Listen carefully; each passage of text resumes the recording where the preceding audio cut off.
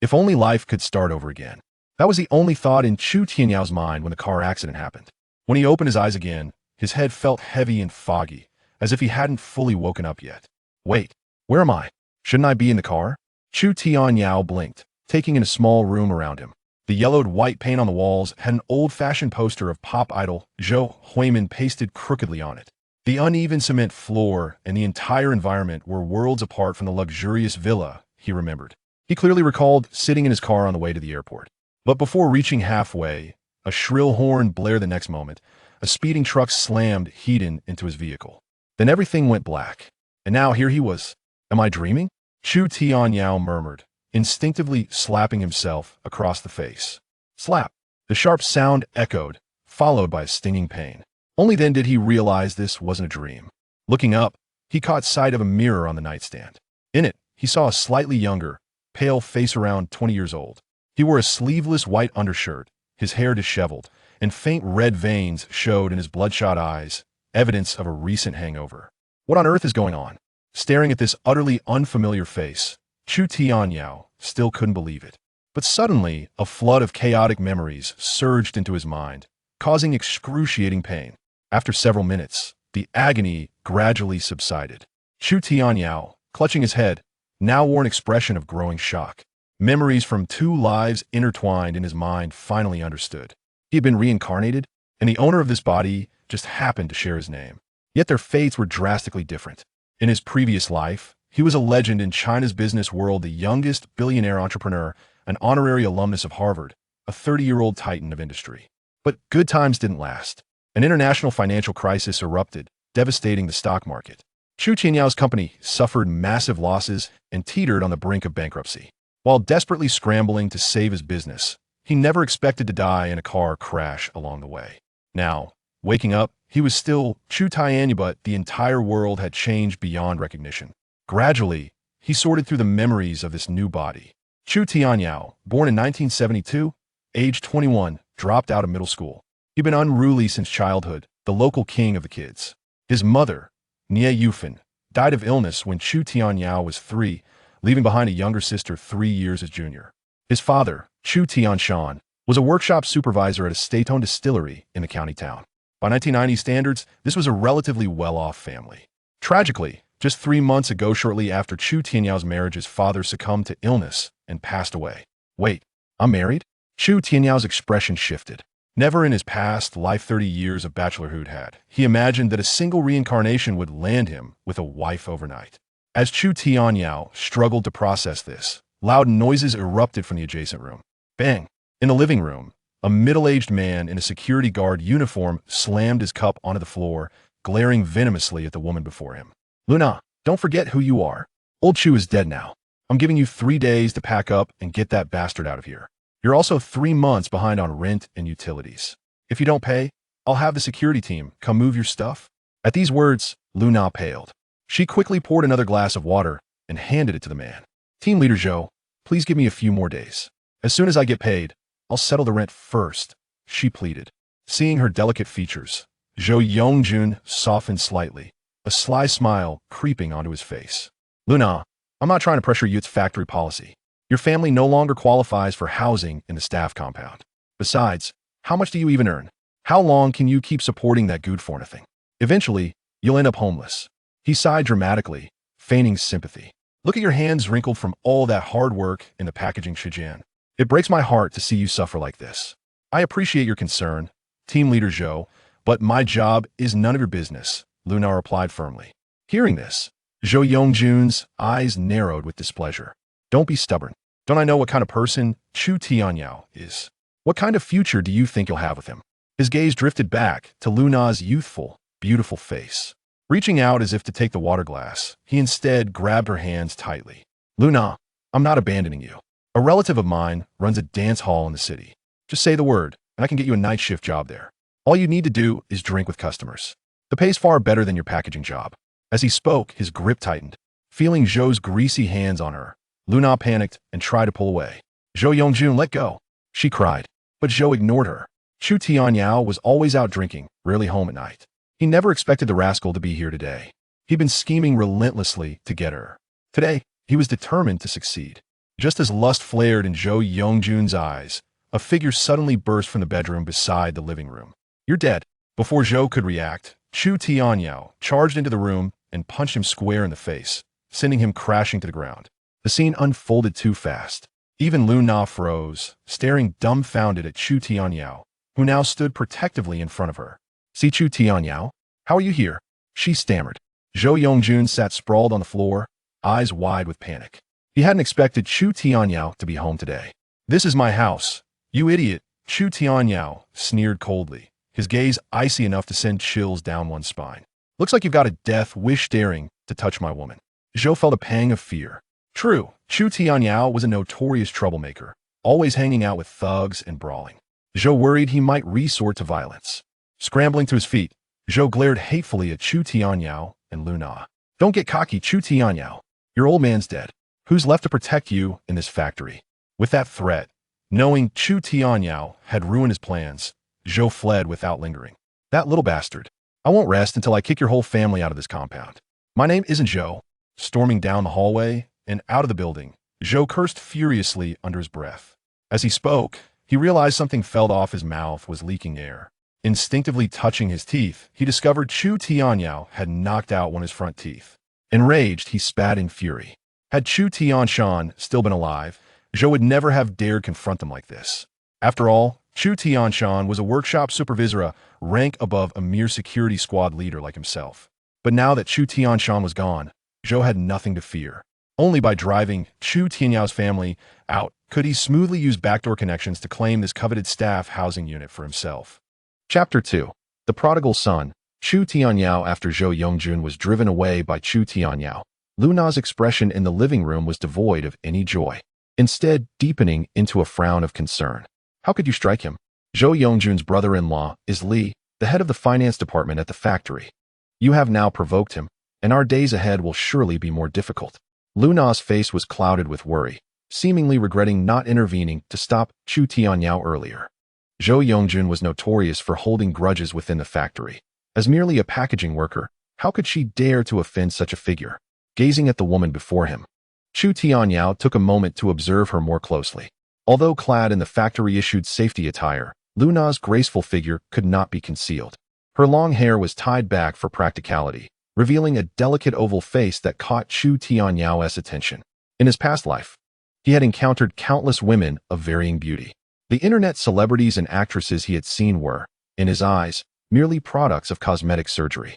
Yet, there was something distinctly different about Lu Na that stirred a feeling within him. Even 30 years hence, her beauty would rival that of any star. Not only was she strikingly beautiful, but Lu Na was also renowned for her industriousness within the factory. Each day she worked diligently in the packaging workshop, and during her spare moments, she helped neighbors in the residential building with sewing, laundry, and other household tasks to supplement their income. It was unfortunate that such a remarkable woman had married a spendthrift like Chu Tianyao. "Perhaps I shall apply to work in the brewing workshop tomorrow. The extra 20 yuan a month there, coupled with doing laundry for the neighbors, should suffice to cover the rent." Lu Na's voice pulled Chu Tianyao from his reverie. As she began to sweep up the shards of glass scattered across the floor, he was struck by her words. "Are we really unable to afford the rent?" Chu Tianyao stood frozen, taken aback. The residential building had been allocated to the families of factory officials, and since Chu Tianshan was the workshop director, he naturally qualified for a unit. However, this housing was not without cost. The rent was 40 yuan a month, excluding utilities, a price that was nearly impossible to find elsewhere. A benefit afforded to the families of factory officials. Yet, to Chu Tianyao's perspective, Lu Na worked in a state-owned enterprise, even as an ordinary worker. She should earn over 100 yuan a month, making it implausible that she could not pay the rent. Upon hearing his words, Lu Na paused with the broom, her hand faltering. She lifted her gaze to meet Chu Tianyao's eyes for the first time, revealing a hint of disappointment, though she masked it well. Responding in a flat tone, "All the money has been taken from you." As she looked up, Chu Tianyao noticed a bruise at the corner of her right eye, and a jolt of recognition surged through his mind. A bitter smile crept across his face. Once upon a time, the family had some financial stability. Despite Chu Tianyao's reckless spending, Chu Tianshan had secretly set aside a sum of money entrusted to Lu Na for safekeeping. The fear that lingers is that once he departs, Chu Tianyao will utterly squander this household. What Chu Tianyao himself could not have anticipated was that the original owner of this body was not merely a prodigal, but indeed a complete scoundrel. 3 days prior, in his quest to escape with his rowdy companions for gambling and drinking, he seized the opportunity while Lu Na was at work to uncover the hidden stash of money she had concealed, a total of 900 yuan, along with Lu Na's salary for 3 months. Just as Lu Na returned from work, she caught Chu Tianyao in the act of stealing, and naturally, she attempted to thwart him, only to be met with a brutal assault from Chu Tianyao. Not only did he leave her with nothing, but he also subjected her to domestic violence. This was not his first transgression. Lu Na, though unaccustomed to such treatment, could only endure it. When in Rome, do as the Romans do, and no matter the circumstances, Chu Tianyao was her husband. Moreover, her father-in-law, Chu Tianshan, had treated her as if she were his own daughter. Caring for this family was the sole charge bestowed upon Lu Na before Chu Tianshan's passing. Grateful to him, Lu Na was determined not to see this household fall into ruin. Cough, cough, about the money, it was my fault. Do not worry, I shall repay you, he assured. Although these actions were not of Chu Tianyao's doing, he had no choice but to bear the blame, having borrowed another's body for a second chance at life. In the living room, upon hearing these words from Chu Tianyao, Lu Na's expression did not reflect happiness. Rather, it became more tense. She gazed at him, instinctively clutching the pocket of her blouse. Let me tell you, the money is no longer available. This amount was meant for Xiao He's living expenses. Despite having known each other for only 3 months, Lu Na understood this man all too well. Each time Chu Tianyao squandered his money, he would shamelessly apologize to her, only to later con her into giving him more. At this moment, she found herself unable to trust a single word he uttered. Sensing the flicker of anxiety in Lu Na's eyes, Chu Tianyao felt a pang of sympathy. The Xiao He that Lu Na referred to was his younger sister, Chu He. Little Chu He was 3 years younger and currently in her final year of high school in the county. Although they were siblings, Chu He was the antithesis of Chu Tianyao. She had always excelled academically and was exceptionally understanding. In this household, aside from the late Chu Tianshan, it was the bond between Chu He and Lu Na that was the strongest. Since entering the family, Lu Na had regarded Chu He as her own sister. Now in her senior year, it remained uncertain whether she chose to board at school to escape her reckless brother or for other reasons. Nevertheless, she had opted for dormitory living. When Chu Tianshan was alive, he regularly provided Chu He with living expenses, and she would return home only during weekends. After his passing, Lu Na assumed full responsibility for Chu He's financial needs. Determined to preserve the sole potential college candidate in the family, Lu Na would not allow Chu Tianyao's antics to impact Chu He's studies. So, the money you earned from washing clothes was all to save for Xiao He's living expenses? In the living room, Chu Tianyao looked at Lu Na, who was fiercely guarding her blouse pocket, and asked with a twinge of reluctance. Meeting his gaze, Lu Na adopted an unusually serious demeanor. Xiao He is the sole hope of our family. Before his departure, my father expressed his wish for her to be accepted into a university. Even in the 1990s, having a university graduate in the family would be a matter of great pride and honor. Gazing at Lu Na before him, and recalling that he has a younger sister still studying, Chu Tianyao felt a surge of emotion, yet he spoke directly. If I recall correctly, we have yet to obtain a marriage certificate, haven't we? This statement momentarily startled Lu Na. What scheme are you concocting now? Chu Tianyao was indeed correct. At the age of 21, he was still below the legal marriage age, and thus, a marriage certificate was unattainable. However, in this era, there were many like Chu Tianyao who took the plunge before formalities. I am speaking from the heart. We share no substantial bond. If you wish to leave, you are free to do so, and I shall bear no resentment. Having lived a second life, Chu Tianyao felt no need to depend on a woman.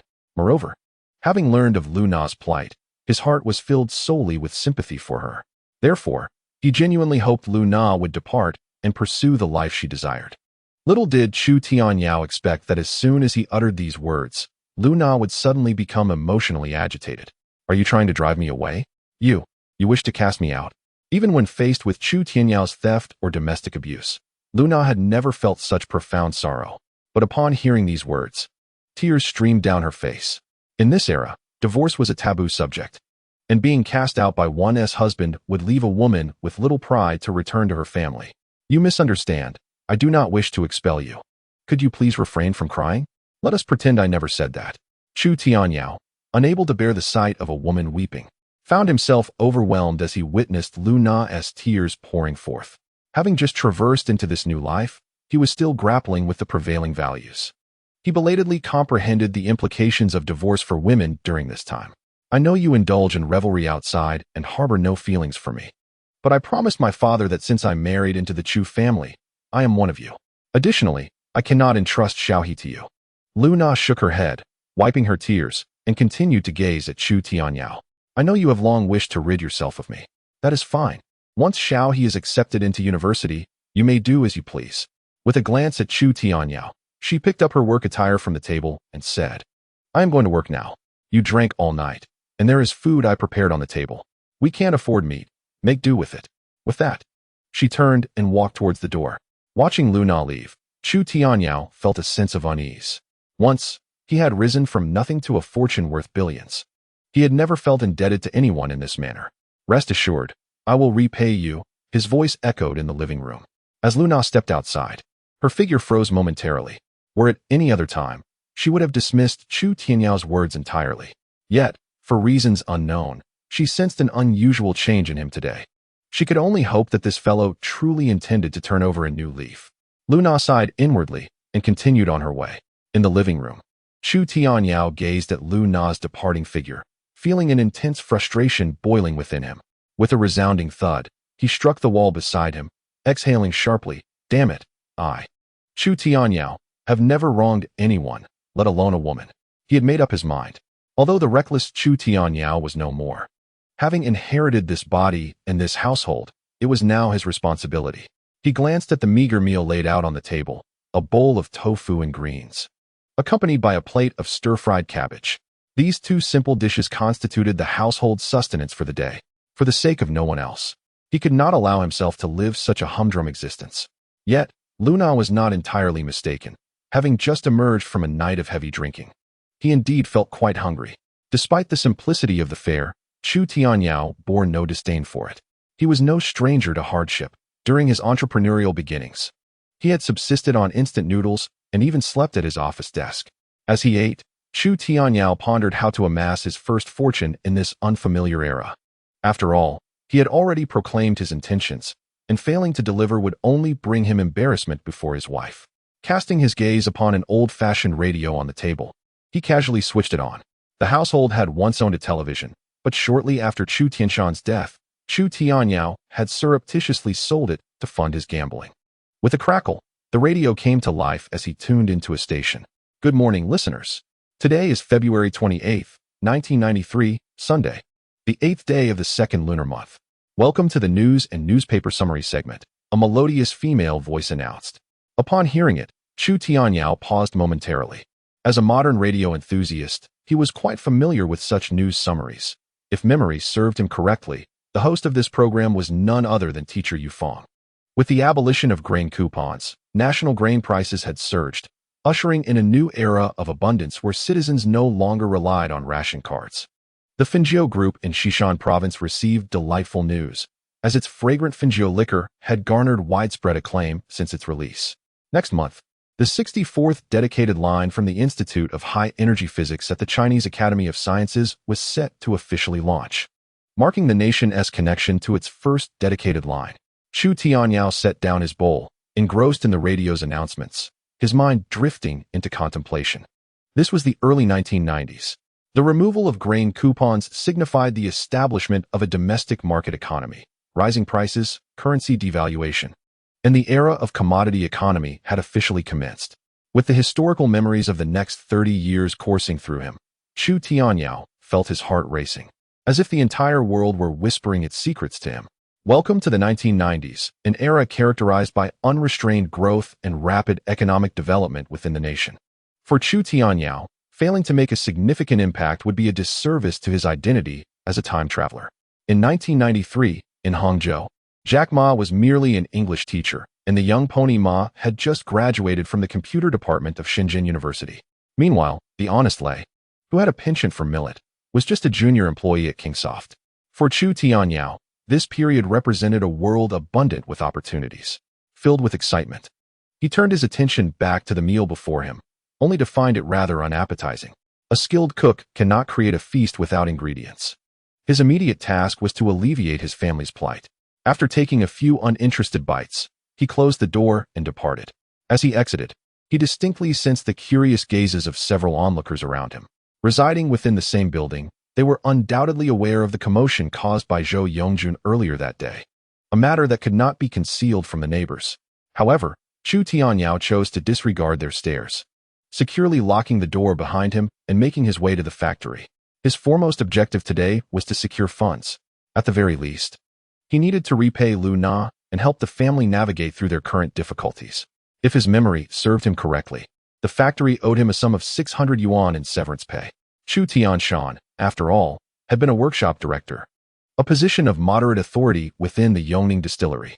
According to regulations, the family of a cadre at this level was entitled to a severance payment of 600 yuan upon their passing. Yet, for reasons unknown, this payment had been delayed for 3 months, remaining unreleased. Chu Tianyao suspected foul play and resolved to visit the factory himself, if necessary. He would boldly advocate for his due. After all, it was all for survival, and there was no shame in that. Chapter 4. Yongning Distillery. The Yongning Distillery, where Chu Tianshan had worked, was a state-owned enterprise and one of the largest companies in Yongning County. Even ordinary workers earned around 140 yuan per month, making employment there highly sought after. Luna had secured her position at the factory through her marriage into the Chu family, aided by Chu Tianshan. Unfortunately, good fortune was fleeting. Without her father-in-law's connections, Luna's experience as a newcomer in the factory proved to be quite challenging.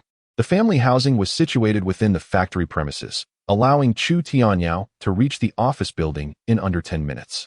While it was not easy for outsiders to enter the factory, Chu Tianyao had the advantage of residing in the family quarters. This was not his first visit to the factory office. After some contemplation, he headed directly to the finance department located on the 3rd floor. However, upon reaching the 2nd floor, he heard a commotion. Wasn't that the factory's conference room? Why was it so lively today? Peering through the window outside the conference room on the 2nd floor, Chu Tianyao was astonished to find it filled with people, at least a dozen, predominantly comprising mid-level and senior management from the factory. Among those present, many were familiar to Chu Tianyao, but the middle-aged man seated at the head of the conference table appeared somewhat unfamiliar to him. Dressed in a pristine white shirt and sporting a slicked-back hairstyle, he wore a citizen watch on his wrist. The surrounding leaders, both senior and junior, regarded this man with a measure of respect. Suddenly, the middle-aged man slammed his hand on the table, his face contorted with anger as he exclaimed, "What on earth are you all doing? How can the Yongning distillery have hundreds of thousands in unaccounted bad debts? Why has this not been reported?" Chu Weiguo was quite vexed.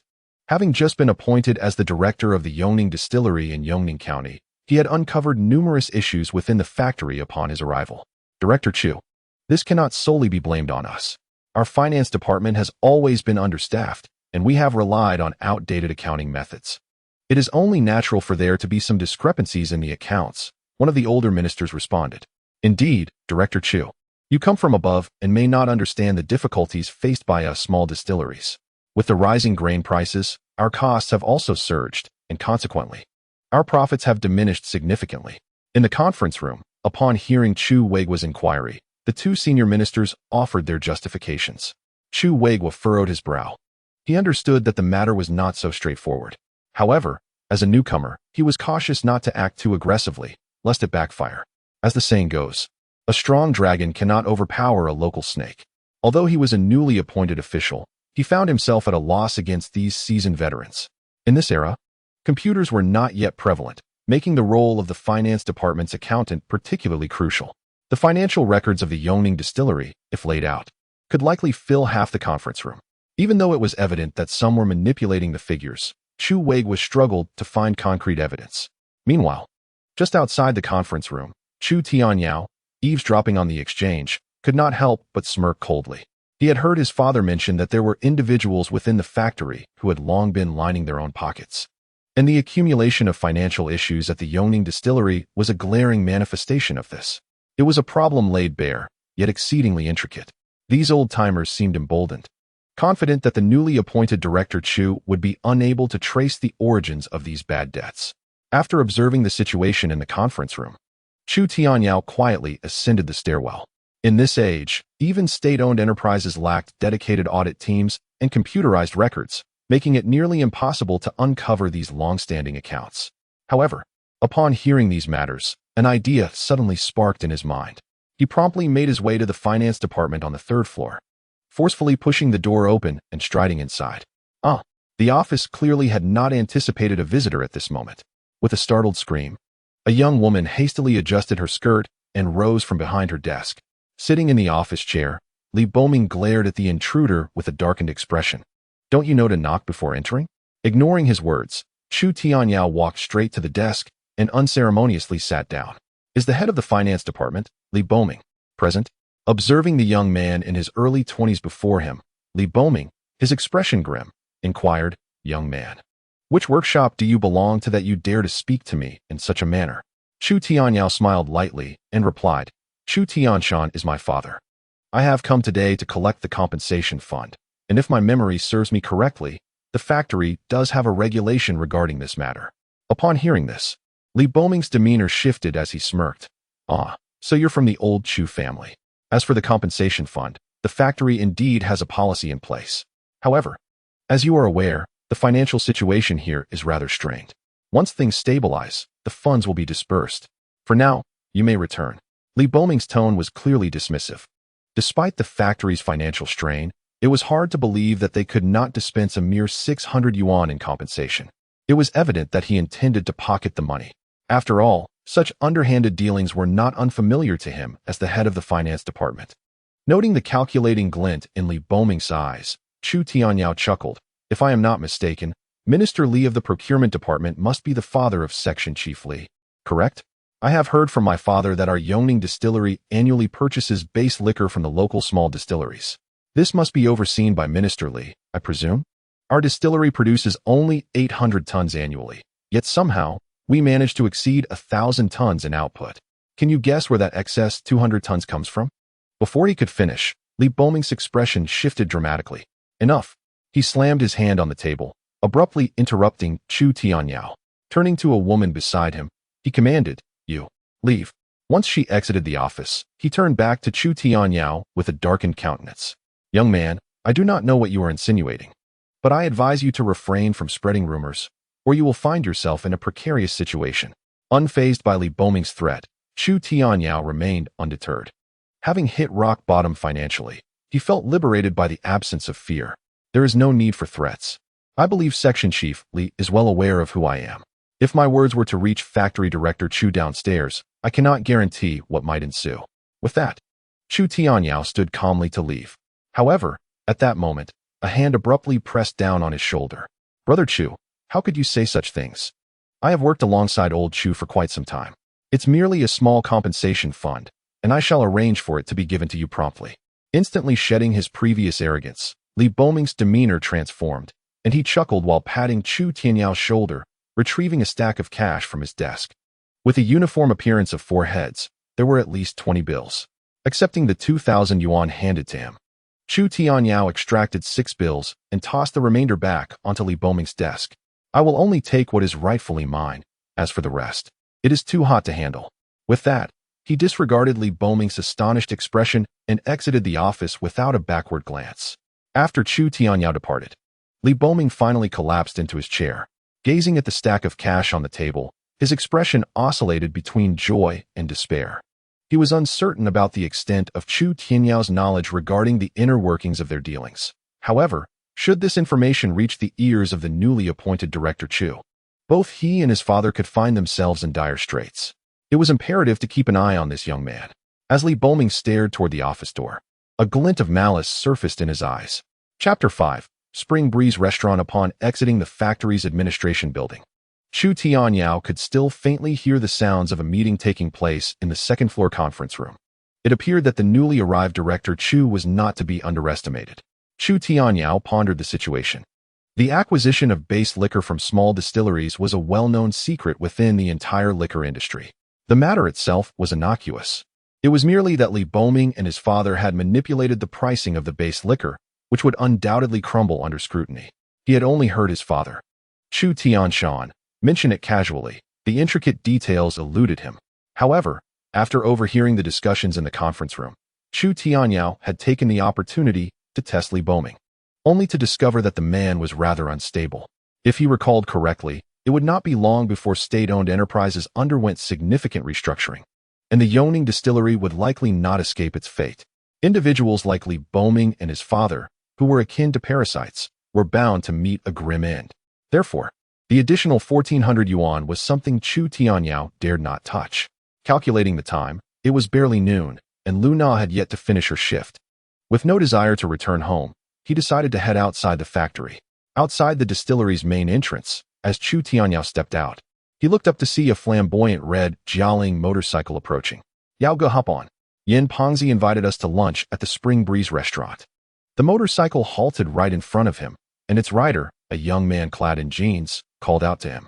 Momentarily taken aback, Chu Tianyao soon recognized the rider as Huang Sanshui, known as Old Three in his family, and a childhood friend. Unlike many of his other companions, Huang Sanshui was a steadfast ally. The Yin Pengzi Huang mentioned was actually named Yin Shi, one of Chu Tianyao's more frivolous acquaintances from memory. "Old Three, why would Yin Pengzi invite us to lunch?" Chu Tianyao inquired, eyeing the young man before him. Huang Sanshui grinned widely, replying, "Who knows? That guy is notoriously stingy. So we ought to take advantage of this rare opportunity." The motorcycle beneath him belonged to his father, and in this era, owning a motorcycle was a sign of considerable affluence. A Jialing 70 motorcycle was a coveted item, costing no less than 3,000 to 4,000 yuan, equivalent to several years' worth of an ordinary person's salary. "All right then, I wasn't quite full at lunch anyway. Let us pay this Yin Pengzi a visit." Without further contemplation, Chu Tianyao hopped onto Huang Sanshui's motorcycle. With a thunderous roar, they set off. The scene unfolded with Huang Sanshui deliberately twisting the throttle to its limit, causing the motorcycle to surge forward, garnering envious glances from onlookers. Since the 1990s, private enterprises have blossomed like bamboo shoots after a spring rain. The Chunfeng restaurant is a dining establishment owned by a private proprietor in Yongning County. During this era, being able to enjoy a meal at a restaurant signified a considerable status. Huang Sanshui parked his motorcycle at the entrance of the restaurant and promptly entered with Chu Tianyao. Inside the private room, Yin Pengzi and the others were already gathered. Upon their arrival, Chu Tianyao and Huang Sanshui noticed that the table was already full, with the group having commenced their meal without waiting for them. It was only when they saw Chu Tianyao and Huang Sanshui that Yin Shi, seated at the head of the table, beckoned them over. "Ah, Tianyao is here. Come, make some room for them." Upon hearing Yin Shi's words, the 7 diners shifted to create space, allowing Chu Tianyao and Huang Sanshui to take their seats, with the waiter bringing in 2 additional chairs. Initially, the table was perfectly set for 8, but with the addition of 2 more, it felt a bit cramped. Nevertheless, Huang Sanshui was unbothered. After all, a complimentary meal was a gesture worth appreciating. However, as Chu Tianyao settled down, he did not hasten to pick up his chopsticks. "Now that everyone is here, let us raise a glass to Brother Yin and wish him a happy birthday," someone at the table proposed. Upon hearing this, Chu Tianyao realized that today was indeed Yin Pengzi's birthday, explaining his generosity in treating everyone. "Oh, I almost forgot. We haven't ordered our drinks yet. Waiter, please bring us a bottle of Yongning Daku, the 53-degree one. Wait, let us not drink white spirits today." With a grand gesture, Yin Shi turned to shout towards the door, "Waiter, bring me a case of Tsingtao beer." His loud proclamation certainly startled everyone in the room. "What age are we in? Who drinks white spirits these days? The last time I went to the Dafahao, everyone was drinking beer," Yin Shi boasted, eliciting a few envious glances from his companions. "Brother Yin is quite generous. A case of Tsingtao must cost over 20 yuan. Indeed, I've heard that the consumption at Dafahao is not low. I wouldn't dare to go there more than once a month," they flattered Yin Shi. Meanwhile, Chu Tianyao sat quietly, seemingly indifferent to the conversation. The Dafahao they spoke of was a popular dance hall in Yongning County. In this era, the concept of nightclubs had yet to emerge, but dance halls like this were plentiful. Even in a small southwestern county like Yongning, there were at least a dozen such establishments. This was partly due to the growing wealth of inland citizens after the reform and opening up, as well as the influences from coastal cities, making the establishment of such dance halls a lucrative venture. In the private room, a case of Tsingtao beer was already on the table, with each person receiving a bottle. As the drinks circulated, the conversation naturally flowed freely. "Gentlemen, after we finish our meal, shall we find a place to indulge in some entertainment this evening?" One of them proposed during the feast. Upon hearing this suggestion, the expressions of those seated at the table varied significantly. It was evident that some were feeling financially strained. Having gambled for 2 consecutive days, many had incurred losses, including Chu Tianyao. The meager amount he had surreptitiously taken from home had been completely squandered the previous night. Yanshi set down the bottle of liquor, gazing at the others with a sigh, and remarked, "Gentlemen, let us refrain from playing cards. The current state of affairs is grim. Everything is exorbitantly priced, and business is tough. I overheard my father mention that he may have to sell the factory." Upon hearing Yanshi's words, the others displayed expressions of surprise. Among this group, Yanshi, though often the most miserly, hailed from the most affluent background. A few years prior, his family had established a food processing factory, which had yielded substantial profits. No one anticipated that he would be the first to lament financial woes. Meanwhile, sitting beside him, Chu Tianyao felt a sudden shift in his thoughts upon hearing Yanshi's statement. Chapter 6. I have connection since the abolition of ration coupons. The nation has vigorously promoted a free market, resulting in soaring prices. Yanshi's family food processing factory may have fared well in the past, but with the rising costs of fruits and grains, their profit margins had diminished considerably. Without the support of a robust brand, it was quite natural for the factory to struggle to remain operational. In the private room, having listened to Yanshi, the group ceased to discuss gambling. Within a mere 20 minutes, they had finished a crate of beer. Observing that the dishes were nearly consumed, Yanshi called out, "Waiter, the bill, please." After speaking, Yanshi cast a discreet glance at his subordinate, Qianhao. Understanding the cue, Qianhao promptly stood up, intercepted Yanshi, and addressed the group. "Hey, today is Brother Yan's birthday. How could we let him pay? It is our duty to treat him, wouldn't you agree?" Upon hearing Qianhao's words, the others, as if rehearsed, chimed in unison, "Qianhao is right. We cannot let Brother Yan bear the expense." Despite their vocal agreement, none of them reached for their wallets, instead casting their gazes toward Chu Tianyao. This tactic was not new to them. They had employed it on multiple occasions, knowing that Chu Tianyao, who often flaunted his wealth, would be perceived as the perfect target. Feeling their collective gaze, Chu Tianyao remained seated, inwardly chuckling. He had suspected that Yanshi's unusually cheerful demeanor was a facade, designed to lure him into footing the bill. Indeed, this meal was not to be contested. He would take care of it. Meeting their expectant eyes and watching the waiter enter, Chu Tianyao stood up and with a flourish, pulled out a stack of banknotes from his pocket, slapping it onto the table. All were crisp 100 yuan notes, totaling 600 yuan was not an insignificant sum for those present at the table. "Goodness, Tianyao, where have you struck gold recently?" During the gathering, several individuals gazed in astonishment at the 600 yuan notes in Chu Tianyao's hand, their eyes nearly bulging with disbelief. Meanwhile, Yanshi, unable to suppress his curiosity, inquired of Chu Tianyao. If memory serves, just yesterday, Chu Tianyao had suffered a considerable loss. How could he so swiftly transform his fortunes? It is worth noting that even Yanshi himself had barely over 100 yuan to his name at that moment. Upon hearing Yanshi's question, Chu Tianyao waved his hand dismissively, adopting an air of indifference as he casually waved the 600 yuan bills. "What does this amount to? To be honest, I am on the verge of engaging in a significant business venture. When the time comes, 600 yuan will be trivial. Even 6,000 yuan would not be worthy of my attention." His proclamation left the attendees in a state of shock, though it was not long before some exchanged glances of disdain. They all knew Chu Tianyao's character well. He had a penchant for ostentation, and they typically chose not to call him out on it, as his bravado often inadvertently benefited them. However, the words fell on Yanshi's ears, igniting his curiosity. Although Chu Tianyao had previously relished in displaying his affluence, he had never been so audacious.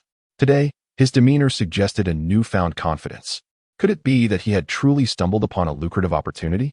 It is my birthday, so how can I allow Brother Tianyao to bear the expense? This meal is on me. No one shall contest it, or they will be disrespecting me, Yanshi.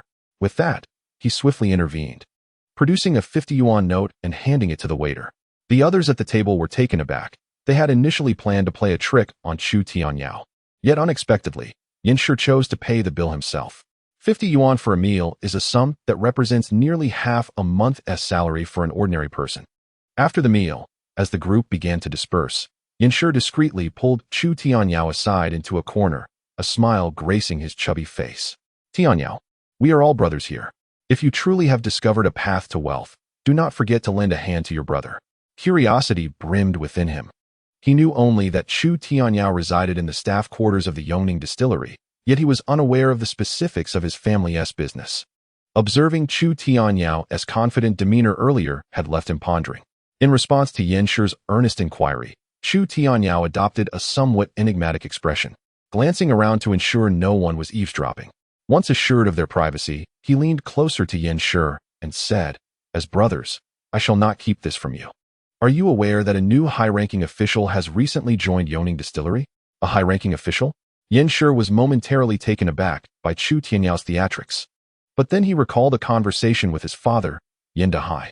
"Are you referring to the new director, Director Chu, who has come from the north?" Yongning Distillery is a significant state-owned enterprise in Yongning County, and any notable development within it typically circulates throughout much of the county. Naturally, Yenshi had overheard his father and his associates discussing the new director from the north on several occasions. The factory director of a county-level state-owned enterprise is at least a cadre of the rank equivalent to a division chief. Moreover, it is noteworthy that this individual hails from the northern regions. In this day and age, being parachuted from the north to a small southwestern county like Yongning to assume the role of a factory director signifies a foundational training opportunity, suggesting a background that would likely be unimaginable to the average person. Could it be mere coincidence that this director, Chu, shares the same surname as the person before me? A bold hypothesis suddenly emerged in Yenshi's mind. Hush! Before Yenshi could complete his thought, Chu Tianyao quickly gestured for silence, indicating that further discussion was unwarranted. He then feigned an exaggerated expression of mystery. Some matters can only be inferred, not explicitly communicated. After all, my elder just arrived in Yongning and prefers to keep a low profile for now. I understand.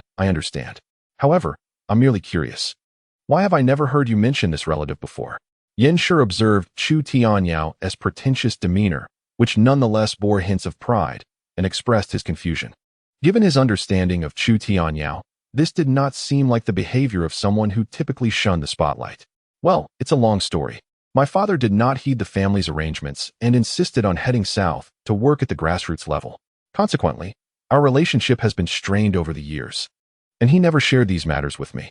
Now that I have my own family, I have only just come to know of it, Chu Tianyao explained.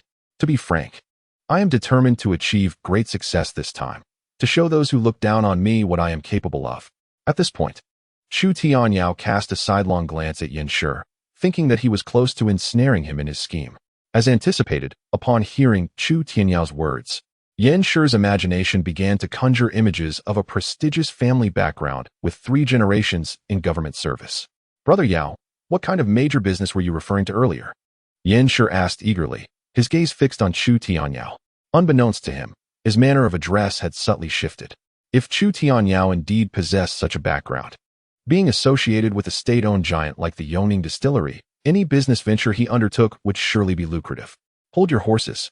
Earlier, I heard you mention that your family's food processing plant is up for sale. Chu Tianyao adeptly redirected the conversation back to Yenshi. Taken aback, Yenshi paused momentarily, but eventually nodded. Business has been challenging lately. Since the start of the year, my family's small factory has been operating at a loss for several months now. Recently, my father has been seeking potential buyers for the plant. Slap. Before Yenshi could fully comprehend his own words, Chu Tianyao clapped a hand on his shoulder and laughed heartily. That's splendid.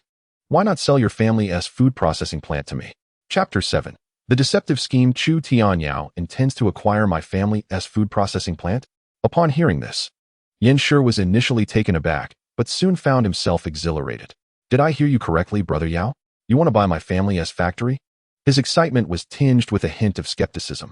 After all, the factory owned by one's family is worth at least several tens of thousands.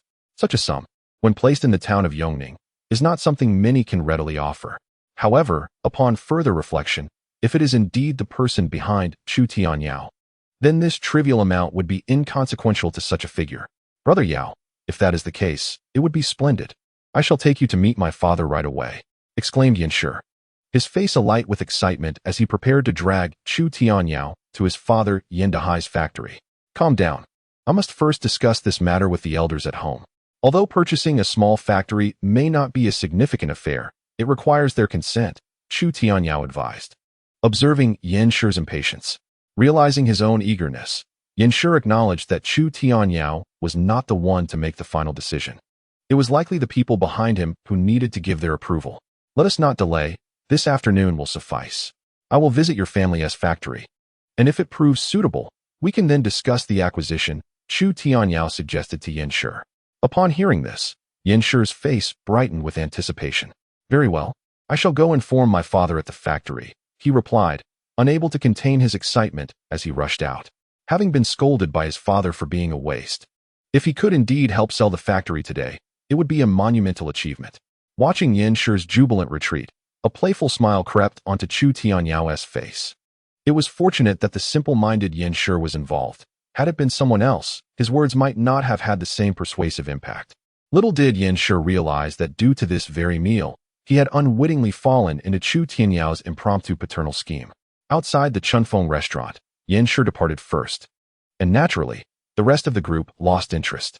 Huang Sanshui rode his motorcycle, taking Chu Tianyao back to the Yongning distillery. Yet on the way, he could not suppress his curiosity. Brother Yao, were those words you spoke at the table genuine or merely a facade? While others might not understand, Huang Sanshui was Chu Tianyao's close confidant, having grown up together. He was well aware of Chu Tianyao's family background. Several times, he had attempted to inquire about the grand claims made at the dinner table, but each time, Chu Tianyao silenced him with a mere glance. Do not concern yourself with these matters. Just refrain from associating with Yan Shi and his group in the future, and do not mention anything about me, understood? Chu Tianyao instructed from the back seat. Although Huang Sanshui was puzzled, he nodded in agreement. I have long wished to distance myself from that lot. They are a pack of ingrates. Were it not for your fondness for playing cards with them, I would have no desire to engage with them at all. Though not particularly sharp, Huang Sanshui was not foolish and could clearly discern the nature of Yan Shi and his companions. Despite his attempts to dissuade Chu Tianyao in the past, the latter had never taken it to heart. At this moment, upon hearing Huang Sanshui's words, Chu Tianyao felt a darkness clouding his mind. It dawned on him that even Huang Sanshui could discern the underlying truths, while he, in the past, had been as foolish as a pig, utterly oblivious. By the way, Lao-san, I seem to recall that a relative of yours works at the Industrial and Commercial Bureau. Suddenly, a thought struck Chu Tianyao, prompting him to inquire of Huang Sanshui. With one hand on the throttle, Huang Sanshui nodded at Chu Tianyao's question. Indeed. My uncle works there. What's the matter? Are you planning to visit the bureau, Yaoge? In these times, only business owners frequented the Industrial and Commercial Bureau, leading Huang Sanshui to wonder why Chu Tianyao was asking about it. It's nothing significant, really. I intend to open a factory in a couple of days, so I need to expedite the acquisition of a business license, Chu Tianyao replied casually. In the next moment, however, Huang Sanshui slammed on the brakes, causing Chu Tianyao to collide forcefully with his back. What on earth are you doing, you little rascal? Chu Tianyao exclaimed, rubbing his slightly aching nose. Yet Huang Sanshui paid no heed to Chu Tianyao's words, his expression one of utter astonishment. Yaoge, what did you just say? You want to open a factory? If anyone else had said such a thing, Huang Sanshui might not have been so surprised, but coming from Chu Tianyao, it felt surreal. Moreover, where would Chu Tianyao acquire the funds to establish a factory? All right, I can't explain everything to you right now, so hold your questions for the time being. I will certainly share the details with you when the time is right. Aware of the shock that was evident in Huang Sanshui's demeanor, Chu Tianyao had initially not intended to divulge anything. However, after considering that he would inevitably require assistance once the factory was operational, he realized that Huang Sanshui was the most suitable candidate for the task. Though a myriad of questions swirled in his mind, Huang Sanshui refrained from pressing further upon hearing Chu Tianyao's statement. Having been Chu Tianyao's loyal sidekick since childhood, he never pried into matters that Chu Tianyao preferred to keep private. Consequently, the motorcycle roared back to life. As they approached the Yongning distillery, Huang Sanshui, feeling rather flamboyant, shifted into first gear and revved the engine, attracting the attention of several onlookers. After dismounting the motorcycle, Chu Tianyao instructed Huang Sanshui to return for him the following day and made his way toward the factory's residential building. Regarding the acquisition of Yan Shi's food processing factory, Chu Tianyao was not merely jesting. However, he harbored little confidence in the success of this endeavor, as it largely depended on Yin Shi's rather dubious capabilities. Outside the factory's residential building, as Chu Tianyao leisurely returned home, he could hear a commotion echoing through the hallway. Ascending to the third floor, he discerned a rotund woman with a barrel-shaped waist blocking the entrance to her home. This woman was none other than Wang Fun, the notorious shrew of the factory and the wife of Zhou Yongjun. "Luna, if you don't repay the money today, don't blame me for turning hostile," the plump woman shouted, pointing accusingly at Luna.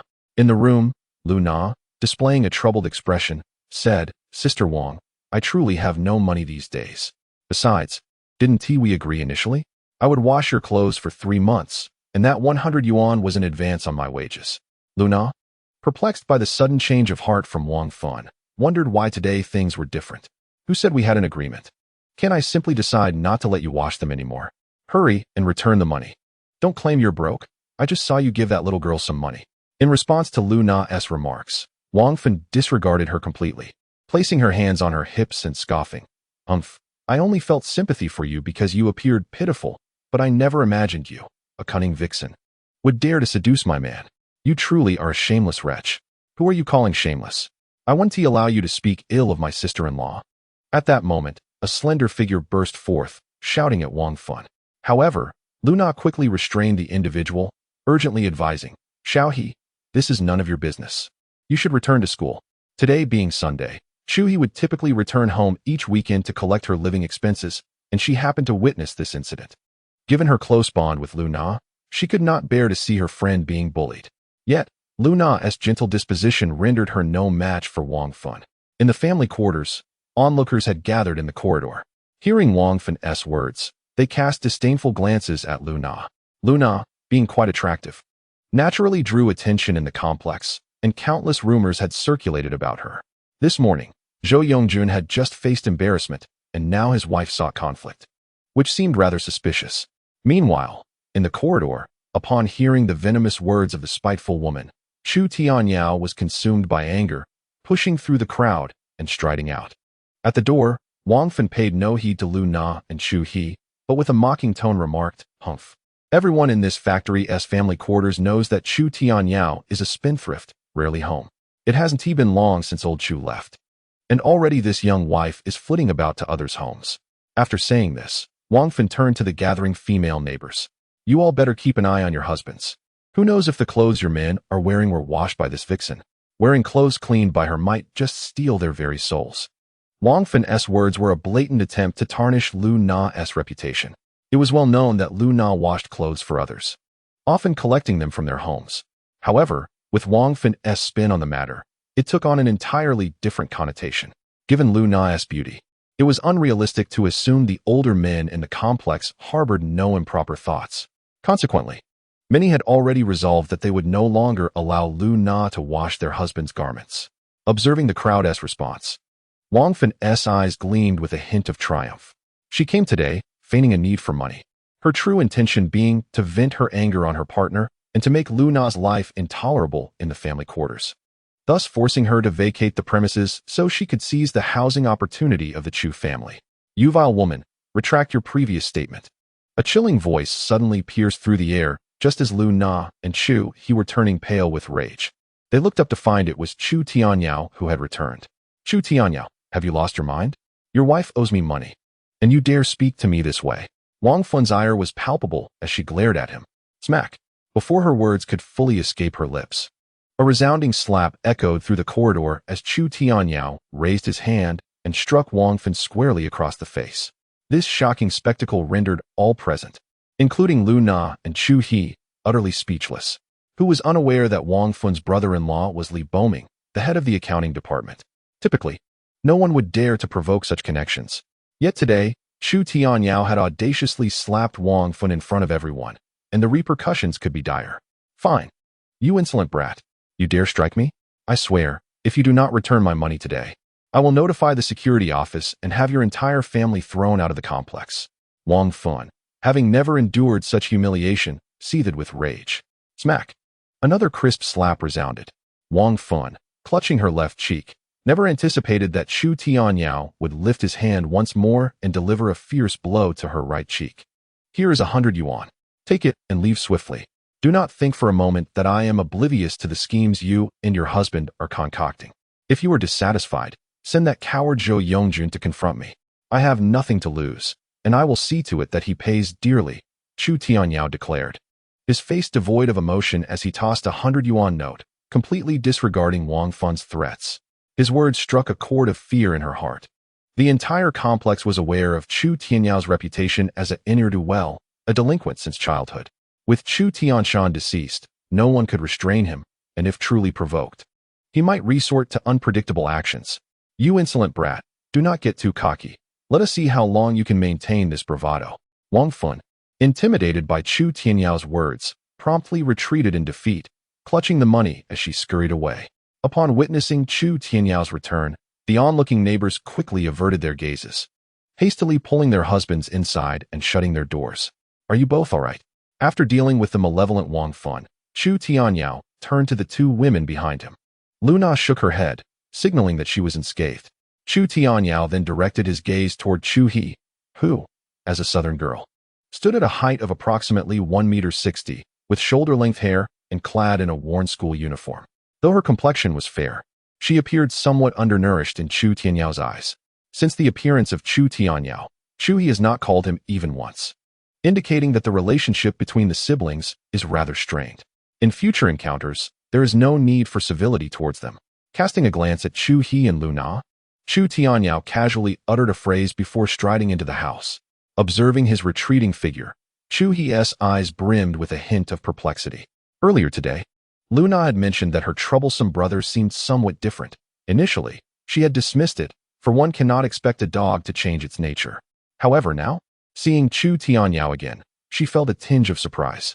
Could it be that people can truly reform? In the past, persuading Chu Tianyao to repay Lu Na would have been a nearly impossible task. Xiaohe, you have evening classes today. You should hurry back to school. Noticing the time, Luna reminded Chu He. Given the siblings' contentious relationship, Luna hoped that Chu He would refrain from provoking Chu Tianyao further. Acknowledging with a nod, Chu He cast one last glance at Chu Tianyao. Treat my sister well. If you harm her again, I will not forgive you. With that, she turned on her heel and exited. In the room, as he watched Chu He depart, Chu Tianyao couldn't help but emit a bitter smile. Just how reckless had he been in the past to earn such resentment from his own sister? Xiaohe is still young. Do not take her words to heart, Luna said, approaching Chu Tianyao after Chu He left. By the way, where did you get the money?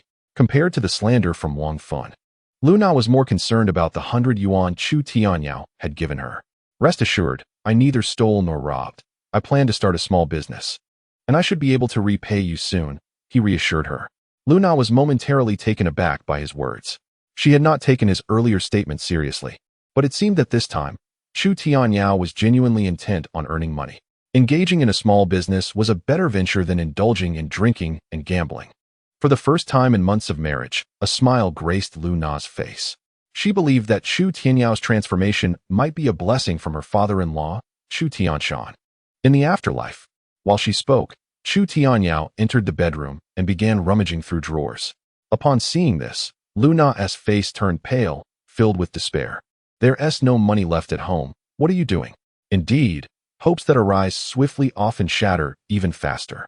Before Lu Na could intervene, Chu Tianyao stood in the bedroom and retrieved a brand new suit from the wardrobe. This was the suit he had worn once during his wedding, having never gotten accustomed to it, and subsequently relegated it to the closet. Today, he had exerted considerable effort to find it. Tossing aside the suit jacket, he donned a crisp white shirt, a pair of well-fitted trousers, and cinched a black belt around his waist. Additionally, he unearthed a pair of black leather shoes from beneath the bed. Gazing at his reflection in the mirror, Chu Tianyao spritzed some cologne and smoothed back his hair. Unable to refrain from complimenting himself, not bad, I do look somewhat like the offspring of a high official. If circumstances permitted, he would have liked to adorn himself with a Swiss watch, for he once had a penchant for wearing timepieces. Yet, given the current financial straits of his household, merely unearthing such a suitable outfit was already quite a feat in the bedroom. Luna observed the seemingly rejuvenated Chu Tianyao, her gaze falling upon his sharply defined features. Although he was still the same person, in that moment, she felt as if he had transformed into someone entirely different. All right, I have some matters to attend to, so I want to be having dinner at home, he announced. After tidying up, Chu Tianyao hastily grabbed a piece of paper and a pen before leaving the house in a rush. Luna, just regaining her composure, found herself somewhat disoriented by the entire scene. Chapter 9. Betting right at 5:30 in the afternoon, in front of the Yongning Distillery's gate. Chu Tianyao had not departed from the premises, but was instead pacing back and forth. After calculating the time, he surmised that work should have concluded by now. There were certain matters he had not intended to address so promptly, yet after being persistently challenged by Zhou Yongjun and his wife, he realized that if he did not act soon, the situation at home would become increasingly dire. Beep, beep. At that moment, a car horn echoed from the distillery's entrance behind him. They have arrived. Upon hearing the sound, Chu Tianyao felt a surge of joy. In the entire Yongning distillery, there was but one person who could afford a dedicated vehicle, and today, his target was the newly appointed Director Chu. Hey, move aside, kid. A driver of a black Santana shouted menacingly as he rolled down the window, addressing Chu Tianyao, who stood in the way. I need to speak with Director Chu about something important. Recognizing the car before him, Chu Tianyao was certain that the occupant was indeed the new Director Chu. Who are you? The driver inquired, furrowing his brow. Noticing Chu Tianyao's attire, which, while not branded, did not seem typical either, the driver hesitated. Usually, he only accompanied his director to high-profile events, and thus he refrained from underestimating Chu Tianyao's identity. He turned to the individual seated in the back, saying, Director Chu, there's a young man who wishes to meet you. Upon hearing this, Chu Weiguo, seated in the rear, set down his newspaper and glanced out the window, catching sight of a young man in a shirt standing politely a step away. Signaling for the driver to lower the window halfway, he addressed Chu Tianyao, young man. I presume we are not acquainted. At that moment, upon hearing Chu Weiguo's voice, Chu Tianyao stepped forward but did not meet his gaze directly. Instead, he spoke in a measured tone. Director Chu, you may not know me, but I have come to assist you with a significant matter. Upon hearing this, Chu Weiguo furrowed his brow slightly. Assist me with a matter? It is indeed preposterous. If you have matters to discuss, you may find me in the factory director's office during working hours. After uttering these words, Chu Weiguo had already deemed Chu Tianyao a fraud and gestured for the driver to depart. Observing the Santana revving back to life, Chu Tianyao was not surprised. A man of Chu Weiguo's age, having attained the position of a factory director, possessed a character and acumen far beyond that of a mere novice. A few words could hardly deceive such a figure. If Director Chu remained skeptical, why not take a glance at what I hold in my possession? Should he still doubt my words after that, then it is merely a case of misidentifying my interlocutor, revealing that all crows in this world are equally black. With this said, Chu Tianyao disregarded Chu Weiguo's demeanor and casually folded a prepared sheet of white paper twice before casting it into the back seat of the vehicle. The car began to shake, poised to shift into gear and accelerate. At that moment, a deep voice resonated from the back seat. Get in. Upon hearing Chu Weiguo's command, Chu Tianyao realized he had placed the right bet. The Santana drove straight from the distillery. Inside the vehicle, Chu Weiguo finally beheld Chu Tianyao's true visage. And the youth's appearance was indeed unexpected. Speak. The contents of your letter are of great importance to me. In his hand, Chu Weiguo still clutched the white paper that Chu Tianyao had tossed in, which bore minimal text, only a single sentence. Yet, this statement encapsulated a significant dilemma that had been troubling Chu Weiguo of late. Director Chu, inside the car, upon hearing this, Chu Tianyao glanced up at the driver. Rest assured, Lao Chun is someone I brought from the north. Understanding Chu Tianyao's concerns, Chu Weiguo spoke in a low voice. Chu Tianyao nodded and then proceeded. I believe Director Chu is still grappling with issues concerning the Yongning distillery, particularly as it has incurred substantial losses amounting to hundreds of thousands, which is no trivial matter even for a state-owned enterprise. Chu Weiguo nodded, his tone grave. Get to the point. If you dare to seek me out, it cannot merely be to exchange such trivialities. Of course, a smirk played upon Chu Tianyao's lips. Conversing with a figure like Chu Weiguo required candor. The discrepancies on the books of the Yongning distillery over the past few years are nearly impossible to untangle through an audit unless one were to enlist a professional auditing team from the province. However, undertaking such a course would be excessively cumbersome and costly. Chu Tianyao was well aware of Chu Weiguo's thoughts. Auditing was the only feasible yet rudimentary method. In an era when computers were not yet ubiquitous, manually reconciling the mountains of disarrayed accounts at Yongning Distillery was a task beyond anyone's capability. This, too, was why the individuals within the factory felt emboldened to act with such impunity. Chu Weigua clearly understood this rationale, which is why he had allowed Chu Tianyao to enter the vehicle. However, I do possess a method that might pique Director Chu's interest, as Chu Weigua's curiosity mounted. Chu Tianyao continued, Director Chu should be aware of the Yongning Distillery's acquisitions of base liquor from surrounding small distilleries. The procurement of base liquor is hardly a secret within the white liquor industry. Upon hearing the words, Chu Weigua nodded slightly, yet curiosity lingered regarding Chu Tianyao's methods. The procurement department was solely responsible for acquiring the base liquor, yet Director Chu was unaware of the intricacies surrounding its pricing. Naturally not lacking in intelligence, Chu Weigua quickly grasped the implications of Chu Tianyao's statement. Are you suggesting that someone has tampered with the price of the base liquor? His brows furrowed deeply. A glint of severity flashed in his eyes, only to be redirected towards Chu Tianyao beside him. Young man, are you aware that you must be accountable for what you have just said? The Yongning Distillery is a state-owned entity. If Chu Tianyao's words hold any truth, they wield a sharp blade capable of endangering many within the distillery. And Chu Weigua himself required such a blade. Verifying the truth is quite simple. There are 4 small distilleries that have signed contracts with Yongning Distillery for liquor procurement. Director Chu need only send someone to inquire at these establishments. As for obtaining evidence, it is presumed that with Director Chu's capabilities, no further elaboration is necessary. Faced with Chu Weigua's scrutinizing gaze, Chu Tianyao maintained an air of indifference throughout. However, as these words fell upon Chu Weigua's ears, the latter's expression grew increasingly grave. If what Chu Tianyao claimed were indeed true, he had undoubtedly stumbled upon a significant lead. Discreetly gathering evidence could lead to the downfall of numerous individuals within Yongning Distillery.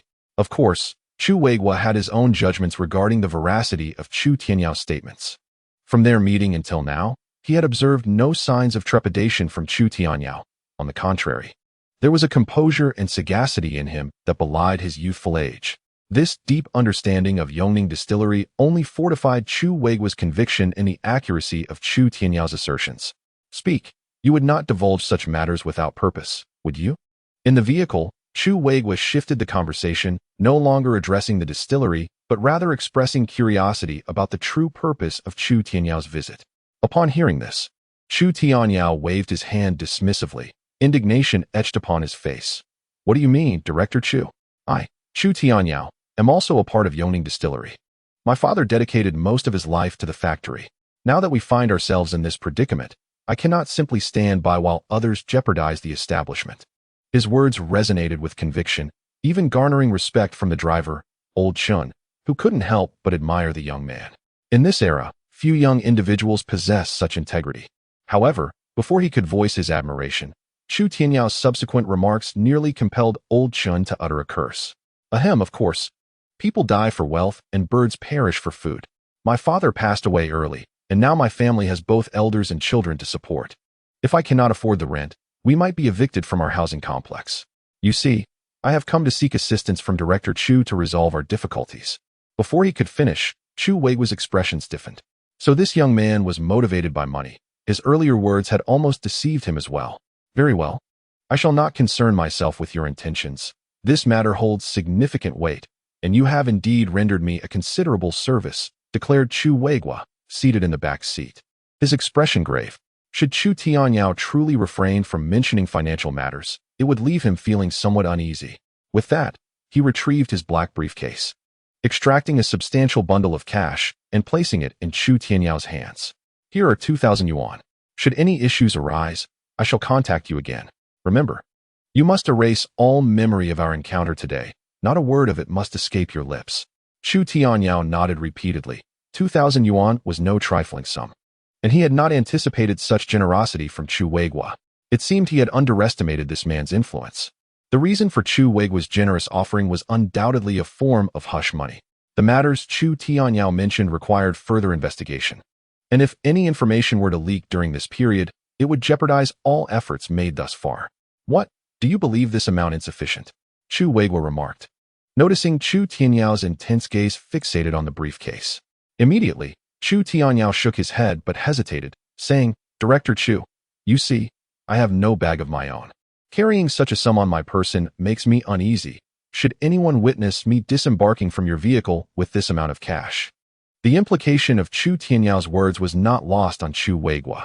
Yet, upon reflection, he recognized the validity of the young man's concerns. Thus, he pulled out the contents of his bag and tossed the empty briefcase to Chu Tianyao. As soon as the black briefcase landed in his hands, a smile brightened Chu Tianyao's face. This bag was an Italian import by Cardinlu, and in the 1990s, it would have cost no less than 300 yuan. Not to mention its scarcity. Chapter 10. The troublesome Yanshi at 6 in the evening, outside the gates of the Jiaxing food factory in Yongning County. Son, do you truly believe that lad, Chu Tianyao, possesses such significant connections? Upon hearing Yanshi speak of Chu Tianyao, Yin Dahai felt a twinge of skepticism. After all, he had heard whispers about the newly appointed director of the Yongning distillery. He was no ordinary individual. Even the prominent businessmen in the city treated him with deference, let alone a small private workshop like his own. Yin Dahai found it hard to believe that someone of Chu Weigua's stature would consider a small factory like his. Months of poor management had nearly driven his factory to the brink of closure. Yin Dahai had sought numerous connections, yet no one was willing to take over his enterprise. In the food industry, only a handful of companies remained profitable. The rest had succumbed to failure. Father, rest assured. That young man assured me of his capabilities.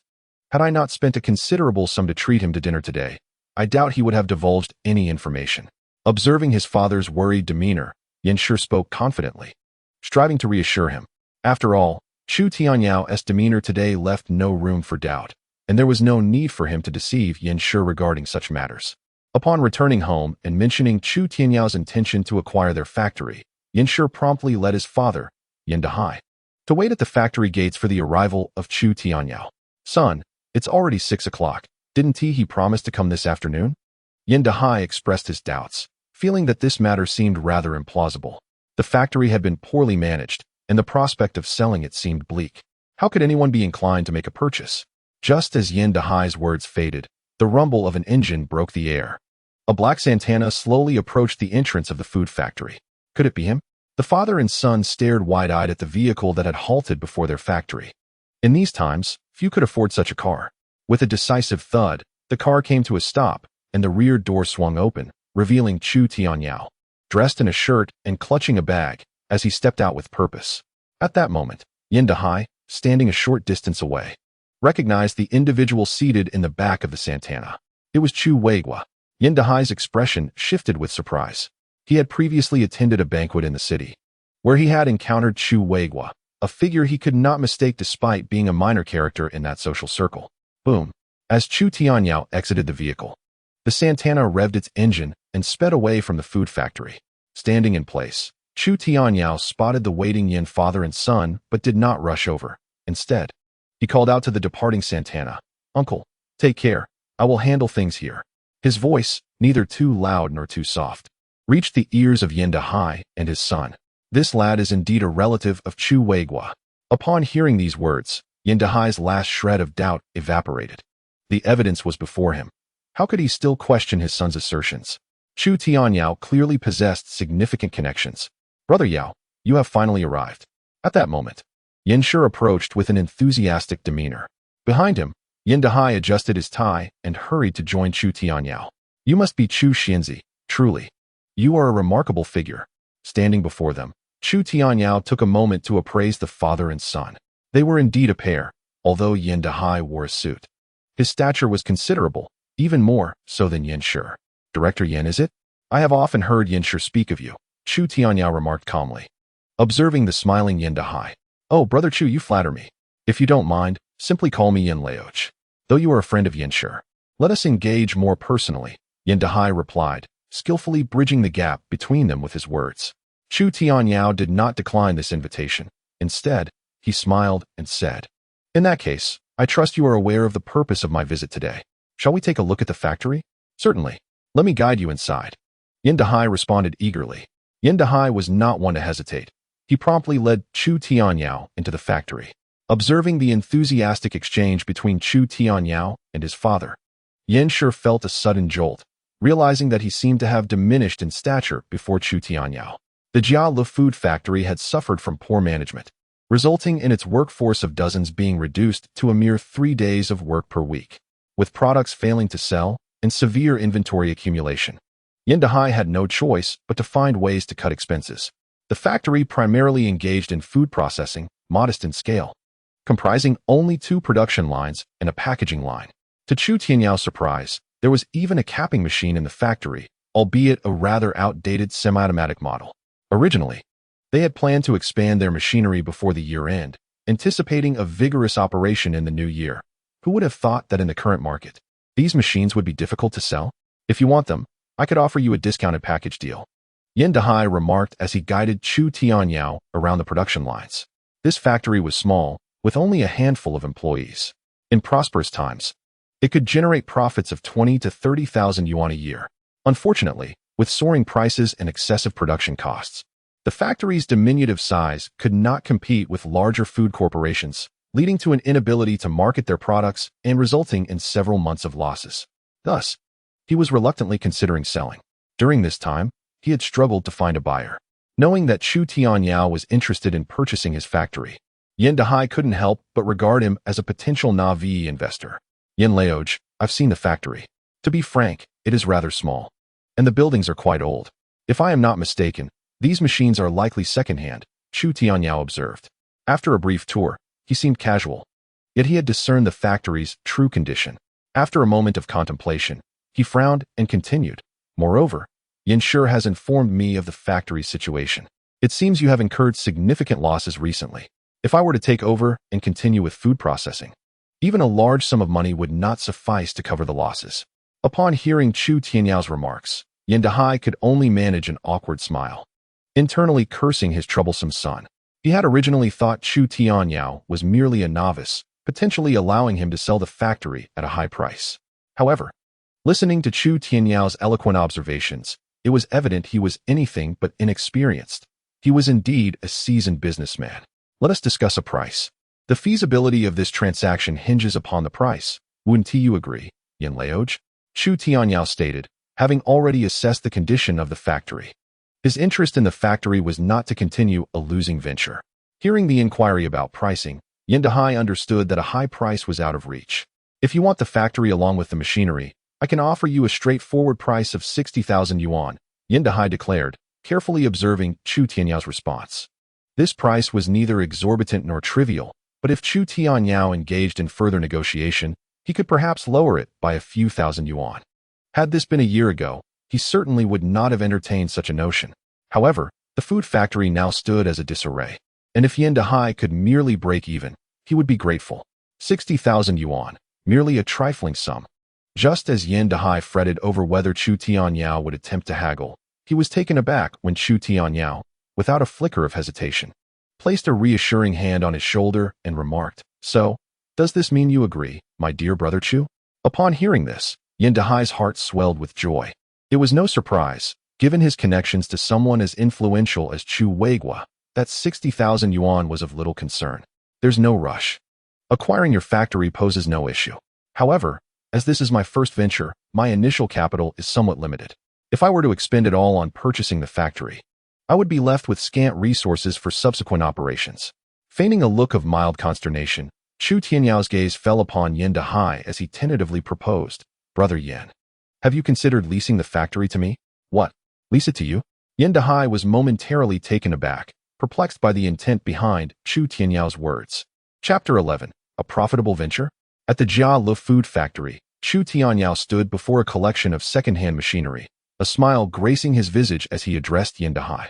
"Indeed, Brother Yin, even if you sell the factory to me for 60,000 yuan, it would merely be a transaction of little merit.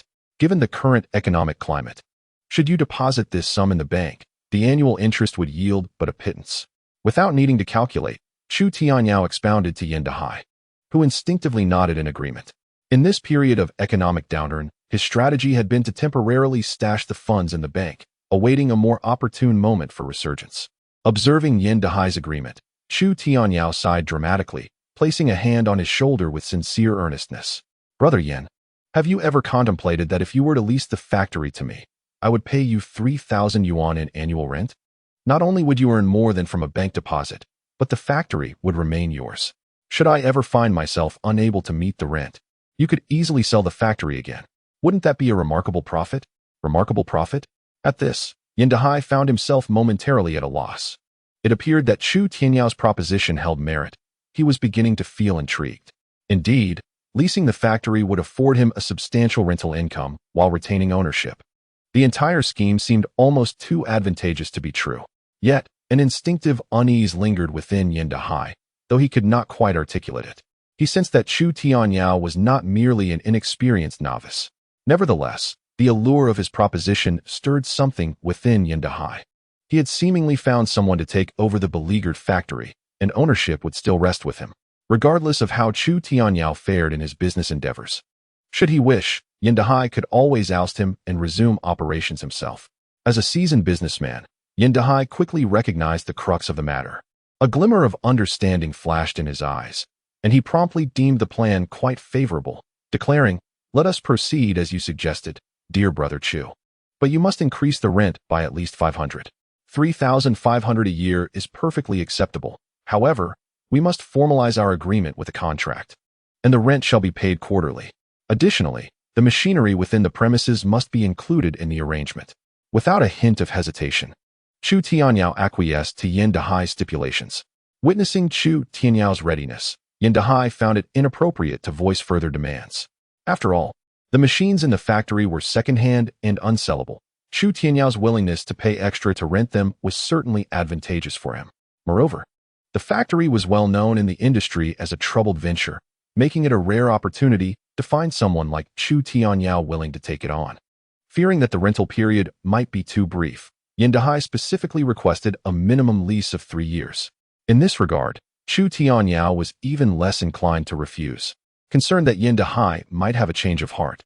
Gazing at Yin Dahai, Chu Tianyao promptly stated, "In that case, I shall step out and draft the contract, black and white, which will provide us both with peace of mind. There's no rush. I trust you, my brother. Since this is such a momentous occasion, allow me to host a celebratory dinner tomorrow evening at the Lion's Restaurant." Upon learning of Chu Tianyao's connection to Chu Weiguo, Yin Dahai no longer harbored any doubts about him and sought to foster a good rapport with Chu Tianyao.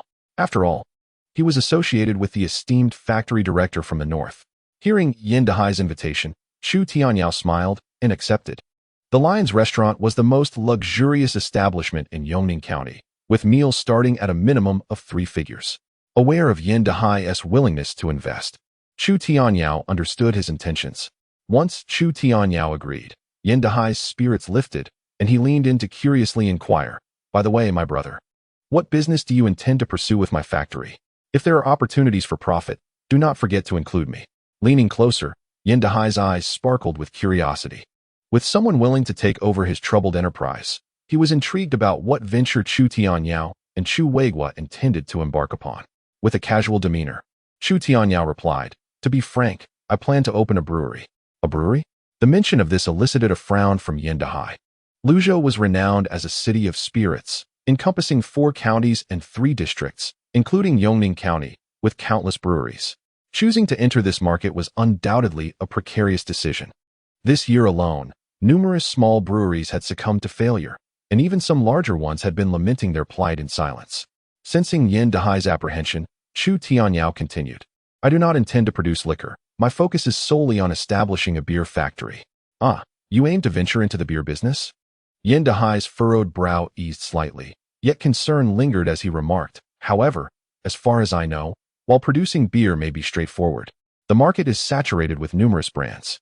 Even in our Yongning County, there are 3 or 4 beer brands. Breaking into this industry and securing a market presence can be quite a formidable challenge." Yin Dahai, an experienced businessman, held only a rudimentary understanding of the beer industry, which piqued his curiosity about why Chu Tianyao had chosen this particular field.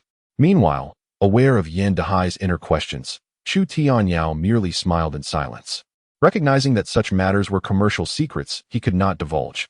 Noticing Chu Tianyao's deliberate avoidance of the topic, Yin Dahai began to speculate.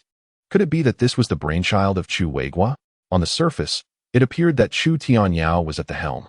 Yet the beer business might actually be orchestrated through Chu Weiguo's influence. If that were the case, Yin Dahai felt reassured about the viability of the venture, given Chu Weiguo's formidable capabilities. As the conversation shifted to the beer business, Yin Dehai recalled a friend who formerly owned a glass factory, suggesting that Chu Tianyao might find this connection intriguing. Upon hearing this, Chu Tianyao was pleasantly surprised and expressed interest, indicating a desire for an introduction, as potential collaboration could be beneficial.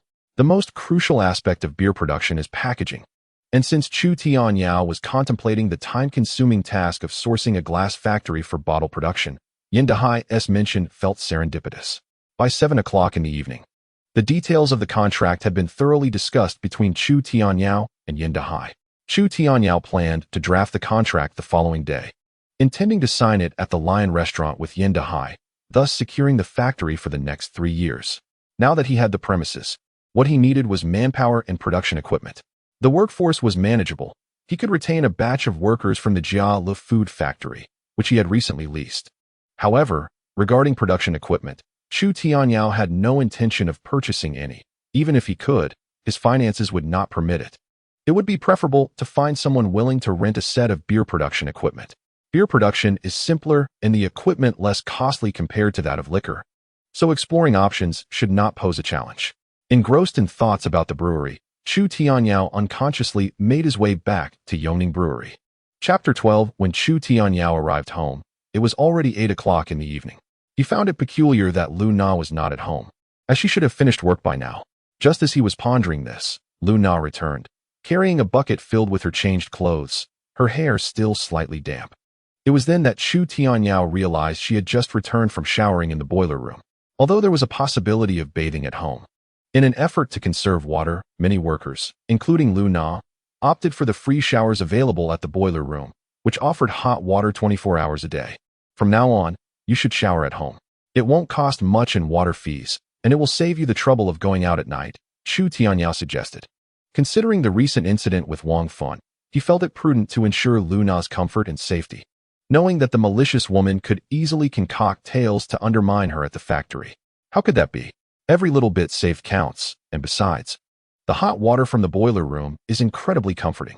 Lowering the bathtub, Lu Na casually removed her coat and hung it on the rack, revealing only a white undergarment beneath, which showcased her fair, delicate arms. Chu Tianyao, seated on the nearby sofa, found himself unable to tear his gaze away. He had not paid much attention during the day, but now he realized that his wife not only possessed an alluring figure, but also had remarkably fair skin. You just returned, right? I'll prepare some hot water for you to soak your feet before bed, she said, turning to face Chu Tianyao, who was still on the sofa. As she caught sight of his unwavering stare, her cheeks flushed crimson mid-sentence. Without waiting for him to respond, she hurried into the kitchen.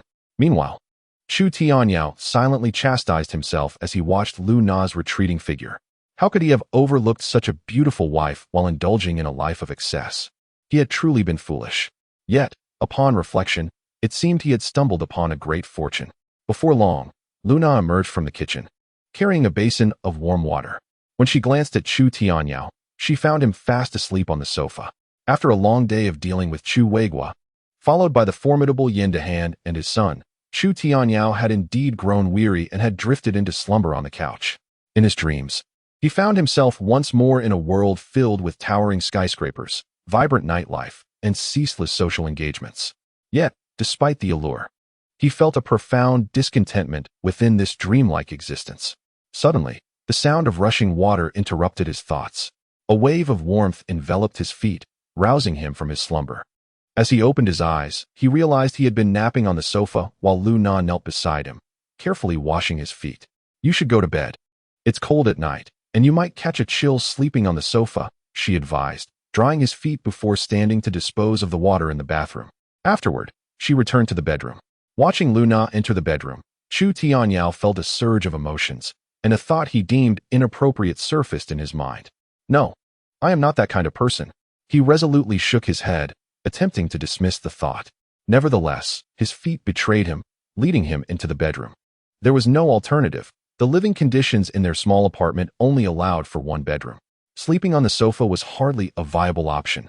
After all, with a one-bedroom layout plus a kitchen and bathroom, it was already a fortunate arrangement compared to the collective dormitories at the factory. Upon entering the bedroom, he was taken aback as he watched Lu Na skillfully pull out a metal-framed bed from the corner. A hint of disappointment washed over him as he remembered that despite being married for 3 months, they had never shared a bed, even on their wedding night. He had been inebriated beyond recognition. The days that followed had been no different. Chu Tianyao frequently indulges in revelry, often absent from home, and when he does return, it is typically under the influence of alcohol or after losing all his money, subjecting Lu Na to verbal and physical abuse. How could they possibly share a bed? After tidying the bedding, Lu Na lay on the iron frame bed, leaving only Chu Tianyao standing nearby, his gaze fixated on her. "What are you staring at?" Lu Na asked, peeking out from under the covers, her eyes betraying a hint of anxiety. In the next moment, without uttering a word, Chu Tianyao stepped closer. "Stop right there," Lu Na exclaimed in a panic as he approached. At 20 years of age, she was not naive to the intricacies of male and female relations. Yet she felt unprepared, especially since she harbored no romantic feelings for Chu Tianyao. Nevertheless, as his wife, how could she refuse if he were to force himself upon her? In an instant, she trembled beneath the blankets, her mind conjuring the terrifying image that seemed to merge with the figure before her.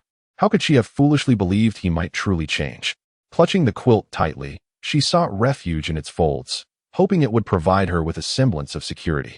Chu Tianyao, now at the edge of the bed, observed Lu Na's anxious demeanor and couldn't help but chuckle. "Thank you." After uttering these words, he turned and quickly disrobed before lying down on his own bed. Though the iron frame bed was uncomfortable, he recognized her temperament. Forcing her into intimacy would likely lead to dire consequences. Meanwhile, Lu Na remained in her previous position, gripping the corner of the blanket, her wide eyes fixed on Chu Tianyao. As she watched him settle into bed, a flicker of confusion crossed her features. Did he just thank her? She wondered if she had misheard. Throughout the day, she sensed something was off about him, yet this peculiar behavior elicited an indescribable feeling within her. Turning off the light, Lu Na continued to gaze towards Chu Tianyao's direction in the darkness, apprehensive that he might take advantage of her slumber. It was only when she noticed the rise and fall of his chest, accompanied by steady breaths, that she finally exhaled a sigh of relief. This was the first time in 3 months of marriage that Chu Tianyao returned home sober. Perhaps, just perhaps, their lives could improve from this point onward. With this hope in mind, fatigue from a long day's work soon overcame her, and she succumbed to slumber. Chapter 13. Qingyao beer. The following morning, Lu Na awoke before Chu Tianyao, prepared breakfast, and hurriedly informed him before rushing off to work. Perhaps due to the exhaustion of the previous day, Chu Tianyao found himself surprisingly untroubled on his first day in this new world, enjoying a particularly sweet slumber. Energized upon awakening, he sat at the table to relish the breakfast prepared by Lu Na, a plate of pickles and a bowl of plain congee. Quite a bland meal indeed. As Chu Tianyao savored his porridge, his mind wandered to the brewery. Unlike the liquor industry, the beer sector has a lower entry barrier, yet this accessibility invites fierce competition. Today, the market is replete with various beer brands, but only a handful genuinely captivate the public's favor. Currently, Tsingtao beer reigns supreme in China's beer industry, closely followed by other brands such as Yanjing and Harbin, with over 100 breweries populating the domestic landscape. Since the onset of reform and opening up, influenced by external trends, the younger generation in China has developed an increasing fondness for beer, leading to an unprecedented explosion in the domestic beer market. If memory serves, this year marks the anticipated dual listing of Tsingtao beer, while China Resources Snowflake is on the verge of establishment, poised to launch Snowflake beer, which would dominate the domestic market for the next decade. The 1990s heralded the dawn of spring for China's beer market, coinciding with a surge of foreign capital entering the country and beginning to erode local markets. Chu Tianyao's choice to open a brewery stemmed from his long-standing passion for alcoholic beverages. Be it beer, liquor, or wine, he has dabbled in them all. He selected beer based on a plan tailored to the local conditions of Yongning County, renowned for its brewing heritage, boasting hundreds of breweries. The surrounding townships cultivate crops predominantly related to brewing ingredients, including a significant amount of barley and hops. Hops, a member of the mulberry family, do not flourish just anywhere. In vast China, only a few regions such as Xinjiang and Sichuan are suitable for their growth. Yongning County, located in the southern part of Sichuan province, is home to numerous hop cultivators, giving Chu Tianyao a distinct advantage in sourcing raw materials. Furthermore, the simplicity and brevity of the beer production process allow for swift monetization, a factor that piqued his interest. Currently, the market is dominated by industrial beer, as craft beer entails longer production times and higher costs, rendering it less appealing to merchants. At this moment, Chu Tianyao's focus must be on the more rapidly profitable industrial beer. Outside the gates of the permanent brewery, Huang Sanshui awaited Chu Tianyao on his motorcycle from early morning. This was a favor Chu Tianyao had requested the previous day. "Where are we headed?" Huang Sanshui inquired as Chu Tianyao took his place on the back of the bike. "To the optical store. I need to print a contract and finalize the product packaging design," Chu Tianyao replied casually. Although Huang Sanshui didn't fully grasp the details, he could tell that Chu Tianyao was indeed serious about starting a business. Respecting their unspoken understanding, he refrained from probing further. Thus, Huang Sanshui transported Chu Tianyao on his motorcycle, and the two set off. The optical store they mentioned belonged to their mutual friend, Luo Jin, affectionately nicknamed Luo Glasses. The trio had forged their friendship during their school days. Compared to Chu Tianyao and Huang Sanshui, Luo Glasses was more reserved and timid, often bullied at school until Chu Tianyao stepped in to defend him. Over time, their bond solidified, and they became inseparable companions. Unlike the other two, Luo Jin, after graduating from junior high school, spent 3 years attending a vocational school in the city where he studied computer science. Upon returning home, with assistance from his family, he purchased a second-hand computer and printer, establishing an advertising shop in the county town. When Chu Tianyao and Huang Sanshui entered the store, Luo Jin was engrossed in a novel. "Yao Gu, Sanshui, what brings you here?" Luo Jin exclaimed, rising from his seat in surprise as he noticed the two. "What else could it be? We're here to help you find some business." Huang Sanshui grinned as he stepped inside. "Business?" Luo Jin adjusted his thick glasses, his expression one of confusion. While it might be plausible for others, what kind of business could Chu Tianyao and Huang Sanshui provide him? Noticing Luo Jin's bewilderment, Chu Tianyao patted him on the shoulder and glanced at the computer behind him. "It's not a large endeavor. I simply need you to print 2 contracts." Upon hearing this, Luo Jin chuckled and patted his chest, saying, "I thought it was something significant. Just 2 contracts? Yao Gu, I'll get right on it." He promptly returned to his computer. In this era, those proficient with computers were few and far between. Luo Jin's skills allowed him to make a modest living in this county town. Chu Tianyao observed the outdated computer and then retrieved 2 sheets of white paper from his bag, which contained the contract details he had drafted earlier that morning. "Yao Gu, did you write these contracts?" Luo Jin was taken aback. Having graduated from vocational school, he could discern that the contracts were impressively composed, akin to those crafted by esteemed lawyers in law firms. In this day and age, the average person might struggle to comprehend even a simple IOU. "Don't worry about that. Just type it up as is, in duplicate," Chu Tianyao replied with a smile, aware that with his own education level, others would hardly believe he authored such documents. He then called out to the bored Huang Sanshui, "Lao San, go buy a bottle of Tsingtao beer and also get me a local newspaper."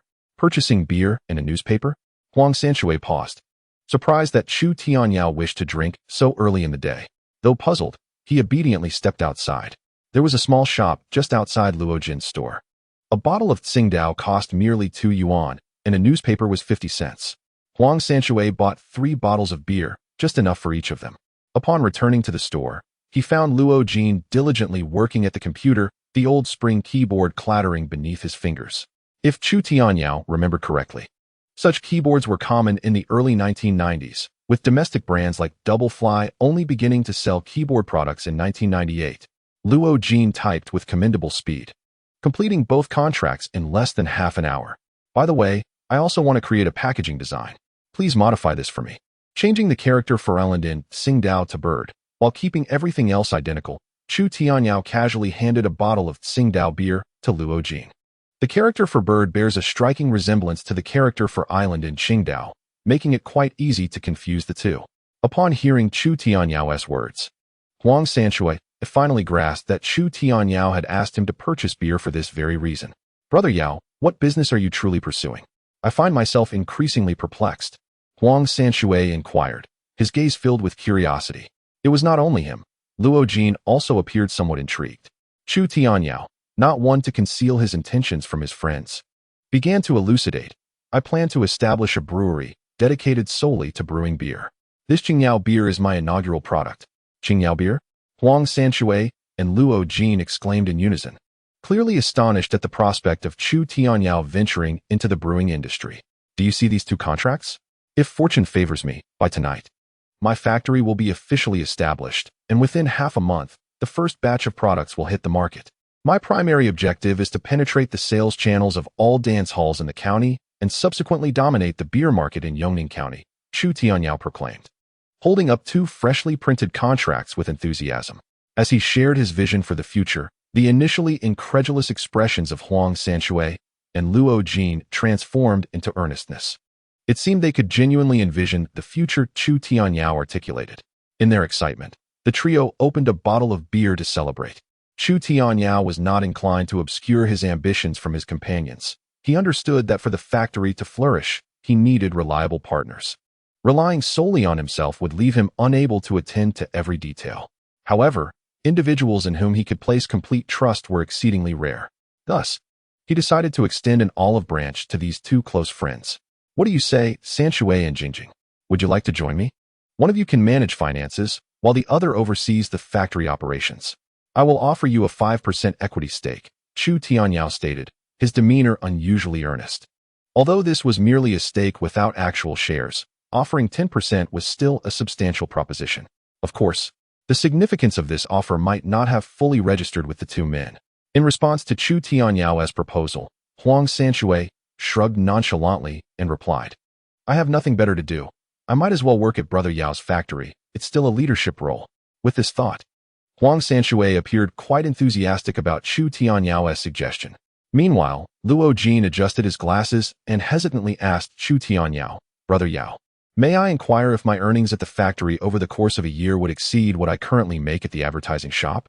Unlike Huang Sanshui, who came from a more affluent background, Luo Jin's family circumstances were somewhat less favorable. He had painstakingly managed to run an advertising shop, but business was scarce. After deducting rent and costs, he barely made 1,000 yuan a year, and he had long wished to abandon it. However, the pressure from his family weighed heavily on him, preventing him from making such a drastic decision. Understanding the difficulties faced by Luo Jin, Chu Tianyao naturally did not mind and simply smiled as he remarked, if everything proceeds according to plan, your earnings in my factory will far exceed what you make at your advertising shop. Come on, why are you still hesitating? When has Brother Yao ever deceived us? Huang Sanshui urged, noticing Luo Jin's lingering doubts.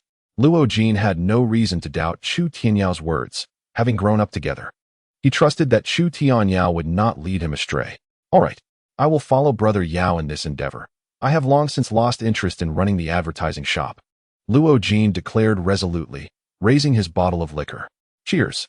Like a rallying cry, the three were captivated by the promising vision painted by Chu Tianyao, and they excitedly raised their heads, downing an entire bottle of beer.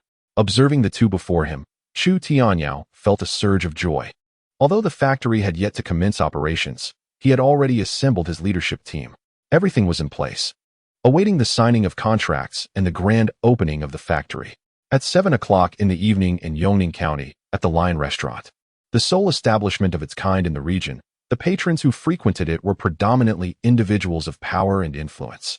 The street was nearly devoid of vehicles. Yet outside the Lion Restaurant, 7 or 8 cars were parked. The predominant models were Santana, Honda Accord, and Toyota Camry, vehicles that might seem inconsequential 30 years hence, but presently represented the pinnacle of desirability, inaccessible to most small business owners. A Santana alone cost at least 200,000 yuan. Moreover, acquiring a vehicle in a small county like this was no simple task. One needed to secure a purchase quota and present a letter of introduction. Of course, some might resort to underhanded means, but that involved hefty service fees, raising the cost considerably. Unlike those affluent guests arriving in their cars, Chu Tianyao arrived on Huang Sanshui's motorcycle, the roar of the engine echoing down the street. Wait for me here. I'll need your assistance to return later, Chu Tianyao instructed Huang Sanshui as he dismounted. It wasn't that he was unwilling to take Huang Sanshui upstairs, but the gathering was large, and having too many people might not be advantageous. It's just a small matter, Brother Yao, go ahead. Knowing that Chu Tianyao was there to sign a contract, Huang Sanshui dismissed the triviality.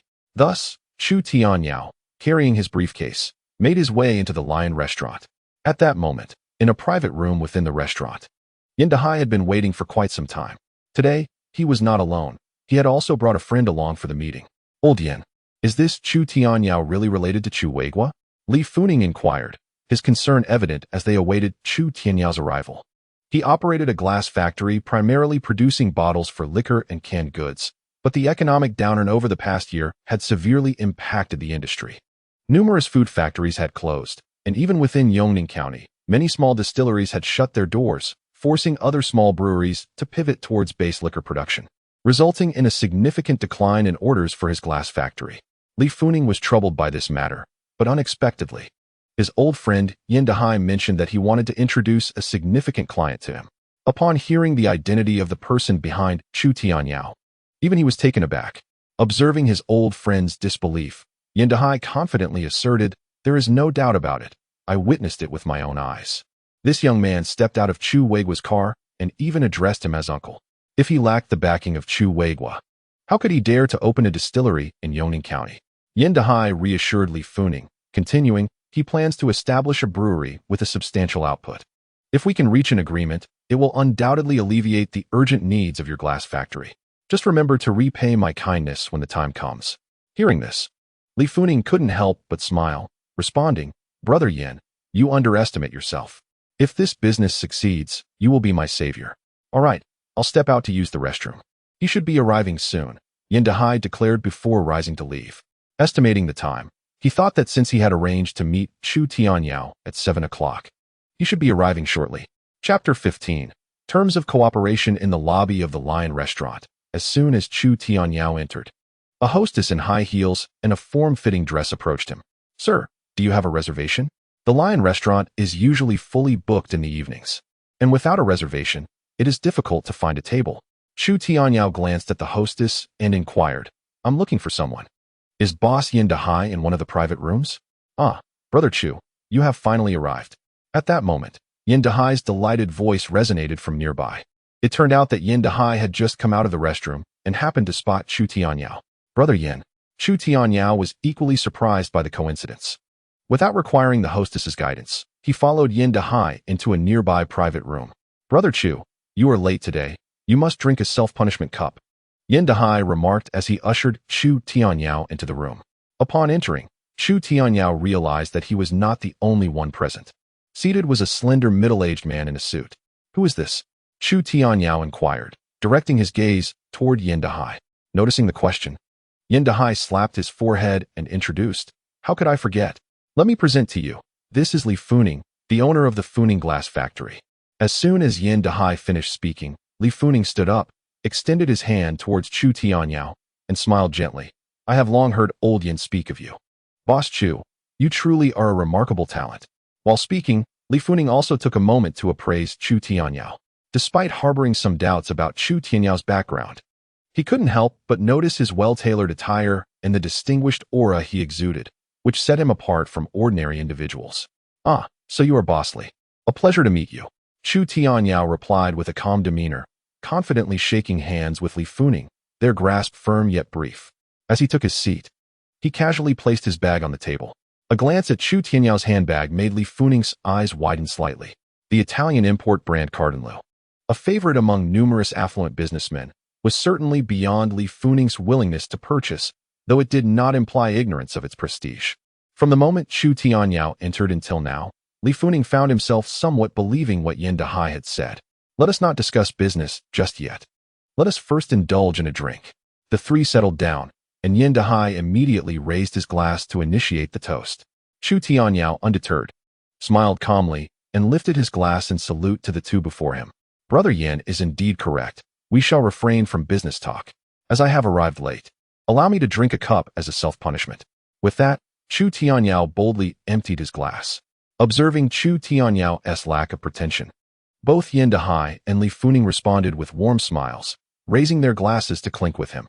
Within the private room, the drinks flowed generously. Yin Dahai and Li Funing had begun to feel the effects of the alcohol. They had not anticipated that Chu Tianyao possessed such remarkable tolerance.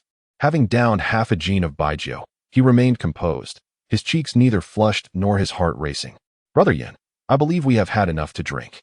Here is the leasing contract I drafted previously. Do take a look and see if there are any issues." Sensing the moment was ripe, Chu Tianyao retrieved a contract from his bag and handed it to Yin Dahai, also offering him his pen. You can rest assured when it comes to matters handled by Brother Chu, Yin Dahai declared, exhilarated and ready to sign his name. Brother Yin, this is no trivial matter. We must scrutinize it carefully. Noticing Yin Dahai was in high spirits, Chu Tianyao did not forget to remind him. Upon hearing this, Yin Dahai waved his hand dismissively, stating, with a partner like Brother Chu, I am 1,000 times at ease. He promptly signed the contract without hesitation. Naturally, he was not foolish. He glanced over the contract's details, confirming they were indeed as Chu Tianyao had previously described, without significant alterations. The contract was signed in duplicate, with Chu Tianyao and Yin Dahai executing it in person. Just as they completed the signing, Yin Dahai noticed Li Funing beside him exchanging knowing glances, which reminded him of the pressing matters at hand. In the midst of our revelry, I almost forgot to discuss the important issues with Brother Chu. He gestured towards Li Funing, saying to Chu Tianyao, I presume, Brother Chu, in your beer production, you will inevitably need to liaise with a glass factory. Coincidentally, my brother here is in the business of bottle manufacturing. You needn't worry about quality, and I assure you the prices will also be to your satisfaction. Seemingly pleased to have offloaded the troublesome food factory, Yin Dahai, buoyed by the alcohol, began to promote Li Funing's glass factory to Chu Tianyao. Li Funing quickly seized the opportunity, standing up to present a pack of Chinese cigarettes to Chu Tianyao, offering him one, and simultaneously handing over his business card. My factory primarily produces wine bottles and glass jars. We have collaborated with numerous breweries, and we can certainly produce beer bottles as well. Upon hearing Li Funing's words, Chu Tianyao glanced down at the business card in his hand, a smirk dancing on his lips. Boldly emblazoned across the front were the words Chairman of Funing Glass Factory, with the reverse detailing the factory's scope of operations. Influenced by the prevailing culture from the port city in the 1990s, several entrepreneurs from the mainland had adopted the habit of distributing business cards to everyone they encountered, regardless of the size of their company. The title of chairman carried significant weight. In truth, only Li Funing was aware that his factory was on the brink of being unable to pay wages, having stockpiled a vast amount of raw materials, yet lacking orders that would allow him to even operate the production line. Inside the private room, Chu Tianyao casually placed a cigarette between his lips and patted his pockets, seemingly without a lighter. He then turned to Li Funing, flashing a smile. Since it is Brother Yan's recommendation, I naturally trust it. However, my factory is newly established, and this first batch of orders is considerable. Initially, I intended to approach Yoning Glass Factory, but I wonder how your factory fares. At this, Li Funing's expression shifted abruptly, and he hurriedly stepped forward to produce a lighter for Chu Tianyao, forcing a smile as he said, Rest assured, Boss Chu, it's just about producing beer bottles. Our factory has ample experience. Moreover, Yoning Glass Factory's prices are exorbitant. At Funing Glass Factory, I could offer you a price that is only 90% of Yoning's. Hearing that Chu Tianyao was considering Yoning Glass Factory made Li Funing's heart race. Yoning Glass Factory was the premier glass manufacturer in Yoning County, a state-owned entity, and most people lack the opportunity to collaborate with them. Yet, considering the formidable figure of Chu Weigua standing behind Chu Tianyao, Li Funing felt uncertain. After speaking, Li Funing looked expectantly at Chu Tianyao for a response. Chu Tianyao slowly exhaled a ring of smoke and nonchalantly replied, 70%. If you accept 70% of Yoning Glass Factory's price, I will direct future orders to your factory. Chapter 16. A generous hand what? 70%? Upon hearing Chu Tianyao's proposition, Li Funing was taken aback, and his face fell into an expression of utter dismay. At 70%, there would be scarcely any profit for his factory. This price was simply unacceptable. Even Yin Dahai, seated nearby, was astonished by the severity of Chu Tianyao's bargaining. Just as he prepared to intervene and persuade Chu Tianyao, the latter preemptively smiled at Li Funing, saying, Boss Li, you are well aware of the situation at your glass factory. I fear your production line may even be shut down. As he spoke, Chu Tianyao retrieved a newspaper from his briefcase. Look, there are numerous factories in the 4 counties and 3 districts of Luqing awaiting transfer. 70% is already quite generous. He tossed the newspaper onto the table before Li Funing, whose expression darkened upon viewing the contents. He felt a sense of helplessness wash over him. Initially, he had planned to conspire with Yin Dahai to deceive Chu Tianyao, but he found that Chu Tianyao was no greenhorn. Rather, He appeared to be an adept player who had thoroughly researched the situation beforehand. The glass factory faced operational challenges, and within the first 2 months, the owner contemplated transferring it. He published an advertisement in the business journal, only to be discovered by Chu Tianyao. Li Funing had invested hundreds of thousands into the glass factory, and now seeking a buyer proved to be a daunting task. Boss Chu, is there truly no room for negotiation on this price? Li Funing asked with a hint of desperation. The offer of only 70% of the value was something he found hard to accept, as the profit margin was too slim to alleviate his current predicament. Brother Chu, we are all in this together. For the sake of our past camaraderie, could you possibly reconsider and raise the offer? Yin Dahai, standing nearby, urged Chu Tianyao with a conciliatory smile. After a moment of contemplation, Chu Tianyao, appearing slightly troubled, replied, "Very well, in light of Brother Yin's request, I will increase my offer to 80%. However, I have a stipulation. Payment must be settled monthly, with goods delivered prior to payment. If you cannot agree, then we shall part ways." With that, Chu Tianyao extinguished his cigarette in the ashtray, stood up, and prepared to leave. "Old Li, why are you still standing there?" Seeing Chu Tianyao's intention to depart, Yin Dahai hastily nudged the still-dazed Li Funing. Snapping back to reality, Li Funing's expression shifted multiple times before he finally steeled himself and grasped Chu Tianyao's arm. 80% it is. I accept your terms." Although he felt reluctant, he understood that if the factory continued to lack orders, the production line would never resume operations. In recent times, the halted production had already incited unrest among the workers, and should this situation persist, not only would the factory face closure, but he would also incur significant personal losses. Chu Tianyao's offer of 80%, while not ideal, was something he could begrudgingly accept. Monthly payments would typically be a deal-breaker for him. Yet considering the influential figure of Chu Weigua behind Chu Tianyao, he doubted he would be left unpaid for such a transaction. "Li boss, time will reveal true intentions. I trust you will not regret this collaboration," Chu Tianyao said with a smile, extending his hand upon seeing Li Funing's agreement. Though the situation appeared to favor Chu Tianyao, he felt a twinge of anxiety. Had it not been for Yin Dahai's prompting, Li Funing might have hesitated indefinitely. This indicated the gravity of Li Funing's predicament, as he would never have acquiesced to such terms otherwise. "Let us hope for the best. May your factory thrive, and we shall benefit as well," Li Funing remarked with a bittersweet smile, shaking hands with Chu Tianyao. "Since we have reached an agreement, I will have someone draft the contract tomorrow." Hearing this, Chu Tianyao smiled mysteriously and retrieved another contract from his briefcase. "No need. I have already prepared the contract. Please take a look, and if all is in order, we can sign it right away." "What? You have even prepared the contract?" Gazing at the contract presented by Chu Tianyao, Li Funing stood in stunned silence, his expression one of surprise. He turned to glance at Yin Dahai beside him. Could it be that Yin Dahai had colluded with Chu Tianyao beforehand? However, Yin Dahai shook his head, equally astonished by the foresight that Chu Tianyao had displayed. How could this man have anticipated that today's business would certainly come to fruition?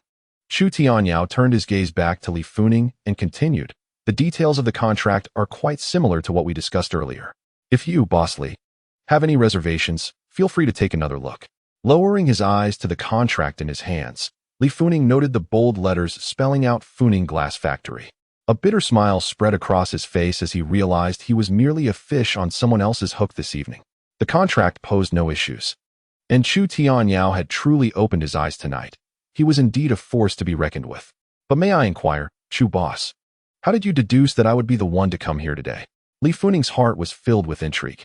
Since Yin Dahai had kept his lips sealed, it seemed implausible that Chu Tianyao possessed any supernatural foresight. Noticing the look of admiration on Li Funing's face, Chu Tianyao chuckled and explained, "There are only 3 glass factories in Yoning County. Excluding the Yoning Glass Factory, the rest are easy to guess. Furthermore, the circumstances surrounding Funing Glass Factory are not difficult to ascertain. It is evident that the owner personally coming to negotiate indicates the dire straits in which Funing Glass Factory currently finds itself. What gives you the confidence that I will agree to your terms?" Li Funing scrutinized Chu Tianyao, still harboring doubts. To be honest, he was still wavering on whether to sign the contract. At that moment, sensing the shift in Li Funing's demeanor, Chu Tianyao remarked, "Today, I am merely testing my luck. If you, Boss Li, do not agree, I can always seek out the Yoning Glass Factory. After all, It's just a matter of a few coins. By the way, I forgot to mention, I have also prepared a contract for Yongning Glass Factory. Chu Tianyao shrugged, feigning indifference. However, this response became the proverbial straw that broke the camel's back. Li Funing suddenly came to his senses. Indeed, he had nearly overlooked the formidable backing that Chu Tianyao had. With connections to Chu Weigua, it would not be a challenge for him to forge a partnership with Yongning Glass Factory. Consequently, he found himself stripped of any bargaining power against Chu Tianyao. To safeguard Funing Glass Factory's future, he felt compelled to acquiesce to Chu Tianyao's conditions, signing the contract with a heavy heart and presenting it to him. As Li Funing affixed his signature, the tension that had lodged in Chu Tianyao's throat finally dissipated. In truth, he had no such formidable backing. The prospect of collaborating with Yongning Glass Factory was utterly implausible. In all honesty, he possessed no contract with Yongning Glass Factory. His earlier composure had been a fade. Prior to this meeting, Chu Tianyao had already inquired about the glass factories in Yongning County. The most notable among them, the Yongning Glass Factory, was a state-owned enterprise that had no need to collaborate with someone like him. Moreover, there remained two other factories. One of them, the Lekong Glass Factory, is owned by an outsider who primarily collaborates with external enterprises, thus never lacking in orders. Consequently, only the Funing Glass Factory is left. Chu Tianyao instructed Huang Sanshue to purchase a business newspaper, where he fortuitously stumbled upon an advertisement for the transfer of the factory that Li Funing had previously published. The mere fact that Li Funing is considering relinquishing his glass factory leads Chu Tianyao to easily infer the dire situation at the Funing Glass Factory. While it may appear that fortune favors Chu Tianyao, it is, in reality, his exceptional courage and the extensive commercial experience he amassed in his past life that underpin his success. Although Li Funing is somewhat shrewder than Yin Dahai, he pales in comparison to the business magnates Chu Tianyao has encountered before. Gentlemen, it is getting late, and my driver awaits downstairs. I must take my leave, Chu Tianyao remarked to the still-dazed duo in the private room. After securing both contracts, he did not linger, offering an excuse to depart early, especially since Huang Sanshue was still downstairs, braving the chill. Once Chu Tianyao exited, Li Funing sat slumped at the table, staring at the contracts in hand, instinctively wiping the fine beads of sweat that had formed on his brow. It was merely March, yet he had found himself sweating from nervousness. Old Yin, where on earth did you meet this kid? If I didn't know his age, I would think he is a seasoned business veteran, Li Funing exclaimed. Reflecting on his earlier conversation with Chu Tianyao, where it seemed from the outset that he had been thoroughly outmaneuvered, with no opportunity for resistance. To be candid, had it not been for Chu Tianyao's final remarks, he might have genuinely regretted his decision to collaborate with him after returning home that night. Meanwhile, Yin Dahai, sitting nearby, scratched his head and speculated softly. Let us not forget, this young man has Chu Weigua backing him. Such prowess may well have been imparted by Chu Weigua himself. Nevertheless, despite their reservations, both men could not help but admire Chu Tianyao's performance that evening. At such a tender age, his eloquence and demeanor rivaled that of the prominent businessmen they had encountered in the provincial capital. Chapter 17. Xingyao Distillery with preparations in place. Only the east wind was needed. The day after signing the contract with Li Funing, Chu Tianyao arose early. He had Huang Sanshue drive him to the Industrial and Commercial Bureau to obtain a business license. Typically, acquiring a business license requires navigating a series of processes. But with Huang Sanshue's uncle as a contact, many cumbersome procedures were notably streamlined, allowing the license to be secured within a day or two. Chu Tianyao also tasked Huang Sanshue with overseeing this matter. Additionally, regarding the Jala Food Factory, Chu Tianyao had already dispatched Luo Jin to coordinate with a group of workers willing to remain at the factory, with Yin Dahai's assistance. Chu Tianyao then led Huang Sanshue back to the Funing Glass Factory, ostensibly for a visit, but in truth, he was assessing Li Funing's facility. If the Funing Glass Factory were indeed to falter, Chu Tianyao would inevitably face repercussions as well. Fortunately, after just one day, upon hearing from Li Funing that the production line had reopened, all the workers from the factory returned to their posts. Indeed, in this day and age, securing a respectable job is no trivial undertaking. Inside the Funing Glass Factory, in Li Funing's office, he gazed incredulously at the bottle of Tsingtao beer placed before him by Boss Chu. Are you jesting, Boss Chu? We are to create something without a design blueprint. Merely replicating this Tsingtao beer bottle? Li Funing's eyes widened in disbelief. He had anticipated that Chu Tianyao would present design sketches today, yet he was met only with a solitary bottle of beer. Indeed, not only must we replicate it, but it must be identical. Furthermore, the packaging labels are already in production. You shall affix them uniformly upon dispatch, Chu Tianyao remarked with a nonchalant expression. In this era, the concept of imitation is hardly frowned upon. If one must articulate it, Chu Tianyao merely intended to ride the coattails of Tsingdao's popularity. After all, contemporary industrial beers not only share similar appearances, but also exhibit remarkably alike flavors. Very well, if it is merely a matter of replication, it should not pose a challenge. Li Funing pondered internally, yet he could not contravene Chu Tianyao's wishes, for the latter was indeed the client. Suddenly recalling something, he addressed Chu Tianyao again. By the way, Boss Chu, I previously had acquaintances in the brewing industry who possess a batch of second-hand brewing equipment. Might you have any interest? Second-hand equipment? Upon hearing Li Funing's words, Chu Tianyao's interest piqued. This was precisely the matter he had asked Li Funing to inquire about the previous night. Given that Li Funing's factory had collaborated with numerous breweries, it was reasonable to assume he would have connections. However, he was surprised at how swiftly news had emerged. Though internally pleased, Chu Tianyao maintained a stoic expression. Casting a glance at the assistant, Huang Sanshui, who had followed him, and then informed Li Funing, "Very well, I shall have Assistant Huang reach out to you.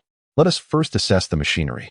Chu Tianyao feigned indifference, not wanting Li Funing to discern his current predicament of being unable to secure production equipment. The less concerned he appeared, the more negotiable the price for the machines would likely become. Yet, Huang Sanshui stood there, bewildered. Since when had he become Chu Tianyao's assistant?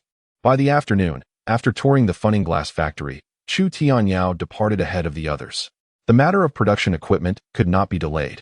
So he decided to retain Huang Sanshui while he accompanied Li Funing to inspect the machines. They would evaluate first.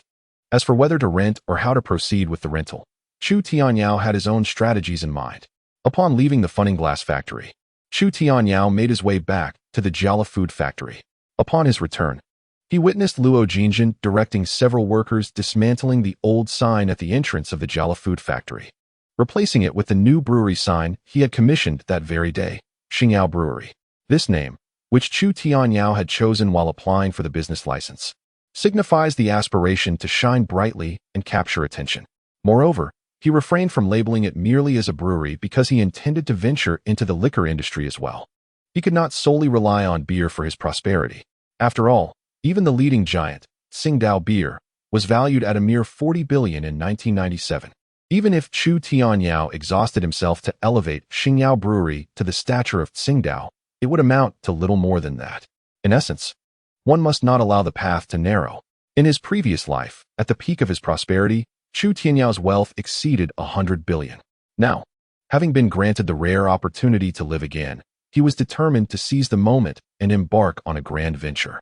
"Brother Yao," Luo Jin said with enthusiasm, "thanks to my grandfather's connections, I have reached out to several cultivators, so we need not worry about the supply of raw materials. It will certainly be secured."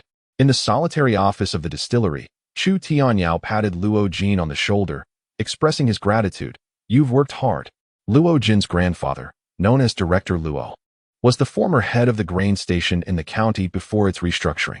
Although retired, his esteemed reputation allowed him to maintain relationships with numerous prominent agricultural producers. Leveraging his grandfather's standing, Luo Jin aimed to procure a batch of materials for liquor production, a task that proved to be quite manageable.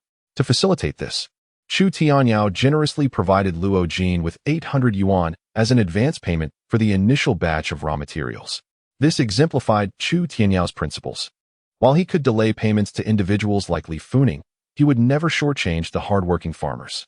Chu Tianyao understood that while a few hundred yuan might be a mere trifle for wealthy individuals like Li Funing, it represented a year's worth of sustenance for the diligent farmers who toil in the fields. "How many workers do we have at the factory now?" he inquired, glancing at Luo Jin. Prepared for the question, Luo Jin handed him a roster from the desk. "According to your wishes, Brother Yao, we are doing our utmost to retain the older workers from the food factory who wish to stay. We currently have no shortage of labor. We could potentially operate 2 production lines simultaneously." Having graduated from vocational school, Luo Jin proved to be far more reliable than Huang Sanshui in this regard. As Chu Tianyao casually perused the roster, he discovered that there were now 30 workers at the factory, the majority of whom were around 40 years old and female. Previously, the food factory paid these workers a meager monthly wage of 70 yuan, but upon Chu Tianyao's arrival, he raised it to 80 yuan.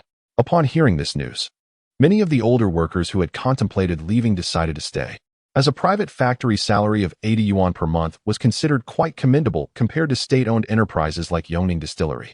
Of course, Chu Tianyao currently lacked funds to disburse wages, yet if his plans unfolded as anticipated, he expected the distillery to generate its first revenue within 20 days. With production on track and sales strategically arranged, Chu Tianyao had already devised a plan. Meanwhile, Luo Jin, standing nearby with admiration gleaming in his eyes, could not fathom that Chu Tianyao had less than 1,000 yuan in his pocket. He believed that Chu Tianyao had meticulously prepared for the factory's launch. Entirely unaware that Chu Tianyao had acquired the food factory with less than 3,000 yuan and had also managed to secure supplies from the Funing glass factory without any initial investment.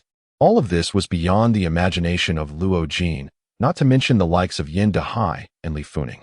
Chapter 18. Framing and Retribution on March 5th. The Awakening of Insects. For 2 consecutive days, Chu Tianyao rose early and returned late, immersing himself in the factory with relentless dedication. In recent days, Huang Sanxue has successfully retrieved the production equipment, while Luo Jin has procured the initial batch of raw materials. Faced with a plethora of workers hailing from food manufacturing backgrounds, Chu Tianyao conducted 2 days of orientation training for everyone. The brewing process for beer is considerably simpler than that of liquor, to the extent that ordinary citizens can even craft it within the confines of their homes. However, with Chu Tianyao's guidance, the crew quickly acclimated to the tasks at hand. From malting and saccharification to fermentation, with the advanced techniques imparted by Chu Tianyao, even the most inexperienced among them became proficient within the span of 2 days. To Chu Tianyao's surprise, Luo Jin grasped the nuances quite adeptly. In just 2 days, he mastered the skills and knowledge that had been shared with him. Consequently, Luo Jin was not only tasked with accounting duties, but also appointed as the workshop supervisor. Meanwhile, Huang Sanxue, unable to remain idle within the factory, was assigned by Chu Tianyao to shadow him as an assistant, primarily overseeing external sales operations, with one managing internal affairs and the other focusing on external relations. Their roles complemented each other perfectly. In the afternoon, outside the factory gates, after entrusting the factory's affairs to Luo Jin, Chu Tianyao departed with Huang Sanxue. In the next few days, make several trips to ascertain how many dance halls currently exist in Yongning County, along with their supply channels and pricing. This information is essential.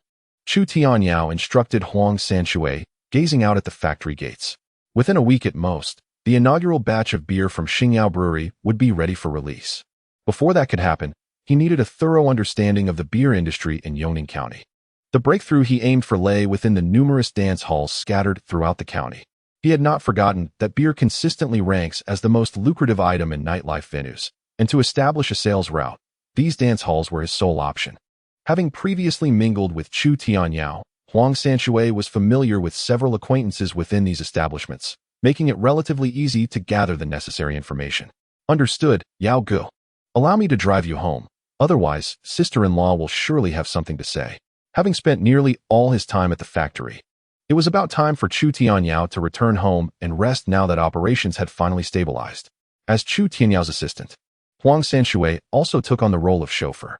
By the time Chu Tianyao arrived at the staff quarters of Yongning Brewery, it was already 5:30 in the afternoon. Ordinarily, Luna would have finished work by now, yet the house was eerily empty, with even the door securely locked. Frowning slightly, Chu Tianyao appeared perplexed. At that moment, several workers, clad in uniforms and just returning from the factory, arrived at the staff quarters. Have you heard? Luna was apprehended by the factory's security department. Who hasn't heard about it? I must say, Luna is quite unfortunate, marrying that spendthrift Chu Tianyao. And just as their good days began, they have already incurred the wrath of Zhou Yongjun and his spouse.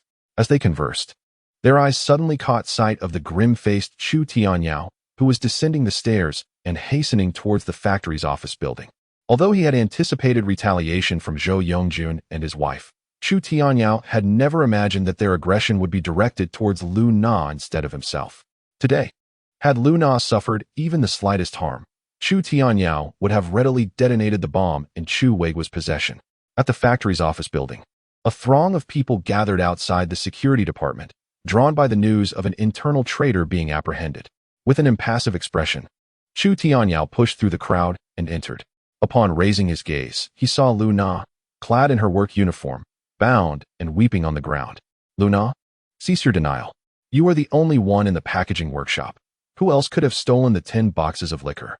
Several men in white security uniforms confronted her. The leader being Zhou Yongjun, the head of the security department. Today was his shift, and upon receiving the tip-off, he had swiftly apprehended Lu Na red-handed. Lu Na, I never imagined you, who usually appears so honest, would resort to such petty thievery, Zhou Yongjun remarked with a feigned sense of regret as he approached her. Hands clasped behind his back. Since you are caught in the act, I shall promptly turn you over to the police. With that, he gazed at Lu Na's tear-streaked face, feeling a sense of dark satisfaction. Today, he would avenge the humiliation Chu Tianyao had inflicted upon him. If he could solidify Lu Na's guilt, not only would she lose her job and face imprisonment, but Chu Tianyao would also be expelled from the staff quarters, allowing Zhou Yongjun to claim their residence for himself. Everything was falling into place according to Zhou's scheme. Team leader Zhou, I am innocent. I did not steal anything from the factory. I beg you. Please do not call the police. Lu Na pleaded, oblivious to Zhou Yongjun's sinister intentions. Once she was taken back to the security department, her mind was in turmoil. Hearing that Zhou intended to send her to the police sent a wave of panic through her heart. Zhou Yongjun, observing her distress, sternly advised, I suggest you confess. If you admit your guilt now, perhaps I can plead for leniency with Director Zhao. If you continue to resist, do not blame me for sending you to the police immediately. With a subtle signal, 2 security personnel advanced towards Lu Na, intending to seize her. Despair flooded Lu Na's eyes as she realized she had no idea who was orchestrating her downfall. If she were truly taken to the police, her life as she knew it would be over. Anyone who lays a finger on her shall pay with their life. A thunderous voice erupted from the crowd. Suddenly, a figure rushed forward, positioning himself protectively in front of Lu Na. It was none other than Chu Tianyao. Upon his arrival, Zhou Yongjun was taken aback, quickly masking his surprise with a glint of malice. Chu Tianyao, you arrived just in time. Your wife has stolen from the factory, and I suspect you are complicit in this matter. Take him too and escort them both to the police station. With a sweeping gesture, Zhou commanded the security personnel to apprehend Chu Tianyao. The onlookers, however, made no effort to intervene. In their estimation, Lu Na was unlikely to have pilfered anything from the factory. However, the same could not be said for Chu Tianyao, notorious as a well throughout the Yongning distillery. Get lost. Having previously practiced some self-defense moves, Chu Tianyao kicked aside the security guard before helping Lu Na to her feet. Zhou Yongjun, if you dare take me to the police station today, I assure you that tomorrow, you and your brother-in-law will face dire consequences. With a grim expression, Chu Tianyao shouted at Zhou Yongjun. Upon hearing Chu Tianyao mention his brother-in-law, Li Boming, Zhou Yongjun's demeanor shifted, betraying a hint of unease. In that moment, through the expression on Zhou Yongjun's face, Chu Tianyao surmised that this entire affair likely involved Li Boming as well. Enough of this commotion. Cease at once. Just as the two sides were locked in a standoff, Zhao Dao, the head of security, called out from the base of the factory's office building. Upon hearing his voice, the crowd turned to see Zhao Dao cautiously escorting someone downstairs. The individual in front of him, clad in a crisp white shirt, exuded an aura of authority without uttering a word. Director Chu. Upon recognizing the person accompanying Zhao Dao, not only did Zhou Yongjun's expression change, but the onlookers also quickly expressed their respect in unison. Chapter 19. Slanderous accusations within the confines of the factory's office. As soon as Chu Weigua made his entrance, Chu Tianyao knew that the ordeal would soon conclude. However, he had no intention of letting it pass without a fight. In the office of the security department, Chu Tianyao had already untied the ropes binding Lu Na and was glaring at Zhou Yongjun, who stood behind Chu Weigua. Zhou Yongjun, you must provide me with an explanation for today's events, or I shall report you for abuse of power and framing, he declared, his indignation resonating in his voice before Chu Weigua could even speak. Behind Chu Weigua, Zhou Yongjun retorted angrily, Chu Tianyao, do not be foolish. I have caught your wife red-handed with the stolen goods. No matter how you protest, she must be taken to the police station today. Enough. This is not the time for either of you to speak. Observing the escalating tension, Zhao Dao promptly intervened.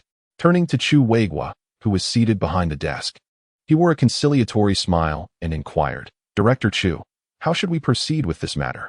As Chu Weigua accepted the teacup offered by Zhao Dao, he glanced at Chu Tianyao and the still-standing Lu Na, feigning unfamiliarity with Chu Tianyao, before directing his gaze back to Zhou Yongjun. Team Leader Zhou, please recount the events as they transpired, he instructed, his tone serious. Upon hearing this, Zhou Yongjun ceased his argument with Chu Tianyao. Instead, he bowed slightly before Chu Weigua and recounted the day's occurrences. It turned out that he had received a tip-off regarding 10 missing cases of liquor from the warehouse. Suspecting theft, when Zhou Yongjun and his team arrived, the packaging workshop was empty except for Lu Na, and in a storeroom for sanitary supplies within the workshop. He discovered the 10 missing cases of liquor. Director Chu, at that time, everyone else had left the packaging workshop, and Lu Na was the only one present. I apprehended her on the spot with the stolen goods, Zhou Yongjun concluded. At this juncture, Zhou Yongjun seemed eager to showcase himself before Chu Weigua. However, to his surprise, Chu Weigua entirely disregarded him, redirecting his gaze towards Lu Na, who was cowering behind Chu Tianyao like a frightened little rabbit, and inquired, is what he said true? Upon hearing Chu Weigua's question, Lu Na responded nervously, I did not steal the liquor. I have no idea how it ended up in the storeroom. I stayed back today solely to clean, which is why I was alone in the packaging workshop. It was her first conversation with the factory director, and her voice trembled with apprehension. Zhou Yongjun, upon hearing Lu Na's words, hastily interjected, Lu Na, there's no need for you to make excuses. You were the only one in the packaging workshop. Who else could it possibly be? Naturally timid, Lu Na did not dare to refute Zhou Yongjun in front of Chu Weigua. Yet, while she lacked the courage, someone else did. Bang! Chu Tianyao strode forward, slamming his hand on the table and coldly retorting to Zhou Yongjun. Tell me, Zhou Yongjun, has your brain been caught in the door? If you want to know whether my wife was cleaning in the workshop, simply check today's schedule. Furthermore, if I recall correctly, isn't the packaged liquor supposed to be sent to the warehouse for counting immediately? How is it that the shortage was only discovered after work hours? And you mentioned receiving a tip-off. I'd like to know who could possibly report to the security office so swiftly, just half an hour after closing? Chu Tianyao articulated his points clearly, skillfully highlighting inconsistencies in the statements made by Lu Na and Zhou Yongjun. He never doubted Lu Na's integrity, nor could he believe she would be foolish enough to steal from the factory. Thus, he was convinced that someone was framing her. At that moment in the office, as they listened to Chu Tianyao's remarks, a sudden silence enveloped the room. Zhao Dao, taken aback, had not considered these angles previously, having accepted Zhou Yongjun's claims at face value. However, upon hearing Chu Tianyao's analysis, it seemed to carry considerable weight. Zhao Dao turned to Zhou Yongjun and inquired, Team Leader Zhou, who was the informant? Please have her come here. Upon hearing Zhao Dao's request, Zhou Yongjun broke into a cold sweat. He hesitated, but at that moment, Chu Weigua, seated nearby, also fixed his gaze upon him. Left with no choice, Zhou Yongjun reluctantly stated, it was Chun-Li, the leader of the third group in the packaging workshop. Upon hearing this name, Lu Na gasped in shock. It turned out that Chun-Li was none other than the leader of her own group. Lu Na could hardly believe that the person who had framed her was indeed Chun-Li. Within 10 minutes, Zhao Dao summoned Chun-Li. As she entered the security office, still clad in her work uniform, she trembled upon seeing Chu Weig was seated behind the desk, her eyes betraying a flicker of guilt before she even spoke. Initially, they had merely agreed to go along with Zhou Yongjun's charade, yet she had not anticipated that the matter would escalate to the factory director, Chu Weigua. Chun-Li, is it? Explain why you chose to frame Lu Na, Chu Tianyao interjected, demanding answers as soon as she stepped inside. He discerned the woman's unease and recognized that Chun-Li was the optimal point of leverage, and thus he could not allow her any opportunity to communicate with Zhou Yongjun. Indeed, upon being questioned by Chu Tianyao, Chun-Li initially feared that the matter had been exposed, instantly thrown into a state of panic.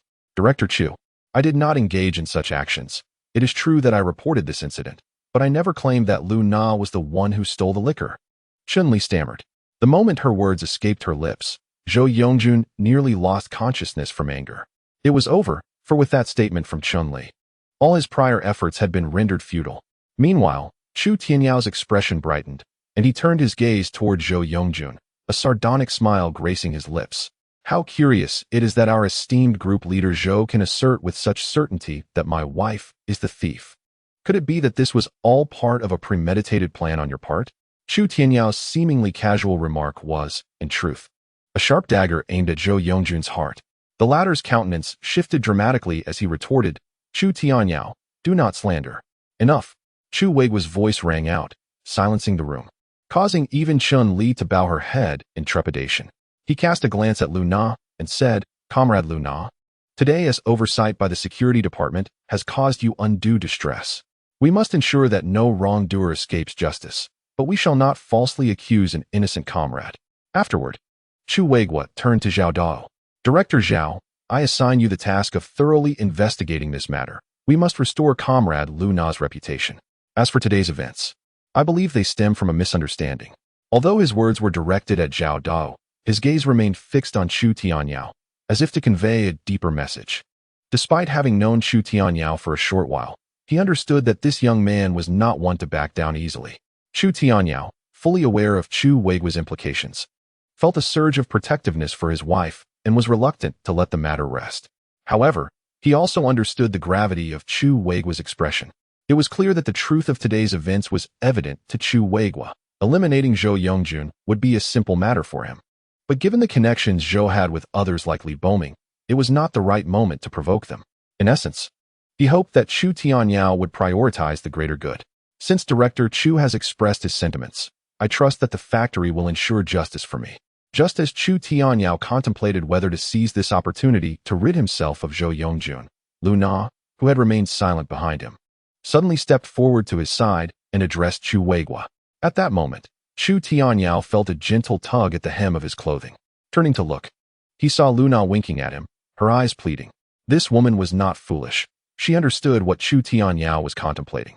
Yet she was also acutely aware that she was merely an ordinary worker, and even if Chu Tianyao caused a ruckus in the security department today, it would yield no benefit for either of them, but rather invite covert retaliation from Zhou Yongjun. Ultimately, Chu Tianyao nodded in acknowledgement to Chu Weigua. Observing the scene, Chu Weigua could not help but smile, yet as he departed, he cast a lingering glance at Lu Na, surprised that the young man had actually heeded her words. Chapter 20. Your reward in the family residence of the Yongning Distillery. After returning from the security department, Chu Tianyao remained silent, his mood evidently somber. Chu Weigua had larger matters to consider, thus he was compelled to allow Chu Tianyao to take a step back today. Even though he was aware that Zhou Yongjun was the one scheming in the shadows, for the moment, he could not eliminate this individual. Chu Tianyao was anxious, feeling the pressing need to enhance his strength, at the very least to deter scoundrels like Zhou Yongjun from targeting those close to him. He required a position of authority to wield sufficient influence. Please, take a seat on the sofa. I shall prepare dinner shortly. Lu Na instructed as she encouraged Chu Tianyao to rest. She then changed her attire, donned an apron, and entered the kitchen. Before long, the delightful aroma of sautéed dishes wafted through the air. After 20 minutes of diligent preparation, Lu Na presented the meal. Why is dinner so sumptuous today? Chu Tianyao inquired as he sat down, surprised to find 3 dishes and a soup laid out before him. Stir-fried pork with green peppers, cold century egg salad, and a bowl of pickled cabbage and bean soup. The pork was procured at the last minute from a neighbor, with Lu Na paying an extra 50 cents. Having always been frugal, their usual dinners consisted of merely 2 simple vegetarian dishes. In fact, within the family compound, few households enjoyed meat more than once every few days. After all, in the early 1990s, pork prices hovered around 3 to 4 yuan per jin, which constituted a significant portion of one's daily wage. Thank you for today. Lu Na poured a cup of tea for Chu Tianyao and placed it before him. As she spoke, a delicate blush tinged her fair complexion. Strangely, despite feeling wrong today, Lu Na found her heart devoid of bitterness, instead tinged with a sweetness. Throughout her life, it seemed no one had ever defended her as fervently as Chu Tianyao had today. What nonsense are you speaking? You are my wife. It is only natural that I stand up for you, Chu Tianyao replied instinctively, only then noticing the faint blush adorning Lu Na's face, which sparked a mischievous delight within him. Of course, if you truly wish to express your gratitude, that would not be out of the question. Upon hearing this, Lu Na, who had been swept away by her emotions, now looked at Chu Tianyao with curiosity, only to find his gaze fixed intently upon her, causing a sense of foreboding to stir within her. Clearing his throat, Chu Tianyao continued with a smile, "Ahem. I have but one request. Could you possibly discard that iron-framed bed?" Let us before he could finish, Lu Na's face flushed crimson, and she accidentally knocked the teapot over on the table, quickly turning her back to him. "No," Lu Na instinctively protested. She was well aware of Chu Tianyao's intentions. Yet, considering that she was already a married woman, she pondered whether she was being overly conservative. "Apologies, I am not yet prepared." Trembling slightly, Lu Na turned her back to Chu Tianyao, explaining in a barely audible voice. Her fair complexion flushed bright red. At that moment, a large hand enveloped her shoulder. "I merely worry that the iron-framed bed is uncomfortable. It was not my intention to imply anything else. If you are unwilling, consider my words unheard." Chu Tianyao, fearing that this woman might shed tears, quickly offered his explanation upon noticing the redness in Lu Na's eyes. As Lu Na found herself pulled closer by Chu Tianyao, she turned to face him directly for the first time, their proximity so intimate that she could hear the weight of his breaths. In the next instant, gathering her courage, Lu Na rose on her toes, as delicately as a dragonfly skimming the water, and pressed her crimson lips against his. Their lips met for but a fleeting moment. Instantly, her face was aflame with embarrassment, and she swiftly broke free from Chu Tianyao's grasp, scampering towards the bedroom. "Consider this a reward for you. We shall discuss the rest later." In the living room, Chu Tianyao stood frozen, a playful smirk adorning his face as he watched Lu Na shyly retreat into the bedroom. His gaze held a blend of surprise and delight, tinged with anticipation. "It seems this marks the first successful step in my pursuit," he mused to himself, gazing at the bedroom door with a smile. The following morning, Lu Na, as was her custom before heading to work, prepared breakfast for Chu Tianyao. Yet, as she was about to leave, she stifled a yawn, indicating that she had not slept well the previous night.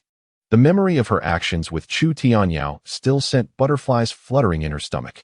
In contrast, Chu Tianyao had enjoyed a restful slumber, waking at 8 o'clock to depart punctually. Given Huang Sanchue's pressing responsibilities in the days to come, Chu Tianyao had not requested an early pickup. However, as he stepped out of the factory gate, he noticed a black Santana parked nearby. The rear window was rolled up, but the driver, old Chun, waved to him as soon as he spotted Chu Tianyao. Reluctantly, Chu Tianyao approached the vehicle. To be candid, he preferred to maintain a distance from someone like Chu Weigua. Upon entering the car, he found Chu Weigua seated in the back, engrossed in a newspaper. Only when Chu Tianyao settled in did he lower the paper. "I hope you can understand my actions yesterday," Chu Weigua began directly. Surprised, Chu Tianyao had not anticipated this visit concerning the previous day's events. He responded with a polite smile. "Director Chu, you are too kind. With your standing, there is no need to explain anything to someone as inconsequential as myself." "Inconsequential?" Chu Weigua turned to face him, a mysterious smile gracing his features. To establish a distillery in Yongning County within a matter of days is no trivial achievement. "Are you investigating me, Director Chu?" Upon hearing his words, Chu Tianyao's expression remained largely unchanged, calm as ever. Noting Chu Tianyao's demeanor, Chu Weigua felt a sense of admiration. "Do not be anxious. It is not only me who is observing you, but others in the factory as well." Upon hearing this, Chu Tianyao's eyes narrowed slightly, and his gaze grew increasingly sharp. "Is it Li Boming or Li Guohua?" Chu Tianyao inquired directly. If it were Li Boming, it would suggest that the situation was not dire. Perhaps he was merely investigating him in secret due to the recent matter concerning the compensation funds. However, if it were Li Guohua, the circumstances would be quite different. Li Guohua, being the father of Li Boming, serves as the head of the procurement department at Yongning Distillery. Should this old fellow be investigating him, it would mean that he was aware of Chu Tianyao's whistleblowing to Chu Weigua. Upon hearing these names uttered by Chu Tianyao, Chu Weigua nodded with some approval. Li Guohua likely remained oblivious to his inquiries regarding the base liquor. It was evident that yesterday's incident was instigated by Li Boming. But what grudge did he hold against you? Chu Tianyao exhaled a sigh of relief and shrugged. He is merely a petty individual. Once you, Factory Director Chu, have sharpened your blade, I believe the father and son duo will soon find themselves in a precarious position. After speaking, Chu Tianyao opened the car door and alighted. Meanwhile, in the Santana, Chu Weigua gazed at Chu Tianyao's retreating figure through the window. "Factory Director Chu, are you intrigued by this young man?" questioned the driver, old Chun, with a hint of puzzlement. Having known Chu Weigua for many years, it was the first time he noticed his interest in someone so youthful. This lad possesses considerable acumen. Let us observe further. If he manages to emerge from Yongning County, he may indeed carve out a notable career for himself. With that, Chu Weigua picked up the newspaper beside him.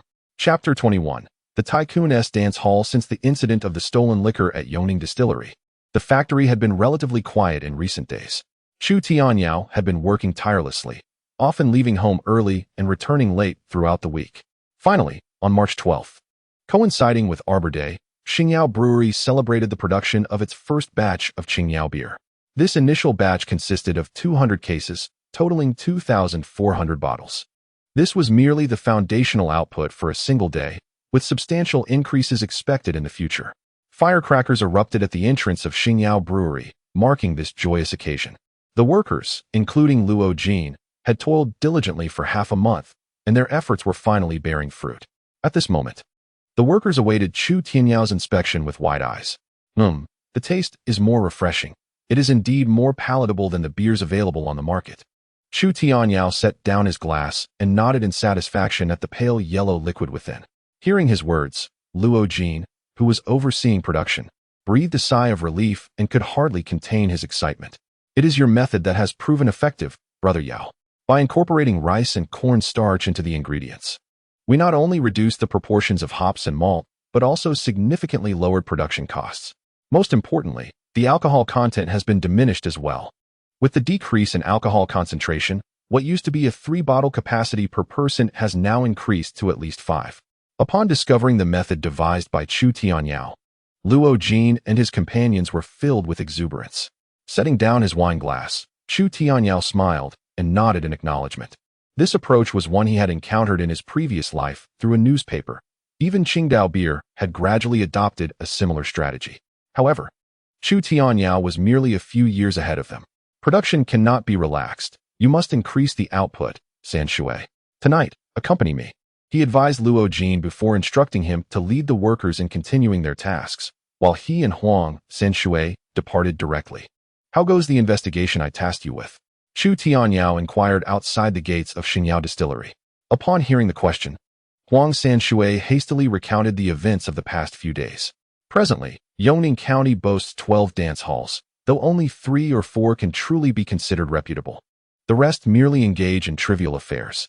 The most popular dance hall in the county is the Dafahao, where a single case of Qingdao beer reportedly sells for 30 yuan. Huang San Shui clicked his tongue in disbelief, pondering the mindset of those patrons, as Dafahao thrived with packed crowds every night. A small shop outside sells a case of Qingdao beer for merely 24 yuan, yet the price escalates within the dance hall, revealing the exorbitant profits. Let us head to Dafahao tonight. Chu Tianyao clapped Huang San Shui on the shoulder, a sense of purpose igniting within him. At 8 o'clock in the evening, outside the Yongning County Sports Center, nearly half of the nightlife in Yongning congregates near this hub. Street-side eateries, dance halls, and hotels abound, catering to the vibrant evening crowd. Predominantly comprised of local youth and affluent proprietors adorned with gold chains, Dafahao Dance Hall stands as the county's most esteemed and largest nightlife venue. As Chu Tianyao and Huang San Shui entered, they were greeted by a pulsating symphony of music. The hall resonated with the infectious disco hit Little Sister Under the Streetlight. Originally by Germany's Modern Gold Miners Choir and later popularized in Mandarin by domestic singer Deng Jie, which catapulted the Guangdong Audiovisual Publishing House to fame. In the 1990s, dance halls primarily embraced disco, unlike the DJ-centric clubs of 3 decades later. Chu Tianyao found this ambience far more appealing, devoid of atmosphere-enhancing performers or scantily clad women. Under the swirling colored lights, couples embraced on the dance floor, exuding an air of romance. Surrounding the dance area were numerous booths and tables, where weary dancers retreated to sip their drinks. Upon entering, Chu Tianyao and Huang San Shui quickly realized that the booths were already filled to capacity, compelling them to find an available table instead. Goodness, Brother Yao, there are far too many people at Dafahao, Huang San Shui exclaimed in astonishment as he surveyed the bustling crowd. Meanwhile, Chu Tianyao sat quietly beside him, discreetly observing the tables around them. The tables were adorned with an abundance of beer, predominantly Tsingtao, illustrating its significant market presence. Not long after Chu Tianyao took his seat, He overheard a commotion from a nearby booth. A voice boomed, "Do you look down on me? I ordered Tsingtao, yet you serve me blue sword?" Following the sound, he spotted a rotund man sporting a Mediterranean hairstyle and a bag at his waist, berating a server. The server, intimidated by the man's demeanor, repeatedly apologized. At that moment, a man in a suit, likely the floor manager, hurried over, smiling as he addressed the hefty patron. "My apologies, brotherly, but we have run out of Tsingtao. The blue sword beer is quite good and more affordable." "Affordable? Do you think I lack money?" The rotund man, seemingly provoked by this remark, withdrew a stack of cash from his bag and tossed it onto the table. The manager was momentarily taken aback, realizing the man was not to be trifled with. Yet the establishment genuinely had no Tsingtao left. The popularity of Tsingtao beer was unquestionable, often selling out even in remote counties like Yongning, thus providing a sliver of opportunity for other brands. Old 3, Chu Tianyao called to Huang Sanshui, signaling him to take action. Shortly after, Huang returned with a box of beer in his arms. Chu Tianyao extracted a bottle and approached the booth where the manager stood. In this day and age, who still drinks Tsingtao? It's all about Qingyao beer, far superior to Hong Kong's San Miguel. Chu Tianyao exclaimed in fluent Cantonese, placing a bottle on the hefty man's table. "Let us keep the peace. No need to argue. This box of beer is on me." He patted the man's shoulder amicably. Surprisingly, this gesture did not anger the rotund man. Instead, it made him more courteous. "Is the boss from Hong Kong?" the man asked, eyes wide with curiosity. In contemporary times, Hong Kong symbolized a hub of wealth, a coveted destination for many inland individuals seeking fortune. In the 1990s, nearly 8 out of 10 people from Hong Kong who ventured inland were business magnates, figures of significant influence. Although Chu Tianyao appeared youthful, his fluent Cantonese left a profound impression on those present. Even Huang Sanshui, standing behind him, was wide-eyed, filled with disbelief. When had their leader learned to speak Cantonese so proficiently? Chapter 22. What is his background? In his past life, Chu Tianyao was not originally from Hong Kong, but frequent business trips had honed his Cantonese skills over time. Unless one was a native, the distinction was almost imperceptible. The unexpected arrival of Chu Tianyao, the proprietor from the harbor city, left the portly man momentarily taken aback. After clinking glasses with Chu Tianyao, he exclaimed loudly, "Indeed, indeed. This Qingyao beer is even more delightful than Tsingtao beer." Nearby, the lobby manager, having witnessed Chu Tianyao quell the man's fury, breathed a sigh of relief. However, his curiosity was piqued. Who exactly was Chu Tianyao, and what was he doing at their dance hall, bringing his own beverages? Before long, Chu Tianyao rose from the booth. The lobby manager, Sun Hao, quickly approached him, saying, "Mr. Chu, I sincerely appreciate your assistance earlier." The portly gentleman in the booth, Li Yegua, was a contractor whose ire was best avoided. Had it not been for Chu Tianyao's intervention, he might have faced severe consequences. Yet, Sun Hao pondered the meaning behind Mr. Chu's actions.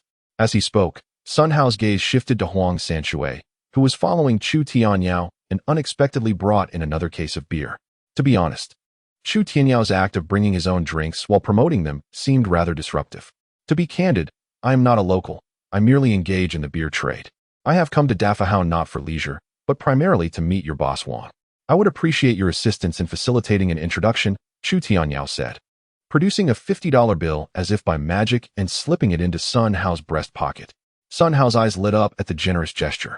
Initially, he considered refusing, but recalling Chu Tianyao's timely help, he nodded in agreement. "Very well, please wait here while I inform our boss. However, I cannot guarantee whether he will agree to meet you." With that, Sun Hao turned and made his way toward the backstage area of the dance hall. Meanwhile, Huang Sanshui leaned closer to Chu Tianyao, whispering, "Brother Yao, Wang Lei, the owner of Dafahao, is notorious for his connections in both the underworld and legitimate circles. This is why no one dares to cause trouble here. Do you think he will agree to collaborate with you?"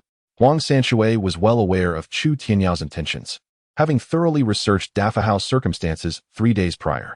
This knowledge left him somewhat skeptical about the potential for cooperation between Chu Tianyao and Wang Lei. Noticing Huang Sanshui's concern, Chu Tianyao replied with a smile, "Businessmen are driven by profit. As long as there is sufficient incentive, anyone can be swayed." Just as they conversed, within 10 minutes, Sun Hao returned. "Mr. Chu, please follow me. My boss has agreed to meet with you." He beckoned to Chu Tianyao. Thus, the two followed Sun Hao through the bustling hall until they reached the end of a backstage corridor. Upon opening the door at the corridor's end, they were greeted by a haze of smoke. Several shirtless individuals were engaged in a card game, while at a desk sat a middle-aged man with a square face, cradling a scantily clad waitress. "Boss, this is Mr. Chu Tianyao," Sun Hao announced as he guided them into the room, making his way directly toward the square-faced man. Upon hearing these words, Wang Lei finally released the woman in his embrace. "Young man, I hear you have come to my territory to peddle beer? Are you unaware of the rules of my domain?" Wang Lei lit a cigarette, his expression darkening as he fixed his gaze on Chu Tianyao. Simultaneously, the several underlings seated nearby, engaged in a card game, turned their attention toward Chu Tianyao and Huang Sanshui. Witnessing this tense atmosphere, Huang Sanshui felt a flicker of apprehension. He hesitated, contemplating whether to advise Chu Tianyao to abandon this venture. Collaborating with someone like Wang Lei left him feeling uncertain. However, before Huang Sanshui could utter a word, Chu Tianyao boldly stepped forward. In front of Wang Lei, he audaciously seated himself at the desk separating them. Just as Wang Lei's irritation began to surface, Chu Tianyao spoke up, "Boss Wang, I believe you have misunderstood. I am here to rescue you, not to market products." At this declaration, the room erupted with incredulous laughter, not only from Wang Lei but also from Sun Hao and the others standing nearby. Bang! Wang Lei slammed his hand on the table, barking at Chu Tianyao. "You insolent brat, daring to cause trouble on my turf? Beware, lest I sever your tongue." Wang Lei was a formidable figure, wielding influence in both the underworld and legitimate circles of Yongning County. Did he truly require salvation? To him, Chu Tianyao's words were nothing more than nonsense. As Wang Lei's tirade continued, a smirk curled at the corners of Chu Tianyao's mouth. He remained unfazed. Lowering his head to retrieve a pack of hard-box Chinese cigarettes from his bag, offering one to his lips. With a flick of his lighter, a spark ignited the cigarette. Observing Chu Tianyao's composed demeanor, Wang Lei found himself perplexed. "What exactly is your background, young man?" Wang Lei was no stranger to the tumultuous world he inhabited, having encountered countless characters, yet the calmness exhibited by this youth commanded his attention. Chu Tianyao raised his gaze, inhaling a puff of smoke before stating, "You need not concern yourself with my identity. All you must know is that 3 days ago, Baixing and AG&C dance halls received a shipment of Qingdao beer, while your establishment, the Grand Fortune, has evidently run out." Exhaling a smoke ring, Chu Tianyao's gaze bore into Wang Lei's face, laced with intrigue. "Baixing and AG&C aim to seize your clientele during this period of your shortage. It is unfortunate that you remain oblivious, Boss Wang." As he spoke with measured calm, Wang Lei's expression darkened in an instant. Although he appeared somewhat brutish, Wang Lei was astutely shrewd. The implications of Chu Tianyao's words quickly crystallized in his mind.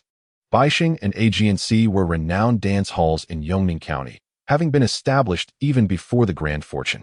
More critically, the proprietors of these two establishments were none other than Jiang Dao, Wang Lei's archrival, with whom he had engaged in numerous covert and overt confrontations over the past 2 years. While Wang Lei did not fully trust Chu Tianyao's assertions, he immediately directed his gaze toward the hall manager, Sun Hao.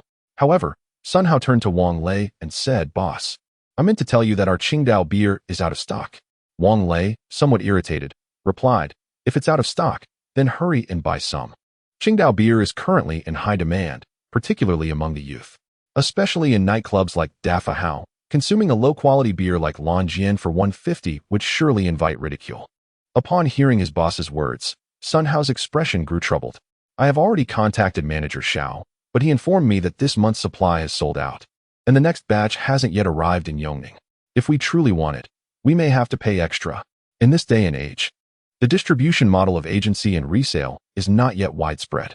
The sales of Qingdao beer rely on sales representatives, who are collectively referred to as sales managers. In urban areas, where transportation is convenient, stock shortages are less likely to occur. However, Yongning is merely a small county in the southwest, lacking highways and with underdeveloped logistics. A trip to the city could take an entire day. The overwhelming popularity of Qingdao beer often leads to shortages in remote areas, with many sales managers profiting by secretly raising prices. Chapter 23. Collaboration achieved in the office. Upon hearing Sun Hao's words, Wang Lei recalled what Chu Tianyao had just said, and his heart tightened. This could very well be a scheme devised by his nemesis, Jiang Dao, who might have even bribed Manager Xiao. For Wang Lei, Even a shortage of 3 to 5 days is utterly unacceptable. Isn't this blatantly giving Jiang Dahu an opportunity to poach customers? But what solution is there to resolve this predicament? Wang Lei felt a headache coming on, yet his gaze instinctively turned to the seated Chu Tianyao, and he directly asked, Chu, Boss Chu, you mentioned that you came to save me. What did you mean by that?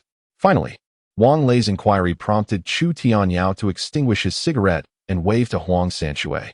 Bang! Huang Sanshue stepped forward and placed a box of beer before Wang Lei. What is this? Qingdao? Wang Lei looked at the box, somewhat surprised, but as he pulled out a bottle, he clearly saw the 4 prominent characters on the label. Qingyao beer?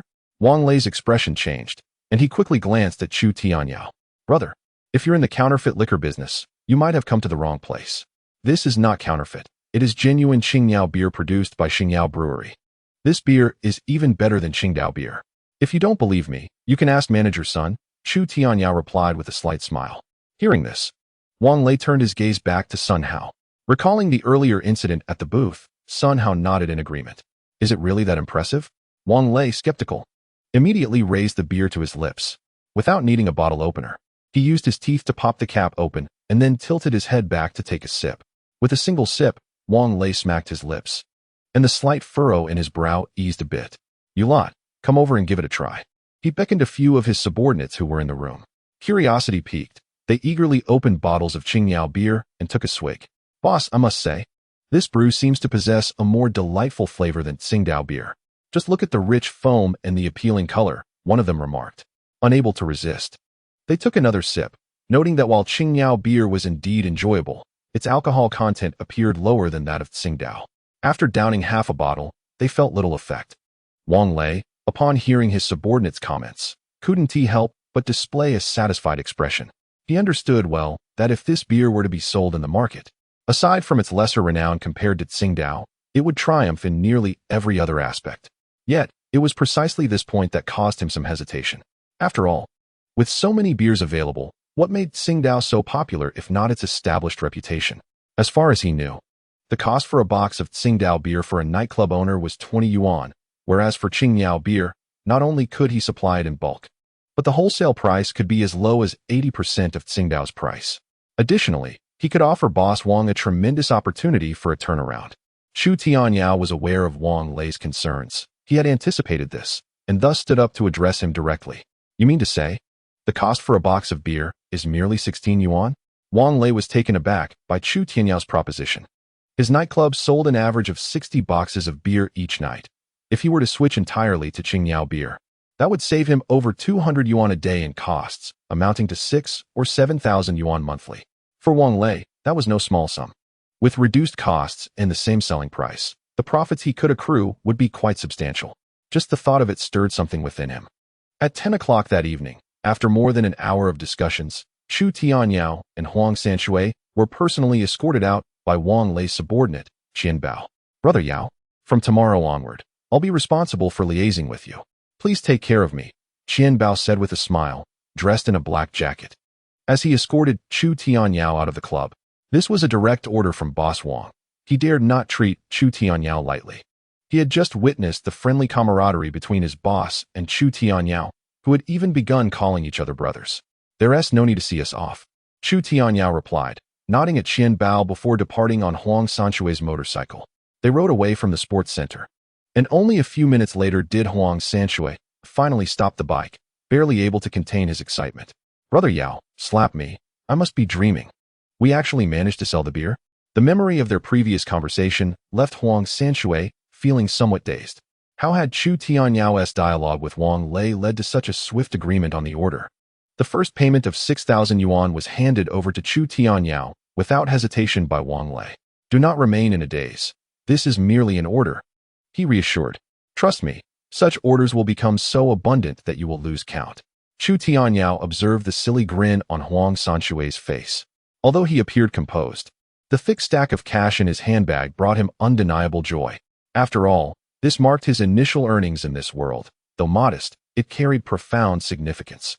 Upon hearing Chu Tianyao's words, Huang Sanshue harbored no doubt.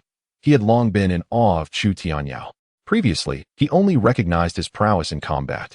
never imagining that his leader excelled so significantly in business as well. Chu Tianyao smiled silently. This success was not a mere stroke of luck. In truth, he had prepared a week prior, instructing Huang Sanshui to discreetly investigate several dance halls in Yongning County, particularly the Grand Fortune, Baixing, and AGNC venues. Thus, he had anticipated Jiang Dahe's movements 3 days ago, yet deliberately chose to act today. His ability to secure the order from Wang Lei was not solely due to the Qingyao beer, but also stemmed from a suggestion he had provided. This single idea illuminated the path to defeating Jiang Dahe. However, the ultimate outcome hinged on whether Qingyao beer could establish itself at the Grand Fortune the following day. Chu Tianyao felt confident about this. The superiority of Qingyao beer over Tsingtao beer in flavor was attributed to the advanced brewing techniques he had brought from the future. One such technique involved the addition of beer paste. This method, which Chu Tianyao had pilfered from foreign breweries, was yet to be adopted in the domestic market, which primarily featured industrial-grade beer, lowering production costs but compromising flavor and elevating alcohol content. Although beer paste was costly, it enhanced taste, imparted a unique aroma, and assisted in preservation while accelerating production speed. If memory served him correctly, this ingredient would not be included in industry standards for another decade, at which point most beers would begin to utilize it. All right, let's get me home quickly. He suddenly recalled the time, realizing it was getting late. He wondered if Lu Na would be worried. This woman had only recently started to regain some trust in him, having earned his first bucket of gold today. He wished to bring her some joy. Chapter 24. The factory director's wife. It was nearly 11 o'clock at night when Chu Tianyao arrived home. Finding the living room lights still aglow, Lu Na was dozing on the sofa, awakening abruptly at the sound of his entrance. Upon seeing him return, she sighed in relief. Her partner had only recently begun to change his ways, and she feared he might revert to his former self. I was delayed by some matters. I will do my best to return earlier in the future, he said, noticing her fatigue yet determination to wait for him. A warmth spread through Chu Tianyao's heart as he thought, as long as you cherish this home, everything will be fine. Lu Na did not inquire about Chu Tianyao's affairs outside. Instead, she stood up and hurried to the kitchen, fetching a porcelain basin and a thermos filled with warm water to prepare a foot bath for him. Hurry and wash up, she called out to him after testing the water temperature, which was just right. All right, Chu Tianyao responded, promptly removing his shoes and settling onto the sofa to soak his feet. After a long day of toil, he found himself transported back to the days of his entrepreneurial beginnings in a previous life. The circumstances were just as challenging as they were now, and perhaps the greatest joy of each day was cooking a couple of dishes and enjoying a bottle of liquor after work. He recalled that during that time, he had a girlfriend from his university days, and the two of them had shared a modest 30-square-meter apartment. Unfortunately, those days were fraught with hardship, and she could no longer endure the struggles, leaving him behind. Chu Tianyao bore her no ill will. From that point on, he seldom engaged in romantic pursuits, dedicating himself wholly to his work. By the way, what have you been busy with these past few days? In the living room, Lu Na seemed to catch a whiff of a faint scent of alcohol emanating from Chu Tianyao, prompting her to inquire with curiosity. She had often heard whispers about him indulging in drinking and gambling, but she had never taken such rumors to heart, until now, when suspicion began to creep into her thoughts. Noticing the intensity of Lu Na's gaze, Chu Tianyao returned to the present and chuckled. Did I not mention to you that I started a factory and engaged in a small business? Today, I just closed a deal.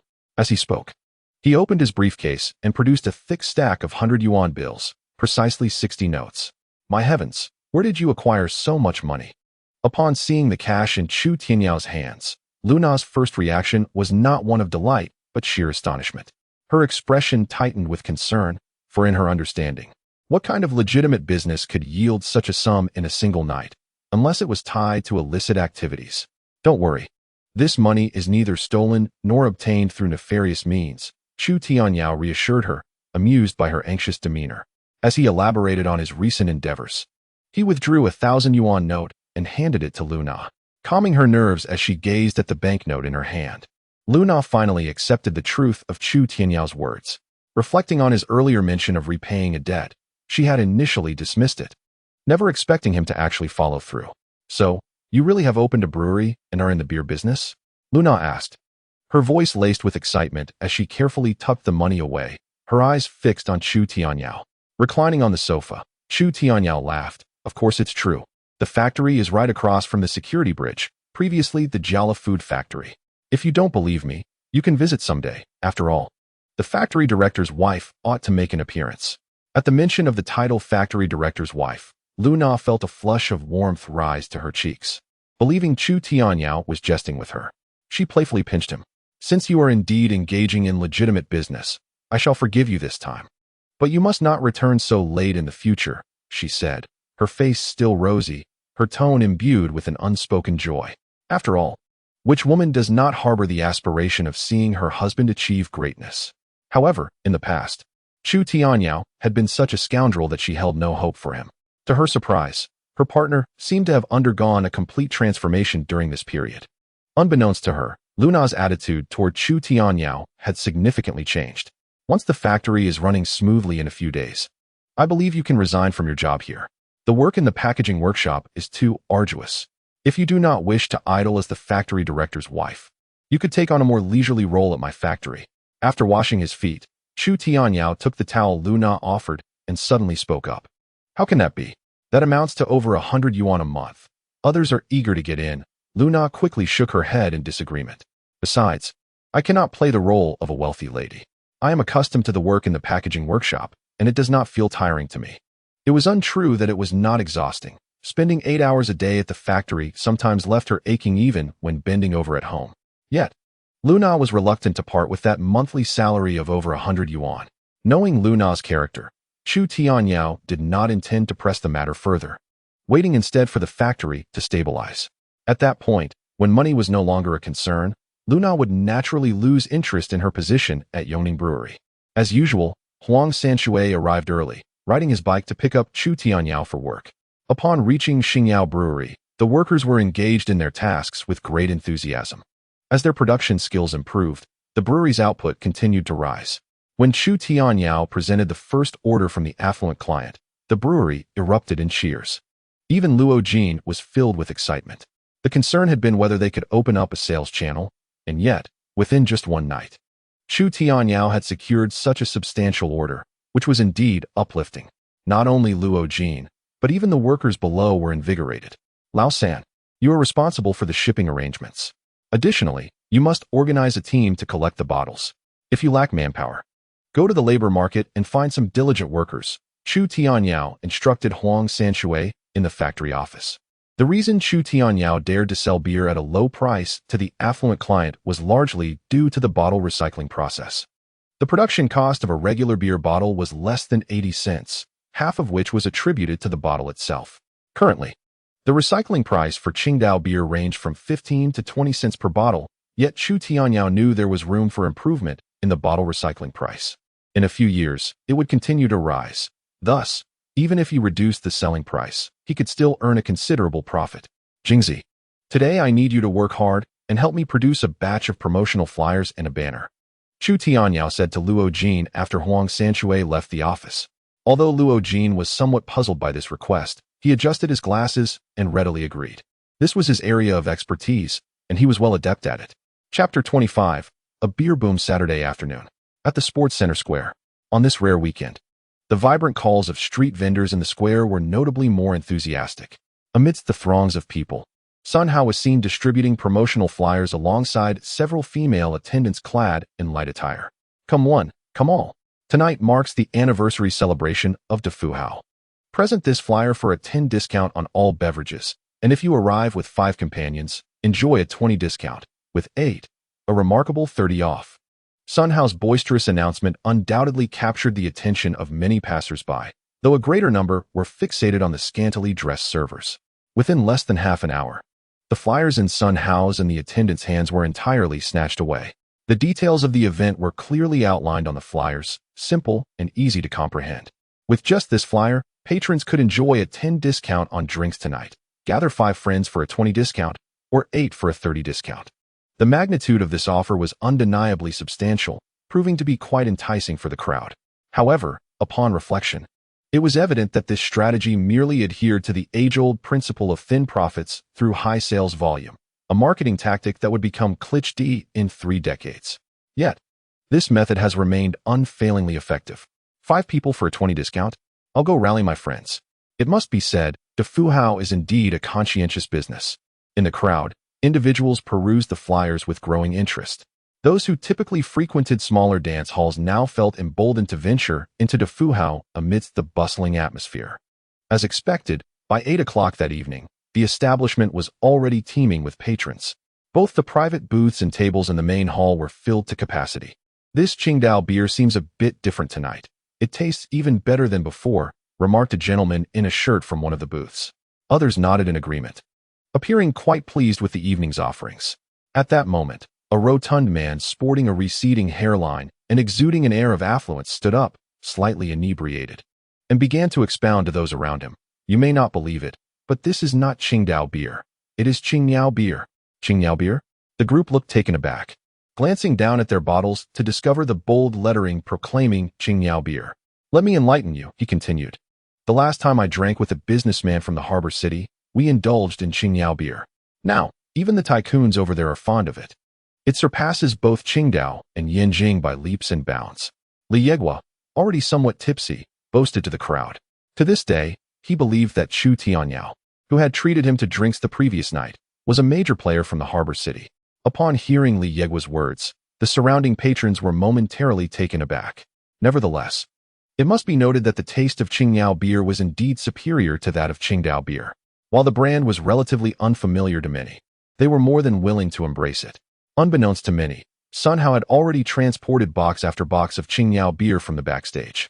By midnight, the Grand Fortune remained a whirlwind of music and dance, filled with exuberance. Meanwhile, in the office at the back, Wang Lei, with an arm draped around Chu Tianyao's shoulders, laughed heartily, exclaiming, "Young brother Chu, your methods are indeed remarkable. In just a few hours, we have sold 80 boxes of beer tonight, earning significantly more than before." Initially, Wang Lei had harbored doubts about the efficacy of Chu Tianyao's approach, but upon seeing the bill handed to him by Sun Hao, his heart was brimming with joy. If this continued, he would surely amass great wealth. Brother Lei, although this method is effective, excessive use may lead to adverse consequences. However, we have at least successfully elevated the reputation of Qingniao beer tonight. So you need not worry about my beer not selling here, Chu Tianyao remarked to Wang Lei. Such marketing tactics could be employed once or twice a year, but overuse would only result in negative repercussions. The Grand Fortune had cleverly attracted numerous patrons with enticing discounts on beverages. The true profit lay not solely in the drinks, but also in other non-discounted expenditures. Furthermore, once Qingniao beer gained acceptance among the crowd, repeat customers would inevitably follow. This was merely the inception of Chu Tianyao's plan. The marketing campaign at the Grand Fortune was undoubtedly crafted by him. In just one day, the foot traffic surged to several times the usual amount. For 3 consecutive days, the Grand Fortune was bustling with patrons, and even after the marketing event concluded, many still chose to frequent the establishment. One reason for this was the Qingniao beer. After sampling Qingniao beer, patrons visiting other dance halls discovered the absence of this particular brew and returned to the Grand Fortune the following day. Although Qingdao beer was not inferior, Qingniao beer offered a superior taste and was more affordable, gaining a favorable reputation over those few days. The flourishing business at the Grand Fortune left Wang Lei smiling from ear to ear. He even contemplated expanding the venue. Conversely, while some reveled in success, others were dismayed. As the Grand Fortune thrived, business at the Baixing and AGNC dance halls noticeably dwindled. In the backstage office, Jiang Dahu slammed his fist on the table in frustration. What on earth are you all doing? Were we not promised that this time we would surely crush Wang Lei? How is it that his Grand Fortune has stolen our customers instead? Jiang Dahu scolded his subordinates, his anger palpable.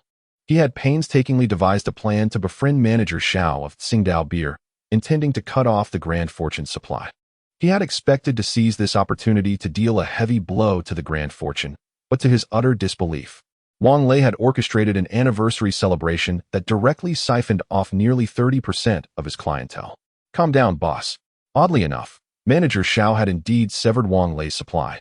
Yet his beverages continue to sell remarkably well, one subordinate remarked, confusion evident in his voice. Hearing this, Jiang Dahu turned his gaze toward Zhou Yi, the floor manager among his subordinates. Zhou Yi, could you explain what is happening here? The eldest of the household posed a question, to which Zhou Yi promptly responded. I have discovered that the affluent merchant has been selling a beer called Bluebird over the past few days.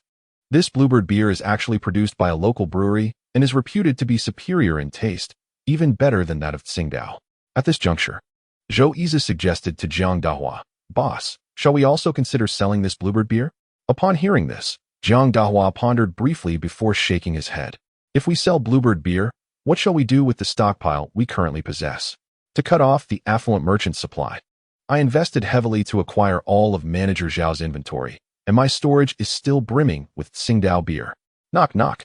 As two knocks resonated, a server entered and addressed Jiang Dahua. "Boss, there is someone here to see you."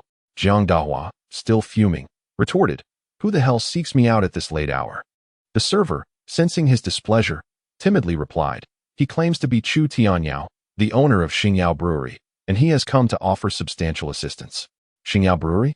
Just as Jiang Dahua was about to dismiss the visitor, Zhou Yize, the lobby manager, suddenly froze, quickly intervening to stop him, whispering into Jiang Dahua's ear, "What? This bluebird beer belongs to him."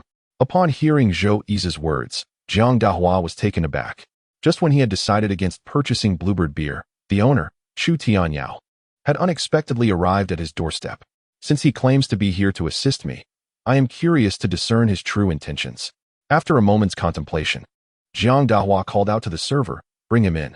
Chapter 26. Settling matters with Jiang Dahua that evening. The Baixing and AGNC dance halls astonishingly displayed signs announcing their temporary closure for renovations. At the back entrance of the Baixing dance hall, several tricycles were parked, laden with crates of beer. "Be careful, do not shatter the bottles." Huang Sanshui directed a few newly hired workers unloading the cargo. "Boss, you truly are remarkable. In just a few days, you have managed to win over Jiang Dahua," Huang Sanshui exclaimed, his face beaming with admiration for Chu Tianyao. However, he was curious about how Chu Tianyao had managed to persuade Jiang Dahua, given that he was a sworn enemy of Wang Lei.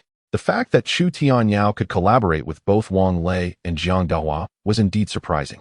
As Zhou Yize, Jiang Dahua's subordinate, approached, Chu Tianyao smiled and patted Huang Sanshui on the shoulder. "Businessmen prioritize profit. As long as there is money to be made, anyone can become their friend." Just as Chu Tianyao concluded his statement, Zhou Yize, having finished counting the goods, stepped before him. "Boss Chu, all 40 cases of beer have arrived without a single box missing. The remaining stock is at AGNC, and I would need your crew to make another trip." Zhou Yize signed off on the delivery slip and glanced at Huang Sanshui, smiling. "No problem, 40 cases can be handled in one trip." Huang Sanshui patted his chest confidently and directed several workers to hop onto the tricycle, preparing to return to the Xingyao distillery to continue transporting goods. These tricycles had been rented from a car dealership by Huang Sanshui, and merely hauling this load would cost 100 yuan. Before departing, Zhou Yi made sure to discreetly hand a packet of hongmei to the workers going to the distillery. Chu Tianyao, of course, witnessed this scene and took note of Zhou Yi. This individual was adept and resourceful, possessing a fair share of cunning. However, it was a pity that he was a trusted subordinate of Jiang Laohu. Otherwise, Chu Tianyao might have been inclined to recruit him. After all, the Xingyao distillery was just starting out, and the factory was in urgent need of personnel. Even overseeing small matters like shipping fell directly upon Chu Tianyao. Having a clever assistant would undoubtedly alleviate some of his burdens. "Boss Chu, may I have a word?" During a brief respite while Huang Sanshui and the others took a smoke break, Zhou Yi approached Chu Tianyao again, offering him a cigarette. Nodding in acknowledgement, Chu Tianyao accepted the smoke and followed Zhou Yi to a secluded spot. With a flick, the lighter sparked to life, and Zhou Yi took the initiative to light Chu Tianyao's cigarette. "What is it that you specifically wish to discuss?" Chu Tianyao inhaled deeply, peering through the smoke at Zhou Yi. As Zhou Yi pocketed the lighter, a hint of anxiety crept into his voice. "Boss Chu, is it true that the method you mentioned can compel Manager Xiao to willingly retract that batch of liquor?" The primary reason Jiang Laohu signed the order with the Xingyao distillery was that Chu Tianyao had alleviated Jiang's concerns. Chu Tianyao had proposed a solution to assist Jiang Laohu in returning the stockpiled batch of Qingdao beer to Manager Xiao without any discrepancies. Although Jiang Laohu had confidence in this plan, Zhou Yi harbored doubts about its execution. He had interacted with Xiao Wei, who was not an easy person to negotiate with. Amused by Zhou Yi's apprehension, Chu Tianyao chuckled, "Rest assured, Qingdao beer is a major enterprise. If the sales representatives dare to manipulate inventory and raise prices, they are courting disaster." Simply call their provincial office, and that fellow is as good as finished. Though Chu Tianyao spoke with a smile, Zhou Yi felt a chill run down his spine. He had never imagined that Chu Tianyao could effortlessly eliminate Xiao Wei with just a phone call. However, his true intention was not to eliminate, but rather to use this situation as leverage to persuade Xiao Wei to agree to the return. With Chu Tianyao's strategy in hand, it seemed unlikely that Xiao Wei would dare to refuse. If this matter succeeds, our dance halls can surely rely on Boss Chu for supplies in the future. I must congratulate you in advance on your flourishing business. Zhou Yi's mind raced quickly, deftly diverting the topic and extending his congratulations to Chu Tianyao. He was well aware of the collaboration between Chu Tianyao and Wang Lei, and now that Chu Tianyao had secured an order with his own boss, it wouldn't be long before the numerous dance halls in Yongning County would choose to partner with him. At that point, Chu Tianyao Xingyao Distillery would undoubtedly achieve remarkable success. Yao Gu, we should head back. Not far away, while Zhou Yi was engaged in conversation with Chu Tianyao, Huang Sanshui discarded his cigarette, and called out to Chu Tianyao. It was already 10 o'clock at night, and they still had a shipment to transport. Observing Huang Sanshui, Zhou Yi expressed a hint of envy, stating, I truly admire Brother Sanshui for being able to work alongside someone like Brother Yao. Although he was deeply trusted by Jiang Dahu and held the position of a major manager at the Baixing Dance Hall, Jiang Dahu was narrow-minded and selfish. Even when the dance hall profited, he was reluctant to share much of the earnings with his subordinates. Zhou Yi had long realized that as long as he followed Jiang Dahu, he would merely remain a major manager. In contrast, Chu Tianyao exuded a completely different aura and skill set that Zhou Yi could discern after just a brief exchange. At that moment, a large hand clapped Zhou Yi on the shoulder. Come visit my Xingyao distillery when you have the chance. We may lack in other areas, but we have plenty of liquor. With that, Chu Tianyao turned and headed toward Huang Sanshui. Standing there, Zhou Yi felt a flicker of excitement at Chu Tianyao's words. He was not foolish and understood the implication behind them. Before long, the tricycle roared to life, carrying Chu Tianyao and the others back to the Xingyao distillery. During the ride, Chu Tianyao remained silent, contemplating the matters ahead. Securing the orders from Baixing and AGNC had proven much easier than he had anticipated. And with the funds Jiang Dahu had provided in advance, Chu Tianyao now possessed over 10,000 yuan in cash. Even in this era, such an amount was substantial for an average person. However, for Chu Tianyao, it was still insufficient. He intended to purchase production equipment and expand the production line, which would entail considerable expenses. Moreover, he had not forgotten the outstanding payment owed to the Funing glass factory. Upon reflection, Chu Tianyao realized he was still quite poor. Feeling discomfort from sitting on the tricycle, he couldn't help but reminisce about the luxury cars he had driven in his previous life. Once I earn some money, I must buy a car to drive, he muttered to himself. This statement reached Huang Sanshui's ears, igniting his enthusiasm. Brother Yao, if you truly buy a car, you must allow me to be your driver. I've never driven a sedan in my life. Huang Sanshui eagerly offered himself, having been fascinated by cars since childhood. Chu Tianyao playfully gave him a light tap on the head. What a useless fellow. However, it then dawned on Chu Tianyao that while he could drive, he currently lacked a driver's license. Fortunately, by the early 1990s, driving schools had begun to emerge in the country, and Chu Tianyao planned to find time to obtain one, as it would be essential to have a license. Chapter 27. A skill to conquer all. After merely a day of renovations, the next afternoon, a grand reopening banner was hung outside the Baixing Dance Hall and AGNC Dance Hall. All beverages were offered at a 10% discount, prominently featuring the words Qingyao beer. A grand banner unfurled before the signs of two dance halls, capturing the attention of numerous passers-by. It seemed that Jiang Dahu employed the same tactics as Wang Lei. As the crowd was drawn to the banner, many who had never tasted Qingyao beer found themselves intrigued by what made this brew so extraordinary that 3 dance halls vied to sell it. Recently, they had heard much about the renown of Qingyao beer. Of course, Jiang Dahu, with his limited intellect, could hardly conceive of such a strategy on his own. The idea of a grand opening promotion was imparted to him by Chu Tianyao. As the saying goes, one trick can conquer all. Although Wang Lei had previously utilized this approach, Jiang Dahu's repetition yielded excellent results. Indeed, on the night of the reopening, both Baixing and Eichenhai dance halls were filled to capacity. A longing for bargains is a sentiment that consumers across eras share. By understanding consumer psychology, one can anticipate market trends. Observing the bustling atmosphere of the night, Jiang Dahu felt a surge of satisfaction. He had just placed a call to Xiao Wei, reiterating the exact words Chu Tianyao had shared with him, and Xiao Wei promptly acquiesced to his request for a return. On one hand, Jiang Dahu was not one to be trifled with. On the other hand, Xiao Wei's actions were indeed best kept under wraps. Should the provincial company discover this, Xiao Wei's position would be jeopardized. At worst, he could find another buyer for the batch. That night, emotions were mixed, while Jiang Dahu thrived. Wang Lei across the street at the Dafahao was seething. Upon learning that Jiang Dahu had also begun selling Qingyao beer, he erupted in fury, cursing Chu Tianyao. Yet, despite his anger, he understood that with Chu Tianyao in business, Qingyao beer could not be exclusive to him.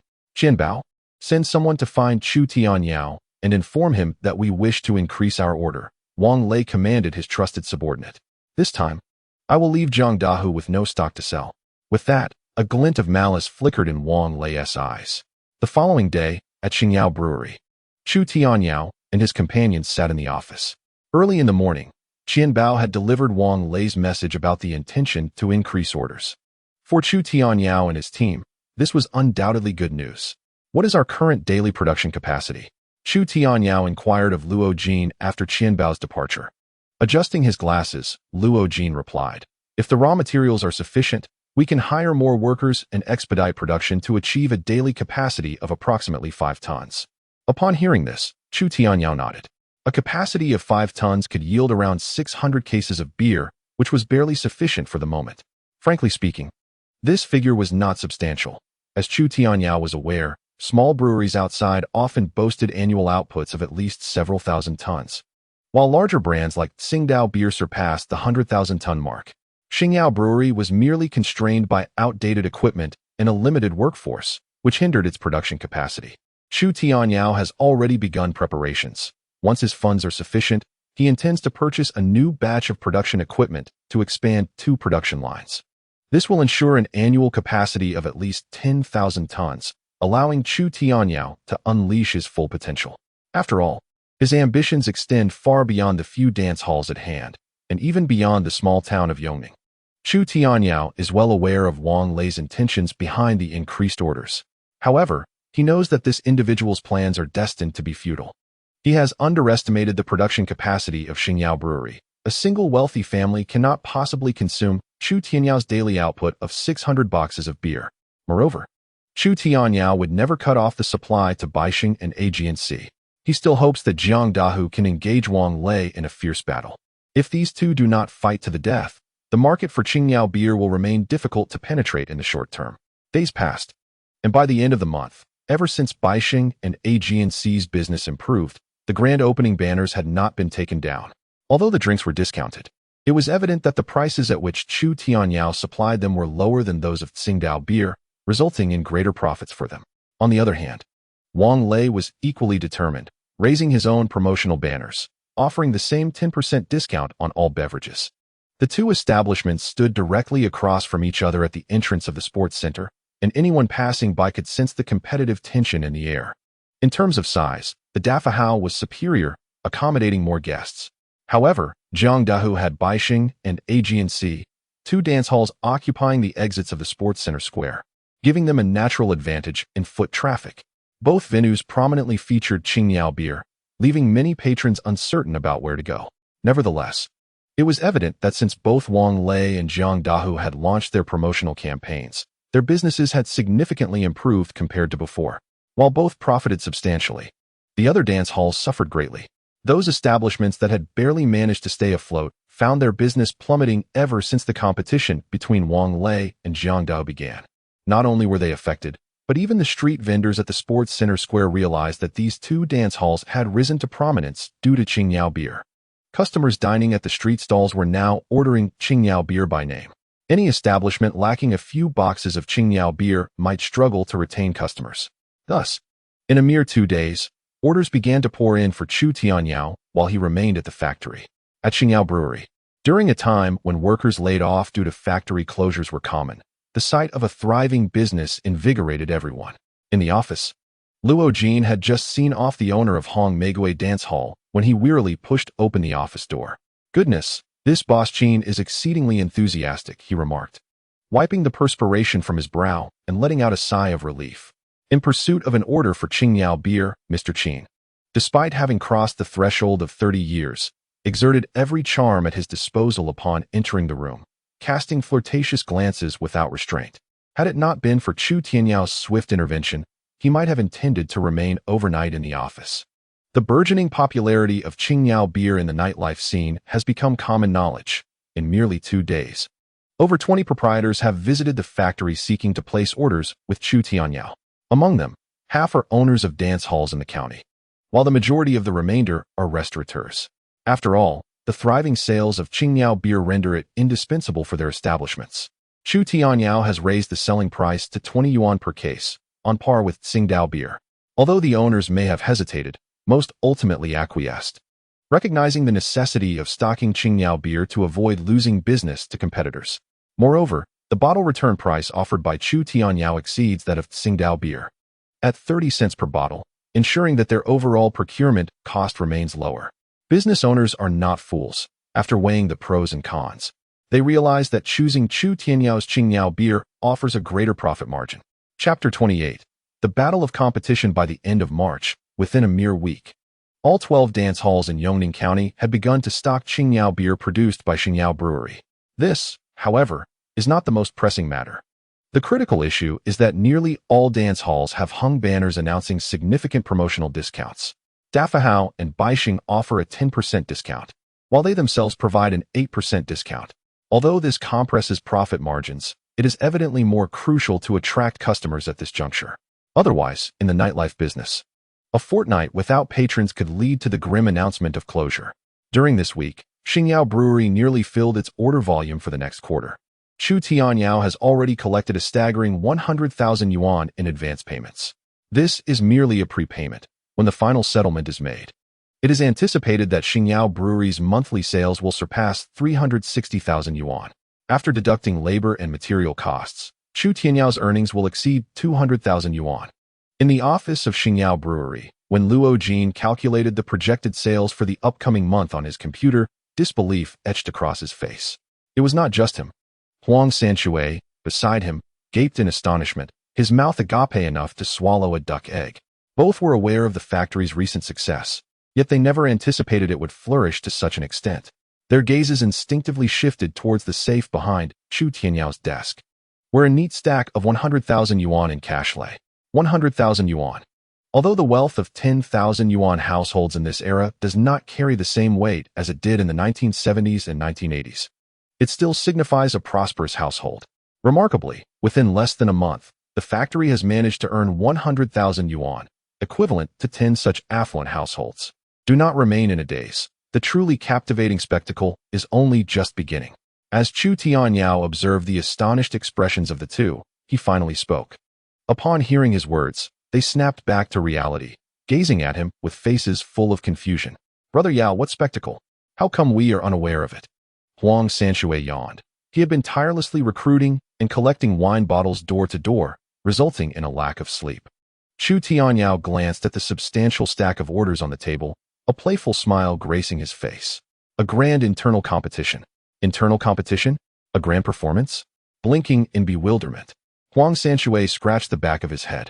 Meanwhile, Luo Jin, seated beside him, although equally perplexed by Chu Tianyao's words, comprehended that Chu Tianyao's approach of opening sales channels through dance halls was far from simplistic. Internal competition.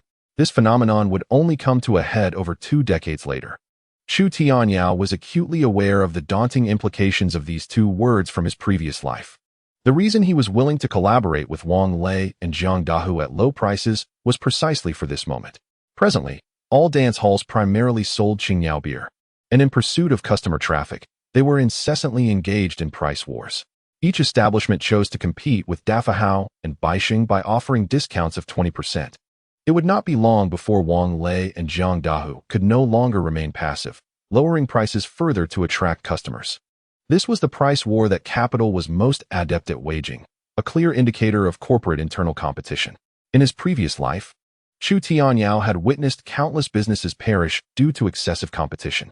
Such internal competition resembled a silent storm, one that no one could evade. Although these 12 small county dance halls might seem insignificant, they were indistinguishable from the enterprises that faced relentless competition in the future. It was akin to a game of dominoes. Chu Tianyao presence was like an invisible hand stretching forth from behind the scenes. He merely nudged the first piece, and everything that followed would unfold naturally. In Chu Tianyao's estimation, this grand internal competition would conclude in no more than a month. Price wars typically favored enterprises with greater capital. This scenario was not devoid of solutions, but regrettably, these dance hall owners evidently lacked the foresight.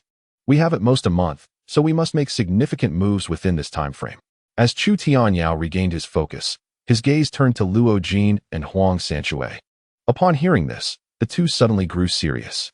Luo Jin, contact Li Funing and have him assist in finding people. We need to rent 2 additional production lines. If that is not feasible, then we shall purchase them outright. Chu Tianyao stated directly, his eyes fixed on Luo Jin. With 100,000 cash in hand, he felt significantly more confident than when he first opened the factory. This sum alone was sufficient for Chu Tianyao to acquire several sets of production equipment. Sanshui, during this time, make another effort to recruit a group of articulate individuals from the job market, at least those with a junior high school diploma. I intend to establish a sales department and engage in grassroots marketing. After Chu Tianyao finished speaking to Luo Jin, he immediately turned his attention to Huang Sanshui, conveying his directives with fervor. Establish a sales department? Huang Sanshui, taken aback, glanced at Chu Tianyao but soon nodded in agreement. Although he was uncertain of his superior's intentions, he recognized that every decision made by Chu Tianyao since the factory's inception had been enigmatic yet ultimately vindicated. The 3 of them deliberated in the office for an extended period, after which Luo Jin and Huang Sanshui simultaneously exited. Given the pressing timeline and weighty responsibilities, the tasks assigned by Chu Tianyao could not be completed in just a few days, and thus, they promptly prioritized their agenda. As he observed their departure, Chu Tianyao sat alone in the office, his sharply defined features betraying an unusual gravity. The acquisition of production equipment, the establishment of a sales department, and the increase in workforce all indicated the necessity for substantial cash flow expenditures. He feared that the 100,000 yuan he currently possessed might soon evaporate. To speak candidly, should the subsequent sales of Qingyao beer decline, such reckless undertakings by Chu Tianyao could jeopardize the factory's financial stability. It is undeniable that, even in its current state, Qingyao Brewery could operate, but that was not the outcome Chu Tianyao desired. He had never been one to settle for modest success. If he was to embark on this venture, he intended to make it significant. Having lived a previous life, Chu Tianyao felt an uncharacteristic surge of courage that he had lacked before. To put it plainly, having faced death once, he was no longer daunted by the challenges that lay ahead. Undoubtedly, the present circumstances were far superior to the days spent in an office eating instant noodles during the startup phase. Shaking his head, Chu Tianyao suppressed the rising negativity and mused to himself, "Now, I possess nearly 2 decades of business acumen from my past life. If I cannot manage a small brewery, I might as well find a tofu block to end it all." Chapter 29. Employee Assembly on April 1st, April Fool's Day. Qingyao Brewery held its first assembly of all employees. As the factory director, Chu Tianyao ascended the stage to deliver an impassioned speech. In just a month, our factory has transformed from a state of utter poverty to achieving sales surpassing 300,000.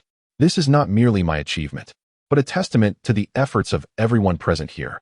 On stage, Chu Tianyao recounted the myriad challenges faced during the factory's inception, causing the employees to feel a sense of empathy for the trials he endured. They now understood the depths of struggle Chu Tianyao had faced to establish Qingyao Brewery, which instilled in them a newfound respect for their leader. Meanwhile, Huang Sanshui and Luo Jin exchanged puzzled glances. Was it truly that difficult during our founding? Continuing on stage, Chu Tianyao summarized the current state of the factory and shared his vision for its future. As he proclaimed that Qingyao Brewery could eventually surpass Yongning Brewery to become the foremost brewery in Luqing and even in the entire province of Sichuan. The 40 employees of varying ages in the audience erupted with excitement. In their minds, there resided a singular thought: to follow the starry wine factory and the indomitable Chu Tianyao, for that was undoubtedly the correct path. What was the Yongning Wine Factory? It was a state-owned enterprise, where even ordinary workers earned a substantial salary of 140 yuan, a coveted position that many would strive tirelessly to attain. Yet, what was it that Chu Tianyao proclaimed? The future of the Starry Wine Factory had the potential to surpass even the Yongning Wine Factory, a revered state enterprise. While the notion of being the foremost winery in Sichuan province was somewhat abstract to the crowd, the prospect of truly eclipsing Yongning ignited their excitement. At that moment, on the stage, observing the audience's fervent reactions, Chu Tianyao sensed that the atmosphere had been sufficiently charged and decided to unveil his masterstroke. To express gratitude for the diligent efforts of the veteran employees, he announced a wage increase. Ordinary workers would receive an increment of 20 yuan, while production leaders would see a rise of 30. Following the meeting, they could approach Director Luo to collect their money. As anticipated, the moment Chu Tianyao uttered these words, the crowd erupted in jubilant cheers. A wage increase? Such a notion was beyond their wildest dreams. In this day and age, aside from state-owned enterprises, it was commendable enough that private factory owners refrained from withholding wages. The idea of anyone actually granting a raise was unheard of. After merely 1 month of service, even the most basic worker would receive an additional 20 yuan, and it appeared that the crowd was beginning to believe in the veracity of Chu Tianyao's earlier assertions. Previously, ordinary workers earned a meager 80 yuan. Now, with the raise, their monthly salary surpassed 100. While this could not compare to state-owned enterprises, it was undoubtedly a significant salary in the realm of private wineries. To facilitate this, Chu Tianyao had arranged for Director Luo to prepare 5,000 yuan in cash, which was disbursed to the workers ahead of schedule. Chu Tianyao understood that a company required not only a strong corporate culture, but also a sense of cohesion. This cohesion could not merely be cultivated through rhetoric on stage. It had to be realized through tangible benefits such as salary. That morning, the Starry Wine Factory was filled with laughter and joy. Director Luo toiled until the afternoon, finally completing the distribution of wages to dozens of employees. However, as soon as he returned to the office after the last payment, a frown etched itself upon his face. Brother Yao, after accounting for the equipment purchases and the payments to the Funing Glass Factory, along with today's wage disbursement, we now have less than 30,000 yuan left.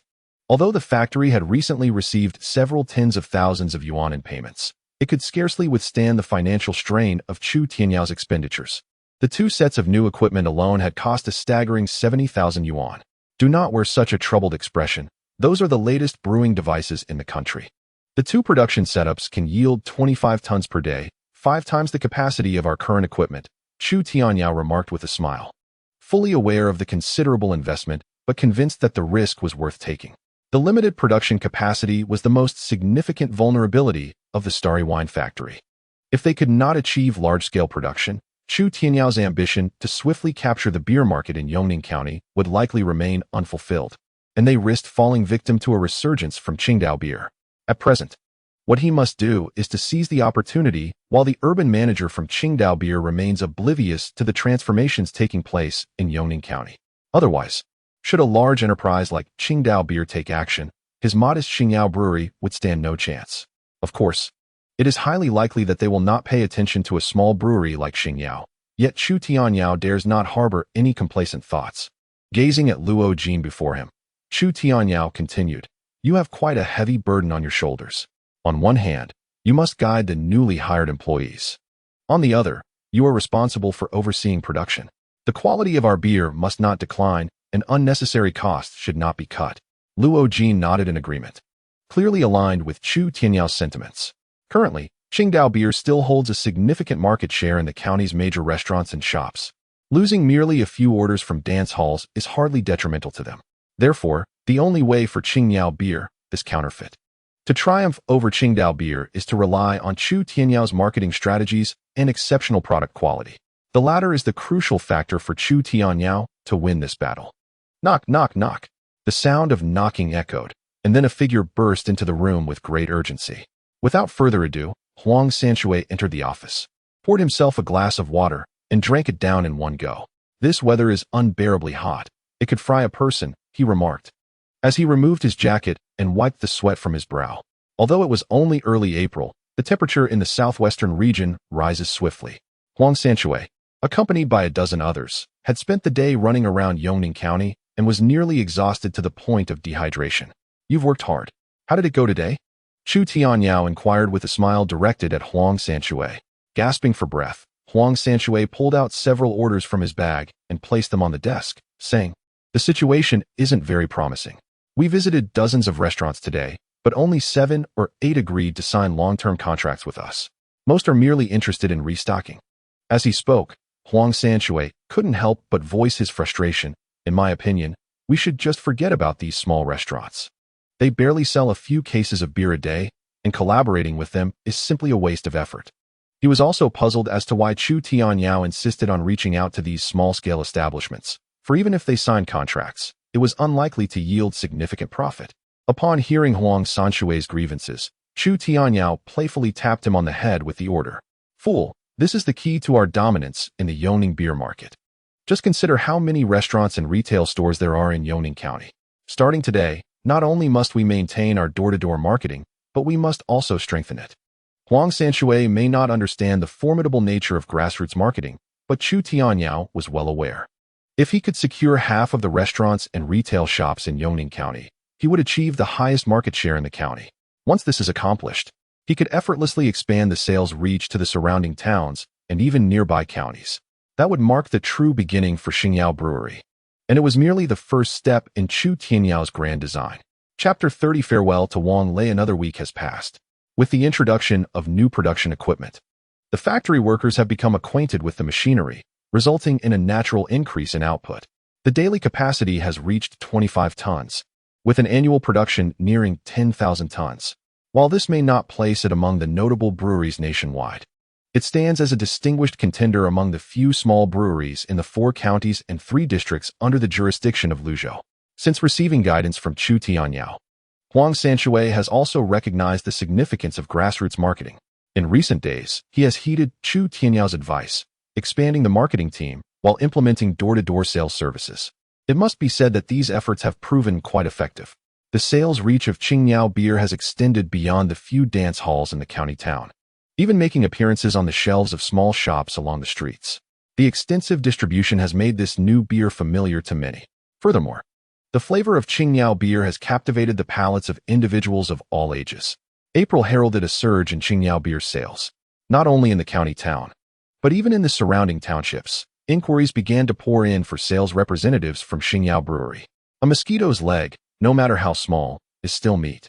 Chu Tianyao has not abandoned this downward market, but rather welcomes the businesses in the townships even more. He understands that only by relying on these neighboring townships can Qingyao beer transcend the confines of Yongning County. Products like tobacco and alcohol fundamentally belong to the category of fast-moving consumer goods. Quick sales equate to swift profits. Since the enhancement of Xingyao Brewery's production capacity, the accompanying sales figures have soared. Over the past week, the average daily sales of Xingyao Brewery have reached 20,000 yuan, with a steady upward trend. The explosive popularity of Qingyao beer has also made the name of Xingyao Brewery a hot topic of discussion in Yongning County. Many have grown curious about the identity of the prominent figure behind this thriving brewery. Regrettably, Chu Tianyao has been preoccupied with factory operations, leaving few who are aware of his role as the owner of Xingyao Brewery. By mid-April, the rise of Xingyao Brewery has unfolded in this small county like bamboo shoots after a rain, quietly yet profoundly. What Chu Tianyao did not anticipate was that the competitive drama he had been awaiting was set to conclude prematurely. Within less than a month, half of the 12 dance halls in the county town had closed their doors, while the remaining establishments hung up transfer signs. The price war escalated from an initial discount of 20% to a further reduction of 30%, and then down to 40%. The dance hall owners, driven by desperation, relentlessly slashed their profits, even resorting to loss leader pricing on beverages in a bid to maintain customer footfall. Unfortunately, the ultimate victor in such price wars is often the party with the greater financial resources. The market continuously makes its choices, and consumers do the same. If one does not offer discounts, even if the customer is a close relative, they may still choose to shop elsewhere. In the end, the winners of this price war are none other than Wang Lei and Jiang Dao. Yet, at this moment, the two are also feeling the strain. Beverages are being sold at a 60% discount. The banner has been displayed outside for a full 3 days. Despite facing nearly saturated customer traffic each day, both parties have tacitly chosen not to relent. It is not that they are unwilling, but rather that they are too fearful to do so. At this juncture, whoever concedes first and takes down the banner would effectively be ushering customers into the rival's establishment, having already seen numerous small dance halls succumb. Neither party is particularly concerned about enduring a day or two of loss. However, this period of deficit marketing, while giving the illusion of bustling business, is swiftly depleting their wallets. Chu Tianyao had ceased offering them goods at discounted prices over half a month ago. This has led to them cursing him internally, yet they find themselves compelled to cough up the money and place orders. They are acutely aware that at this critical moment, any establishment lacking an order for Qingyao beer is almost certain to face defeat. Suddenly, the roar of a motorcycle fills the air. Huang Sanshui parks in front of the Grand Fortune Dance Hall and promptly follows Chu Tianyao inside. "Ah, Boss Chu has arrived. Please come in." Upon entering, the floor manager, Sun Hao, keenly spots Chu Tianyao and immediately greets him with a warm smile. Nowadays, who is unaware of the booming sales of Qingyao beer, filling Qingyao Brewery's coffers to overflowing? Quite frankly, with Chu Tianyao's current prowess and status, he has far surpassed the likes of Wang Lei, a mere dance hall owner. Chu Tianyao glanced at Sun Hao and remarked, "I am not here to drink today. Please take me to see Wang Lei." Upon hearing this, Sun Hao did not hesitate and led Chu Tianyao directly to the backstage area. In the office backstage at Grand Fortune, Wang Lei, who had been fretting over the accounts, sprang to his feet upon seeing Chu Tianyao, exclaiming, "Brother Chu, what brings you here? Come, have a seat." Wang Lei's demeanor took his accompanying subordinates by surprise. When had they ever seen their boss so amiable? "Brother Chu, you have finally come. You must be aware of the recent troubles among our dance halls. The cost of Qingyao beer is quite high. I was hoping you could." Wang Lei began, anxious to negotiate a better price with Chu Tianyao. However, before he could finish, Chu Tianyao waved his hand and chuckled. "Boss Wang, I thought you were a sharp individual. How is it that you are muddling your thoughts at such a crucial moment?" Wang Lei was taken aback by this unexpected comment. "What do you mean, Brother Chu? With so many dance halls closing their doors, this is precisely the moment for Grand Fortune to capitalize. If we can eliminate Baixing and Aegean across the street, wouldn't the entire Yongning County be under your dominion, Boss Wang?" Chu Tianyao's words were undeniably enticing. Wang Lei had considered this. Yet the challenge of dismantling Jiang Dahe's two establishments was formidable.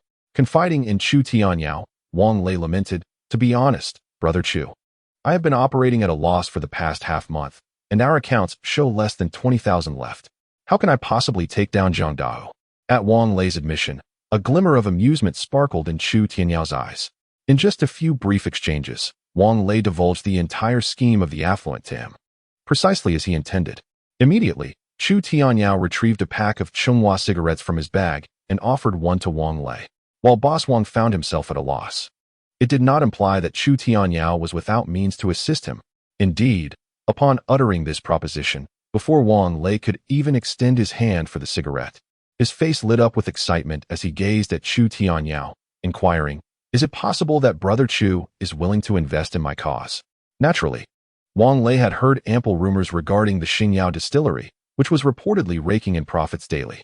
If Chu Tianyao was willing to lend his support, then he would undoubtedly have a chance to outmaneuver Jiang Dahe. Chapter 31. Collaborate with me within the opulent office of the wealthy magnate. A spark erupted from the vintage lighter in Chu Tianyao's hand. Lowering his gaze, he ignited the cigarette dangling from his lips, before turning to the visibly exhilarated Wang Lei, stating leisurely, "I can assist you. In fact, I could ensure that Jiang Dahe is driven out within a mere 2 days. However, Boss Wang, we are both businessmen. There are no ventures without investment, wouldn't you agree?" Observing the smoke rings that Chu Tianyao exhaled, which wafted directly towards him, Wang Lei was not the least bit irked. Rather, he responded with palpable enthusiasm, "Of course I understand. As long as it means putting an end to Jiang Dahe, Brother Chu, feel free to lay forth any conditions." To Wang Lei, Jiang Dahe was not merely a business rival, but also an adversary from his earlier days in the underworld, with their enmity deepening over the years.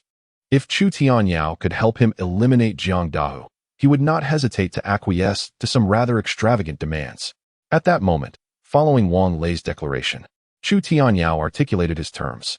"I will purchase Jiang Dahe's 2 dance halls and integrate them into your establishment, the affluent one, entrusting you with their management." The mere utterance of this statement sent Wang Lei into a frenzy of excitement. However, before he could revel in his joy for long. Chu Tianyao subsequent words struck him like a thunderbolt. The 3 dance halls will merge into one, with you, Boss Wang, remaining the operator. But I shall retain a 60% stake.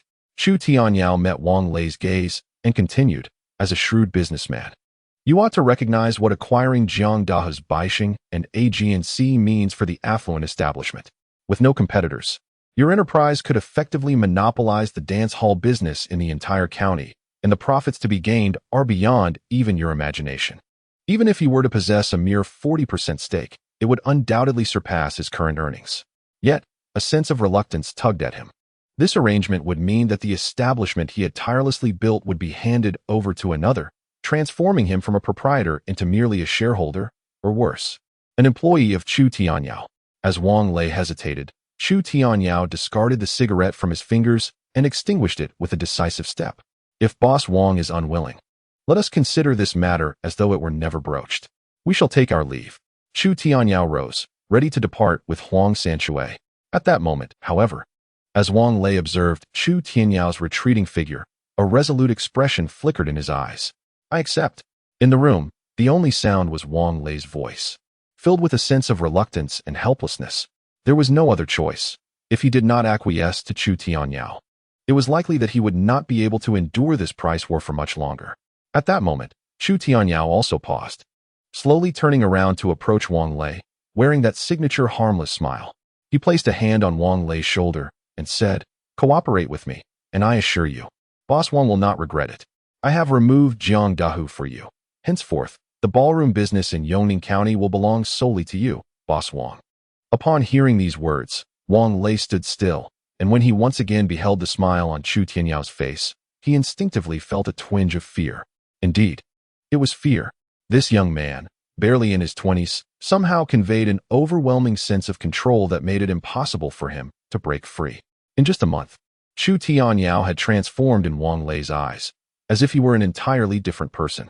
That night, after leaving the Dafahao ballroom, Chu Tianyao turned and headed towards the Baixing ballroom across the street. Like Dafahao, the promotional activities during this period had made Baixing's business exceptionally vibrant. Meanwhile, in the backstage of Baixing ballroom, when Jiangdahu saw Chu Tianyao, his reaction mirrored that of Wang Lei's earlier. His eyes gleamed with excitement, as if he had seen a savior. "Boss Chu, you must help me this time. If my ballroom continues to suffer losses like this, it will close down in a few days." Jiangdahu pleaded earnestly before Chu Tianyao. Sensing the man's distress, Chu Tianyao guessed that Jiangdahu's situation was even more dire than Wang Lei's. Unperturbed, Chu Tianyao sat calmly on the sofa, while Zhou Yi promptly offered him a cigarette. Upon receiving it, Chu Tianyao glanced down and was somewhat surprised. The last time they met, Zhou Yi had offered him a Hongmei. Now, it had transformed into a Zhonghua. It appeared that this young man had come well prepared. After lighting the cigarette for Chu Tianyao with a lighter, Zhou Yi also moved the ashtray from Jiangdahu's side to that of Chu Tianyao.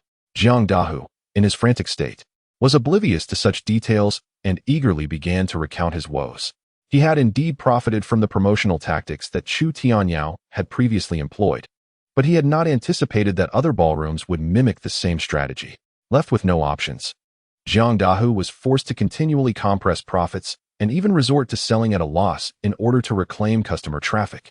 However, within less than a month, he found himself in a situation where he could scarcely muster even 10,000 yuan in cash. Continuing in this manner would lead to inevitable failure. How could Jiangdahu not be anxious? "Boss Jiang, it is not that I am unwilling to assist you, but the Dafahao is indeed formidable. Just yesterday, Wang Lei placed a substantial order with me. The alcohol is sufficient to last until next month. I suggest you refrain from opposing him." Chu Tianyao appeared to offer sincere advice, yet he spoke with a dispassionate demeanor, betraying no signs of deceit. Unsurprisingly, when Jiangdahu heard the news, his expression transformed dramatically.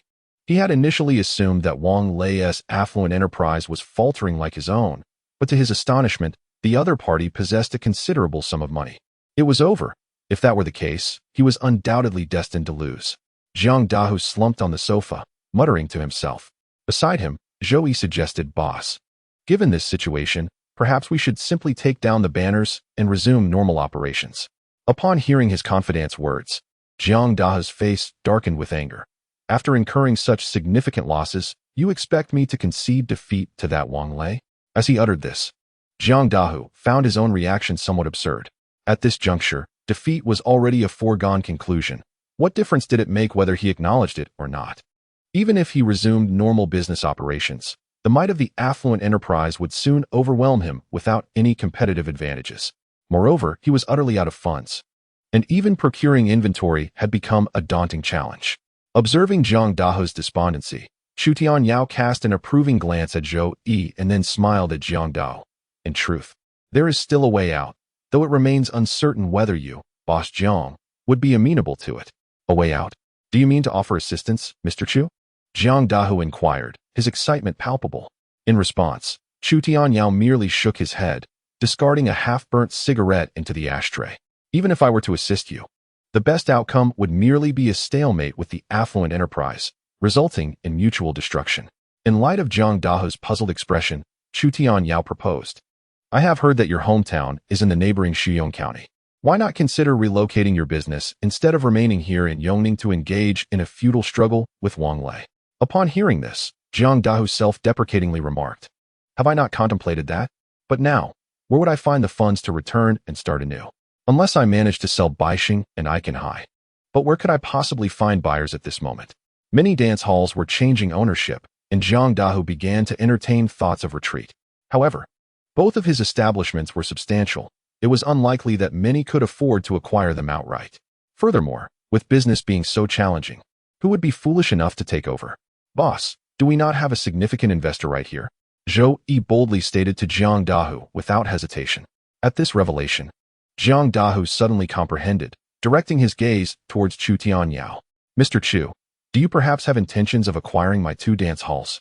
During this period, Xingyao Distillery had gained considerable fame, and Jiang Dahu was aware that Chu Tianyao had profited handsomely. If he truly harbored such intentions, he would certainly not lack the necessary funds. If the price is right, this matter is certainly open to negotiation, Chu Tianyao replied. Upon hearing this, Jiang Dahu's eyes brightened. If Chu Tianyao could indeed take over his current predicament, even selling the 2 dance halls at a low price would not be unacceptable to him. Chapter 32. A happy resolution at 11 o'clock in the evening. The night was deep, and a light drizzle began to fall from the heavens. At the back entrance of the Baixing dance hall, Zhou Yi escorted Chu Tianyao and Huang Sanshui outside.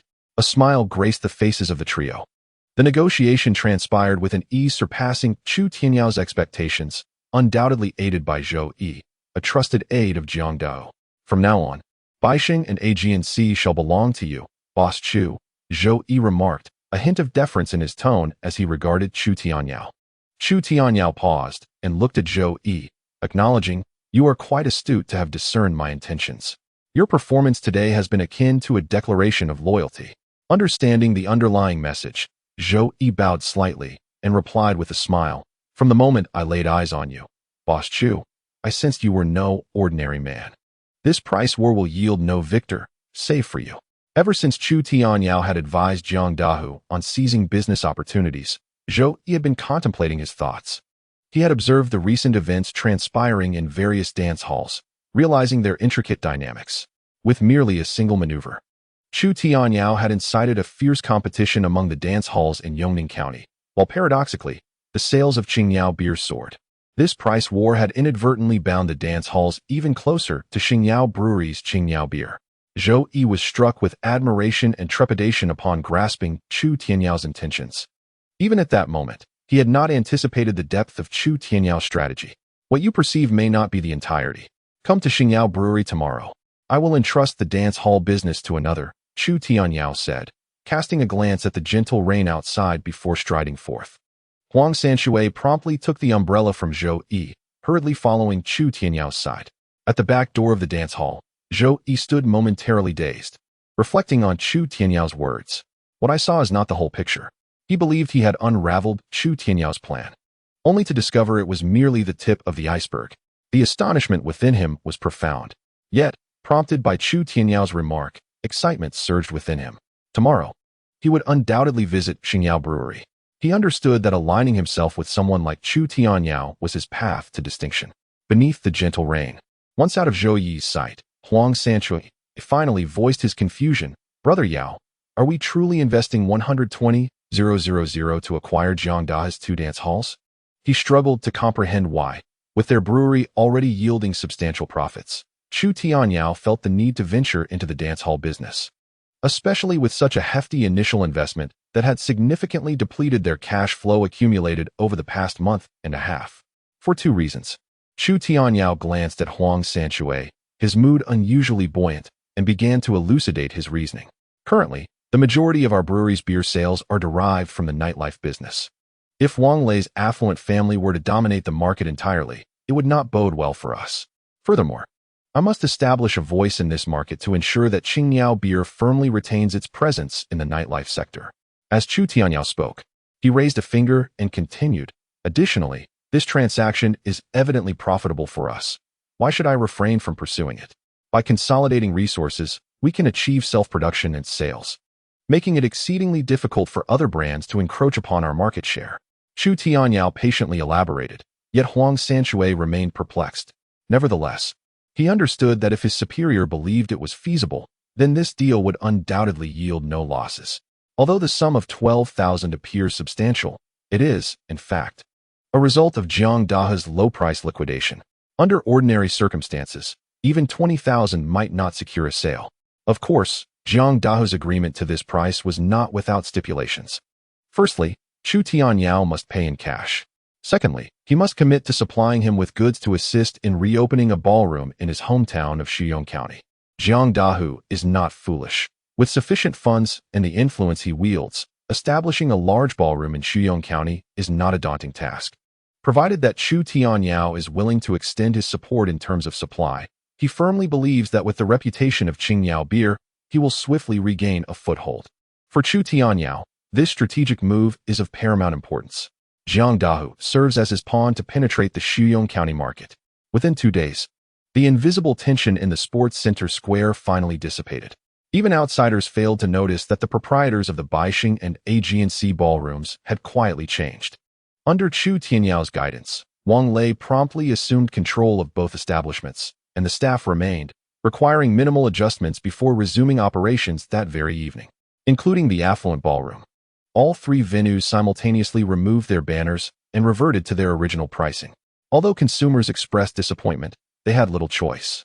Presently, the few surviving ballrooms in Yongning County consisted solely of these three. However, to Wang Lei's surprise, despite the return to original prices, the business of the three ballrooms was not significantly affected. After all, with nearly half of the ballrooms closed, the lost clientele naturally gravitated towards Wang Lei. The thriving business of the three ballrooms diminished Wang Lei's grievances towards Chu Tianyao. Ultimately, though these establishments appeared to be under his management, the true proprietor had become Chu Tianyao. Nevertheless, upon careful calculation, even with a mere 40% stake, his earnings far exceeded those he previously garnered from the affluent ballroom. As long as profits were assured, Wang Lei encountered no issues. Regarding Jiangda's whereabouts, Wang Lei had dispatched inquiries and learned that the individual was preparing to return to his hometown.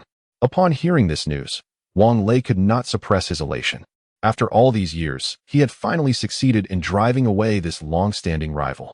In this battle, Wang Lei believes he has emerged victorious. However, curiously, even at this moment, Jiang Dahua, returning to Shiyong County, does not perceive himself as the loser. After all, he successfully divested 2 dance halls and secured a promise from Chu Tianyao to assist him in making a resurgence in Shiyong County. He even harbors the belief that he might one day return to Yongning and eliminate Wang Lei. This is the terrifying aspect of Chu Tianyao's strategy. If there are no clear losers, then who truly bears the loss? Chapter 33. Remaining unmoved. Time swiftly passed, and it was already late April. In Yongning County, the temperature began to rise gradually. In contrast to the perennial spring-like climate of Kuanqing, Yongning County, approaching May, had transformed into a small furnace. With the increasing heat, the nightlife business flourished. Whether at late-night stalls or various dance halls, patrons could be seen with bottles of chilled beer on their tables. Qingyao Brewery began to work overtime to ramp up production, while on the other hand, Chu Tianyao transferred Zhou Yi to the sales department and pulled Huang Sanshui out. To this, Huang Sanshui expressed no dissatisfaction, as he had never been interested in the sales department's work. As beer sales surged, bottle recovery became an essential task. Chu Tianyao assigned Huang Sanshui to oversee this matter, even equipping him with a pager for easier contact with various businesses. Unlike the ordinary recovery methods employed by typical breweries, Chu Tianyao adopted a door-to-door collection approach. Any business within Yongning County could simply make a call, and Huang Sanshui would dispatch a team to assist. Additionally, Chu Tianyao provided Huang Sanshui's recovery team with several second-hand tricycles. With the brewery's output concentrated in the urban area, the absence of delivery vehicles posed a significant challenge. So Huang Sanshui's team was also responsible for deliveries. Currently, production was under the meticulous management of Luo Jin, while the distribution and procurement of raw materials were entrusted to Huang Sanshui. As for the sales department, it was delegated to Zhou Yi. Unlike Luo Jin and Huang Sanshui, Zhou Yi wielded substantial authority upon his arrival in the sales department. Yet neither Luo Jin nor Huang Sanshui expressed any discontent. On one hand, they trusted Chu Tianyao's judgment. On the other, Zhou Yi was adept at fostering relationships, often visiting their homes after work and presenting them with fine liquor and cigarettes. As the adage goes, to receive favors is to be indebted, and both men were amiable, quickly establishing a rapport with Zhou Yi, an experienced player in the field. Certainly, Chu Tianyao observed all of this, but refrained from intervening. He prioritized Zhou Yi's capabilities. As long as Zhou Yi proved competent, he would not hesitate to elevate him to the position of sales director in the future. After all, his principle was clear: trust those who merit it, and those who do not should be left aside. At Xingyao Brewery, one day, several workers in uniforms arrived, carrying a large bundle of telephone wires. Many employees gathered curiously to observe. My goodness, how long has the factory been operating? And they are already installing telephones. Many workers expressed their astonishment.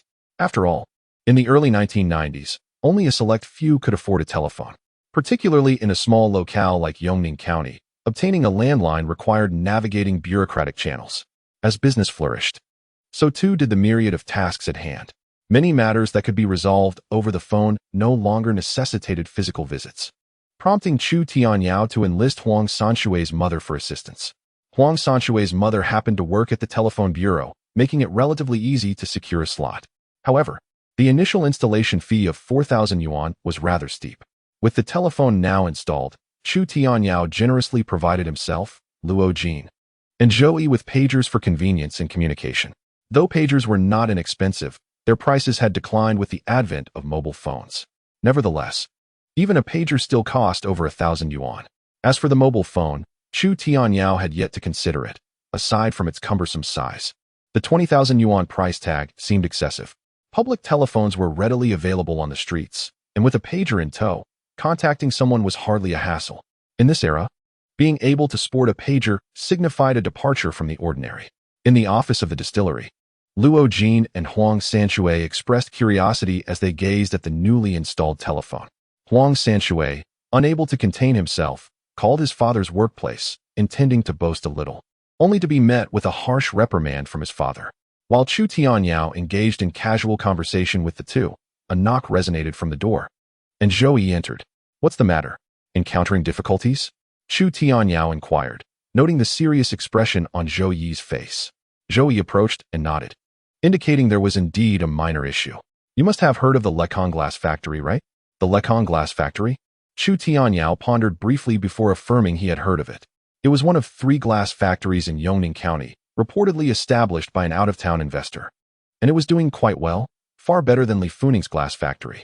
Upon seeing Chu Tianyao nod, Zhou Yi continued, Today, I took a team to pursue sales, only to find that several restaurants were no longer interested in our factory's products. Upon investigation, I discovered that these establishments had opted for a batch of goods called Lekong beer. Lekong beer? The mere mention of the name caused Chu Tianyao to frown, intuitively understanding its connection to the Lekong Glass Factory. What is their selling price? He pressed. He recognized that the rapid market penetration of the competitor was no mere coincidence. I've checked. Lekong beer retails for just 1 yuan and 50 cents, indicating that these restaurants' procurement costs are significantly lower than ours for Qingyao beer. Zhou Yi then looked at Chu Tianyao and added, I inquired further, and it turns out that all these beers originate from the Lekong Brewery, which is indeed owned by Zheng Lekong, the proprietor of the Lekong Glass Factory. As Zhou Yi's words hung in the air, Chu Tianyao, seated behind the desk, furrowed his brow, realizing that he had somewhat underestimated the acumen of merchants in this era. The acumen of a businessman is indeed astute. It is likely that Zheng Lekong, having witnessed the meteoric rise of Qingyao beer, conceived the idea of establishing a brewery. Otherwise, it is difficult to fathom the fortuitous timing of Lekong beer's emergence. After all, it merely pertains to a handful of small eateries. If they choose not to engage, so be it. It does not affect us in the slightest. Nearby, Huang Sanshui, overhearing their conversation, casually remarked. Chu Tianyao swiftly delivered a playful knock to his head, then turned his attention to Zhou Yi before him. For the next few days, remain inactive, pursue your usual endeavors. Additionally, please investigate Zheng Lekong. I need to ascertain the extent of his capabilities. Upon hearing Chu Tianyao's directive, Zhou Yi nodded and promptly departed. In his view, Chu Tianyao's caution was not unwarranted, while they were uncertain of Zheng Lekong's true strength. It was notable that he owned a glass factory and was now venturing into the beer market of Yongning County. This warranted vigilance. With his glass factory, Zheng Lekong could significantly reduce production costs for Lekong beer, potentially offering prices well below that of Qingyao beer. Even if Lekong beer could not surpass Qingyao beer, it could certainly capture a considerable market share, something Chu Tianyao was keen to avoid. Chapter 34. Are you breaching the contract? Simultaneously, as Lekong beer quietly infiltrated the beer market of Yongning County, within a private room of the Lion Restaurant, a portly middle-aged man clad in a suit raised his glass in a toast to Yin Dahai seated before him. Come, Boss Yin, this toast is for you. Surprised, Yin Dahai quickly lifted his own glass. What are you saying, Boss Zheng? I should be the one to toast you. With that, Yin Dahai downed his drink, conveying his respect. Yet, he privately pondered why Zheng Lekong, with whom he had no prior connection, had suddenly invited him to dine. Despite their lack of acquaintance, Yin Dahai had certainly heard much about Zheng Lekong's esteemed reputation. Not only did he own a glass factory, but he was also rumored to possess other assets in the city, amassing a fortune of no less than 1 million, far removed from Yin Dahai's own standing. As they set their glasses down, Zheng Lekong suddenly sighed. Noticing this, Yin Dahai, curious, inquired, "Why the sigh, Boss Zheng?" Zheng Lekong then began to explain. "What you may not know, Boss Yin, is that I have recently established a new brewery. However, the premises are too small, and I am considering purchasing an existing facility. I heard that you have a food factory for sale, but to my dismay, it appears you have already leased it out." Zheng Lekong expressed his disappointment. Upon hearing this, Yin Dahai's interest was piqued. While it is true that the factory has been leased, it is not a permanent arrangement. I am curious, how much is Boss Zheng willing to offer to purchase my factory? Rather than responding immediately, Zheng Lekong rose to pour another drink for Yin Dahai. We are all businessmen, and I am currently in urgent need of a factory. Therefore, if Mr. Yin can devise a solution, I am willing to offer 100,000 yuan to purchase the factory in your possession. 100,000? At first glance, Mr. Yin was taken aback by Zheng Lekong's words. When Chu Tianyao visited the factory, he initially believed that 60,000 yuan was already a considerable price, yet now, merely 2 months later, Zheng Lekong was willing to pay 100,000 yuan to acquire his factory. This was indeed a lucrative opportunity. Unfortunately, Mr. Yan's factory has already been leased out. To be candid, I have even prepared the funds to purchase the factory. Zheng Lekong, observing Mr. Yan's look of longing, lamented once more. Upon hearing that Zheng Lekong was already prepared with the funds, Mr. Yin could no longer contain himself. Mr. Zheng, I shall agree to this matter.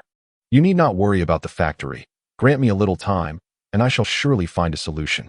If need be, I will compensate Chu Tianyao for a few months' rent. This deal must not fall through. As he spoke, Mr. Yin raised his glass with a smile, toasting Zheng Lekong once more. In his view, the rent owed to Chu Tianyao was negligible. If he sold the factory to Zheng Lekong, he would effortlessly net a profit of 40,000 yuan.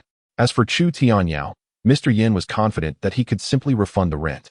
Surely, that fellow could not cling to his territory indefinitely.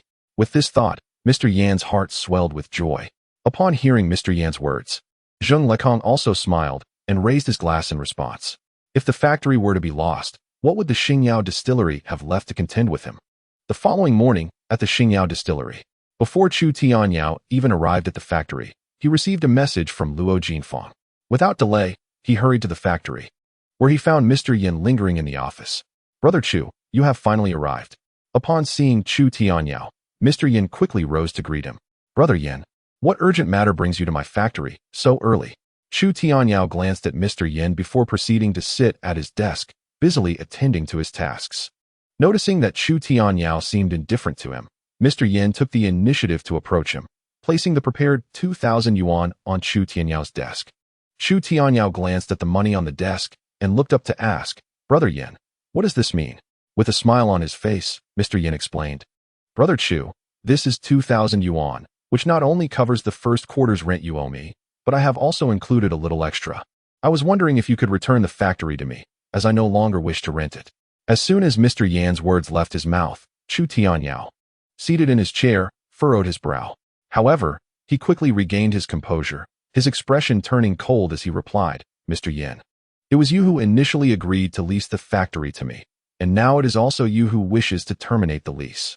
It is easy for you to say, but what about my dozens of workers and the equipment? Let us not forget, we have a signed contract." As anticipated, upon hearing Chu Tianyao's words, Mr. Yan's expression abruptly changed. "I shall not concern myself with the matter. What of the contract? This factory belongs to me, Yin Dahai. I possess the authority to reclaim it, and should it come to that, I shall merely compensate you with a nominal breach penalty. Today, you must vacate with your people." Before arriving, Yin Dahai was well aware that Chu Tianyao would not acquiesce easily, thus he resorted to a more forceful approach. He had already inquired, and even if he were to breach the contract and reclaim the factory, he would only need to offer Chu Tianyao a trivial sum as compensation, perhaps a few thousand yuan at most. In comparison to Zheng Lekong's 100,000, such a sum was negligible in Yin Dahai's eyes. Just as he felt confident in his ability to oust Chu Tianyao, he was met with a gaze from the latter that was akin to looking at a fool, as he uttered a mere 2 words, "Fool. Chu Tianyao, how dare you insult me?" The moment Yin Dahai heard such words from Chu Tianyao, his fury ignited. Yet, before he could express his wrath, Chu Tianyao withdrew a contract from the drawer of his desk and slammed it upon the table. "Yin Dahai, cast your eyes upon this. It is the contract you signed with your own hand. The stipulations are clear as day. Should you dare breach it, you shall owe me no less than 100,000 yuan for the factory's actual losses." Chu Tianyao's countenance was icy as he opened the contract before Yin Dahai, pointing to the final clause regarding breach. "This factory generates a minimum of 20,000 yuan in sales daily. Should you breach, you would find it impossible to cover even this penalty." With this declaration, a smirk crept upon Chu Tianyao's lips. Having encountered countless similar situations in his past life, he had anticipated such factors when drafting this contract, preparing for precisely this eventuality. At that moment, Chu Tianyao's words struck like a bolt from the blue, leaving Yin Dahai utterly speechless, rooted in place. He had personally witnessed the contract and signed it himself. The breach clause, which he had merely glanced at, had not registered with him. He could scarcely fathom that someone would offer 100,000 yuan for his factory. As he witnessed Chu Tianyao produce the contract, a chilling realization washed over him, as if a bucket of cold water had been poured over his head. "Yin Dahai, while I am unaware of who has been advising you from the shadows, allow me to offer a word of caution. This individual may merely seek to use your hand against me. The promises made to you may not be fulfilled." With that, Chu Tianyao stowed the contract away and regarded Yin Dahai. At this reminder, Yin Dahai suddenly regained his senses. He was not a fool, and he understood, while that fortune does not simply fall from the sky, the fact that Zheng Lekong had approached him at this moment, offering a high price for his factory, was inherently suspicious. Previously, he had been blinded by the allure of Zheng Lekong's 100,000, but now, after Chu Tianyao's revelation, Yin Dahai began to realize he might have been manipulated. If he were to sell the factory to Zheng Lekong, he would first need to expel Chu Tianyao. Yet, should he succeed in ousting him, there was a risk that Zheng Lekong would simply walk away, leaving him empty-handed on both fronts. "Damn that Zheng Lekong. I almost fell for his trick," Yin Dahai exclaimed, stomping his feet in frustration. He then awkwardly glanced at Chu Tianyao, repeatedly apologizing for the earlier incident. Chapter 35. Investigating the factory? In the factory's office, after Yin Dahai had expressed his contrition, he hastily departed.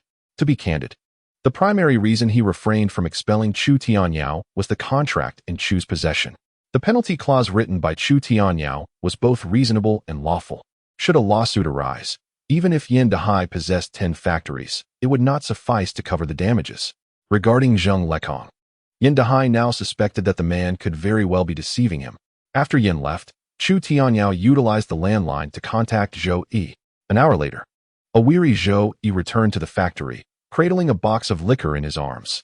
"Brother Yao, what has transpired?" Zhou Yi inquired upon entering the office and setting down his belongings. Typically, Chu Tianyao would not hastily summon them unless something significant was amiss. "Zheng Lekong has initiated his attack against us," Chu Tianyao replied from behind his desk, recounting the earlier encounter with Yan Dehai. "What? That Zheng Lekong is so treacherous?" Zhou Yi's expression darkened at the news, realizing that just as they had begun to be wary of Zheng, he had already begun to undermine them covertly. The business world is indeed a battlefield. It is no exaggeration. A moment's inattention, and one's adversary's blade may already be poised at one's throat. Chu Tianyao understood this truth deeply, and thus would not choose to remain idle. Since the adversary had made a move, he would not only counter, but also retaliate. "How is the investigation into Zheng Lekong progressing?" he inquired, gazing at Zhou Yi. "Almost complete," Zhou Yi replied promptly. "Zheng Lekong indeed has a significant background." As Zhou Yi spoke, Chu Tianyao listened intently. To his surprise, this individual was a second-generation official. His father had previously been the director of the Yongning glass factory. Following his father's retirement, Zheng Lekong leveraged his father's connections to establish his own glass factory, which had prospered. After amassing wealth, he relocated his family to the city, where he reportedly acquired numerous assets, now boasting a fortune of over $1 million, gaining considerable notoriety in Yongning County. Moreover, I discovered that the Lekong distillery was established approximately a month ago, coinciding with the rise of our Qingyao beer, Zhou Yi continued, furrowing his brow. Not only that, he has formed partnerships with several dance halls in Shuyong County, employing the same tactics we previously used, utterly shameless. Having their own business strategy pilfered and subsequently wielded against them incensed Zhou Yi, who could not help but curse Zheng Lekong. Meanwhile, Chu Tianyao, seated behind the desk, maintained a demeanor of calmness. The replication of commercial strategies is an inevitable occurrence, a notion that Chu Tianyao had anticipated long ago. However, he did not foresee the remarkable acumen of Zheng Lekong, who had already commenced the discreet establishment of a factory a month prior. Deliberately avoiding a direct confrontation with Chu Tianyao, instead opting to use Shuyong County as his launchpad. Presently, Lekong beer is flourishing, and Zheng Lekong is naturally intent on swiftly neutralizing Chu Tianyao's Xingyao brewery, aiming for his Lekong beer to capture the beer market in Yongning County at the earliest opportunity. It seems implausible. Even if he can produce his own bottles, the savings on production costs must be limited. Why does he dare to offer such low prices in bulk? Is he not concerned about exhausting his resources? Chu Tianyao, unperturbed by Zheng Lekong's imitation of his marketing methods, found himself perplexed by the remarkably low purchase price of Lekong beer. According to Zhou Yi, the retail price of a bottle of Lekong beer is less than 1 yuan and 50 cents, while the wholesale price for distributors is under 14 yuan per case. This price is even lower than the 8 yuan discount he had offered Wang Lei for Qingyao beer. A simple calculation revealed to Chu Tianyao that, after accounting for labor, raw materials, and the initial investment in production equipment, Zheng Lekong's actual profit margin is scarcely above 10%. It is safe to say that even after a month of operation, Zheng Lekong has likely not recouped his investment in production equipment. Yet, what could possibly enable this individual to engage in such reckless low-price sales? Observing Zheng Lekong's approach, it did not appear that he intended to engage in a protracted price war with him. Having just established a factory, instead of focusing on recovering costs from the market in Shuyong County, he seems eager to engage in a deadly struggle in Yongning County, which is quite intriguing. Unless, of course, he possesses substantial financial backing and is unconcerned about these profits. However, if that were the case, with so many profitable ventures available, why choose to enter the beer industry specifically? In the office, as Chu Tianyao fell into contemplation, Zhou Yi placed a case of beer on the table. "Brother Yao, this is Lekong beer. I took a couple of sips. Although its flavor pales in comparison to our Qingyao, it is not significantly inferior to the average beer on the market." Despite Zhou Yi's disdain for Lekong beer, he could not deny that, as an industrial beer, it was relatively well crafted. Upon hearing this, Chu Tianyao reached for a bottle from the case. He uncapped it with his teeth and took a sip. In that moment, the confusion in his eyes transformed into clarity. He finally understood why Zheng Lekong could afford to engage in such aggressive price dumping. The crux of the matter lay in the ingredients of the beer. industrial formaldehyde and hydrochloric acid, while others may not have discerned the difference. Chu Tianyao was all too familiar with these substances. Countless counterfeit liquor cases in his previous life had been exposed due to the nefarious influence of these two ingredients. The addition of industrial formaldehyde during the saccharification process can extend shelf life, while unscrupulous manufacturers may incorporate industrial hydrochloric acid to enhance flavor. Utilizing these substances allows for a substantial reduction in production costs. Brother Yao, is there something wrong with this beer? Zhou Yi, with his keen perception, naturally noticed the unusual expression on Chu Tianyao's face. It was still unclear, as they had yet to grasp substantial evidence. Chu Tianyao shook his head, indicating that it was not a matter of distrust towards Zhou Yi, but rather that the fewer people who were aware of the situation, the better. He needed to gather ample evidence to decisively bring down Zheng Lekong. Chu Tianyao turned to Zhou Yi and instructed, continue monitoring the news regarding Lekong Distillery. Additionally, intensify our sales efforts during this period to prevent the loss of our existing clients. Zhou Yi nodded in agreement. Just then, a cacophony erupted from outside the office. Bang! Without waiting for a knock, Luo Jin, appearing flustered and anxious, burst into the office. Brother Yao, it's bad. The Quality Supervision Bureau and Fire Department have arrived, claiming they are here to inspect the factory. Upon seeing Chu Tianyao, Luo Jin hurriedly exclaimed. The moment he heard this, Chu Tianyao's expression darkened intensely. Zheng Lichang's underhanded tactics were far from over. Chapter 36, a series of moves at Xingyao Distillery. The Quality Supervision Bureau took away a box of liquor from the factory for product sampling. Chu Tianyao was confident in the quality of his beer and doubted there would be any issues. However, the fire inspection revealed some oversights. The indoor fire safety equipment was insufficient, and the fire prevention measures were inadequate. As a result, Xingyao Distillery was fined 1,000 and ordered to cease operations for 2 days to rectify the issues. Furthermore, during this period, the factory was required to conduct fire drills. In the face of this penalty, Luo Jin and the others wore grim expressions, yet Chu Tianyao maintained a calm demeanor. Ultimately, it was indeed his oversight that allowed Zheng Lekong to exploit the situation. Fortunately, a mere 2-day closure was not fatal for Xingyao Distillery, which still had inventory. As for the fine of 1,000, it was but a trifling sum for Chu Tianyao. Brother Yao, Zheng Lekong is truly despicable. He actually resorted to such underhanded tactics against us. Huang Sanshui, having received the news promptly, rushed back to the factory and, upon seeing the departed inspectors, expressed his indignation. It was my negligence, Chu Tianyao replied, shaking his head as he turned back to his office. In just 1 day, Zheng Lekong had launched 2 consecutive attacks against Chu Tianyao. This was both a test and a provocation. In the office, Chu Tianyao regarded Luo Jin and the other two. Luo Jin, you handle the fire drill arrangements. We still have stock in the factory, and the shipments for the next 2 days must proceed as planned. Not a word about the factory's closure and rectification must leak out. The three stood before Chu Tianyao, nodding solemnly, fully aware of the seriousness of the situation. You need not worry about other matters. As long as I am here, the factory will not collapse. Observing their tense expressions, Chu Tianyao smiled reassuringly. After all this effort, I shall consider these next 2 days a vacation for myself. Upon hearing this, Luo Jin and the others felt a wave of relief. Throughout their journey, they had naturally come to trust Chu Tianyao's abilities. Luo Jin commenced the rectification work, while Chu Tianyao was the first to depart. Just outside the gates of the Xingyao brewery, a white Fukong sedan halted at the entrance.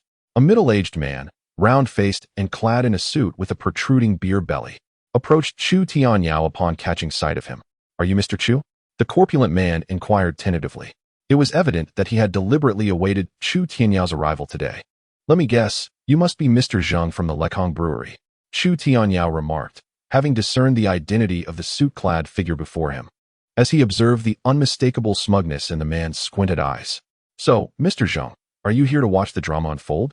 Chu Tianyao asked with a smile. Zheng Lekong, noticing Chu Tianyao's feigned nonchalance, waved his hand and replied with a chuckle, Mr. Chu, you misjudge me. I am here to discuss business with you. Discuss business with me? Chu Tianyao found this amusing. Zheng Lekong nodded and gestured toward the Xingyao brewery behind Chu Tianyao. How does it feel today, Brother Chu? Not very pleasant, I presume? His tone carried a hint of mockery, nearly overtly implying that he was the mastermind behind the day's events. Chu Tianyao remained silent, curious to uncover Zheng Lichang's true intentions. I must concede, your brewery is indeed impressive, but my Lekong beer has already penetrated the Yongning market and will soon dominate the county-level market. Thus, I advise you to avoid feudal struggles, Zheng Lekong declared, relishing in Chu Tianyao silence, believing him to be disheartened by the day's occurrences. So is Mr. Zheng planning to acquire my brewery? Chu Tianyao responded with a chuckle upon hearing Zheng Lichang's words. Brother Chu, you are indeed astute. You grasp my intentions effortlessly. Zheng Lekong grinned. In this territory of Yongning, you cannot compete with me. I offer 200,000. How about you sell the brewery to me? 200,000? Are you jesting, Mr. Zheng? Chu Tianyao cast a sidelong glance at Zheng Lekong. Brother Chu, you are still quite young. 200,000 is a substantial sum. Zheng Lekong, sensing Chu Tianyao's dissatisfaction with the offer, retorted with a sneer, you must understand that in Yongning, I determine the worth of your brewery. It is valued at 200,000, not a cent more. His words brimmed with a menacing undertone. Chu Tianyao understood the implications behind Zheng Lichang's statement. Zheng Lekong possessed extensive connections and unscrupulous methods. Incidents like today's would likely recur in the future. Furthermore, with Lekong beer rapidly expanding its distribution, every day that the Xingyao brewery remains closed presents an opportunity for Zheng's enterprise. Taking the 200,000 and walking away would allow him to rebuild elsewhere. Whereas choosing to engage in a protracted battle in Yongning could lead to his ultimate ruin, both financially and personally. As Zheng Lekong extended his hand to pat Chu Tianyao on the shoulder, he was deftly evaded by Chu Tianyao's sidestep. Gazing intently at Zheng Lekong, Chu Tianyao inquired, Are you threatening me, Boss Zheng? Zheng Lekong, with a smile gracing his fleshy visage, waved his hand dismissively, Not at all. I merely wish to discuss a business transaction with you, Brother Chu. Regrettably, I believe this transaction is fated to fail. It would be best for you to take your leave, Boss Zheng, Chu Tianyao retorted, not pausing for Zheng Lekong to respond before turning on his heel and departing. Observing Chu Tianyao's retreating figure, Zheng Lichang's irritation flared. Chu Tianyao, are you certain you wish to oppose me? Without acknowledging the remark, Chu Tianyao continued onward, swiftly vanishing into the throng of passers-by. Witnessing this, Zheng Lichang's expression darkened, his eyes momentarily gleaming with a sinister glint.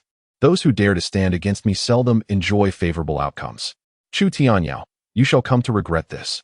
After uttering these words, Zheng Lekong glanced toward the entrance of the Xingyao distillery before retreating to his vehicle, driving away with determination. Meanwhile, as Chu Tianyao wandered the streets, he found himself enveloped in contemplation.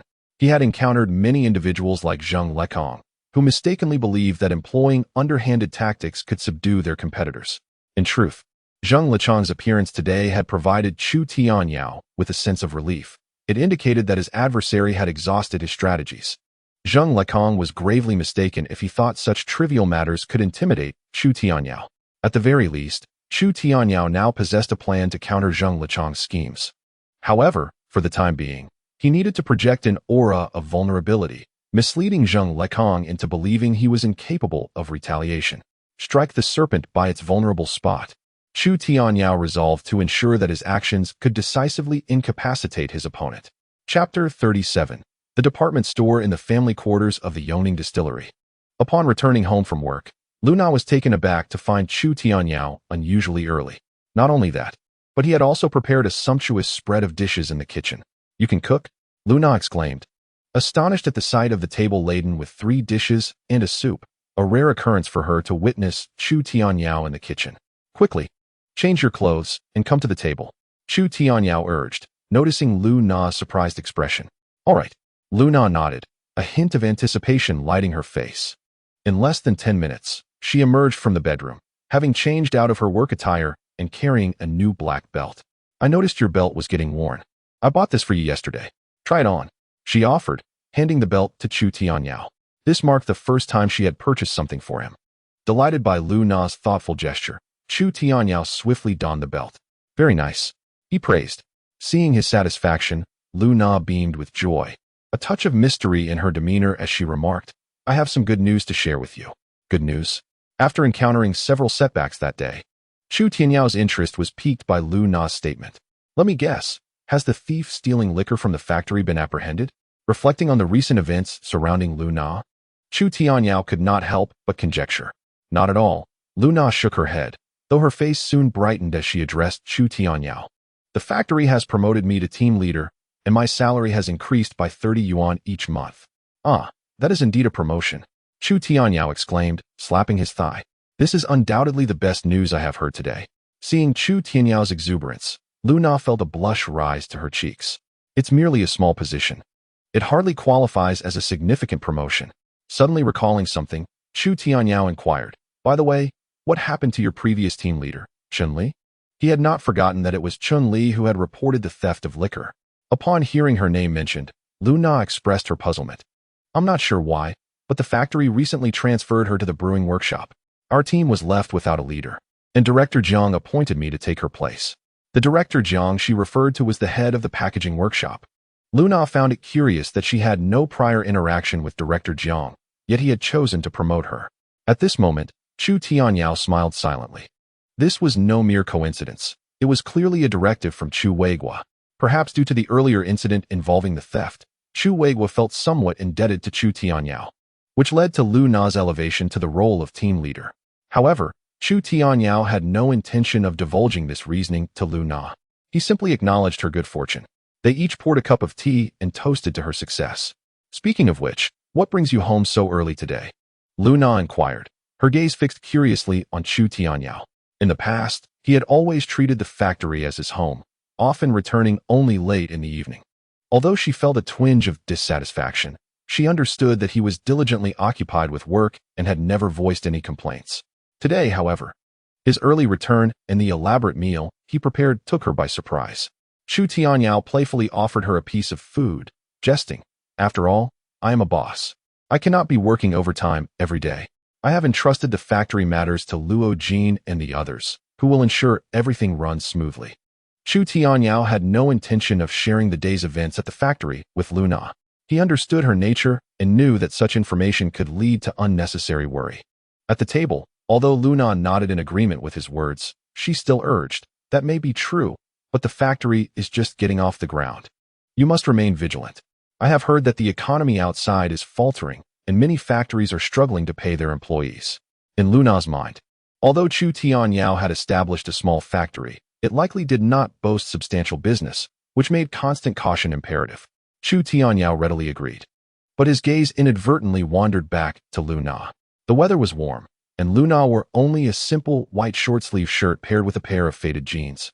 Her feet adorned with a pair of worn-out sandals.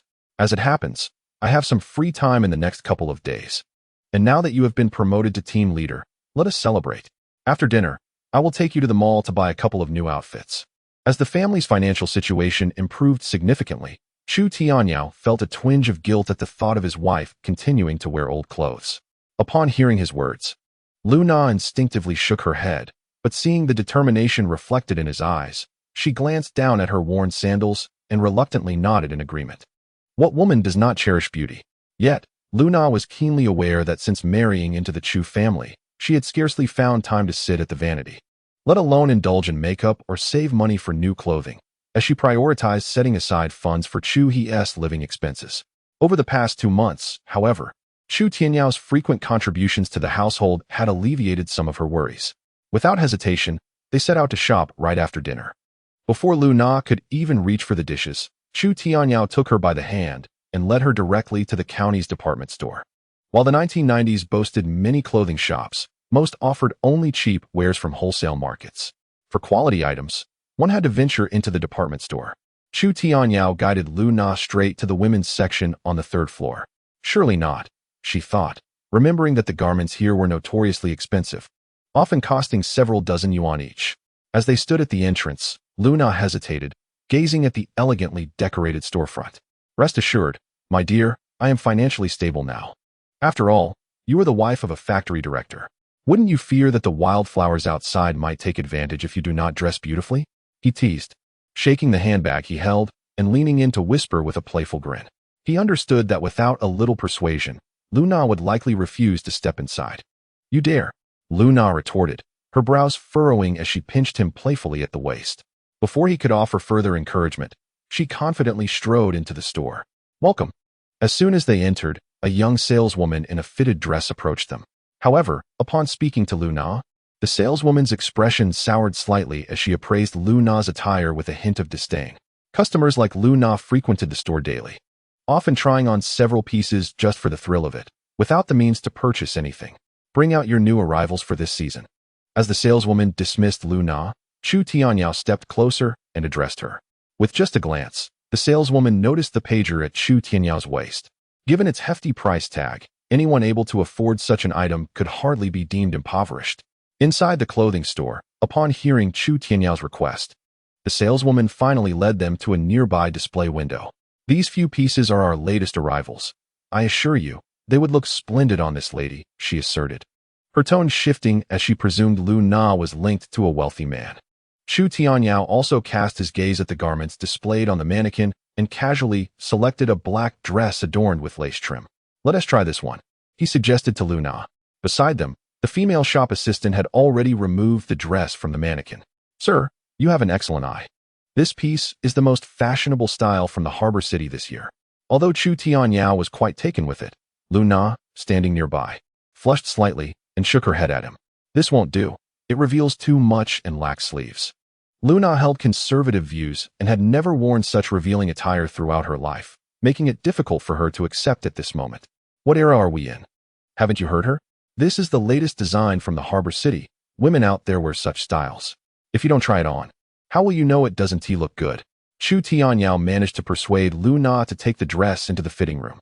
While Lu Na was inside, the shop assistant approached Chu Tianyao. Sir, your taste is impeccable. You must be a businessman, right? She winked at him, her eyes sparkling with a hint of flirtation.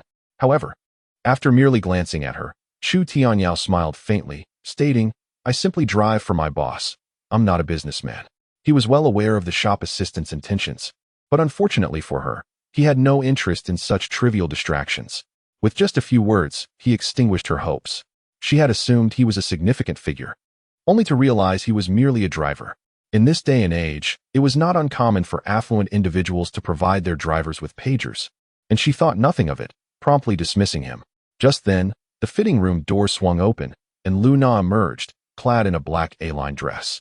Although her steps were tinged with nervousness and shyness, it was undeniable that Chu Tianyao felt a spark of admiration at first glance. The dress accentuated her long, fair legs, and at a height of 1.64 meters, she epitomized a leggy beauty for her time. The A-line dress Chu Tianyao had selected was indeed the trendiest style available. With no collar or sleeves, the dress featured a delicate pleat just below the waistline, and a belt cinched at the back highlighted Lu Na's slender waist. However, the bare arms exposed made Lu Na feel somewhat self-conscious. At that moment, even the shop assistant could not help but widen her eyes in astonishment. While she felt envy, she couldn't deny that her own modest beauty paled in comparison to Lu Na's allure. Sir, if you wish to purchase, please proceed to the checkout, the shop assistant informed Chu Tianyao. Just as he was about to respond, Lu Na hastily pulled him aside. No, this dress is too expensive. It nearly costs my entire month's salary. Let's buy something outside, she whispered, glancing down at the price tag she had pulled from the dress. 120 yuan. For an average person, this indeed was a hefty price. Oh my, that dress looks stunning. I want one too, exclaimed a plump woman who had just entered the store, marveling at the dress Lu Na was wearing. I'm sorry, Mrs. Wu, but this dress is the last one we have. Upon the arrival of the visitor, the female shop assistant found herself in a rather awkward predicament. Upon hearing the remarks, the portly woman immediately displayed her displeasure, pointing at Lu Na with disdain. Another one of those penny-pinching trial-and-run shoppers. I doubt she can afford anything. How about this? I won't mind wearing something you've already tried on. Hurry up and take it off for me. I'll wash it when I get home. As she spoke, the obese woman reached out towards Lu Na with a face full of revulsion. Lu Na's complexion turned pale at that moment. However, a large hand swiftly swatted the woman's hand away. Have you looked in the mirror? You resemble a bloated pig. It's truly a waste for you to wear that dress. With that, Chu Tianyao opened his handbag and pulled out several 100 yuan bills, handing them to the female shop assistant. Not just this one, but also the other two in the display window. Wrap them up for me. The shop assistant instinctively accepted the money from Chu Tianyao, her expression a mixture of surprise and disbelief. Meanwhile, the enraged portly woman pointed an accusatory finger at Chu Tianyao, exclaiming, You little brat, it's just a few 100 yuan. Why are you putting on airs? Do you know who my husband is? If you dare insult me, I promise you'll regret it." As she spoke, the woman pulled out several hundred-yuan bills from her bag and slammed them onto the shop assistant's palm. "I'll pay extra. I want to secure this dress today. And you two paupers will apologize to me on your knees." Witnessing the woman's brazen attitude, Lu Na tugged at Chu Tianyao sleeve, not wanting him to spend extravagantly on her. After all, the amount Mrs. Wu had just brandished was more than her 3-month salary. Just as Lu Na was about to turn back to the fitting room to change, a firm hand grasped her tightly. "If I can't even buy a dress for my wife today, it would be truly shameful," Chu Tianyao declared, reaching once more for his handbag. The shop assistant, witnessing the scene, hesitated to provide the clothing to Chu Tianyao. After all, she was aware of Mrs. Wu's lavish spending. It was said that her husband owned a large factory. In her eyes, Chu Tianyao, merely a driver, was merely putting on a fade by producing a few hundred yuan. However, before he could retrieve any more money, an enthusiastic voice resonated from outside the store. "Boss Chu," a man dressed in a suit, Li Funing, strode confidently into the shop. However, before he could greet Chu Tianyao, the portly woman, locked in confrontation with him, excitedly clutched Li Funing's arm. "Darling, you must help me take revenge. This impertinent fool dared to insult me." Upon seeing his wife pointing at Chu Tianyao, the smile on Li Funing's face instantly froze. "Is there some sort of misunderstanding?" he inquired, attempting to placate Chu Tianyao with a forced grin. "It's nothing but a misunderstanding. Your wife is demanding that I apologize to her on my knees," Chu Tianyao retorted coldly. Upon hearing this, Li Funing's expression darkened. "Apologize on your knees? What a ridiculous notion. Who in the entire Yongning County doesn't know about Xingyao Distillery? The individual before him is not only the proprietor of the Xingyao Distillery, but also a significant patron of his establishment. It can be asserted that, without the orders from Xingyao Distillery, Li Funing's glass factory would face bankruptcy within 2 months. It is often said that one's livelihood is akin to a parental figure. In Li Funing's heart, the stature of Chu Tianyao likely surpasses that of his own father. Indeed, you shall prostrate yourself and apologize, or else silence yourself. Behind Li Funing, a plump woman spoke, only to be met with a fierce glare from him. "How dare you, Li Funing? Now that business is thriving, you even have the audacity to insult me." The sudden outburst from Li Funing left the woman trembling with rage, as she vehemently berated him. "You were merely a poor lad back then. Had it not been for marrying into my Wu family, would you have attained your current status?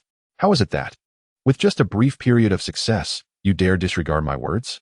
The woman was evidently throwing a tantrum. Witnessing this scene, Li Funing could not help but feel a mix of embarrassment and anger. "Boss Chu, it is entirely my fault for indulging her too much. Please do not take this matter to heart," he implored Chu Tianyao, not even pausing to pacify his wife. The plump woman, incensed by Li Funing's preference for an outsider, disregarded the onlookers and pointed at him, exclaiming, "Li Funing, I want a divorce." With a sudden loss of restraint, Li Funing turned and struck her across the face. The atmosphere fell into a profound silence, with the surrounding patrons and female staff gazing in astonishment at the woman now crumpled on the floor.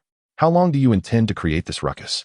Li Funing shouted at his wife, proceeding to clarify Chu Tianyao's identity. The moment she heard this, the woman's countenance shifted dramatically. "What? He is the Chu boss you mentioned?" Instinctively covering her mouth, she finally comprehended why her husband was so deferential before Chu Tianyao. She had heard Li Funing speak of the glass factory's plight. Had it not been for Chu Tianyao's urgent orders, the factory would have surely gone bankrupt by now, and she would no longer hold the title of factory manager's wife. "Apologize to Boss Chu and his wife," Li Funing commanded his wife. Immediately, the plump woman retracted her earlier hostility, tidied her disheveled hair, and approached Chu Tianyao and Lu Na with a forced smile. "Boss Chu, Madam Chu, I apologize for my earlier behavior. It seems I have inadvertently caused a great disturbance." In response to the woman's apology, Chu Tianyao seemed unfazed, merely glancing back at Lu Na, who appeared somewhat flustered. After all, it seemed she had not yet grasped the unfolding events. Why, all of a sudden, did this fiery woman feel compelled to apologize? Chapter 39. Lekong Distillery. With the commotion at the department store concluded, Chu Tianyao returned home with Lu Na. However, throughout their journey, Lu Na could not suppress her curiosity. "Tianyao, do you know that Mr. Li from earlier?" In the living room, Lu Na returned home and changed into her usual short-sleeved attire. She glanced at Chu Tianyao, who was lounging on the sofa, and inquired. Even now? She found it puzzling how the seemingly affluent Mr. Li was so courteous to her husband. Perhaps he considered him a business partner. After all, he owned a glass factory and they had commercial dealings. Shopping had indeed been tiring, and Chu Tianyao casually replied as he slumped on the sofa.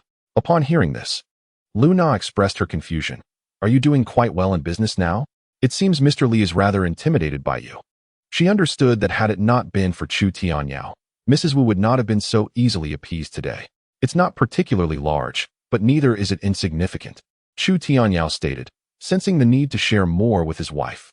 In any case, we are not impoverished. We are at least more affluent than Li Funing. Just look at how his wife carries herself, as if she's above everyone else. You, after all, are the wife of a factory manager, and in future encounters like this, you must be more assertive and not always retreat. I cannot possibly assume the role of a factory manager's wife, Lu Na retorted, seemingly unconvinced by Chu Tianyao's assertions. In her eyes, Mrs. Wu was far from a factory manager's wife. In their rural terminology, she would be considered a disgraceful woman. Lu Na hailed from a rural background, being the second of 3 siblings with an elder sister and a younger brother. Growing up in a region where the preference for sons over daughters was rampant, she had long been accustomed to a life of frugality, and enduring a bit of hardship was no great matter to her. During her early days in the Chu family, she faced daily grievances. Had it been someone else in her position, they would have likely left Chu Tianyao long ago. Alas, one cannot expect to become prosperous overnight.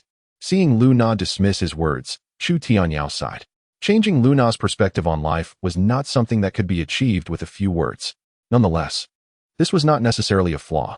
Chu Tianyao simply wished for Lu Na to adapt to this new lifestyle, as the days ahead with him would only grow brighter.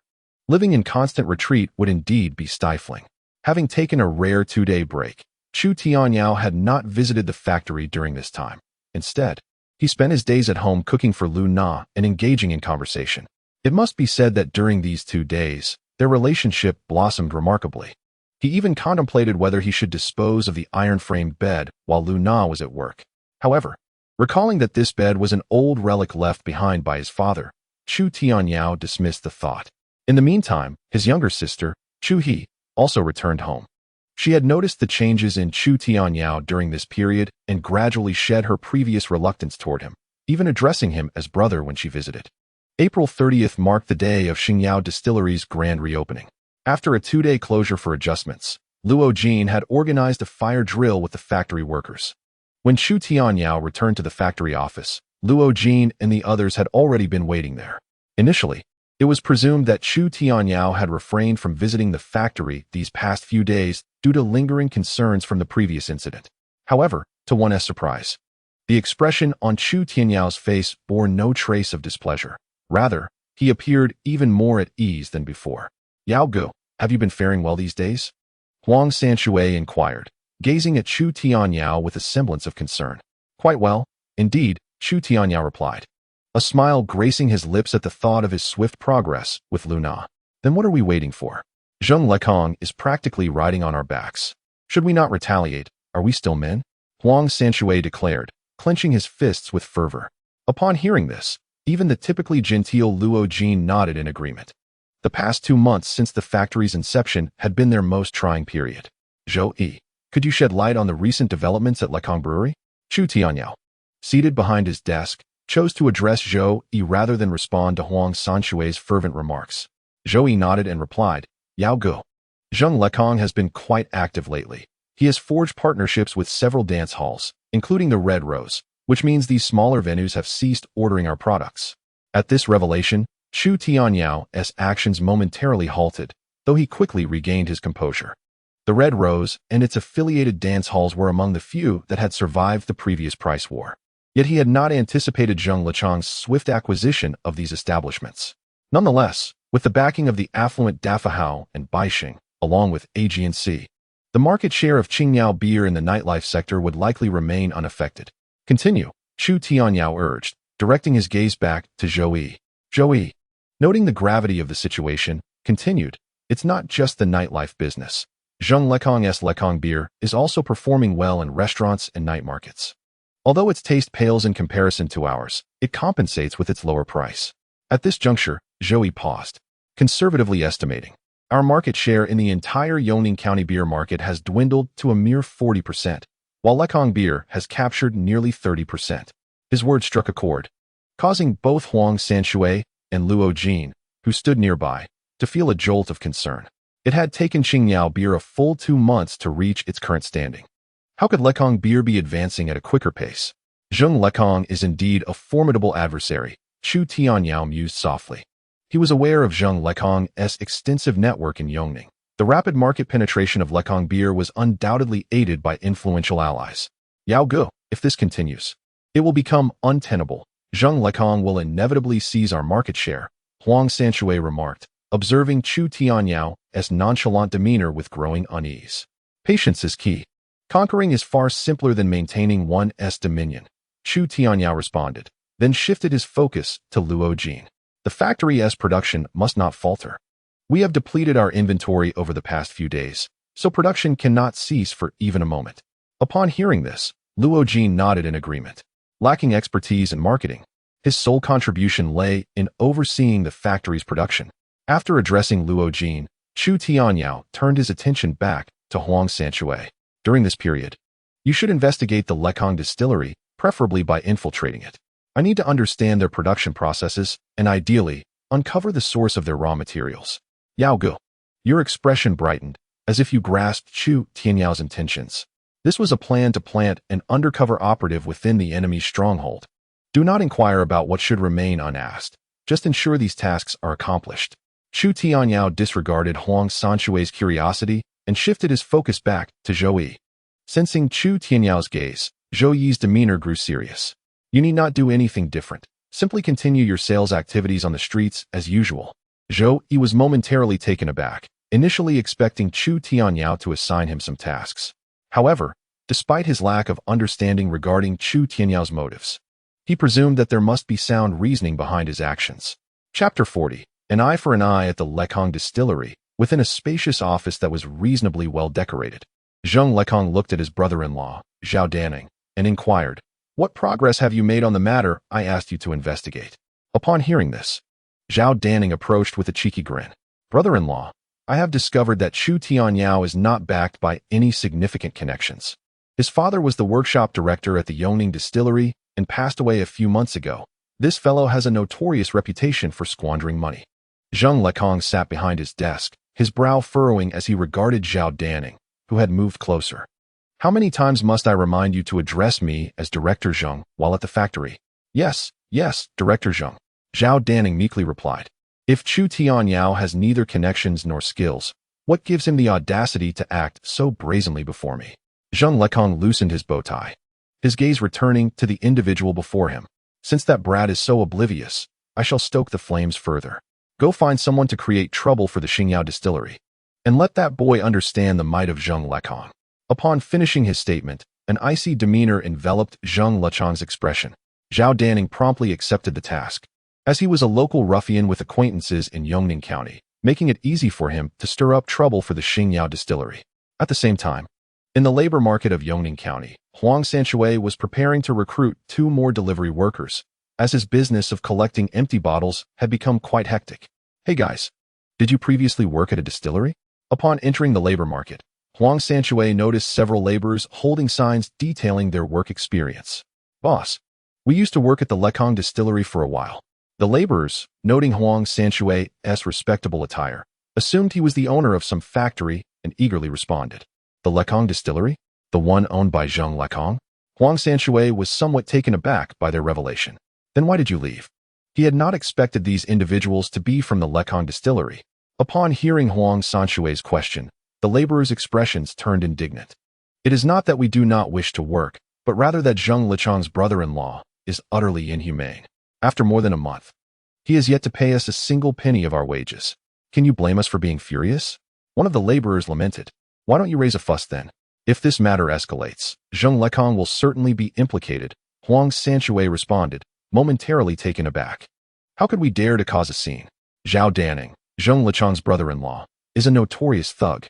Before we could even protest, he had his men beat us up," explained a young laborer in his 20s.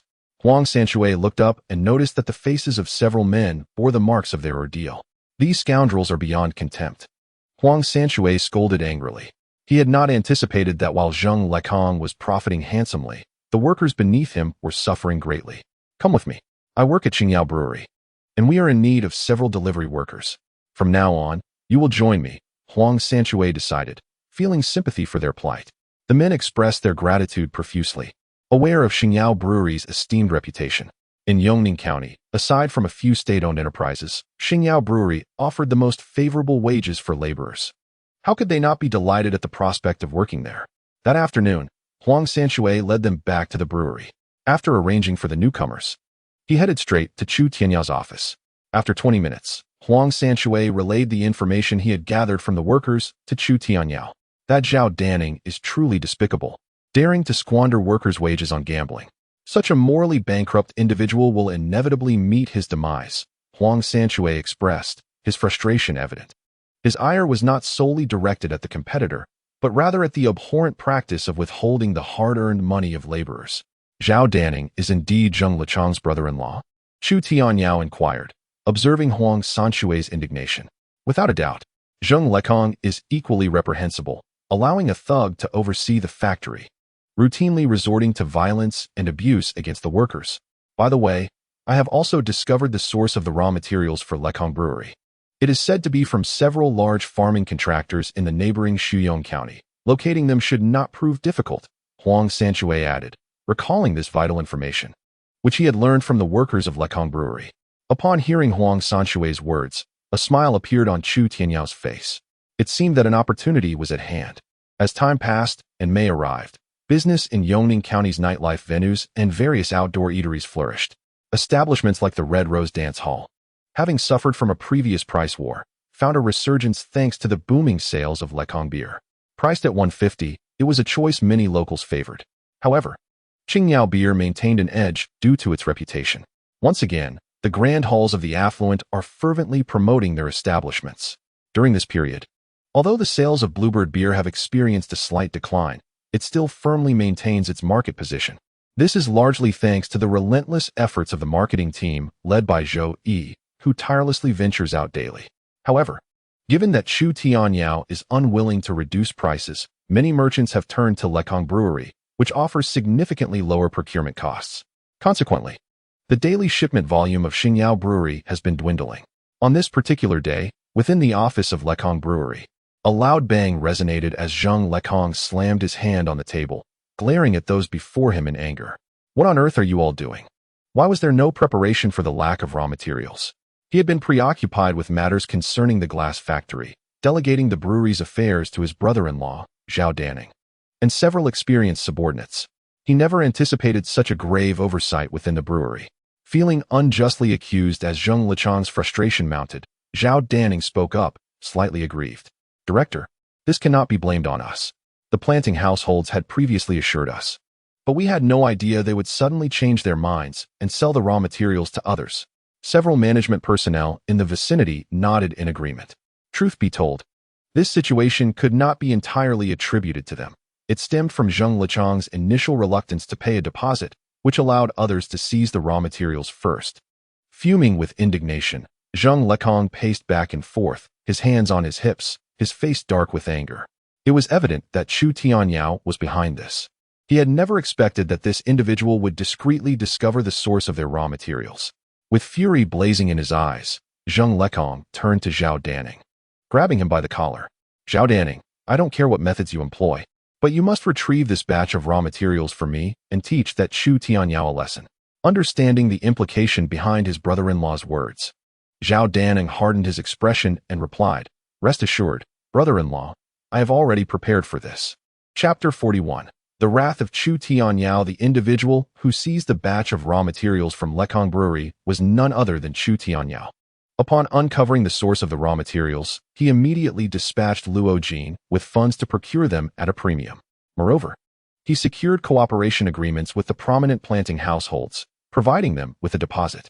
Chu Tianyao aimed not only to acquire this batch of raw materials, but also to ensure that Zheng Lekong would face a dire shortage in the future. Naturally, in the 4 counties and 3 districts of Luqing, there were numerous such planting households, making it impossible for Chu Tianyao to monopolize them all. However, It was anticipated that Zheng Lekong would require time to seek alternative sources. Early the next morning, as Chu Tianyao had just risen from his slumber, his pager began ringing incessantly. Glancing at the device, his expression shifted dramatically. Zheng Lekong, you are courting death. This was the first time he had felt such fury since arriving in this world. The reason for his ire was simple. Zheng Lekong's actions had crossed a line. With veins bulging at his temples, Chu Tianyao wasted no time. He hastily dressed, leaving home without even bidding farewell to Lu Na. Upon exiting the door, Chu Tianyao hailed a tricycle, making his way directly to the People's Hospital of Yongning County. 15 minutes later, he entered the ward, where the overwhelming scent of disinfectant assaulted his senses. Brother Yao, Huang Sanshui and Zhou Yi, who were waiting in the ward, immediately called out upon seeing him. How is the glasses wearer? Chu Tianyao inquired, gazing at the individual lying on the bed. Despite the bandage wrapped around his head, he easily recognized Luo Jin's face. The doctor said it's nothing serious, but those scoundrels were excessively brutal. He won't be able to get out of bed for at least a week or 8 days. Zhou Yi informed him, glancing at Chu Tianyao. Casting a look at the two before him, Chu Tianyao asked, have you identified who did this? Who else could it be? It must be that bastard Zheng Lekong. Huang Sanshui clenched his fists in anger. Damn it, I'm going to find him and avenge the glasses wearer. As Huang Sanshui turned to leave, Chu Tianyao firmly grasped his arm. Do you believe that Zheng Lekong is waiting for you to walk into a death trap? Chu Tianyao exclaimed, his voice commanding. In response, Huang Sanshui's agitation grew. What should we do then? Are we just going to stand by while our brother is assaulted? Brother Yao, I cannot let this go. I am not asking you to, Chu Tianyao replied, moving to Luo Jin's bedside. Observing Luo Jin still lost in unconsciousness, a coldness emanated from his sharply defined features. Even Zhou Yi, standing behind him, could sense the invisible pressure radiating from Chu Tianyao, realizing he had genuinely been provoked. Since Zheng Lekong resorts to despicable tactics, we need not adhere to any rules ourselves. Chu Tianyao picked up the shattered glasses frame from the table and continued solemnly, Sanshui, tonight you will meet with Wang Lei. Have him leverage his connections to uncover the identities of those who attacked the glasses wearer. I wish to see who possesses the audacity to lay hands on someone under my protection. Upon hearing this, Huang Sanshui felt a surge of hope, almost forgetting. He recalled Chu Tianyao's connection to Wang Lei, who was currently collaborating with him in managing 3 dance halls. Their relationship was indeed well established. This task, I'm certain Wang Lei will assist without hesitation. Additionally, arrange for a caregiver to attend to the glasses wearer. As for the matters at the factory during this period, I shall personally oversee them. However, Zhou Yi's expression turned grave. Brother Yao, I can handle the factory affairs. For the next few days, you needn't worry. I am not intimidated by threats. If Zheng Lekong dares to take action against me, let him try. Chu Tianyao interjected, raising his hand to silence Zhou Yi. His initial choice of Wang Lei over Jiang Dahu was precisely to mitigate situations like this, confronting someone as unscrupulous as Zheng Lekong. Chu Tianyao was determined not to show any leniency. That afternoon, the Xingyao distillery saw the arrival of several of Wang Lei's subordinates. Without needing much prompting from Chu Tianyao, Wang Lei promptly dispatched his men to investigate the situation at the distillery, also sending a few capable fighters to secure the premises. Last night, Luo Jin was ambushed as soon as he left the factory after working late. In less than 3 hours, at 8 o'clock, Chu Tianyao received a call from Wang Lei in his office. The 2 assailants who had targeted Luo Jin were identified as subordinates of a man named Chen Long. Chen Long was a prominent figure overseeing the Red Rose Dance Hall, commanding a dozen or so men. However, compared to Wang Lei, he was somewhat lacking in stature. Without needing further prompting from Chu Tianyao, Wang Lei had already apprehended the 2 culprits backstage at the Grand Fortune. Their fate awaited Chu Tianyao's command. 10 minutes later, upon hearing the anguished cries emanating from the phone, Chu Tianyao hung up. The matter had been clarified. According to the 2 men, Chen Long was not involved. It was Zhao Danning, the younger brother-in-law of Zheng Lekong, who had orchestrated the attack, offering them 500 yuan as a bribe. Yet, it seemed that this sum was hardly sufficient to cover their medical expenses. Resorting to such underhanded tactics, it appeared that I had overestimated you, Zheng Lekong. In the office, after ending the call, Chu Tianyao's expression gradually darkened. In less than half a month, he and Zheng Lekong had already engaged in several exchanges. However, It was evident to Chu Tianyao that while Zheng Lekong possessed some cunning, his methods were quite lacking. If he continued to rely solely on these unscrupulous tactics, his downfall was inevitable. Moreover, his subordinates resembled a band of inept allies.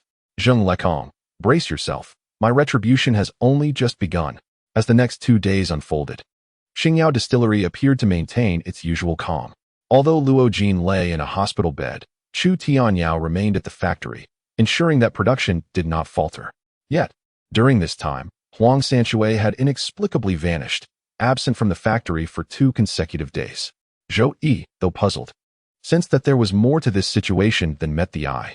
Meanwhile, at Lekong Distillery, after observing for 2 days without any movement from Chu Tianyao's side, Zheng Lekong felt a sense of disappointment.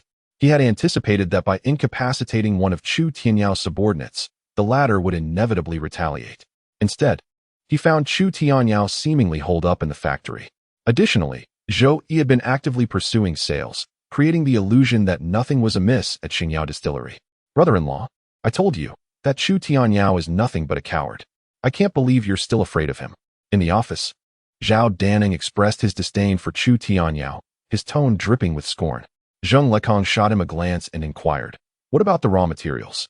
Upon hearing this, Zhao Danning eagerly replied, "Brother-in-law, when have I ever failed you? I've secured the raw materials. The price is a bit higher than before, but they will arrive on time and will not affect production." Satisfied with Zhao Danning's response, Zheng Lekong nodded approvingly. "Consider this your merit. Go to the finance department and fetch 2,000 yuan as your bonus for this month." Zheng Lekong waved his hand, indicating that Zhao Danning could take his leave. "Thank you, brother-in-law." Upon hearing these words, Zhao Danning's expression brightened, and he swiftly turned to depart. Recently, he had been somewhat financially constrained, and with the addition of these 2,000 yuan, he would be able to indulge in a few more rounds, perhaps even recouping his losses. Chapter 42. A spectacle unfolds. The calm before the storm often heralds tumultuous waves. A week passed, and between Xingyao Distillery and Lekong Distillery, it appeared that all was well, each engrossed in their own production. However, the beer market in Yongning County quietly underwent a transformation. The sales of Lekong beer surged steadily, nearing the market share of Qingyao beer. This surge was primarily due to its affordable price, which made it more palatable to consumers. Consequently, many merchants who had previously sold Qingyao beer began reaching out to Xingyao Distillery, hoping that Chu Tianyao would lower the price of Qingyao beer. In response to these calls, Chu Tianyao remained indifferent. He was confident that many of those calling were arranged by Zheng Lekong. If he succumbed to the temptation of a price reduction strategy, it would precisely play into Zheng Lechong's hands, who was eagerly anticipating a price war, betting on Chu Tianyao's defeat. Chu Tianyao understood that his production costs could never match the low rates of Lekong beer. Thus, he resolutely refused to engage in such tactics. During this period, while business matters seemed to have reached an impasse, Chu Tianyao received 2 pieces of good news. The first was that Luo Jin had been discharged from the hospital. Although he had endured a beating, the assailants had refrained from inflicting severe harm. Chu Tianyao had initially hoped that Luo Jin would take a few more days to recuperate, but the latter's eagerness to return was palpable, and he was back at the factory on his very first day out. With Luo Jin's presence, Chu Tianyao found himself considerably relieved. The second piece of good news was that Yongning Distillery was under investigation. It was reported that several police cars had been dispatched that night to take Li Boming and his son from their home. The following morning, 5 mid- to upper-level managers at Yongning Distillery were conspicuously absent. Moreover, due to Li Boming's influence, the Zhou Yongjun couple was also dismissed from the factory. They were now without housing, not even a place in the workers' dormitory. Upon hearing this news, Luna took advantage of the day off to visit the market, purchasing 2 pounds of beef and several cold dishes. Chu Tianyao had not anticipated that Chu Weiguo would act so swiftly. After all, Li Guohua had been an old leader in the factory, and toppling him was no simple feat in the early afternoon. Just as Luna had finished preparing the beef stew, before the couple could sit down for their meal, guests arrived. Director Jiang. Luna was taken aback to see her workshop director, Jiang Yuping, standing at the door. Yet, before she could collect her thoughts, another figure beside Director Jiang left her utterly astonished. "Director Chu, what brings you here? Please come in." Luna gazed at Chu Weiguo and Jiang Yuping, her words faltering in excitement as she hastily ushered them inside. At that moment, Chu Tianyao was seated at the dining table, equally astonished to see Chu Weiguo enter. It appeared that their arrival was perfectly timed. Upon stepping in, Chu Weiguo was met with a splendid array of dishes, causing a bright smile to spread across his face. "Director Chu, Director Jiang, you haven't eaten yet, have you? Please, take a seat. I'll fetch some bowls and chopsticks right away." Lu Na warmly invited them to sit. Quickly retrieving utensils from the kitchen, along with a bottle of fine wine previously cherished by Chu Tianshan. "They say that timely arrivals are better than early ones. My family only indulges in meat once a month, and yet, we have the pleasure of hosting Director Chu." Sitting together, Chu Tianyao chuckled. However, as soon as the words left his lips, Lu Na swiftly pinched his thigh. "What? You let your wife become a team leader, and you can't even spare a meal of beef?" Chu Weiguo observed Chu Tianyao, dismissing the rudeness directed at him. Yet Lu Na, upon hearing Chu Weiguo's words, was taken aback, realizing that her promotion to team leader was, in fact, due to Chu Weiguo. She couldn't shake the feeling that he and her husband were already acquainted. At the table, Lu Na poured wine for the three. Chu Weiguo raised his glass in a toast to Chu Tianyao. "Without your assistance, we wouldn't have swiftly uncovered critical evidence in Li Guohua's case. You've truly been a tremendous help." Chu Tianyao promptly reciprocated the toast. Meanwhile, Zhang Yuping, merely raising his glass alongside them, felt a jolt of realization. He had been pondering why Chu Weiguo was concerned about a female worker in a packaging workshop, only to discover now that it was due to Chu Tianyao. Moreover, it seemed that the downfall of Li Guohua and others was also connected to Chu Tianyao. With this revelation, Zhang Yuping's gaze towards Chu Tianyao shifted significantly. "Director Chu, you are too kind. Although the Yongning distillery is state-owned, it represents the dedication of several generations of workers, and I cannot idly watch it fall into the hands of those corrupt individuals." Chu Tianyao drained his glass, and his words prompted Zhang Yuping to regard him with newfound respect. He had never imagined that Chu Tianyao harbored such profound feelings for the Yongning distillery. During the meal, Chu Weiguo found amusement in Chu Tianyao's earnest demeanor. While others might not grasp his true nature, he had seen through this young man. Beneath the facade of righteousness lay a shrewd businessman. He hadn't forgotten that Chu Tianyao had once demanded 2,000 yuan from him and had even swindled a handbag from him, a birthday gift from his daughter. Yet, he harbored no disdain for Chu Tianyao. In fact, he admired him to some extent, as Chu Tianyao, though fond of wealth, was not greedy and maintained a moral compass in his dealings. "I've heard your factory has encountered some issues recently. Is there anything I can assist with?"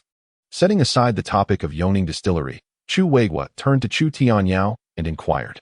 It was evident that he had also heard about the matters concerning Xingyao distillery. Aware of Chu Weiguo's astuteness, Chu Tianyao responded with a smile. "It's merely a minor issue that I can resolve on my own." Although Chu Weiguo offered his assistance, which would undoubtedly be a significant boon, Chu Tianyao had no intention of accepting it. He understood the principle that monetary debts are easier to repay than favors. While he had previously aided Chu Weiguo under certain conditions, he did not perceive himself as owed a debt of gratitude. However, should Chu Weiguo insist on helping him now, the implications would be entirely different. "You are quite stubborn. I have heard that Zheng Lekong is quite formidable," Chu Weiguo remarked, observing the confidence radiating from Chu Tianyao. His curiosity was piqued regarding the source of Chu Tianyao's assurance in opposing Zheng Lekong. "As for Director Chu, there is no need to concern yourself. He is but a grasshopper in autumn, unable to leap for much longer." With a slight smile, Chu Tianyao deliberately shrouded his intentions in mystery before raising his glass to toast Chu Weiguo. The glasses clinked together with an unspoken understanding, and Chu Weiguo refrained from further inquiries, merely saying, "Very well, I shall await the spectacle you are about to unfold." Chapter 43. Setting the stage. Chu Weiguo had not been there long. After a brief meal, he departed with Zhang Yuping. However, during their exit, others in the family quarters caught sight of them. Consequently, news of Director Chu Weiguo dining at Chu Tianyao's home swiftly spread throughout the entire building. Whether upstairs or downstairs, anyone who glanced at Lu Na's countenance was filled with envy. Gradually, the news of Lu Na being appointed as team leader circulated, and in that instant, the various slanders that had previously clouded her reputation vanished without a trace. Meanwhile, at Lekong Distillery, the recent surge in sales of Lekong beer had not only delighted Zheng Lekong, but also brought joy to Zhao Danning. Of course, his greatest joy stemmed from his recent streak of luck at the gambling table, where he triumphed with remarkable ease. He had even transformed his office into a miniature casino, hosting nightly gambling sessions. "Brother Bao, why are you so late today?" I was nearly beside myself with anticipation, Zhao Danning exclaimed as he regarded Qian Bao, who had just entered through the door. Qian Bao was a friend he had recently made at another casino, known for his lavish spending and frequent losses. Zhao Danning, eager to befriend this fortunate fellow, had invited him to his factory for a game. In just a couple of days, he had won 3,000 to 4,000 yuan from Qian Bao, whom he perceived as a living treasure. A relative from the countryside has come to visit and insisted that I help him find a job. Hence, I thought of Zhao Laodi's distillery, hoping he could arrange a position for my relative. As Qian Bao stepped inside, he was accompanied by a young man dressed in simple, rustic attire. "Huang San, greet Brother Zhao."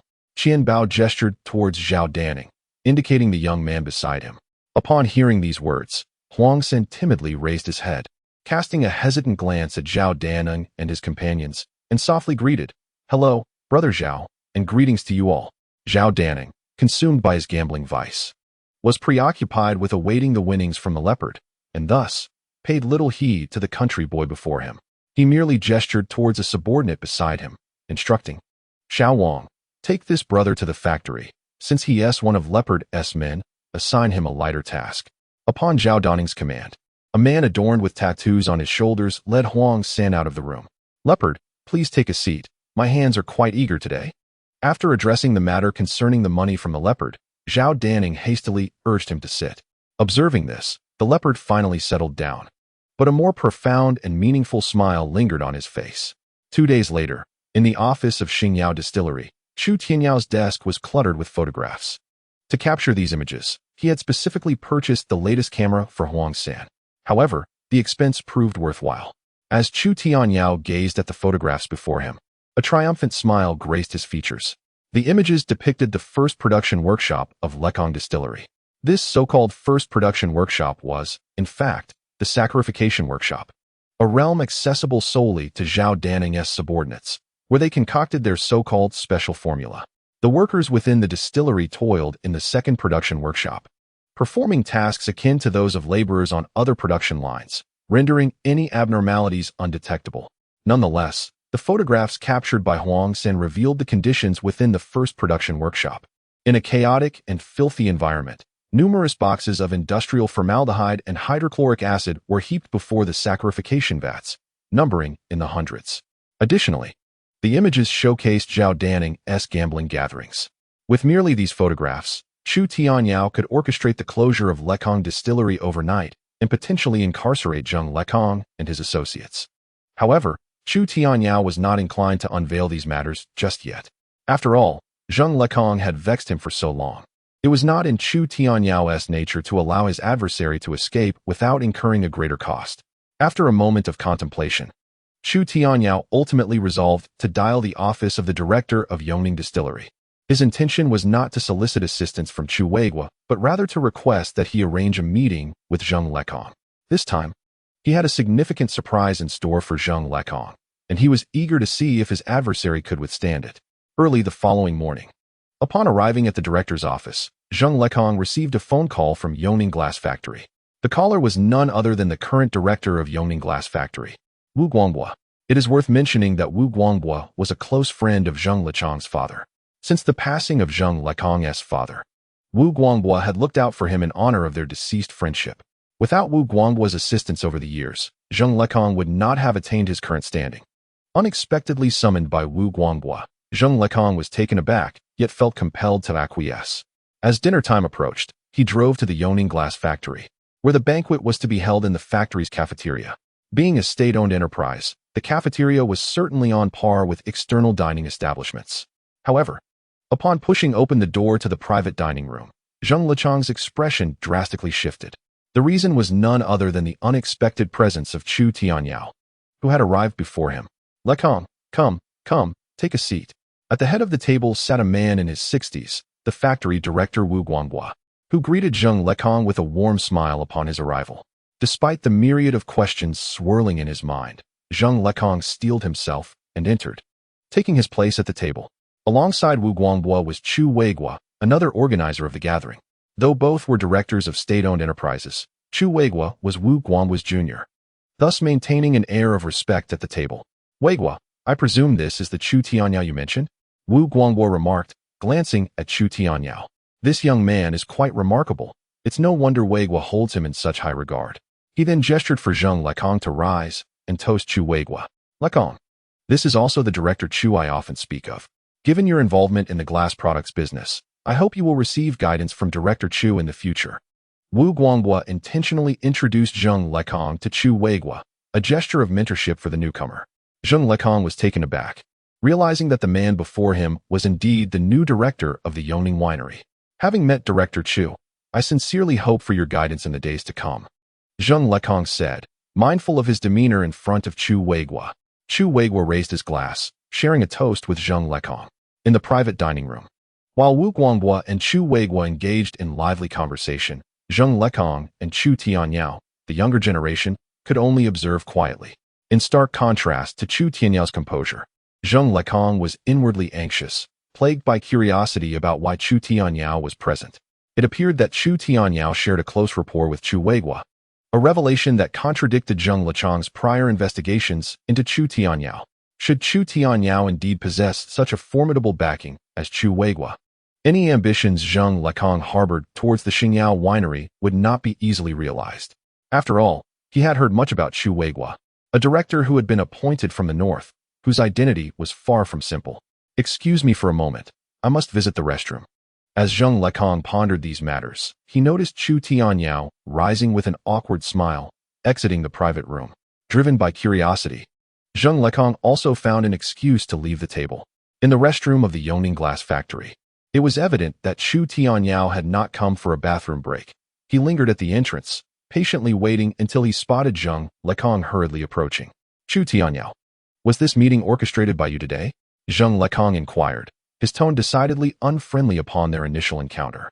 Chu Tianyao did not shy away from the question. He merely nodded, remarking, Boss Zheng, there is no need for apprehension.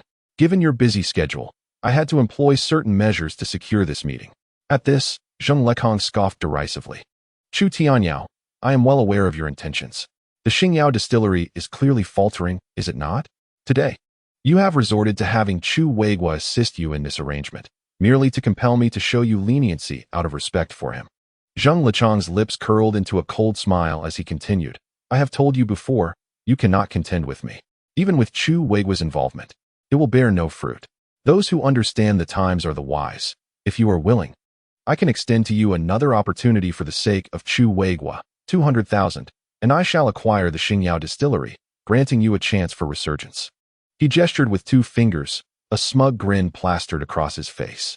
Zheng Lekong perceived Chu Tianyao's objective today as an attempt to wield Chu Weigua's influence to instill fear in him, yet he had no intention of yielding. The Xingyao distillery was as good as his. Have you finished speaking?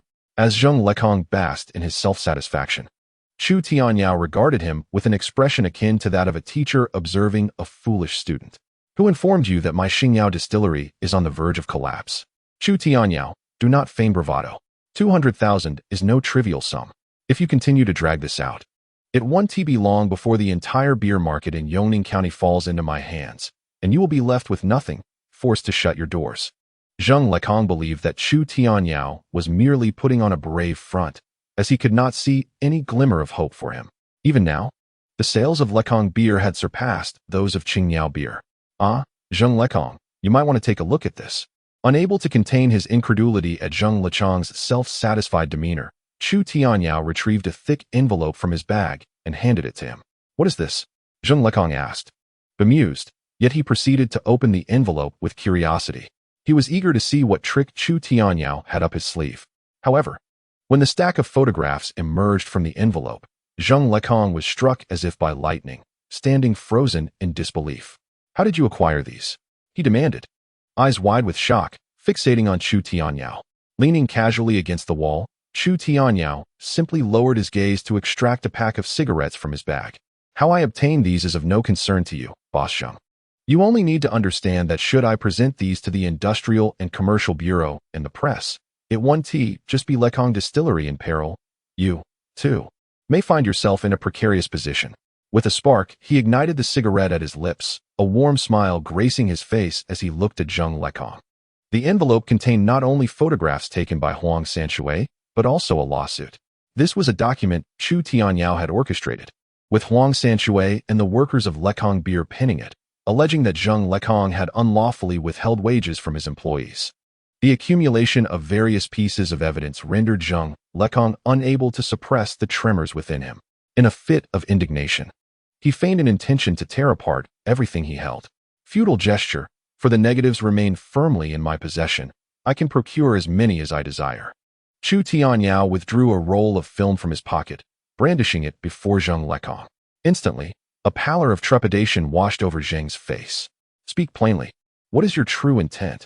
Zheng Lekong fixed his gaze upon Chu Tianyao, acutely aware of the power held within those items. Should these photographs see publication tomorrow, not only would his distillery face ruin, but he himself could also find years of imprisonment awaiting him. Even Wu Guangbo would be unable to extricate him from such a predicament. As Zheng Lechong's expression morphed into one of growing fear, the smile on Chu Tianyao's face deepened. He promptly extracted a pre-prepared contract and extended it towards Zheng Lekong. My aim is quite straightforward, 200,000, for you to sell me the Lekong glass factory. Mimicking Zheng Lechong's earlier posture, Chu Tianyao gestured with 2 fingers. Upon hearing this, Zheng Lechong's face blanched. He could hardly fathom that Chu Tianyao's appetite was so voracious. While he had merely been coveting Chu Tianyao's distillery, Chu Tianyao sought to devour his glass factory. It should be noted that his factory was valued at no less than 600,000. Yet Chu Tianyao had the audacity to propose a mere 200,000 for its acquisition. This was no purchase, it was outright robbery. However, the smile on Chu Tianyao's face perfectly encapsulated his answer to Zheng Lekong's unspoken question. Indeed, it was theft. In comparison to Chu Tianyao's tactics, Zheng Lechong's prior maneuvers against the Xingyao distillery appeared childishly naive. Ultimately, whether to enter prison with money or to reluctantly part with his factory, it seemed clear that Zheng, the proprietor, would not struggle to make a choice. Gazing at the trembling Zheng Lekong, Chu Tianyao donned a seemingly innocuous smile. Why should I trust that you won't go back on your word? Though reluctant, Zheng Lechong's heart had already made a decision. Yet he could not bring himself to trust Chu Tianyao.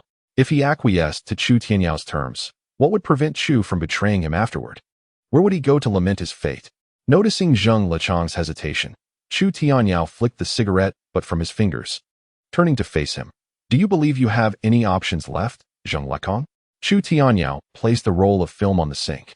Should you agree, I can make this moment vanish from existence. At this, Zheng Lekong felt his pupils constrict sharply. Chu Tianyao was correct. He had no room for choice left. Once this matter became public, he would be utterly finished.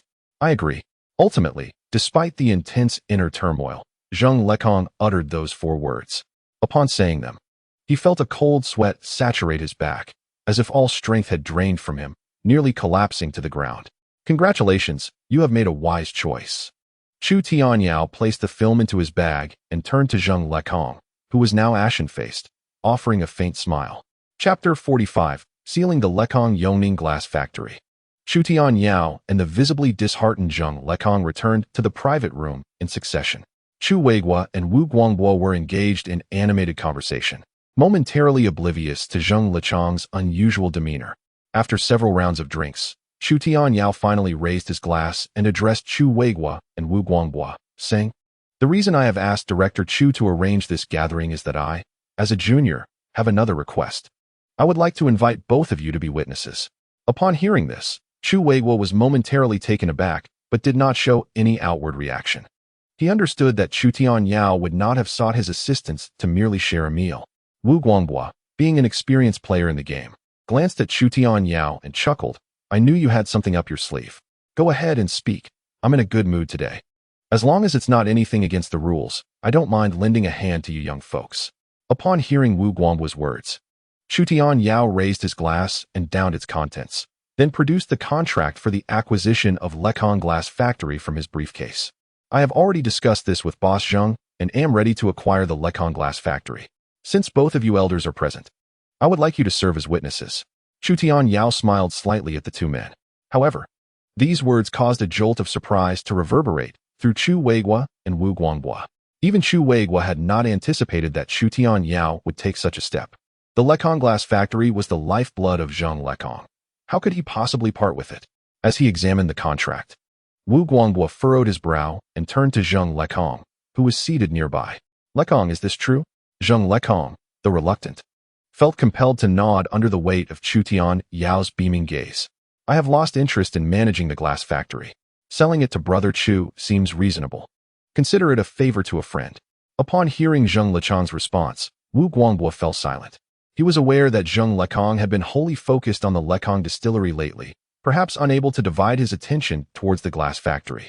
However, to sell the factory at such a low price seemed suspicious. Were this a private matter, Wu Guangbo would have certainly urged against it. But with Chu Weiguo present and Zheng Lekong having consented, he felt it inappropriate to interfere. Very well. Since this is a matter agreed upon by the two of you youngsters, there is little for us old-timers to say.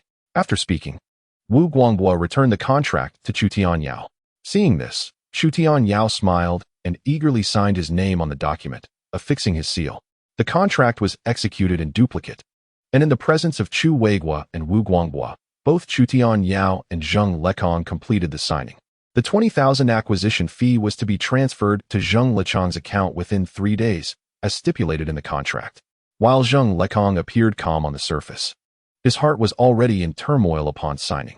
Even though he felt threatened by Chu Tianyao and had his own burdens, he dared not utter a word to Wu Guangbo. Once the illicit activities of the Lekong distillery come to the attention of Wu Guangbo, it is likely that he will be the first to seek retribution. At 1 o'clock in the afternoon, with the contract duly signed, the purpose of the banquet dissipated. Chu Weiguo departed with Chu Tianyao, while Zheng Lekong, apprehensive of Wu Guangbo's inquiries, hastily excused himself and left as soon as the contract was finalized. The Black Santana slowly exited the Yongning glass factory. Inside the vehicle, Chu Weiguo regarded Chu Tianyao with curiosity. My boy, how did you manage to acquire the Lekong glass factory for 200,000? To me, that seemed almost an impossibility. Yet, the event unfolded before his eyes, challenging his disbelief in Chu Tianyao's capabilities. Old Chu, sometimes, conducting business is not as daunting as you imagine. I have mentioned before, Zheng Lekong is akin to a grasshopper in autumn. He cannot leap for long, Chu Tianyao replied, his heart swelling with satisfaction after successfully securing Zheng Lekong's signature.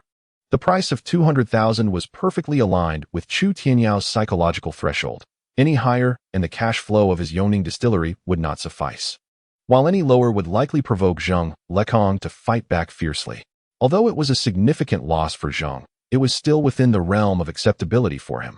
With a net worth in the millions, including not only the glass and distillery, but also other ventures in the city, he was unwilling to risk imprisonment by confronting Chu Tianyao.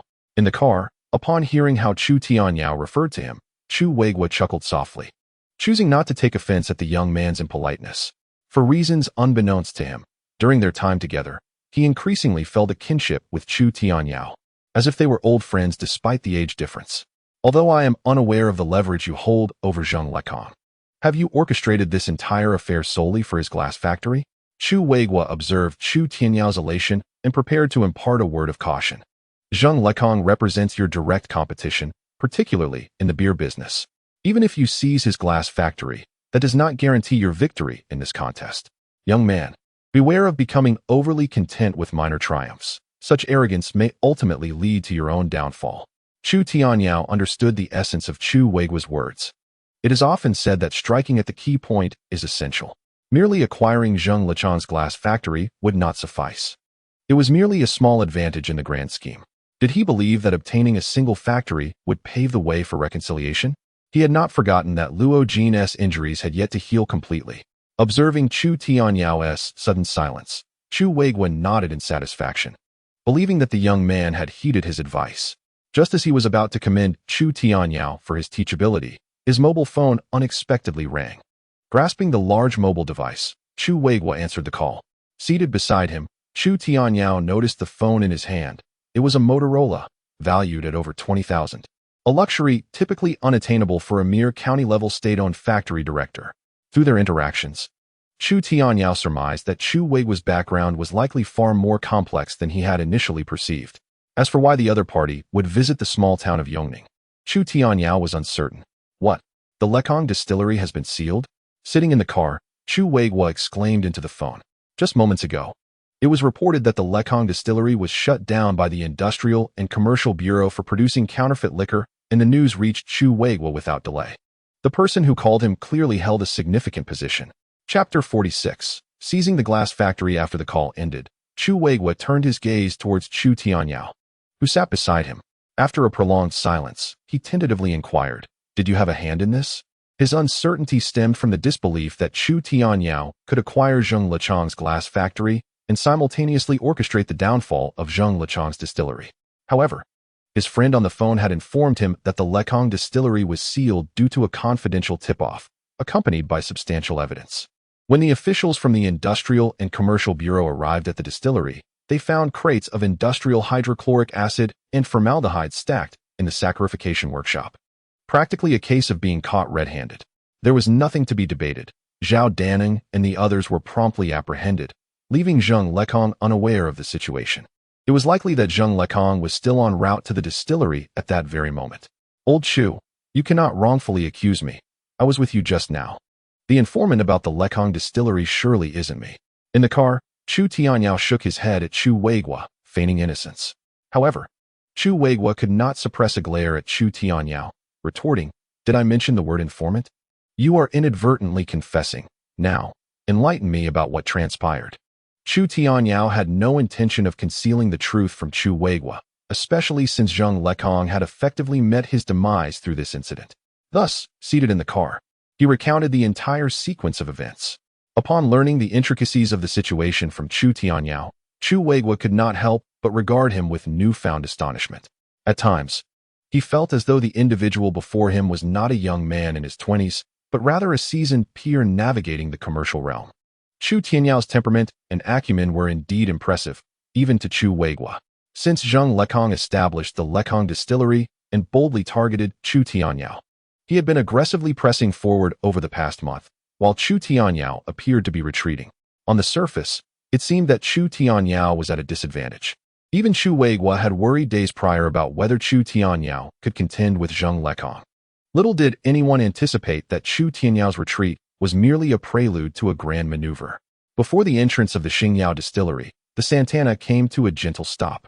Chu Tianyao expressed his gratitude to Chu Weigwa, alighted from the vehicle, and made his way directly back into the factory. Seated in the back seat, Chu Weigwa gazed out the window at Chu Tianyao's departing figure.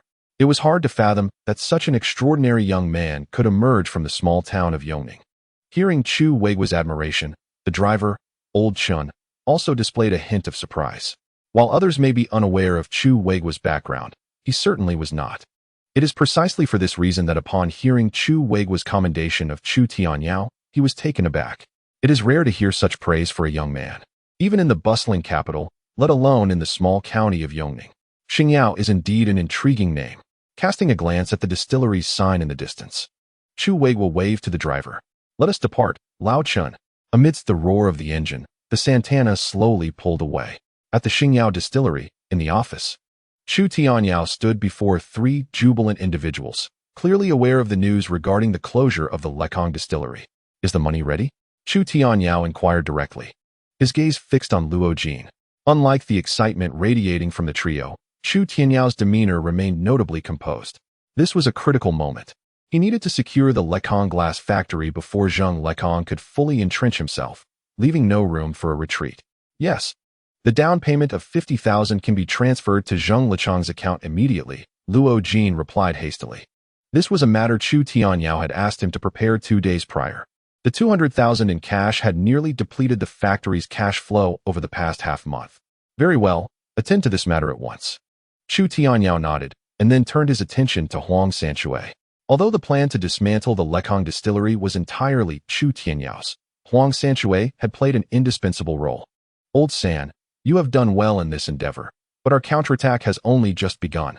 After stating this, Chu Tianyao handed a copy of the Luzhou Commercial News to Huang Sanchui. "Immediately contact the journalist, provide them with the photos you took earlier, and expose the information regarding Zheng Lechong's overdue wages for workers and the gambling-related criminal activities at the Lekong distillery. This time, we must ensure that Zheng Lekong can never recover."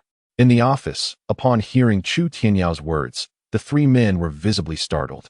They had not anticipated that Chu Tianyao possessed such a strategy. It was easy to foresee that if this information were published, whether true or not, both the Lekong distillery and Zheng Lekong himself would be irreparably harmed. Chu Tianyao approach was indeed ruthless. Before long, Luo Jin and Huang Sanchue exited the office, leaving only Zhou Yi and Chu Tianyao behind. Is it because I did not share the plan with you earlier that you feel unsettled? Chu Tianyao raised his gaze, his eyes meeting Zhou Yi's. The hint of disappointment in Zhou Yi's expression was not lost on Chu Tianyao. Since the inception of the plan against Zheng Lekong, nearly all aspects had involved Luo Jin and Huang Sanchue, while Zhou Yi had remained focused solely on his duties. Though he had not voiced it, it was natural for him to feel slighted, especially given the brevity of his acquaintance with Chu Tianyao and the latter's guarded demeanor. Brother Yao, you speak too highly of me. I merely lament my limited abilities, unable to assist everyone, Zhou Yi replied, shaking his head as he stood in place. As he approached, Chu Tianyao placed a reassuring hand on Zhou Yi's shoulder and remarked with a smile. The reason I have you lead a team for daily sales runs is a deliberate part of my strategy. If I hadn't done so, how could I have allowed Zheng Lekong to grow complacent? Zhou Yi, far from being foolish, was indeed quite astute. With just that one statement from Chu Tianyao, he experienced a moment of clarity.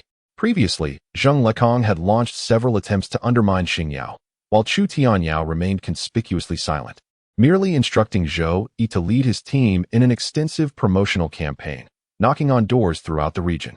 In essence, he aimed to make Zheng Lekong believe that Chu Tianyao was out of options, relying solely on relentless promotion to safeguard the sales of Qingyao beer. In reality, however, Chu Tianyao was secretly concocting a devastating counterattack. Brother Yao, if that is the case, then the closure of Lekong Brewery poses no threat to us.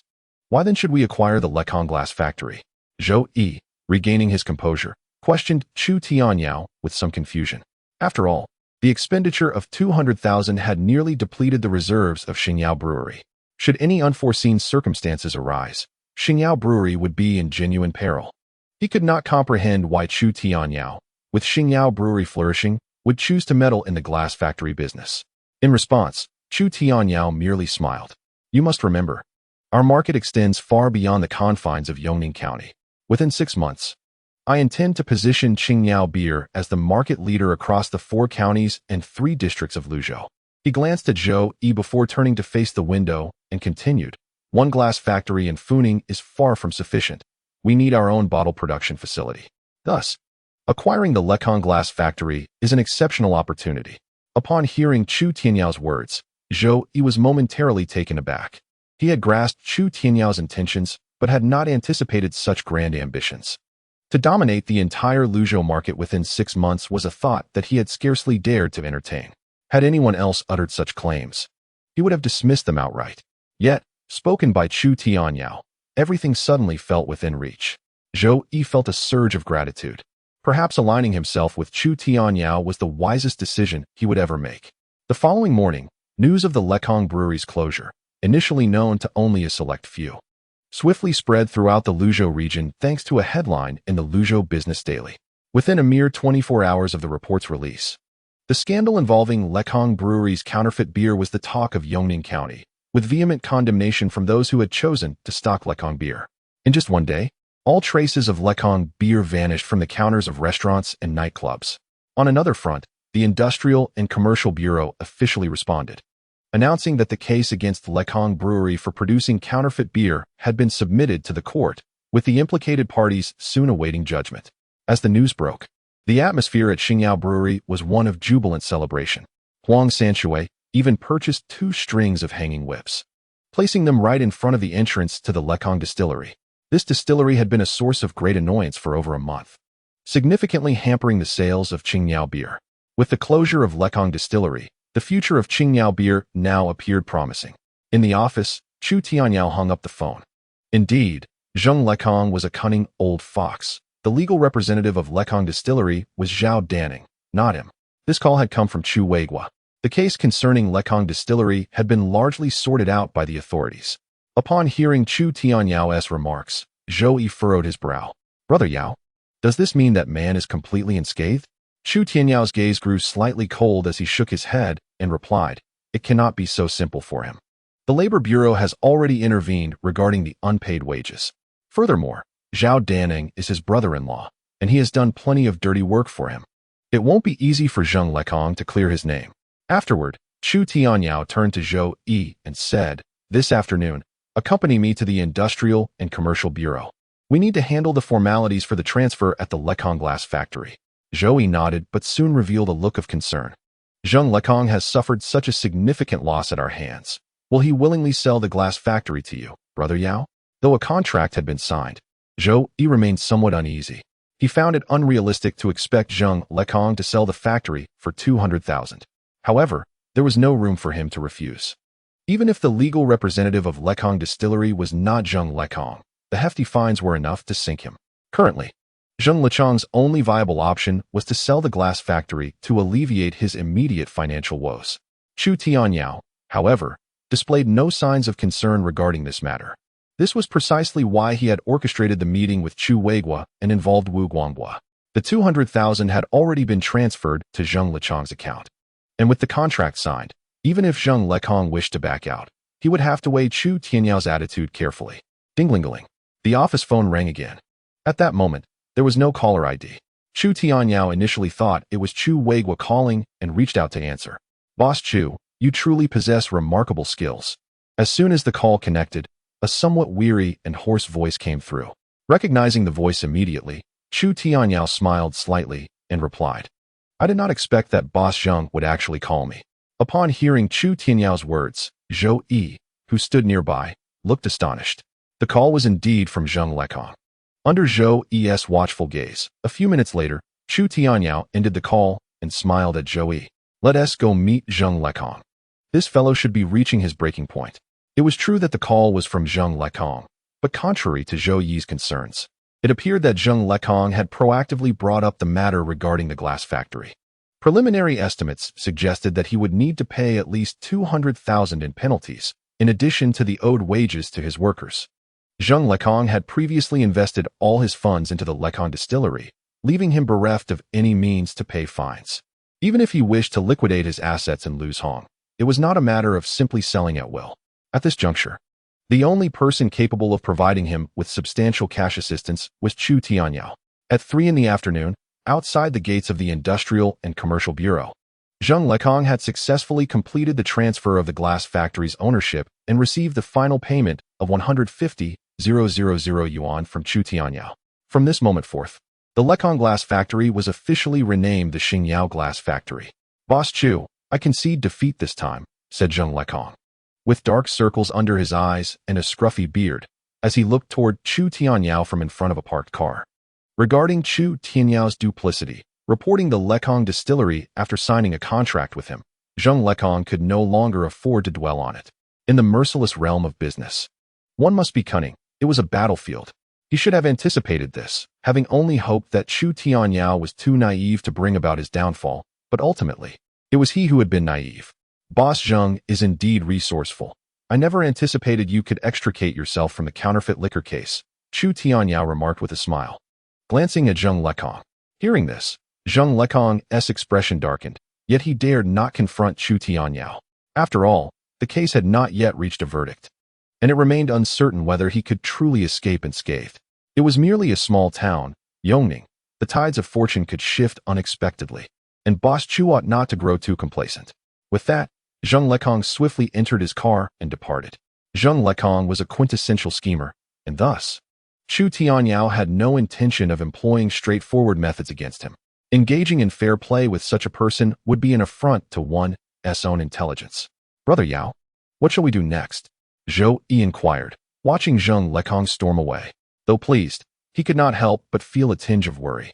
The 200,000 yuan was the capital of the Xingyao distillery, and he was rather impressed by Chu Tianyao's audacity to squander it without a second thought. After all, while the glass factory was now in their possession, its operation would still incur daily expenses. "Our time is limited. Zheng Lekong is correct. Yongning is rather small." Chu Tianyao reflected, observing Zheng Lekong's departure. He shifted the conversation. "Having a car is indeed quite convenient. Perhaps I shall purchase one soon." Currently, Chu Tianyao relied on Huang Sanshui's motorcycle for transportation, which was undeniably inconvenient, prompting him to consider acquiring a car. Zhou Yi, standing nearby, felt a wave of disbelief wash over him upon hearing Chu Tianyao sudden notion of buying a car. Just moments after parting with 200,000 yuan, Chu Tianyao was already contemplating a vehicle. Even a state-owned enterprise would likely struggle to sustain such extravagance. Yet, he understood Chu Tianyao well. If Chu expressed a desire to buy, the purchase was as good as made. Chapter 48. The Investigation Task by mid-May. The news of the Lekong Distillery's closure had spread throughout Yongning. Quietly, the Xingyao Distillery was set to embark on its inaugural investigation task. Previously, the counterfeit liquor case at the Lekong Distillery drew significant attention from higher authorities regarding the management of private enterprises. As a result, all 4 counties and 3 districts are currently conducting regulatory inspections of production facilities. In light of the counterfeit liquor incident, the higher-ups in Yongning County, eager to restore their reputation, are particularly focused on this matter. The county government has taken the lead, collaborating with journalists from the county television station and the Luqing Business Daily to prepare an inspection of the Xingyao Distillery. Naturally, Chu Tianyao had received this news from Chu Weiguo 3 days prior. The reason for selecting Xingyao Distillery for inspection is twofold. Like Lekong Distillery, Xingyao primarily produces beer. And additionally, Chu Weiguo has been instrumental in promoting this endeavor. This inspection represents both a challenge and an opportunity. In preparation for this event, Chu Tianyao spared no expense in refurbishing the factory inside and out. Over the past few days, even the factory employees have been issued new uniforms, their faces radiating joy. Furthermore, Chu Tianyao personally authored an employee handbook, ensuring that each worker is thoroughly familiar with its contents, enabling them to respond confidently when questioned by superiors. Finally, on May 25th, the inspection team arrived at Xingyao Distillery. Leading the delegation was the leadership team from the Industry and Commerce Bureau, followed by 2 groups of journalists, one from the county television station and the other from the Luqing Business Daily. As the factory manager, Chu Tianyao naturally took it upon himself to personally welcome them and guide them on a tour of the facility. Ladies and gentlemen, while our Xingyao Distillery may be modest in size, we adhere to the principle of quality over quantity. Our Xingyao beer is produced using the most advanced brewing technology imported from abroad. Furthermore, all our employees have undergone a month of pre-job training to ensure their competence. Chu Tianyao stated as he led the group into the production area. The visitors were notably impressed by this revelation. The leading county official then approached the production line, patiently inquiring of the workers about their experiences. Do you find your work to be demanding? Are the benefits provided by the factory satisfactory? In response to these questions, several workers flashed broad smiles, revealing their teeth. What hardship is there? Without this distillery, we would struggle to support our families. Indeed, Manager Chu not only provides us with jobs, but has also increased our wages.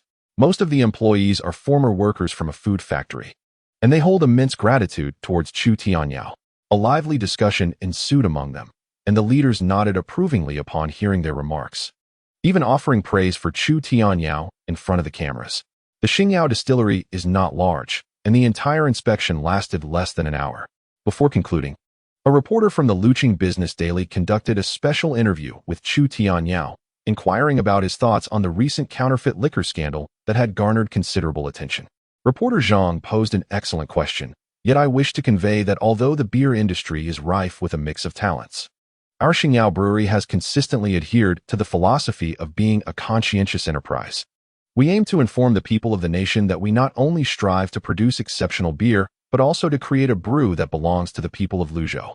Clad in a crisp white shirt, Chu Tianyao flashed a subtle smile at the camera, radiating an aura of formidable confidence. At that moment, even the female reporter, microphone in hand, was momentarily mesmerized by the expression on Chu Tianyao's face. Beer for the people of Luzhou. This slogan was indeed profoundly stirring. That afternoon, as the inspection team departed, everyone, including Chu Tianyao, breathed a sigh of relief. These past 2 days have truly exhausted me. At the brewery's entrance, as he bid farewell to the reporters from Luzhou Commercial News, Huang Sanshui couldn't help but wipe the sweat from his brow. In preparation for the inspection, they had been working tirelessly, fearful of any potential misstep. Fortunately, it appeared they had successfully navigated this challenge. In the factory office, Chu Tianyao summoned Huang Sanshui. Here is the advertisement I have written. Starting tomorrow, please publish this in the Luzhou Commercial News for 7 consecutive days without interruption. Chu Tianyao handed the prepared advertisement to Huang Sanshui. Brother Yao, The advertising fees in Luzhou commercial news are not inexpensive, Huang Sanshui remarked, somewhat puzzled by Chu Tianyao's motives. Rest assured, this advertising expense is trivial. What I seek is the entirety of Luzhou's beer market, Chu Tianyao replied without looking up. Upon hearing this, Huang Sanshui nodded, refraining from further inquiry. Since it was an instruction from Chu Tianyao, even if he did not fully comprehend it, he would never question it. Indeed, the following morning, the Luzhou commercial news was fervently released. The front-page headline featured the visit to Xingyao Brewery organized by Yongning County, including coverage of the exclusive interview with Chu Tianyao. What was even more astonishing was the bold black lettering in the advertising section. Xingyao Brewery, brewing beer for the people of Luzhou. In contrast to other complex advertisements, Chu Tianyao's phrase was simple and easily comprehensible, instantly leaving a lasting impression, especially when paired with the front-page news. Within just a single day, Xingyao Brewery had gained renown across the 4 counties and 3 districts of Luzhou. Remarkably, by late May, the order volume for Xingyao Brewery was visibly surging. Even Zhou Yi and others were astonished by Chu Tianyao's prowess. They had not anticipated that such a brief advertisement and interview could double the order volume for Xingyao Brewery. Currently, the daily sales of Xingyao Brewery hovered around 40,000 yuan. With the absence of Lekong beer as a competitor, Xingyao beer once again swept through Yongning County with an overwhelming advantage. Moreover, Xingyao Brewery began receiving orders from other districts and counties, with the volume steadily increasing. At this juncture, everyone could not help but admire Chu Tianyao's foresight. Relying solely on a single glass factory has proven insufficient for Xingyao Brewery to secure an ample supply of beer bottles. Currently, the brewery's bottles are primarily sourced from Xingyao Glass Factory, where Chu Tianyao has even established a packaging workshop. At the glass factory, he has entrusted Zhou Yi to oversee operations. As the market has fully opened, Chu Tianyao's objective is to continue enhancing beer production and to innovate new beer varieties. If memory serves him right, in the latter half of this year, China Resources is set to acquire Shenyang Snow Beer Factory, intending to develop a new variant of snow beer that will triumph at next year's product evaluation, thereby dethroning Qingyao beer from its long-held supremacy and ushering in an era of dominance lasting over a decade. He must act swiftly to bolster Xingyao Brewery before China Resources can outpace him. Otherwise, he risks being overwhelmed by the impending tide. Chapter 49. New beer development time swiftly progressed into June. Everything appeared tranquil, yet for Chu Tianyao and his associates, this period was marked by fervent activity. The collapse of Lekong Brewery ignited widespread concern regarding industrial beer. However, Chu Tianyao's rallying cry to produce beer for the people of Luqing resonated deeply, yielding significant results. Given that the enterprise had been directly inspected by government representatives, coupled with Chu Tianyao's distinctly regional slogan, Qingyao beer experienced a remarkable surge in popularity. Presently, Qingyao beer commands an absolute leadership in the beer market of Yongning County, with market shares in other districts also steadily rising. Gradually, the beer market in the Luqing area has evolved into a dynamic landscape dominated by 2 giants, Longjin and Shancheng, while well-known external brands like Qingdao and Yanqing follow closely behind. Notably, the recently emerging Qingyao beer has become an unexpected contender in Luqing's beer market. Yet, Chu Tianyao is acutely aware that surpassing the provincial titans, Longjin and Shancheng, is no trivial endeavor. Luqing is merely a third-tier city. To put it plainly, the influence wielded by these 2 provincial enterprises renders the gains or losses of a single city inconsequential to them. Thus, Chu Tianyao's immediate task is to continue expanding production and elevating the reputation of Xingyao Brewery, thereby fully penetrating the provincial market and facilitating an expansion into the entire southwestern region. Only by capturing the southwestern market can he secure a foothold in the forthcoming capital market competition. Otherwise, his fate may mirror that of numerous small to medium-sized breweries from the 1990s, awaiting acquisition by capital giants. In the factory office, Zhou Yi and his colleagues have been exceptionally busy lately, making it rare for them to gather together as they do today. Brother Yao, our order volume continues to rise, with our daily sales now hovering around 60,000. Luo Jin adjusted his glasses and handed a simplified financial report to Chu Tianyao. At this rate, we could sell 2 million in a month. Beside him, upon hearing Luo Jin's words, Huang Sanshui and Zhou Yi were equally exhilarated. Who would have imagined that in just a month, the factory sales would triple?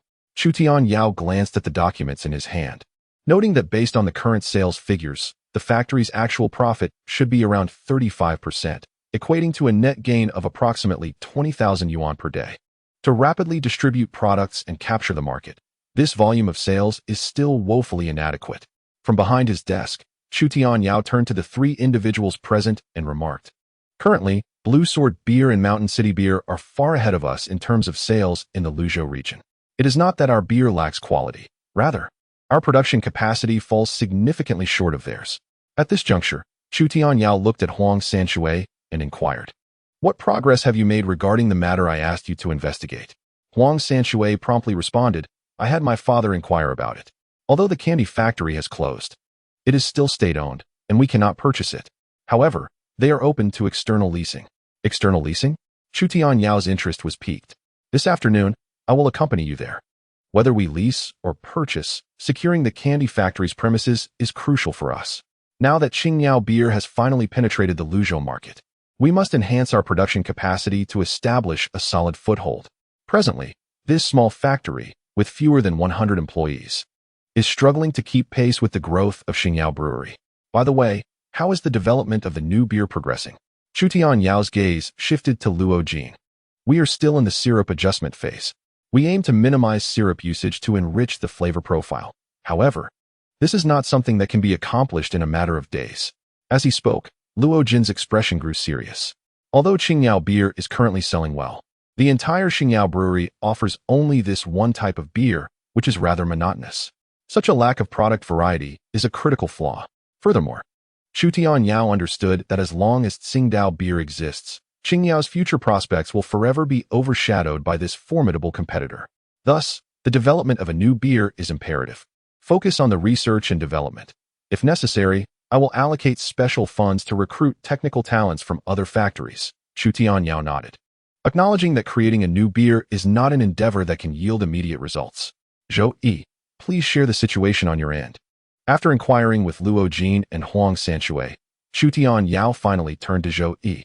Currently, Zhou Yi is the busiest among the three, responsible not only for matters concerning the glass factory, but also for shouldering the previous burdens of the sales department.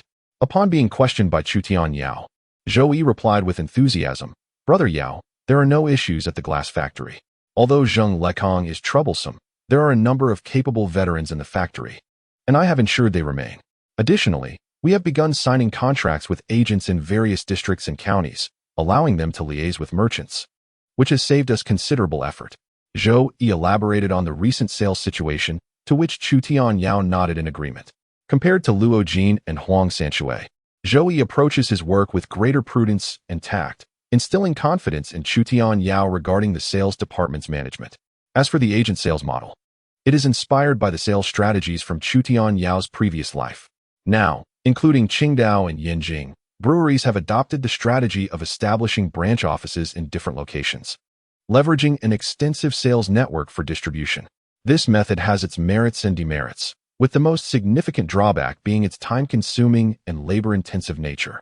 In contrast, Chu Tianyao's agency model requires no personal effort. He offers profit rebates to agents, allowing local entrepreneurs with connections to facilitate offline sales. Although this approach may dilute profits, it greatly benefits Qingyao Brewery, which currently faces limitations in manpower and financial resources. At this critical juncture for our expansion into the Luzhou market, you must remain vigilant regarding the movements of other companies and immediately inform me of any abnormalities. Chu Tianyao instructed Zhou Yi with a serious demeanor. The arrival of Qingyao beer as a dark horse in the Luzhou beer market undoubtedly poses a substantial threat to other second-tier beer brands. Chu Tianyao would not believe for a moment that they were inactive. In the office, Zhou Yi nodded gravely in response to Chu Tianyao's words. He understood well the adage that the nail that sticks out gets hammered down. The challenges for Qingyao Brewery had only just begun. Thank you all for your hard work during this period. Once the new factory arrangements are finalized, I will grant you a 2-day break to rest and recharge. Chu Tianyao smiled as he stood up to address his colleagues. Regardless of the circumstances, Qingyao Brewery has already achieved enough to take pride in its progress up to this point. Chapter 50. Expansion of the factory at noon, under the blazing sun. Huang Sanshui rode his Jialing motorcycle, transporting Chu Tianyao to the old site of the county's former candy factory. 2 years prior, the candy factory had declared bankruptcy due to mismanagement during its restructuring, leaving the expansive premises idle ever since. The individual meeting Chu Tianyao was a young man named Zhang Bo, an employee of the state-owned Asset Supervision and Administration Commission. The prospect of leasing the old factory was good news for the local government. "Mr. Chu, allow me to show you the factory," Zhang Bo said politely, dressed in his work uniform. Since Chu Tianyao's appearance in the Luzhou Business Daily, he had become somewhat of a local celebrity in the Yongning business circle, and Zhang Bo was certainly aware of this. With that, Zhang Bo called out towards the large iron gate of the candy factory. Shortly thereafter, an elderly man in a white undershirt emerged slowly, opening the gate. This was Grandpa Li, a former employee of the candy factory, who remained there to guard the entrance after the factory's closure. Zhang Bo introduced him to Chu Tianyao. The old man merely nodded in acknowledgement before returning to a small room nearby. Zhang Bo then led the two into the candy factory.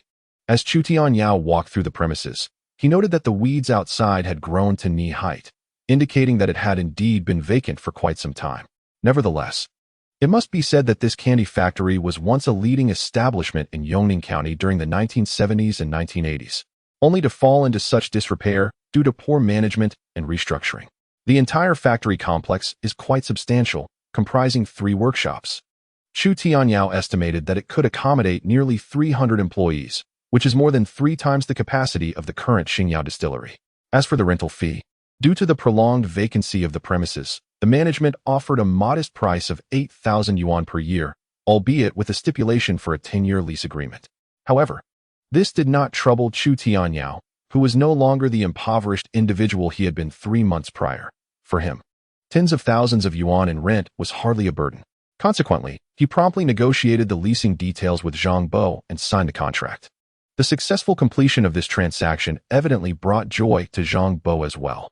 As they exited the factory, they found the elderly guard, Old Li, already waiting by the large iron gate. Observing the smile on Zhang Bo's face, Old Li quickly pulled him aside and inquired quietly, "Little Zhang, is it true that the candy factory is being sold?" Sensing the old man's anxiety, Zhang Bo smiled and reassured him, "Grandpa Li, the candy factory has long since closed down. It's simply vacant now, and we intend to lease it out." "What? Leasing it out?" The old man was visibly taken aback, his wrinkled face reflecting a mix of astonishment and uncertainty. The leasing of the candy factory implied that his role as the gatekeeper would no longer be necessary. At that moment, Chu Tianyao cast a glance at the modest dwelling beside the iron gate, where Old Li resided. The interior was sparsely furnished, containing only a wooden bed, a rattan chair, and a table, yet it was evident that the old man had lived there for many years. Though clean, the room still bore signs of wear and tear. "Grandpa Li, rest assured, even though the candy factory is leased to me, I will still entrust the gate to you, and I will also increase your salary by 20 yuan, Chu Tianyao said with a smile, approaching the elderly guard. "You heard that, right? The factory will still be under your watch, so you need not worry," Zhang Bo added, echoing Chu Tianyao's sentiments. Upon hearing this, Old Li was filled with emotion. Thank you. You needn't raise my salary. I'm just an old man who has spent his entire life here at the candy factory. If I were to leave this place, I truly wouldn't know what to do." Old Li's real name was Li Shengli, and he was in his 60s. He was a longtime employee of the candy factory, a bachelor with no children, and the management had allowed him to remain as the guard out of pity, providing him with a monthly salary of 60 yuan. Chu Tianyao's decision to retain Li Shengli was not merely out of sympathy. He understood that seasoned workers like him had a profound emotional connection to the factories they had dedicated their lives to, much like his father, Chu Tianshan. Such veteran workers are not burdens on the factory, but rather its invaluable assets. "I see it's getting late, it's noon, and you gentlemen must not have had lunch yet. How about I treat you? There is a well-known restaurant, Jiun, nearby, right next to the county middle school," Zhang Bo suggested, glancing at the time as they stepped out of the candy factory. Recently, Chu Tianyao has emerged as a prominent figure in the business community of Yongning County, and naturally, he wishes to make acquaintances. "Very well, but it must not be on Zhang's account. I shall treat," he declared with a generous spirit. Zhang Bo felt a surge of joy upon hearing this, pleasantly surprised that someone of Chu Tianyao's stature exhibited no semblance of arrogance, appearing far more approachable than many private entrepreneurs. As they conversed, within 10 minutes, The three arrived at a modest restaurant. Though small, its proximity to the county high school ensured a steady stream of patrons during lunchtime. Once seated, they ordered a selection of homestyle dishes. Boss Chu, do not be deceived by the size of this establishment. The chef's skills are commendable, attracting diners from 2 streets away. Zhang Bo remarked, handing the menu to a server, revealing his familiarity with the place. Chu Tianyao nodded thoughtfully, casting a casual glance around the restaurant. Most patrons were enjoying Qingyao beer, which had recently captured nearly 50% of the market share in Yongning County following the closure of the Lekong distillery. Not only was it prevalent in dance halls, but it had also become the primary beverage in street stalls and small eateries alike. This phenomenon was not solely due to the beer's quality. It was significantly influenced by the slogan Chu Tianyao had published in the newspapers. In the 1990s, there was a strong sense of pride in local industries. Here comes the food. After a wait of about 10 minutes, a perspiring chef called out, and several servers hurried in to deliver the dishes. At that moment, Chu Tianyao noticed a petite figure entering the private room with a tray. Chu He? He furrowed his brow at the sight of the server, whose silhouette bore a resemblance to his sister, Chu He. Shaking his head, he dismissed the thought, with exams approaching. She should be preoccupied with her studies, not working in a restaurant. Suddenly, a loud crash echoed from the private room, followed by a man's angry voice. You little brat. Are you blind? I'm so sorry. It was unintentional. A female server stammered repeatedly in apology. Upon hearing that voice, Chu Tianyao's expression shifted dramatically. Chu He. It was unmistakably his sister's voice. Inside the room, a man drenched in soup stood up, slamming the table in fury, berating the young girl before him. Do you have any idea how much the shirt costs? He shouted, pointing at his stained short-sleeve shirt. Meanwhile, Chu He, clad in her server's uniform, appeared flustered, hastily lowering her head to apologize. I truly did not do it on purpose. Who knew you would suddenly stand up? Chu He quietly explained. As she was serving dishes just moments ago, the man, who had been sitting comfortably, abruptly stood up and collided with her wrist, causing the food to spill onto him. What? Are you suggesting that I am trying to frame you? The tall man exclaimed, prompting his 2 companions at the table to rise in unison, glaring at Chu He. Faced with this intimidating scene, Chu He turned pale with fear. At that moment, the restaurant owner, having heard the commotion, hurried out to mediate the situation. It's Brother Long, my sincerest apologies.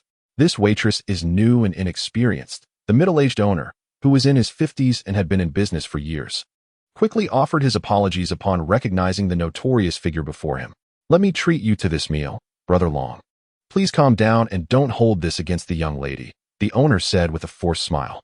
The man, Chen Long, was a well-known local bully in Yongning County, accustomed to misdeeds with his gang of over a dozen followers, especially around the school vicinity. In such matters, small establishments like this could only acquiesce. Calm down. How could we expect Brother Long to be placated so easily? This girl has stained my brother's clothes. She should at least compensate 200 yuan, shouted a lean subordinate with slanted eyes from behind Chen Long. Hearing this, the restaurant owner felt a jolt of anxiety and wore a troubled expression. Although his restaurant was doing well, he barely earned 1,000 yuan a month, and Chen Long's demand for 200 was indeed exorbitant.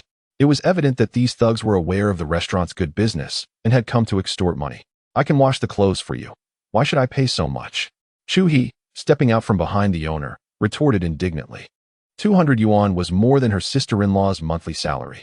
You little brat, do you think you have any say here? As soon as Chu He spoke, one of Chen Long's men, his face contorted with rage, raised his hand to slap her. However, just as he did, a figure burst into the room like a ferocious beast. You're seeking death. Chu Tianyao, upon entering the room and seeing his sister being bullied, wasted no time in delivering a kick that sent the lean subordinate flying. This sudden turn of events left everyone in the room stunned, including Huang Sanshui and Zhang Bo, who had followed Chu Tianyao and were caught off guard. Chu He, upon seeing his sister in a waitress outfit, Huang Sanshui finally understood why Chu Tianyao was so furious. Chu He was equally surprised to see her brother unexpectedly appear. You little brat, it seems you're tired of living. How dare you meddle in Chen Long's affairs? Brothers, attack. Chen Long, witnessing his subordinate being kicked aside, was furious and picked up a beer bottle from the table to hurl it at Chu Tianyao. Watch out.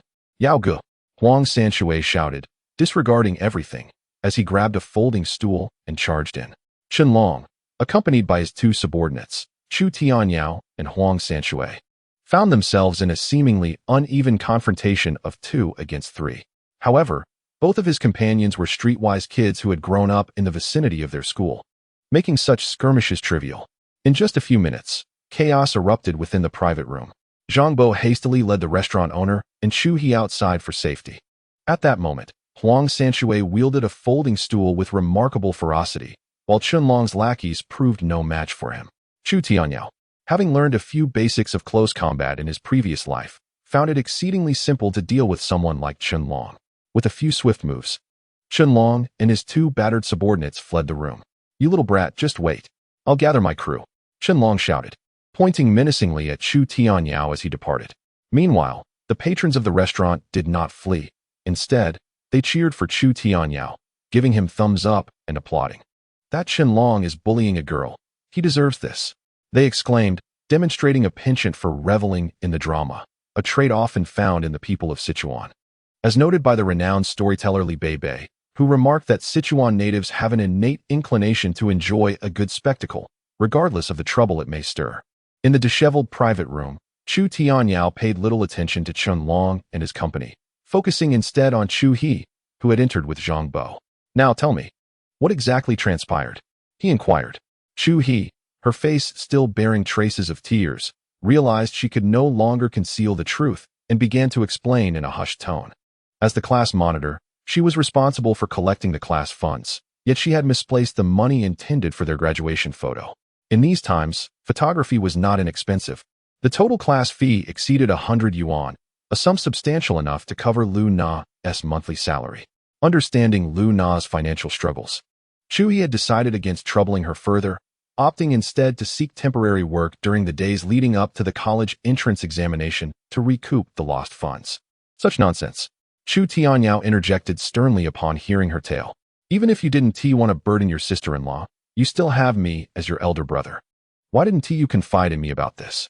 Chu He was taken aback by his intense reaction. She hadn't anticipated such anger from him. Was it truly just because she hadn't informed him? "Quickly, Chu He, let us leave. Chunlong is not someone to be trifled with. If he returns with his gang, you both will be in serious trouble," the restaurant owner urged as he rushed in. Hearing this, Chu He turned, her eyes betraying a hint of anxiety. Chunlong was indeed a notorious local thug, and she wished to avoid causing any trouble for Chu Tianyao. The name Chunlong rang a bell. In the private room, ignoring the owner's urgings, Chu Tianyao turned to Huang Sanshui and instructed, "Go outside and call for the cheetah to handle this situation." Whether it was Chunlong's intention to harass Chu Tianyao or the fact that he dared to bully his sister, Chu Tianyao had no intention of letting this slide easily. It had been a while since he had engaged in a fight, and just moments ago, he had not even unleashed his full potential. Huang Sanshui cast aside the folding stool in his hand and strode out with an air of disdain. Ever since he entered junior high, he had frequently clashed with delinquents outside the school alongside Chu Tianyao. This minor skirmish hardly fazed him. "Boss Chu, should we perhaps call the police?" Zhang Bo, who had refrained from intervening until now, voiced his concern to Chu Tianyao. Chu Tianyao shook his head. Glancing at his sister Chu, he before retrieving a wad of cash from his handbag, an ample sum of 1,000 yuan. "In matters concerning finances, do not hesitate to speak up. Do not subject yourself to such discomfort." He handed 500 yuan to Chu He, observing her astonishment. Determined to re-establish his authority as an older brother, he stated earnestly, "No matter what transpires, you have me by your side. Besides, our family is not lacking in funds. Your sole focus should be on preparing for the college entrance examination. Hurry back to school and study." In response to Chu Tianyao's admonishment, Chu He felt not the slightest hint of anger. Rather, she experienced an unprecedented warmth. Grasping the 500 yuan tightly, she nodded her head with her gaze lowered and, urged by Chu Tianyao, donned her school uniform and exited the restaurant. Coincidentally, Zhang Bo was on his way to work, so Chu Tianyao requested that he give Chu He a ride. Chapter 52. He is Chu Tianyao inside the Junjia restaurant. After Chu He departed, Chu Tianyao handed the remaining 500 yuan to the restaurant owner. "I will cover the damages from today." The restaurant owner, taken aback by Chu Tianyao's nonchalance in producing such a sum, seemed surprised that Chu He had such a wealthy brother. However, he could only manage a bitter smile. Recognizing that Chu Tianyao was evidently prepared to confront Chunlong without mercy. 10 minutes later, Huang Sanshui, sitting on a folding stool, impatiently exclaimed, "Why hasn't this Chen Long made a move yet? If he dares to bully my sister Chu He, I will be the first to make him pay." With a cigarette in hand, Chu Tianyao merely lowered his head. As the commotion outside the restaurant grew louder, he finally looked up. Indeed, Chen Long had arrived, accompanied by a dozen young men. Upon witnessing this spectacle, the patrons who had gathered to watch promptly moved their tables aside, clearing a space for the two factions. "You've got some nerve, kid, to confront me here," Chen Long declared as he entered, spotting Chu Tianyao seated inside the restaurant. Beside him, Huang Sanshui, undeterred by the numbers against them, spat out the toothpick he had been chewing and grinned. "Enough of the nonsense. You didn't get enough of a beating from me earlier, did you? I see you're itching for more." Despite being outnumbered, Huang Sanshui understood the principle of fighting spirit over numbers. Like Chu Tianyao, he had relied on sheer tenacity in brawls and had often triumphed against greater odds. "You little brat, just wait and see if I don't knock your teeth out." Chen Long, upon hearing Huang Sanshui's taunt, was instantly enraged. With a swift motion, he grabbed a beer bottle and smashed it, shouting to his followers, "Boys, take this kid down." As Chen Long's voice fell, his 10 or so subordinates prepared to charge at Chu Tianyao and his companion. "Stop right there." A thunderous command echoed from outside the door. Instantly, a multitude of individuals, cloaked in shadows, surged in, each bearing an expression fraught with bloodlust. Faced with this sudden turn of events, both Chen Long and his subordinates were momentarily taken aback. Upon closer inspection, he recognized the leader among them. "Brother Leopard, what brings you here?" The newcomer was none other than Qian Bao, the foremost enforcer under Wang Lei. Known as the affluent third master, notorious throughout Yongning County. In comparison to him, Chen Long was several tiers below, leaving Chen puzzled as to why Qian Bao would appear in this situation. Before Chen could gather his thoughts, Qian Bao stepped forward and delivered a resounding slap, sending Chen sprawling to the ground. "You ignorant fool! Do you even know who my brother Yao is? How dare you provoke him?" With that, Qian Bao seized Chen Long by his collar, dragging him before Chu Tianyao as if he were a lifeless dog. Not a single one of Chen's subordinates dared to move as they witnessed the spectacle. "Brother Yao, this is Chen Long, the one who supervises the Red Rose Dance Hall. It was his subordinates who assaulted your friend at the factory," Qian Bao remarked, casting a cold glance at Chen. "I didn't expect this fool to seek his own demise by crossing paths with you." "Brother Yao?" Chen Long thought, his heart racing. Could it be that he was referring to Chu Tianyao of the Xingyao winery? With a pained expression, Chen's eyes widened in disbelief as he regarded Chu Tianyao, realizing that the individual capable of commanding such respect from Qian Bao could only be the renowned Chu Tianyao, whose name echoed throughout Yongning. It was said that the influential owner behind the Grand Wealth Dance Hall was none other than him, compelling even the local tyrant Wang Lei to treat him with deference. "The previous incident had nothing to do with you, so I refrained from causing you trouble," Chu Tianyao observed, his gaze fixed on the pale Chen Long. A chilling smile crept across his lips. "However, this time you have wronged my sister, and I must reckon with this offense." Under Chu Tianyao's piercing gaze, Chen felt a chill running down his spine, and he shivered involuntarily, hastily apologizing. "Brother Yao, I was blind to your greatness. Please, show mercy and allow me to go free. I will never dare to offend you again." What was Chu Tianyao standing now? With figures like Wang Lei paying homage and Zheng Lekong suffering defeat at his hands, few dared to provoke him in both the underworld and above. "I have matters to attend to this afternoon.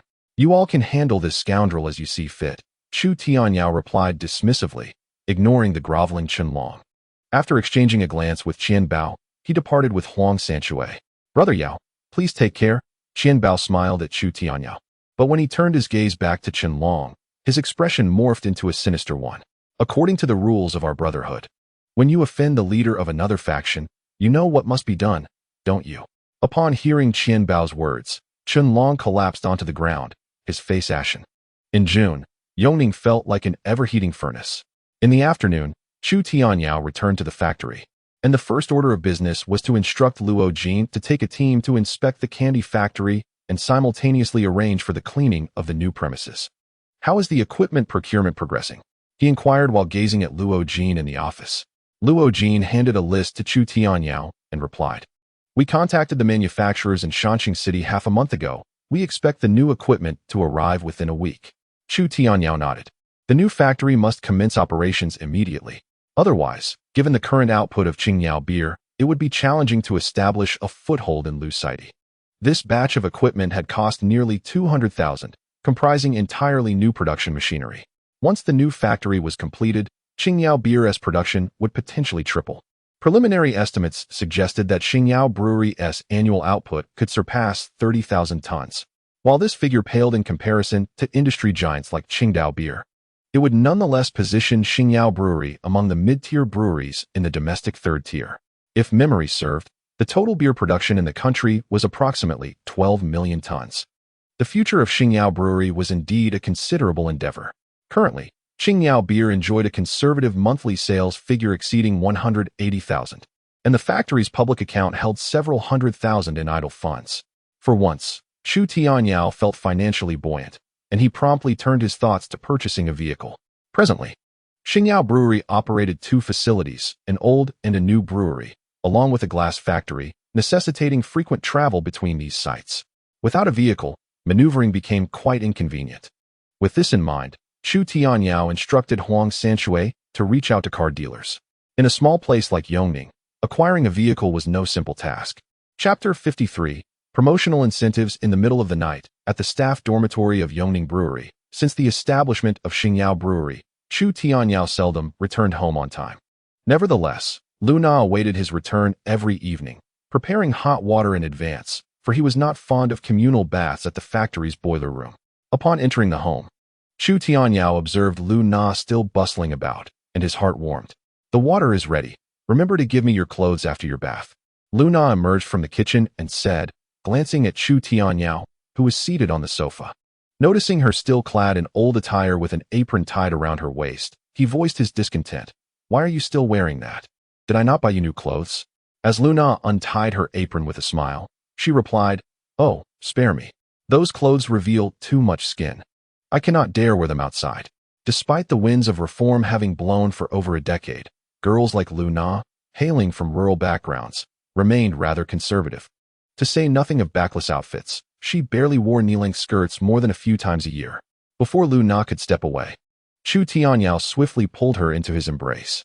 "Clothes are meant to be worn. Besides, my wife is beautiful. Why should she shy away from wearing them?" he murmured, gazing down at her. "What are you talking about?" she stammered, flustered. Cradled in the embrace of Chu Tianyao, Lu Na felt her cheeks flush with embarrassment. After a moment's struggle to escape, she protested, "Let me go. I still have to tidy the room."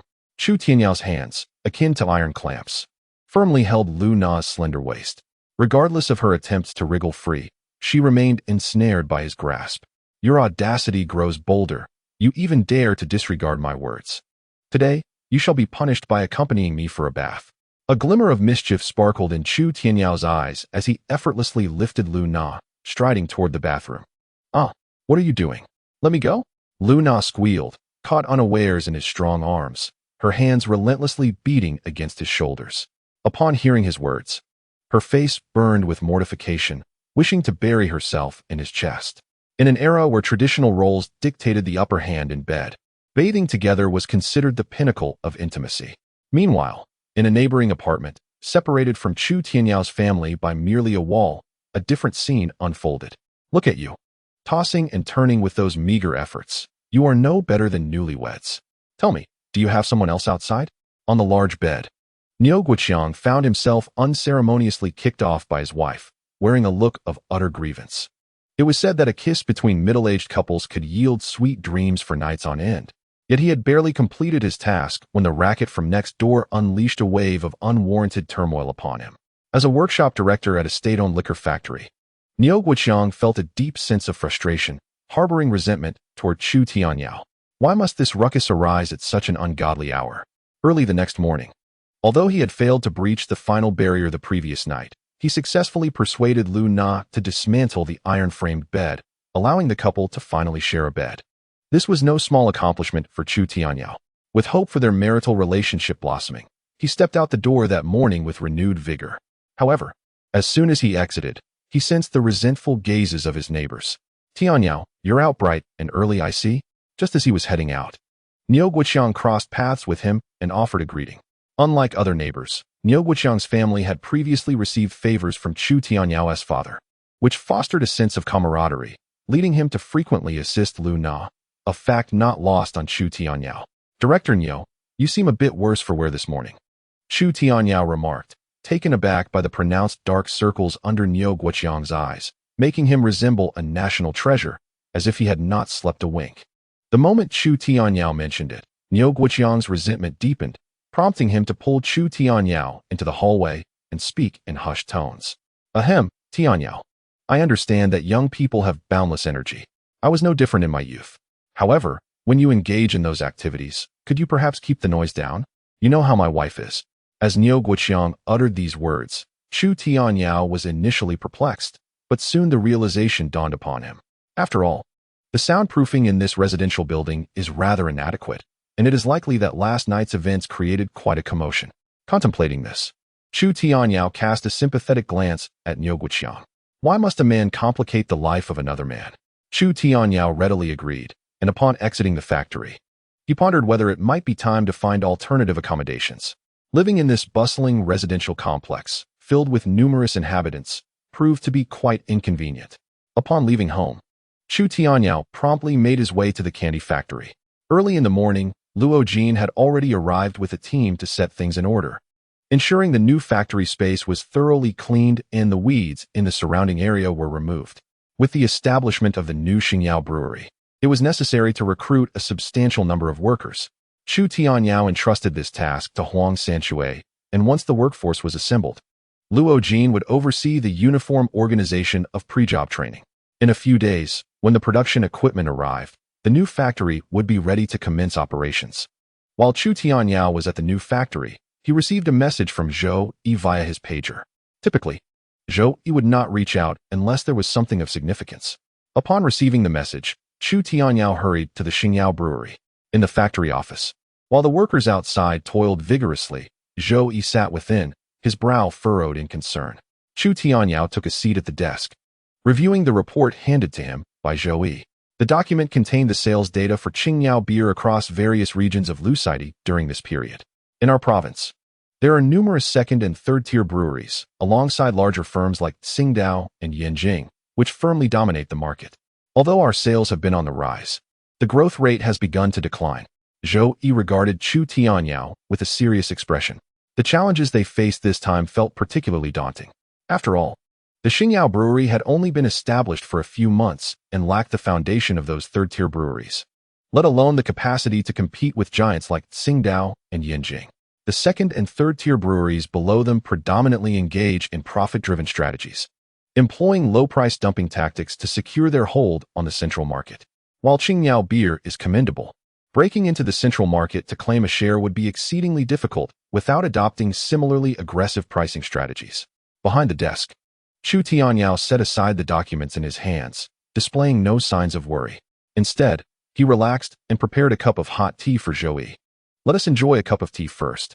Lucity is not Yongning. Seizing market share is not an easy feat." Chu Tianyao handed the teacup to Zhou Yi. The fact that Zhou Yi identified this issue early on demonstrated his competence in sales. Yet this dilemma was not solely Zhou Yi's concern. Many second and third-tier breweries across the country were grappling with the same predicament. "Brother Yao, with our new factory on the verge of establishment, what shall we do if we cannot gain a foothold in Lucity?" Zhou Yi accepted the teacup, but lacked the inclination to savor the tea. Observing this, Chu Tianyao patted his shoulder and retrieved a pre-prepared plan from the desk drawer. "Take a look at this." Zhou Yi accepted the plan Chu Tianyao offered. Curiosity piqued as he began to peruse its contents. A promotional scheme with incentives? As Zhou Yi gazed at the contents of Chu Tianyao's plan, his eyes widened in astonishment, and his expression transformed into one of sheer brilliance. Marvelous, truly marvelous. If this sales model were to be implemented, our beer sales would undoubtedly soar. Zhou Yi exclaimed in exultation, barely able to contain his excitement. However, Chu Tianyao merely shook his head. "Let us not rush. We shall wait until the new factory officially commences operations before we put this scheme into action." The essence of this plan ultimately revolves around a strategy of thin profit margins and high sales volume, which will pose a significant challenge to our production capacity. Upon hearing Chu Tianyao's words, Zhou Yi calmed himself and nodded in agreement. Relying solely on the output from the old factory could not support such an extensive marketing strategy, particularly in the 4 counties and 3 districts of Lucity. Should the plan succeed, it would necessitate a widespread distribution effort to seize the market ahead of time. Chapter 54. Xingyao Second Factory. On June 5th, with the sound of firecrackers echoing through the Xingyao Brewery's second factory, the official commencement of production was announced.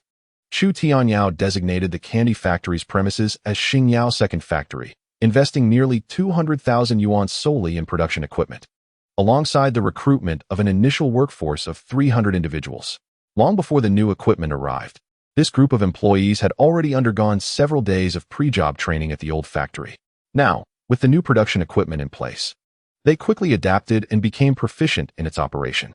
The output of the second factory is projected to be 3 to 4 times that of the first, thus establishing it as the focal point of Xingyao Brewery's future endeavors. To facilitate this, Chu Tianyao specifically transferred Luo Jin to oversee operations, while the original first factory was entrusted to the skilled personnel promoted by Luo Jin. Luo Jin would manage production and operations. Huang Sanshui would oversee the human resources and logistics departments, and Zhou Yi would be in charge of sales. As for their compensation, both Luo Jin and Huang Sanshui would receive a 5% dividend in addition to their base salaries, while Zhou Yi would enjoy bonuses based on sales performance. The remuneration package offered by Chu Tianyao was undeniably generous. As Xingyao Brewery flourished, the trio's earnings would undoubtedly continue to rise. The environment of the second factory was significantly superior to that of the first. Despite its previous status as a state-owned enterprise, it boasted over a dozen offices, alleviating the need for the team to crowd into a single workspace. With the expanding scale of Xingyao Brewery, it was clear that overseeing operations solely through Luo Jin and his colleagues would be insufficient. Therefore, Chu Tianyao established a set of evaluation standards to promote a cadre of managerial personnel within the factory, a task entrusted to Luo Jin and his team. Meanwhile, Chu Tianyao took a brief respite over the past 2 days. On one hand, he intended to find a residence near the second factory, eager to relocate with Lu Na from the staff dormitory. On the other hand, his sister, Chu He, was approaching her college entrance examination, and as her elder brother, he felt compelled to be involved, especially since she would need to stay at home after the exams. The conditions of the dormitory were hardly suitable for accommodating her. Moreover, Chu Tianyao planned to obtain a driver's license, as he was contemplating purchasing a vehicle. With frequent commutes between the first and second factories, having a means of transportation was essential. Seizing the opportunity during this brief period of leisure, Chu Tianyao diligently attended to these matters. Acquiring a driving license poses no challenge for Chu Tianyao, as he is already proficient in driving. Furthermore, during the 1990s, the number of individuals seeking a license was rather limited. For those who could afford a vehicle, it was merely a matter of formality. Luna, having managed to secure 2 days off, facilitated the move of Chu He back to the family residence to live with her. During this period, she dedicated herself to caring for Chu He's daily needs. As for Chu Tianyao, he could only make do on the sofa for these 2 days. Sister-in-law, it really isn't necessary to go through all this trouble. I can stay at school, Chu He exclaimed, observing Lu Na busily packing her belongings. That won't do. Your brother has made it clear that this college entrance examination is a pivotal moment in your life. If you were to catch a cold or something while at school, who would take care of you? Lu Na replied, glancing at Chu He with a smile, while continuing to sort through the clothes. Our little sister is growing up. These clothes are getting old. Soon, I'll take you to the department store to buy you a couple of nice outfits. Although Lu Na had not been part of the Chu family for long, she treated Chu He as if she were her own sister.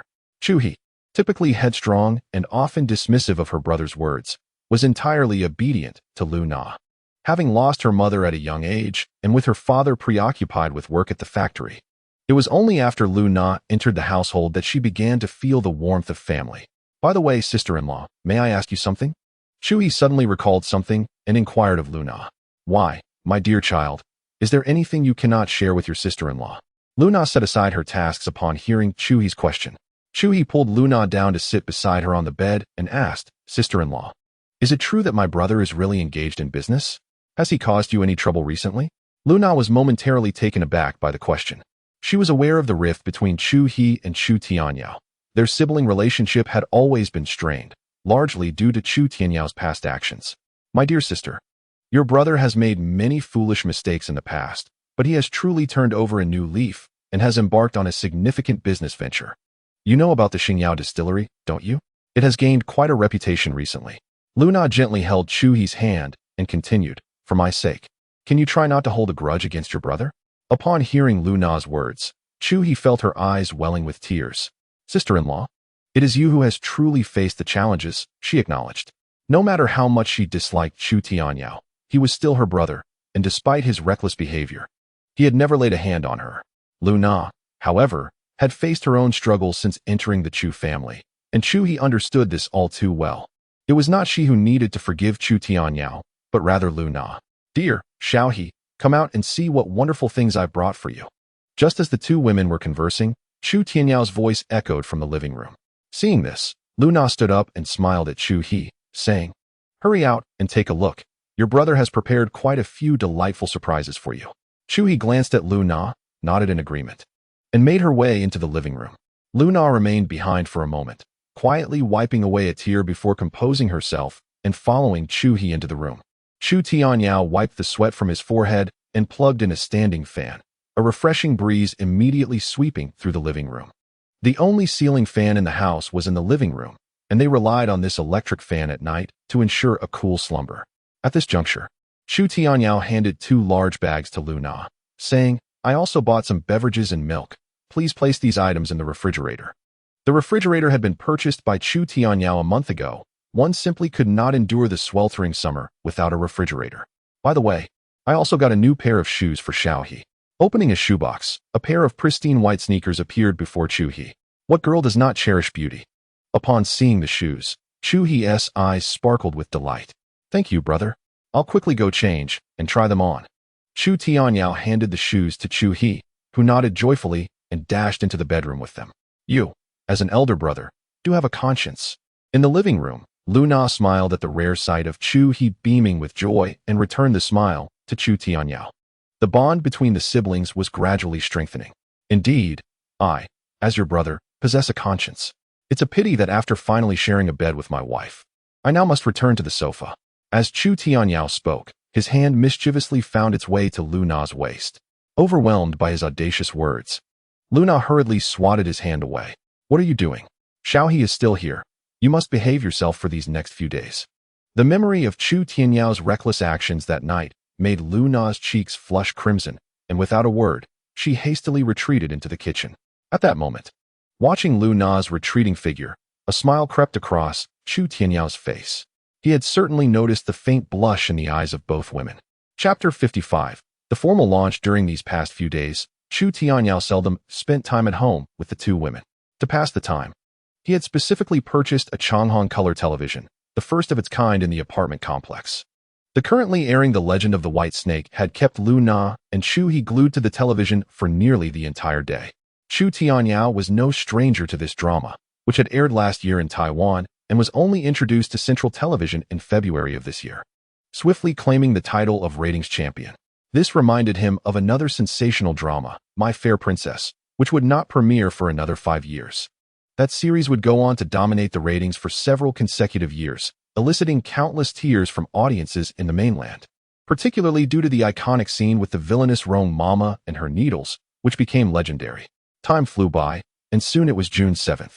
When students across the nation faced the momentous National College Entrance Examination, a modern-day equivalent of the carp leaping over the Dragon Gate. Regarding Chu He, who is currently taking the college entrance examination, Chu Tianyao harbored little concern, for his sister consistently ranked among the top, and it was assured that she would gain admission to a prestigious institution. Meanwhile, as the examinations unfolded, production at the Xingyao second factory was fervently underway. In the office of the factory, Chu Tianyao summoned Luo Jin and Zhou Yi to report on the production status of recent days. Brother Yao, conservatively estimated, our factory's daily output can exceed 60 tons, which is sufficient to meet our sales demands in the Lusaidi region, Luo Jin conveyed. Having been diligently overseeing production at the factory without a moment's rest, Chu Tianyao glanced at the report in his hand. The first batch of beer from the second factory was on the brink of release, achieving a daily output of 60 tons. Coupled with contributions from the first factory, the total production of Xingyao Brewery was nearing 100 tons. What is the situation at the glass factory? Chu Tianyao inquired. Placing the report down and turning to Zhou Yi, Zhou Yi responded, there are currently no issues at the glass factory. It is able to keep pace with the production schedule of the second factory. Additionally, the packaging workshop has upgraded our external packaging. Upon hearing Zhou Yi's words, Chu Tianyao nodded in satisfaction. As per his directives, the external packaging of Qingyao beer had been altered, with labels now detailing the cap opening prize activity. Now, one simply needed to purchase a bottle of Qingyao beer and open the cap to discover if they had won a prize. The reward entailed exchanging a winning cap for a complimentary bottle of Qingyao beer. Brother Yao, is our 35% winning rate not excessive? Zhou Yi expressed a hint of concern in the office. Chu Tianyao had set the probability of winning for the first batch of products at 35%, meaning that for every 3 bottles of Qingyao beer purchased, one was virtually guaranteed to win. This inevitably reduced the profit margin significantly. Zhou Yi's apprehension was not unfounded, as many manufacturers had met their demise employing similar tactics in the past. This is merely the winning rate for the initial batch. Once we successfully distribute our products, the winning rate for subsequent batches will naturally be adjusted downwards. Chu Tianyao assuaged Zhou Yi's worries. After all, the ultimate authority over the promotional activity rested with Qingyao Brewery, and the determination of the winning rate was solely at Chu Tianyao's discretion. Thus, for this first batch, even if it meant incurring losses for the sake of publicity, Chu Tianyao was resolute. He had not forgotten how, in the past, Kong Shifu leveraged this prize-based sales strategy to carve out a path amidst the dominance of leading beverage brands like Ili and Waha. However, that tactic was later halted by higher authorities, fading into obscurity. Yet now, Chu Tianyao aimed to pioneer the concept of prize-based sales within the beer industry. Regardless of the challenges, he intended to be the first to venture into this uncharted territory. Only through this approach could Qingyao beer swiftly penetrate the Lucidi beer market and establish a foothold. With the impending market entry of Tsingtao Beer and China Resources set to acquire the Shenyang Snow Beer Factory, alongside competition from major breweries like Yanjing and Zhujiang, time was of the essence for Chu Tianyao. The capital battle is on the verge of commencing, and if Chu Tianyao cannot secure his foothold, he shall face the grim fate of being utterly devoured by these financial giants. On June 9th, the very first day following the conclusion of the college entrance examination, the newly upgraded Qingyao beer officially entered the market. Currently, the stock being sold in Yongning County consists of the previous inventory, while the promotional products have already made their way to the Luzhou region. In anticipation of the new product launch, Chu Tianyao invested a significant sum to publish an advertisement in the Luzhou Commercial News. After 3 years of rigorous study, the students, having completed their examinations, found themselves in a rare moment of indulgence. As summer vacation commenced, the business at various nightlife venues experienced a notable uptick. The product, known as Qingyao beer, quietly made its appearance in numerous nightclubs and restaurants throughout Luzhou. This local beer, whose name bears a striking resemblance to Tsingtao beer yet boasts a superior taste, was readily accepted by the public. The primary reason for this enthusiastic reception was undoubtedly the appealing winning rate associated with the product. This innovative sales approach quickly captivated the masses, leading many to specifically request Qingyao when purchasing beer. Within the span of less than a week, the daily sales volume of Qingyao Brewery surged at a remarkable pace. Currently, the total daily sales of Qingyao beer have reached 12,000 boxes. Given a winning rate of 35%, Chu Tianyao must provide an additional 4,200 boxes of beer each day. Over these past few days, Qingyao beer has been rapidly increasing its market share in Luzhou. It is estimated that within a week, Qingyao beer could potentially rival Tsingtao beer in market presence. However, despite the fervent sales of Qingyao beer, Zhou Yi has been lamenting his predicament. He had underestimated the fervor of the market. A 35% winning rate severely constricted Qingyao Brewery's profit margins, leaving them with only 5% of their profits intact. If this trend continues, bankruptcy would be inevitable within a month. In the factory office, Zhou Yi could no longer contain his concerns and voiced his protest to Chu Tianyao. Brother Yao, if we continue selling like this, even with 10 factories, we won't be able to cover the losses. Observing the deep furrow in Zhou Yi's brow, which formed a prominent shape, Chu Tianyao merely smiled. Do not worry. Although the first batch of products did not yield profit, we have successfully opened new sales channels and secured numerous orders. The winning rate for the second batch will be reduced to 20%. At this pace, our profits will soon be restored. Despite his lingering worries, Zhou Yi ultimately chose to place his trust in Chu Tianyao as calm demeanor. Chapter 56. Promotional sales on June 18th. With the second batch of Qingyao beer flooding the market, it quickly sold out. The concept of earning while drinking a bottle resonated profoundly with the public, as beer is a fast-moving consumer product. In essence, this represents a psychological lure of profit. This sales strategy not only offered consumers a return on investment, but also appealed to the inherent gambling nature of the general populace. The combined impetus generated by these two forces will swiftly enable Qingyao beer to seize a substantial share of the market in a remarkably short period. However, the significant transformations occurring within the Luzhou beer market during this time have naturally drawn the attention of many astute individuals. At this moment, in the provincial capital of Sichuan, Chengdu, within an office building bearing the sign of the Qingdao Beer Office, a middle-aged man clad in a suit gazes at the report handed to him by his assistant, his expression suddenly registering surprise. In recent years, Qingdao Beer has swept through major cities across the nation, encountering virtually no defeats. This is the first time he has witnessed a decline in sales of his company's beer in a particular region. Call Chen Feiping in Luzhou and inquire about the situation, the middle-aged man instructed, glancing at his female assistant. Shortly thereafter, the assistant used the desk phone to dial the number of Chen Feiping, the sales manager responsible for the Luzhou region. 10 minutes later, as he held the phone, the middle-aged man displayed an expression of unexpected intrigue. Qingyao beer? Prize promotions? Interesting. Although the name is somewhat off-putting, devising such a strategy to penetrate the Luzhou market demonstrates considerable talent. Mr. Wang, should we consider implementing a counter-strategy? I find this prize promotion idea quite appealing. Chen Feiping hastily suggested over the phone, only to be interrupted mid-sentence by the middle-aged man. No need to concern ourselves for now. It is merely a small brewery. The ones we should be wary of are others, not us, the middle-aged man concluded, hanging up the phone. Upon realizing that the other party was merely a small brewery, he lost significant interest. After all, the gains or losses of a single city were inconsequential to him, and given Qingdao beer's current prominence, there was no need to resort to such cost-cutting sales tactics. This approach was akin to wounding oneself while attempting to vanquish an enemy. One misstep could lead to disaster. With Qingdao beer preparing for its listing in Hong Kong next month, the executives would certainly not allow any disruptions at this critical juncture. Another week passed.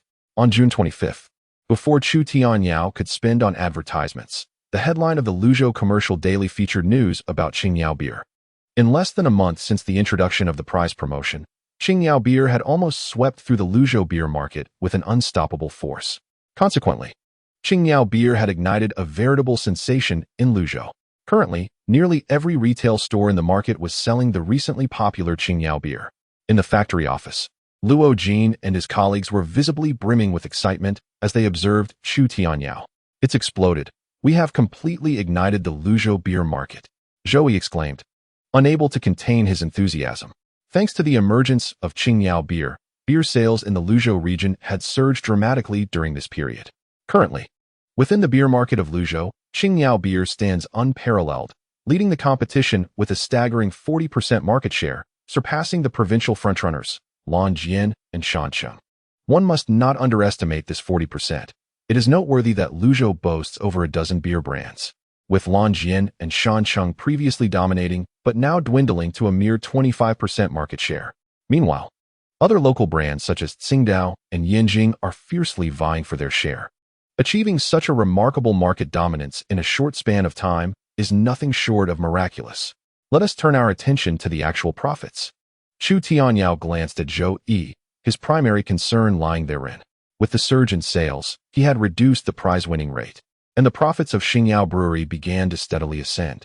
In a fortnight, our average daily sales reached 15,000 cases, culminating in a total revenue of 4,200,000, with a profit margin restored to 30%. This implies that in less than half a month, we have garnered 126,000 in profit. Zhou Yi, unable to contain his excitement, exclaimed, had he not been personally overseeing sales, he might have doubted the veracity of such figures. How much? 126,000? Luo Jin and Huang Sanshui were equally astonished, their mouths agape in disbelief. Since its establishment, Qingyao Brewery has not even reached 6 months, yet it has swiftly evolved into a million-profit enterprise each month. How could this not astound? However, let us not be overly jubilant. We have merely seized the initiative, and this is not our final net profit. Observing the trio's exuberance, Chu Tianyao added, "Those competitors will not sit idly by while we dominate the Luzhou market. If my instincts are correct, they will soon take action." Upon hearing this, Zhou Yi was the first to regain his composure. He understood well that while the promotional sales strategy was effective, it was not irreplicable. Indeed, it could be easily emulated. The recent success of Qingyao beer had undoubtedly attracted attention. "Brother Yao, if others adopt the same strategy, the entire Luzhou beer market could descend into chaos," Zhou Yi exclaimed, unable to suppress his concern. It is not difficult to envision the impact on the Luzhou beer market if other manufacturers were to implement similar tactics. "You are perceptive to recognize this," Chu Tianyao commended Zhou Yi, noting that his recent experiences had sharpened his business acumen significantly. "Rest assured, I have anticipated this challenge." Chu Tianyao replied with a smile, retrieving a plan from his drawer and presenting it to the group. "A promotional sales plan too." Zhou Yi and the others gazed curiously at the prominent title on the document. "This time, our ambition extends beyond Luzhou. We aim to leverage our market advantage to strategically penetrate neighboring cities." Chu Tianyao rose to his feet. A serious expression etched upon his face as he addressed the three individuals before him, speaking each word with deliberate intent. "Our time is scarce. Within a year, I must relocate the headquarters of Xingyao Brewery to Rongqing." In the spacious office, the trio felt a jolt of astonishment at his proclamation. Rongqing. It is the provincial capital of Sichuan, the very heart of the entire southwest region. Establishing a foothold in Rongqing signifies that Xingyao Brewery possesses the means to extend its influence across the three provinces of southwest China. Merely contemplating this notion filled their hearts with unparalleled excitement.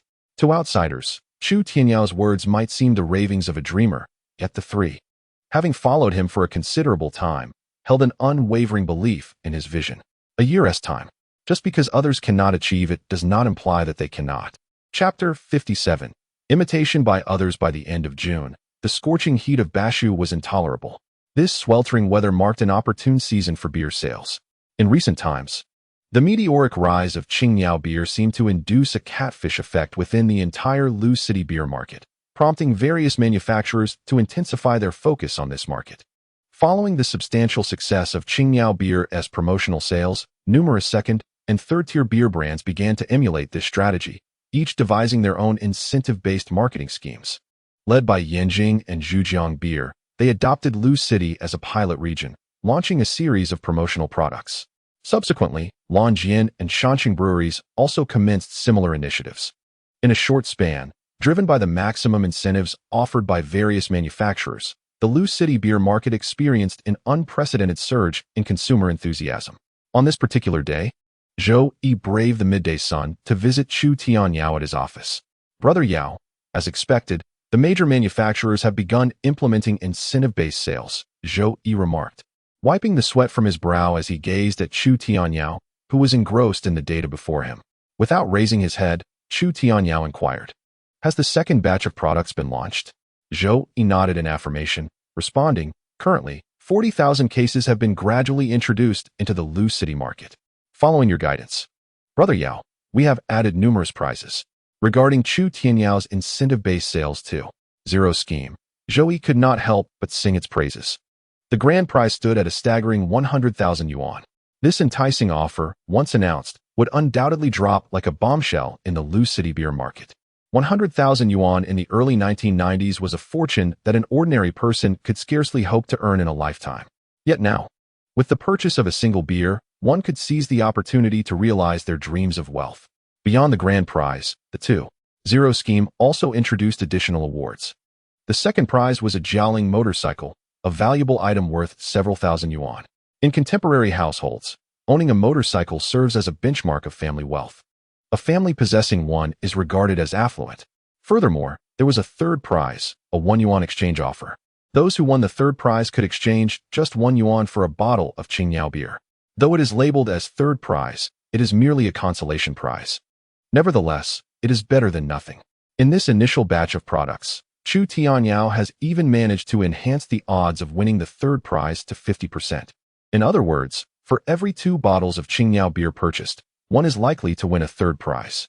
For Chu Tianyao, selling a bottle of Qingyao beer for 1 yuan incurs negligible profit loss, rendering this entire sales strategy nearly entirely advantageous for Xingyao Brewery. All necessary actions have been taken. Now it is merely a matter of awaiting market feedback. Chu Tianyao looked up at Zhou Yi and continued, however, the next phase will demand considerable effort from you. You must keep a vigilant eye on the market, and any shifts, no matter how slight, must be reported to me immediately. Upon hearing Chu Tianyao's words, Zhou Yi grinned. As long as we can win this battle, this little hardship is nothing. The thought that Xingyao Brewery could one day rival major enterprises like Qingdao Beer exhilarated Zhou Yi, who, since his return home, had been dreaming with fervent excitement. To allow Zhou Yi to concentrate on sales, Chu Tianyao had assigned Huang Sanshui to manage the glass factory's operations. Should the sales initiative 2.0 succeed, it would represent a significant breakthrough for Xingyao Brewery. However, this path is fraught with challenges. Chu Tianyao will inevitably tread upon the ambitions of many. In Luzhou City, July brings little change for the common folk, save for a slight increase in heat compared to previous years. Yet, on the streets, many playing mahjong have bottles of refreshing cold beer before them. Have you heard? Old Zhang from Du Family Street won 100,000 yuan a couple of days ago. It even made the papers. I've heard. It seems his son won it by purchasing beer. What luck! Indeed, he apparently bought this Qingyao beer. My spouse has taken a liking to it lately. Life in Sichuan province naturally revolves around mahjong, with much of the neighborhood gossip being shared across these tables. Undoubtedly, the hottest topic in recent days has been Qingyao beer. Initially, many were skeptical about the authenticity of the 100,000 yuan prize, but as the sensational news from Luzhou Business Daily hit the headlines, it ignited a fervor among the populace. It is indeed possible to win. For the common people today, 100,000 yuan holds irresistible allure. Consequently, in a matter of days, due to this winning news, Qingyao beer's sales surged by 20%. In the office of Xingyao's second factory in Yoning County, Chu Tianyao gazed at the Luzhou Business Daily in his hands, a smile gracing his face. Over the past fortnight, he had distributed 1 first prize and 10 second prizes, amounting to less than 200,000 yuan in total. Yet the impact on the sales of Qingyao beer has been remarkably significant. As various breweries deploy their strategies, Qingyao beer has not only stabilized its sales, but has also further increased its market share, leaving many astonished. In the past fortnight, the Lu City area has witnessed the unfortunate closure of several small breweries, a situation that evokes a stark contrast of emotions among stakeholders. These breweries, lacking the competitive edge even against third-tier brands like Greenleaf Beer, find themselves unable to contend in the fierce promotional battles, leading only to their demise. Even prominent local giants, such as Blue Sword and Mountain City, have expressed their hardships in Lu City, struggling with a dismal probability of winning prizes that has rendered their profits negligible. Initially, they had hoped to replicate the strategies of Chu Tianyao to offset losses with increased sales. Yet they were met with unexpected challenges as Chu Tianyao unveiled the prize sales 2.0 initiative, plunging them into a state of impasse. They had prepared extensively, stockpiling hundreds of thousands of cases that now remain unsold. Brother Yao, our market share in Lu City has surged to 45%, effectively overshadowing other manufacturers, reported Zhou Yi, brimming with excitement as he addressed Chu Tianyao in the office. However, upon hearing this, Chu Tianyao's expression bore no trace of anticipated joy. It seemed as if he had foreseen the developments unfolding before him. Calculating the days, he anticipated news from the port city, knowing that Qingdao Beer, currently at a pivotal juncture, would scarcely concern itself with the trivial gains or losses in Lu City. Setting aside the newspaper, he moved to the window, contemplating the absence of Qingdao Beer as a competitor, recognizing this as an unexpected boon for them. Yet, he knew that the domestic beer market was on the brink of monumental changes. Lighting a cigarette, he exhaled a plume of smoke, recalling that, if his memory served him right, Qingdao Beer was set to announce its public listing in Hong Kong this very month. Behind him, Zhou Yi listened to his superior's musings. His mind clouded with confusion, clearly unaware of the significance behind Chu Tianyao's words. Chapter 58. Qingdao's listing on July 15, 1993.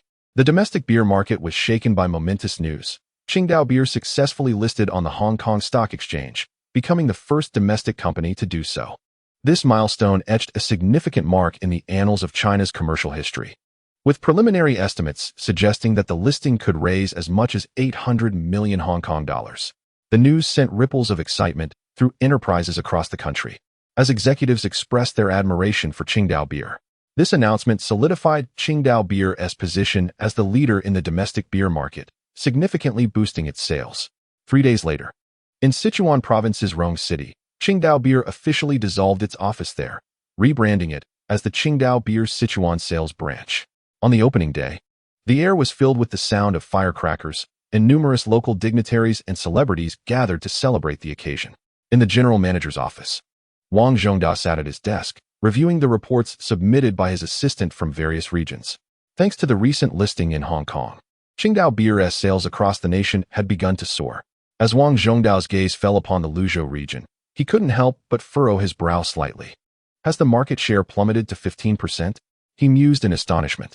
How could the sales of Qingdao Beer in Luzhou decline so drastically in such a short span of time? Please bring me the recent market survey report submitted by Chen Feiping. Casting a glance at his female assistant, he was taken aback. After merely visiting the port city, he had returned to find that Qingdao Beer had already lost its foothold in the Luzhou market. Noticing her boss's displeasure, the assistant promptly handed over the investigation report that Chen Feiping had submitted 2 days prior. Upon receiving the report, Wang Zhongdao merely glanced at it and let out a soft exclamation of surprise. What a remarkable strategy! This alone must have taken down quite a few competitors. Chen Feiping's report meticulously detailed the changes in the beer market within Luzhou during this period, with the primary focus on Qingdao Beer. Wang Zhongda had not anticipated that such an obscure small brewery could triumph over numerous large beer corporations in Luzhou. Uncle Wang. Just as Wang Zhongda marveled at the report, the office door swung open, and a stylishly dressed young woman strode in. The assistant greeted the newcomer with a smile. Recognizing her significant status for daring to enter the general manager's office without knocking. Qiu, what brings you here? Wang Zhongda looked up from his desk, his expression revealing a hint of surprise. Is Uncle Wang not pleased to see me? The young woman, appearing to be in her early 20s, donned a fitted long dress, carried a small coach handbag, and wore a pair of burgundy stilettos, an unmistakable style of the 90s returnees. I heard about the listing of Qingdao Beer while I was abroad. I specifically came to Chengdu to congratulate you, Uncle Wang. Lu Qiuyu flashed a playful smile as she boldly approached Wang Zhongda's desk and casually took a seat. Her father and Wang Zhongda were longtime comrades, and she had grown up under his watchful eye, earning his affectionate regard. Observing Lu Qiuyu's audacity, Wang Zhongda felt no ire. Instead, he smiled indulgently. How could I not welcome a talented returnee? So, what are your plans after graduation? Would you consider coming to Chengdu to assist me? Oh please, I have no desire to start working just yet. I haven't had my fill of fun. Lu Qiuyu shook her head, clearly uninterested in Wang Zhongda's proposal. Besides, selling beer is hardly appealing. If I were to pursue a career, I would venture into international trade, as that field is currently the most lucrative. Qiuyu, selling beer is not as straightforward as you might think. Wang Zhongda chuckled softly at her words and handed her the report. If you don't believe me, take a look for yourself. Upon hearing this, Lu Qiuyu hesitated momentarily, but then accepted the report Wang Zhongda offered, bending down to examine it. Qingdao Beer? She murmured, a trace of disdain flickering in her eyes at the mention of the name. In this era, numerous small factories in the country have emerged from the shadows of imitation. However, upon witnessing the remarkable sales surge of Qingdao Beer in the Luzhou market over the past 2 months, her expression was tinged with surprise. Prize promotions? Such marketing strategies are not uncommon. Yet it is astonishing how adeptly this particular entity has navigated this approach, evidently demonstrating a profound understanding of consumer psychology. Lu Qiuyu seldom adopted a serious demeanor. Although she studied business administration abroad, she had also dabbled in marketing. In foreign markets, prize promotions are quite prevalent. They are merely a marketing model that exploits consumer psychology. This model, while seemingly straightforward, requires formidable commercial acumen. Initially, it ensnares various manufacturers, then leverages the advantages of local distribution, coupled with extensive publicity, to easily overshadow competing products. Lu Qiuyu had to concede that the opposing party possessed considerable skill. However, to her, a high achiever in business administration from abroad, it was hardly daunting. The international market has demonstrated that such marketing tactics are not sustainable. They merely capitalize on the initial enthusiasm of consumers and are easily replicated. Without a solid brand reputation, it is challenging to maintain such momentum. Setting down her report, Lu Qiuyu looked confidently at Wang Zhongda. Given the renown of Qingdao Beer, Employing the same marketing tactics would require no advertising. Within a month, they could easily overpower this small brewery. In response, Wang Zhongdao merely smiled and nodded. It was evident that Lu Qiuyu's assertions were not unfounded. In the face of Tsingtao beer, how many domestic beer brands could truly rival them? Nevertheless, resorting to such measures against an obscure small brewery seemed unwarranted. Shifting the conversation, Wang Zhongdao suddenly inquired, "You haven't visited your father in Luzhou since your return, have you?" At the mention of her father, Lu Qiuyu stuck out her tongue. "Let us not discuss him. He always tries to steer me down his path. I'm staying with my grandfather for a while and will return to Luzhou in a couple of days." Without waiting for Wang Zhongdao to respond, Lu Qiuyu stood up, preparing to leave. "All right, I want to keep you, Uncle Wang. I have a gathering to attend tonight." With that, she departed. Wang Zhongdao, observing her exit, felt a mix of exasperation and amusement. Chapter 59. Explosive sales after a month of fierce competition. By the end of July, Qingyao Beer presented an impeccable report to Chu Tianyao. Monthly sales reached 520,000 cases, with total sales exceeding 10 million yuan. On July 30th, Chu Tianyao convened a meeting with the middle and upper management of the factory, marking their first assembly. As he announced these figures, the nearly 30 managers of Qingyao Brewery were left in a state of shock, their mouths agape, as if they could swallow a light bulb. 10 million. What did this figure signify? Many were struggling to grasp the concept. To illustrate, one could take the example of the Yongning Brewery in the local area. The average monthly sales of Yongning Distillery hover around 8 million. As a state-run distillery directly under the county, it is hardly troubled by sales. Yet achieving merely 8 million in sales per month raises eyebrows. In stark contrast, Chutian Yao's Xingyao Distillery, established for less than 6 months, has astonishingly surpassed the sales of such a state-owned entity. This revelation, once the conference concluded, spread like wildfire throughout the Xingyao Distillery, suggesting that it would not be long before the name of Xingyao echoed across the entire Yongning. In Chu Tianyao's office, a bottle of unlabeled beer rested on the desk. He poured several glasses, distributing them among a few individuals, and took a sip himself. The taste was exquisite, with a rich frothiness, surpassing even that of Qingyao beer in terms of flavor. Smacking his lips in satisfaction, Chu Tianyao nodded approvingly. Nearby, Zhou Yi and Huang Sanxue wore expressions of admiration, giving Luo Jin a thumbs up. "Glasses. I didn't expect you to actually succeed with this new product," Zhou Yi remarked. Luo Jin humbly shook his head, attributing the success to Yao Gu, stating that without his guidance on the beer extract concept, the development of their new product would not have proceeded so smoothly. Indeed, Luo Jin had to admire Chu Tianyao. Not only was he a marketing genius, but he was also remarkably knowledgeable about the brewing process. Our new product boasts a malt concentration elevated to 12 degrees, with an alcohol content of 4%. Compared to the previous version of Qingyao beer, this new brew offers a delicate and enduring foam, with a rich and mellow flavor that I believe will earn market approval, Luo Jin elaborated. For the past 2 months, he had been tirelessly working on the development of the new beer, even recruiting several skilled technicians from Shancheng with lucrative offers. "By the way, Yao Gu, what will we name our new product?"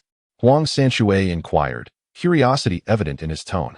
Upon hearing this question, both Luo Jin and Zhou Yi turned their attention to Chu Tianyao. "Xingyao beer." Chu Tianyao replied without hesitation, adding that in 2 months, half of the production line would be allocated for Xingyao beer. However, Zhou Yi's expression shifted to one of concern. "Yao Gu, won't this be too abrupt? Qingyao beer is currently performing well in sales, and I fear that launching a new product might disrupt our momentum." Zhou Yi hesitated.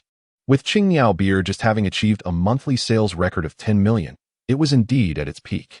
One cannot remain perpetually in a comfort zone, Chu Tianyao stated while finishing the remaining contents of his glass. "Our production capacity is limited, and if we allow ourselves to be blinded by immediate profits, failure will soon follow." Rising from his seat, Chu Tianyao continued, "In a few days, I plan to visit Luzhou." "To Luzhou?" The 3 men exchanged surprised glances at this unexpected announcement. Those who needed to enter the fray have already done so. It seems the sales battle is drawing to a close. Additionally, several small breweries in Luzhou have gone under, and if the opportunity arises, I would be inclined to acquire one. Observing the perplexity in the eyes of the 3, Chu Tianyao offered an explanation.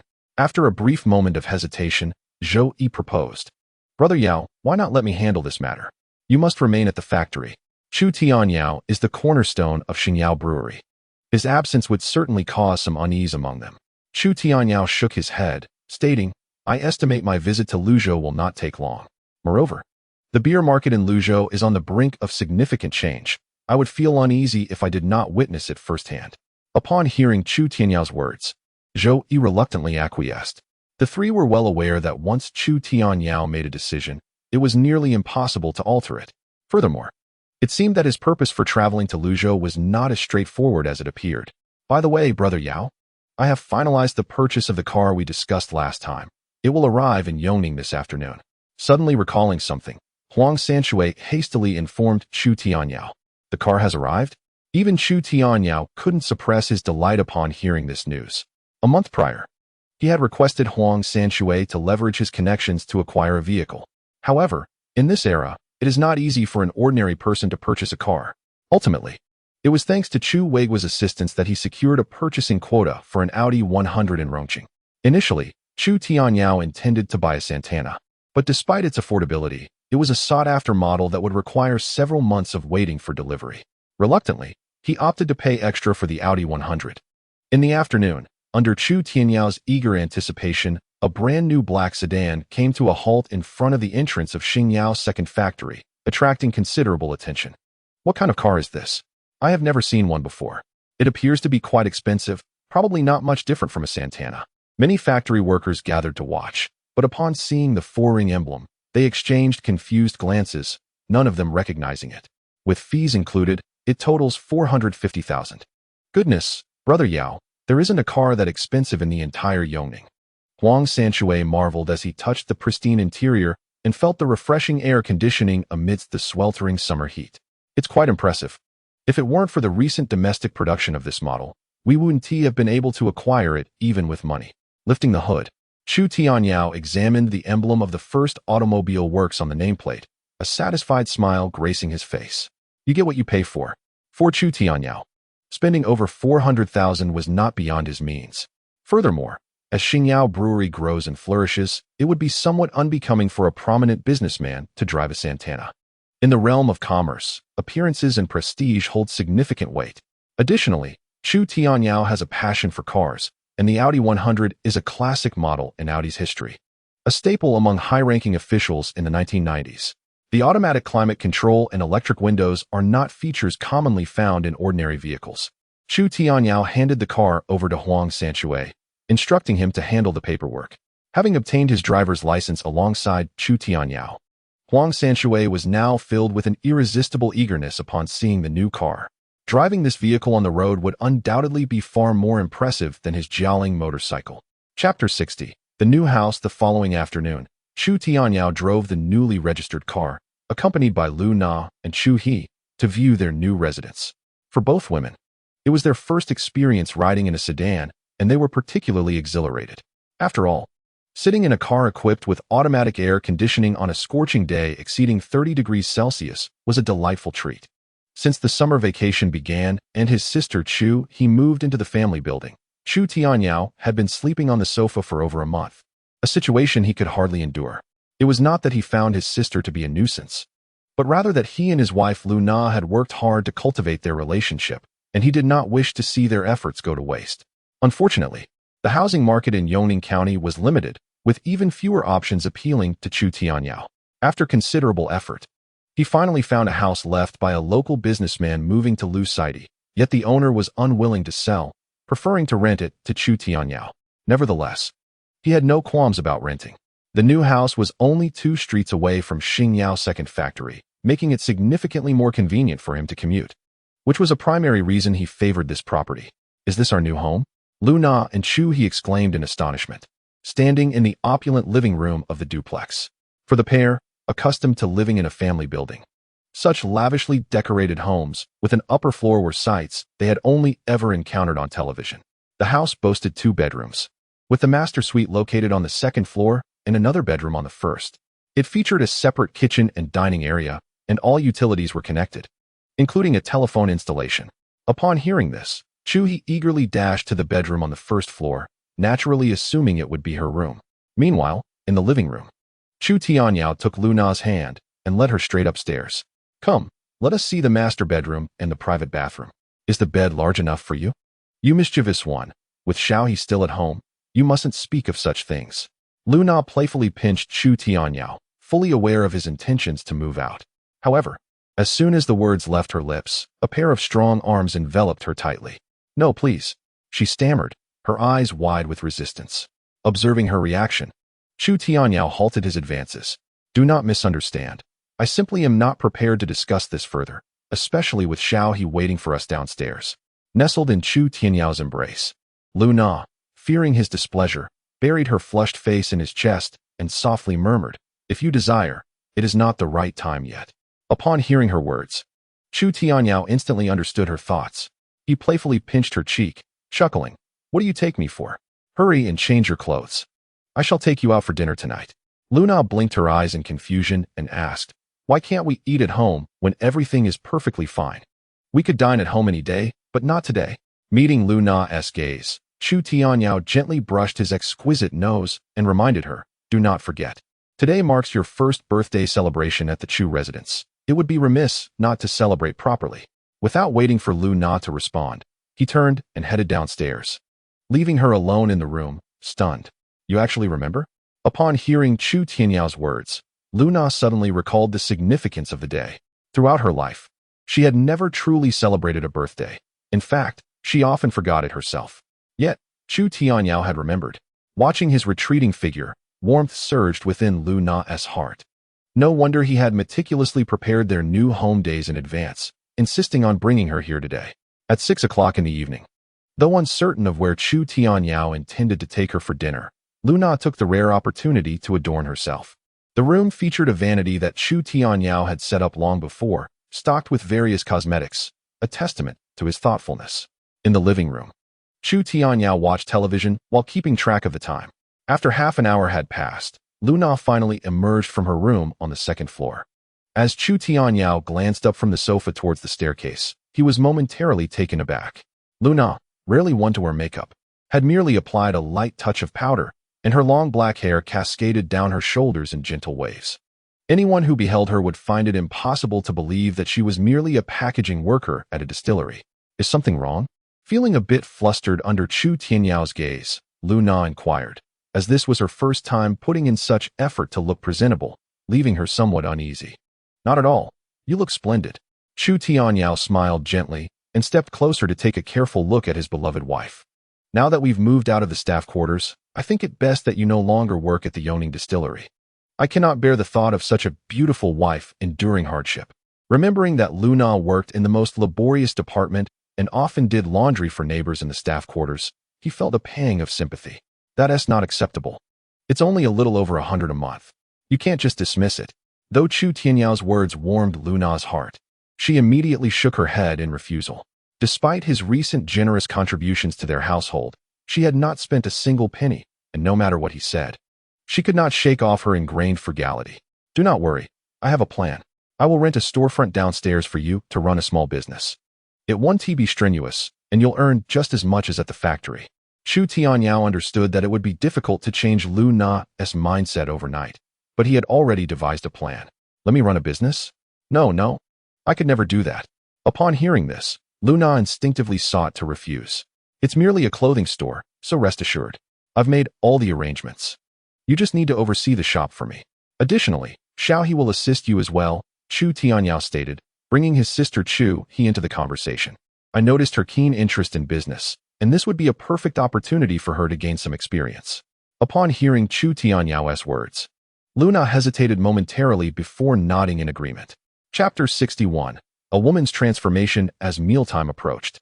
The streets of Yongning County drew attention as Chu Tianyao's Audi 100 made its entrance, garnering many curious gazes. After all, such foreign luxury cars were a rarity in a small place like Yongning. Inside the vehicle, only Chu Tianyao and Lu Na were present. Lu Na had initially wished to invite Chu He along, but to her surprise, Chu Tianyao had already sent her away. The younger sister, being quite understanding, had concocted an excuse to visit a classmate, leaving the evening's romance for the couple. The dining establishment chosen by Chu Tianyao was a newly opened Western-style restaurant, the first of its kind in Yongning County. Although labeled as a Western restaurant, it primarily served Chinese cuisine. boasting a more refined decor and a few Western dishes as a novelty, such as steak and pasta. Following the reform and opening up policy, particularly in the 1990s, such hybrid Chinese Western restaurants became ubiquitous in first and second-tier cities. This restaurant was located not far from the sports center square, making parking a challenge.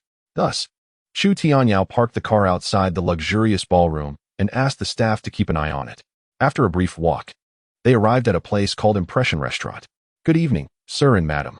Please step inside," as Chu Tianyao led Lu Na through the restaurant's entrance. A welcoming hostess greeted them with a sweet smile.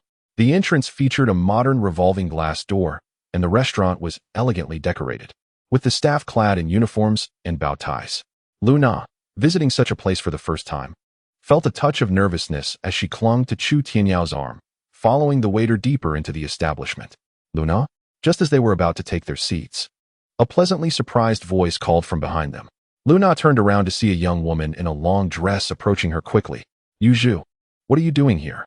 Lu Na exclaimed in surprise upon recognizing the woman. The young lady, named Li Yuzhu, had once been Lu Na's closest friend during their school days. "Oh my goodness, Lu Na, it's really you. For a moment, I thought I was mistaken." Li Yuzhu scrutinized Lu Na from head to toe, only daring to confirm her identity once Lu Na acknowledged her. It was undeniable that Lu Na's appearance had transformed dramatically compared to a few years prior. "Tianyao, let me introduce you. This is Li Yuzhu, my best friend from high school." Encountering an old classmate filled Lu Na with joy, and she promptly introduced Chu Tianyao to her. "And this handsome gentleman is?" Li Yuzhu inquired, curiously eyeing the way Lu Na was linked to Chu Tianyao. "Hello, allow me to introduce myself. I am Chu Tianyao, Nana's husband." Dressed in a pristine white shirt, Chu Tianyao offered a subtle smile to the person before him. "Husband? Lu Na, you are married?" This remark from Chu Tianyao took Li Yuzhu by surprise. Although she had heard about Lu Na's withdrawal from school, she never anticipated that Lu Na had already tied the knot. At that moment, hearing Chu Tianyao address her in such a manner caused Lu Na's cheeks to flush slightly. Yet she still nodded in acknowledgement towards Li Yuzhu. Despite her astonishment, the sight of Lu Na, elegantly dressed and accompanied by her handsome husband, filled Li Yuzhu with admiration. "What a coincidence. We happen to be having a high school reunion here today. You simply must join us, old classmate." With that, Li Yuzhu took Lu Na's hand and began to lead her towards the private room nearby. The suddenness of this scene caught Lu Na off guard, but she felt reluctant to decline Li Yuzhu's invitation and turned to seek Chu Tianyao's opinion. Since they are old classmates, it would be remiss not to meet them. Chu Tianyao encouraged with a gentle smile. After all, it was a reunion, and it would be rather narrow-minded to object. Moreover, Lu Na had few friends. It was a rare opportunity to reconnect with some old classmates and expand her social circle. With Chu Tianyao's encouragement lifting her spirits, Lu Na felt unburdened and followed Li Yuzhu towards the dining room's private chamber. As soon as they pushed open the door, Li Yuzhu ushered Lu Na inside, exclaiming to the gathered crowd at the table, "Come and see who I've brought along." Upon hearing Li Yuzhu's words, the 10 or so people seated at the table turned their gazes towards Lu Na. In an instant, nearly all eyes were drawn to her. In terms of both appearance and fashion sense, Lu Na overshadowed several of her female classmates in the room, and the male classmates, upon seeing her, all gazed in awe. "Lu Na, is that you?" A female classmate called out Lu Na's name, prompting a collective gasp from the others. As they turned to look at Lu Na once more, recognition dawned upon them regarding her identity, adding to their astonishment. In their student days, rural children often faced hunger and poverty, appearing gaunt and unkempt. Thus, Lu Na, who had sported a boyish short haircut and attracted little attention, was hardly memorable compared to her peers.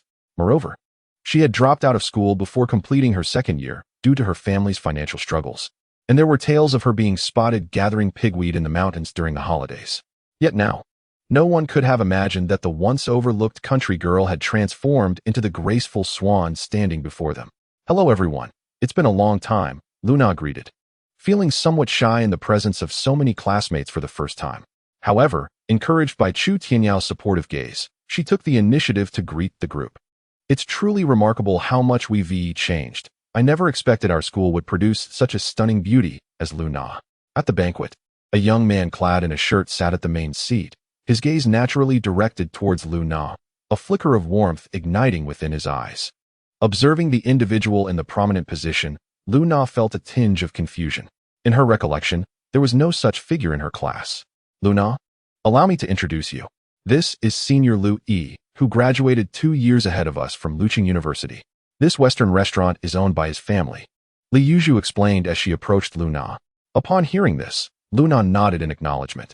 During her school days, she had indeed heard of Senior Lu Yi, known for his affluent background and academic excellence, making him a sought-after individual among many girls. Luna, stop dawdling and come sit. Several male classmates eagerly beckoned her from the table.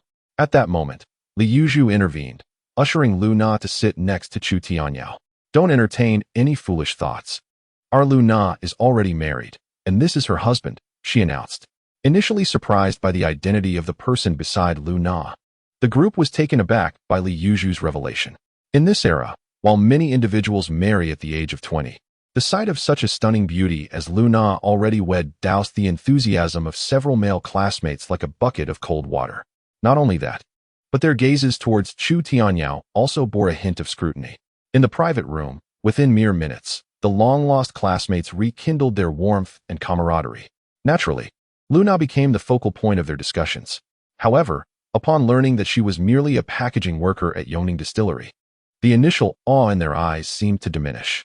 Meanwhile, several male classmates raised their glasses towards Chu Tianyao. May I inquire, which high school did you attend, Brother Chu? Were you perhaps a fellow student of ours? During the gathering, a curious male classmate posed the question to Chu Tianyao. After all, it was their alumni reunion, and Chu Tianyao was of similar age. He might have been an alumnus of the county high school as well. High school? Upon hearing the question, Chu Tianyao did not shy away, responding candidly, I apologize, but I never attended high school. What? You never even went to high school? Several classmates, who had just lifted their glasses, paused in their motion upon hearing Chu Tianyao's words. Nearby, a few female classmates cast disdainful glances at him, revealing their skepticism about Luna's choice in a husband. One's worth is not solely defined by education. Brother Tianyao, allow me to toast to you. Lu Yi, seated at the head of the table, raised his glass in a distant salute to Chu Tianyao. Hearing Lu Yi's remark, the classmates who had just raised their glasses begrudgingly clinked their glasses with Chu Tianyao's. Look at Senior Lu Yi's demeanor. The words of a university student certainly carry a different weight, they remarked, taking only a slight sip before redirecting their attention back to Lu Yi, offering him compliments. Chu Tianyao merely cast a fleeting glance at Lu Yi. Although the latter wore a smile while toasting moments ago, the disdain lurking in his eyes did not escape Chu Tianyao's keen observation. After Lu Na entered the private room, Lu Yi's gaze frequently drifted to the opposite side of the table. Senior Lu Yi, allow me to raise another toast to you. If it weren't for your generosity today, we would not have dared to indulge in such an exquisite establishment. Indeed, I too wish to toast our senior, as we shall require your continued guidance in the future. Amidst the clinking of glasses, both male and female classmates congregated around Lu Yi, completely disregarding Chu Tianyao's presence. Observing this scene, Chu Tianyao remained unfazed, merely glancing at Lu Na, who seemed oblivious to any unusual atmosphere, engrossed in lively conversation with her long-lost friend Li Yuzhu. Our group is fortunate to have Senior Lu Yi, whose visionary perspective has led to the opening of this Western restaurant. It will undoubtedly surpass the Lion Restaurant, establishing itself as the crown jewel of our culinary scene in Yongning. Several female classmates showered Lu Yi with compliments, evidently enamored with the restaurant before them. Lu Yi, in turn, nodded appreciatively, visibly relishing the praise. I do not mean to boast, but this restaurant is destined to become a trendsetter in the domestic culinary industry. That is precisely why I returned to Yongning to assist my father in establishing this establishment. Before long, I may even open a branch in Lucite. Lu Yi proclaimed with an air of confidence, which naturally garnered further adulation. However, upon hearing these words, Chu Tianyao couldn't help but smirk inwardly. So, Lu Yi is a wealthy second-generation heir. Although the catering industry has indeed experienced a surge following the reform and opening policy, many entrepreneurs have also fallen victim to this wave, particularly in the realm of Western cuisine. The exorbitant costs and pricing ensure that this industry can only thrive in first-tier cities. Opening a Western restaurant in a place like Yongning is nothing short of audacious. By the way, it's getting late, and it seems we're all still in high spirits. How about I host tonight, and we head to the Grand Tycoon? Lu Yi suggested, glancing around at the assembled guests. Upon hearing this, Luna instinctively wished to decline, but she was soon overruled by the enthusiastic responses of her classmates. Even Li Yuzhu excitedly grasping Luna's hand. Luna, we haven't seen each other in ages. You simply cannot leave early tonight. After enjoying a couple of drinks and encountering Luna, Li Yuzhu was clearly in high spirits. Faced with Li Yuzhu's insistence, Luna appeared conflicted, as she had intended to celebrate her birthday with Chu Tianyao. Yet, it felt inappropriate to refuse her dear friend's invitation. Since it's such a rare occasion, let us indeed visit the Grand Tycoon together. Chu Tianyao, noticing Luna's dilemma, encouraged her. With time pressing on, and a late dinner seeming somewhat ill-timed, Luna, upon hearing Chu Tianyao's words, finally acquiesced. As they exited the restaurant, Lu Yi deliberately showcased his striking red xiaoli, eliciting envious glances from the crowd. Although the xiaoli is merely an affordable vehicle, it still costs nearly 100,000 yuan, which is exorbitant for the average person. Dubbed as a lady's first occasion, Lu Yi drove to the Grand Rich with 4 young ladies. Initially, he intended to invite Lu Na to join him, but upon her polite refusal, he acquiesced. Furthermore, the Western restaurant is situated not far from the Sports Center Plaza, and the group could reach it in under 10 minutes on foot. 10 minutes later, outside the Grand Rich Ballroom, when Chu Tianyao and his companions arrived, they spotted Lu Yi standing outside with the 4 young women. Senior Lu Yi, why are you not entering? Inquired a male classmate. Lu Yi shook his head and replied, I'm rather unfortunate today. The Grand Rich is exceptionally busy. There are no private rooms available, not even a booth. Upon hearing this, the group's expressions fell with disappointment. At that moment, a crowd had gathered around a parking spot outside the Grand Rich, with some individuals even taking photographs. Senior Lu Yi, your car is quite popular, exclaimed one of the group, looking up to see Lu Yi's red xiaoli parked among the throng. That is not my car. They are photographing that Audi 100. I never imagined someone in Yongning could afford such a luxury vehicle. Lu Yi recognized the Audi 100, having encountered this lavish car during his time in Luqing. The revelation left the others astonished, as they might not have seen such luxury firsthand, but had certainly heard the name on television. Yao Ge, what brings you here? At that moment, the ballroom manager, Sun Hao, emerged and unexpectedly noticed Chu Tianyao amidst the crowd. Manager Sun, are there no private rooms available tonight? Chu Tianyao asked. Having spotted Sun Hao, taken aback, Sun Hao replied, not at all. I'll arrange a large private room for you. Although others had not secured a room, the presence of the esteemed boss meant there would certainly be accommodations. Sun Hao's words darkened Lu Yi's expression, as he had just inquired about room availability and felt slighted that there was now one due to Chu Tianyao's arrival. Do you know this manager, Brother Tianyao? Lu Yi questioned Chu Tianyao, surprised by the respect Sun Hao had shown him. After all, he was aware of the Grand Rich's background, knowing that its owner, Wang Lei, was a local figure of influence in Yongning. Shrugging nonchalantly, Chu Tianyao casually replied, just a coincidence. Lu Yi dismissed the exchange, assuming it was merely a matter of familiarity that afforded Chu Tianyao this privilege. Immediately, the group followed Sun Hao into the ballroom. In the Grand Rich Ballroom, Lu Yi and the others settled into the most luxurious private room. Since Chu Tianyao had appointed Wang Lei to manage 3 ballrooms, improvements had begun, including the addition of private karaoke rooms. However, the karaoke systems of the 1990s were still rather antiquated, employing a disc-based system, complete with songbooks and dedicated attendants. Luna, visiting such a venue for the first time, appeared rather composed, while several of her classmates were already indulging in raucous singing. A young waitress, holding a songbook, busily attended to the group, changing the records for them. By the way, I wonder where Brother Tianyao is currently employed? After having a few more drinks, Lu Yi turned to the silent Chu Tianyao and inquired. The earlier demeanor of the manager toward Chu Tianyao piqued Lu Yi's curiosity about his background.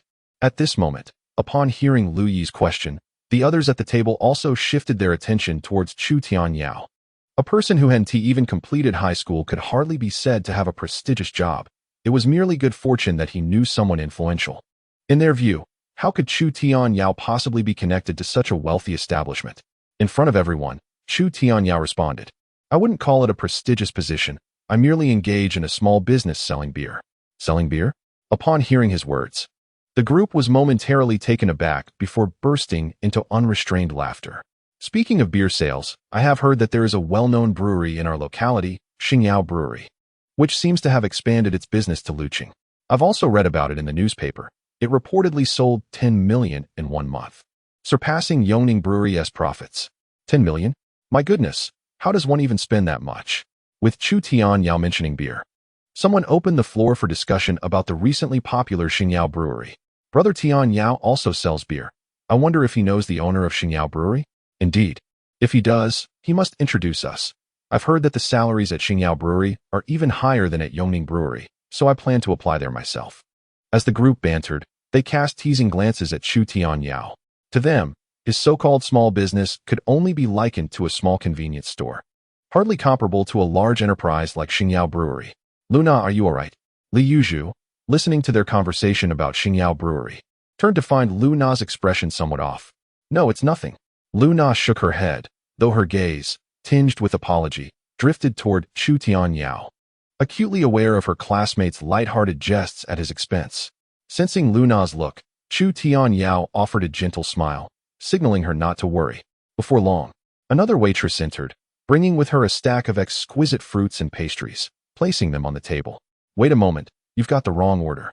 We didn't request anything, someone remarked as they observed the waitress setting down an abundance of items. No mistake here. This is what manager's son instructed us to bring in. The waitress smiled sweetly before turning to leave. Instantly, the patrons in the private room exchanged surprised glances toward Chu Tianyao. The manager's overt friendliness was undoubtedly directed at him. But why would someone who merely sold beer warrant such treatment? Just as the group was enveloped in confusion, the door to the room swung open, and a hearty laughter resonated. Ha ha ha, Tianyao, it's such a rare occasion for you to visit. Why didn't you inform me in advance? With a beer belly protruding, wearing a short-sleeved shirt and adorned with a large gold chain, Wang Lei entered the private room. Ever since he ventured into the karaoke business, the profits of the tycoon had doubled. Although Wang Lei held only a 40% stake, his income had significantly increased compared to before. Wang Lei, the boss. In the private room, Lu Yi, upon the sudden appearance of Wang Lei, immediately rose to his feet. Oh, you recognize me? Wang Lei cast a glance at Lu Yi, assuming this young man was a friend of Chu Tianyao. Seeing Wang Lei addressing him, Lu Yi, filled with excitement, replied, My father is Lu Shiji from the quarry. He knows you, Boss Wang. Upon hearing this, Wang Lei leisurely recalled that Lu Yi was indeed the son of Lu Ergu. Lu Ergu, of course, was the nickname of Lu Yi's father, who had mingled in Yongning for a time before establishing a quarry and amassing wealth. However, compared to the local tyrant Wang Lei, such a figure was still far from formidable. Hearing Wang Lei refer to his father in such a manner left Lu Yi feeling awkward. Yet he dared not express his anger, instead forcing a smile. Wang Lei, however, seemed indifferent to Lu Yi and turned his gaze towards Chu Tianyao. Tianyao, why don't you come to my place for a drink? A few old friends from the road are there. It's about time we introduce our big boss to them. Wang Lei directly invited Chu Tianyao. Upon hearing this, Chu Tianyao nodded in agreement. Previously, to boost the sales of Qingyao beer, he had commissioned Wang Lei to acquire several dance halls in nearby counties, with Wang Lei responsible for liaising with the local power brokers. Sit tight for a while. I'll be back shortly, Chu Tianyao said, ignoring Lu Yi and the others, as he departed with Wang Lei. In the private room, Lu Yi and the others remained frozen in place, as if turned to stone. Did I hear that correctly? Wang Lei just referred to him as the big boss. Not only Lu Yi, but everyone exchanged bewildered glances, struggling to accept the revelation. Could it be that the beer business of Chu Tianyao pertains to this grand dance hall? Luna, what exactly does your man do? Li Yuzhu, standing nearby, inquired with immense curiosity. In response, Luna was equally perplexed, as she had never heard Chu Tianyao mention anything about the grand dance hall. I only know he owns a brewery, Luna instinctively remarked, but before she could finish, Li Yuzhu interjected. Wait, Luna, you aren't suggesting that the Xingyao Brewery is owned by your man, are you? At that moment, everyone in the room turned their gaze towards Luna. Caught under their scrutiny, Luna felt a bit embarrassed but still nodded in affirmation. What? Instantly, everyone's eyes widened in disbelief. In an instant, despite the lively music in the room, a profound silence enveloped the group, as if a pin dropping could be audibly heard. Reflecting on their previous grandiloquent discussions before Chu Tianyao, they felt an acute embarrassment, wishing they could vanish into thin air. How could I not have realized that Chu Tianyao owned Xingyao Brewery? It was only at this moment that Lu Yi seemed to have a revelation. A sense of profound regret enveloped a few individuals, realizing they had missed an opportunity to ally themselves with such a prominent figure. That was none other than Chu Tianyao, a titan in the bustling business realm of Yongning. Chapter 64. The tender document. That evening, a class reunion concluded rather hastily. It was only at the end that Chu Tianyao approached Lu Na, inviting her to depart together. Outside the grand ballroom, Lu Yi and a few others stood rooted to the spot, watching as Chu Tianyao drove off in his Audi 100, with Lu Na elegantly by his side. Turning to glance at his own modestly sized Xiaoli, Lu Yi felt a flush of embarrassment rise to his cheeks. Several female classmates remained in place, their eyes brimming with envy and resentment.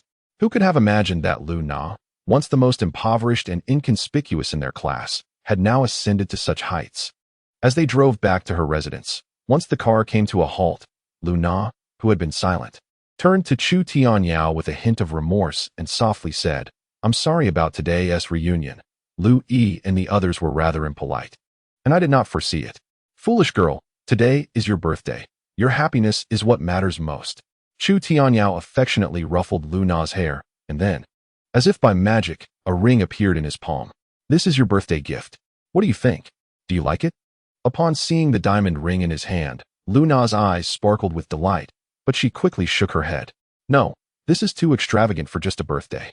Only your joy gives these things their value," he replied, not waiting for her refusal as he slipped the ring onto her right ring finger. Despite being married for so long, Lu Na had never possessed a proper wedding ring. A wave of warmth washed over her as she gazed at the ring, tears of joy shimmering in her eyes. This was, without a doubt, the most precious gift she had ever received. Later that evening, as they returned home, a call from Chu He informed them that she would be staying at a female classmate's house for the night. Though Lu Na felt a tinge of unease, she was persuaded by Chu Tianyao. After all, it was rare for Chu He to relax after the grueling college entrance examinations. Lu Na relented after offering a few words of caution. Just as the call ended, Lu Na was suddenly swept off her feet by Chu Tianyao, who carried her toward the second floor. "Tonight, no one will disturb us." In the bedroom, Chu Tianyao playfully tossed Lu Na onto the plush mattress, a triumphant grin on his face. At that moment, Lu Na understood his intentions all too well. She suspected Chu He's absence was orchestrated by Chu Tianyao himself. Before she could utter a word, his lips sealed hers, and in an instant, his hands slipped behind her, unfastening her dress. Lu Na instinctively closed her eyes. This moment had finally arrived. Contrary to the dread and fear she had anticipated, an unprecedented sensation surged within her. The next instant, as Chu Tianyao moved, Lu Na furrowed her brow tightly. The following morning, when Chu Tianyao arose, he discovered that Lu Na, who typically rose early, was still ensconced in bed, entwined around him like an octopus. "Why aren't you getting up?"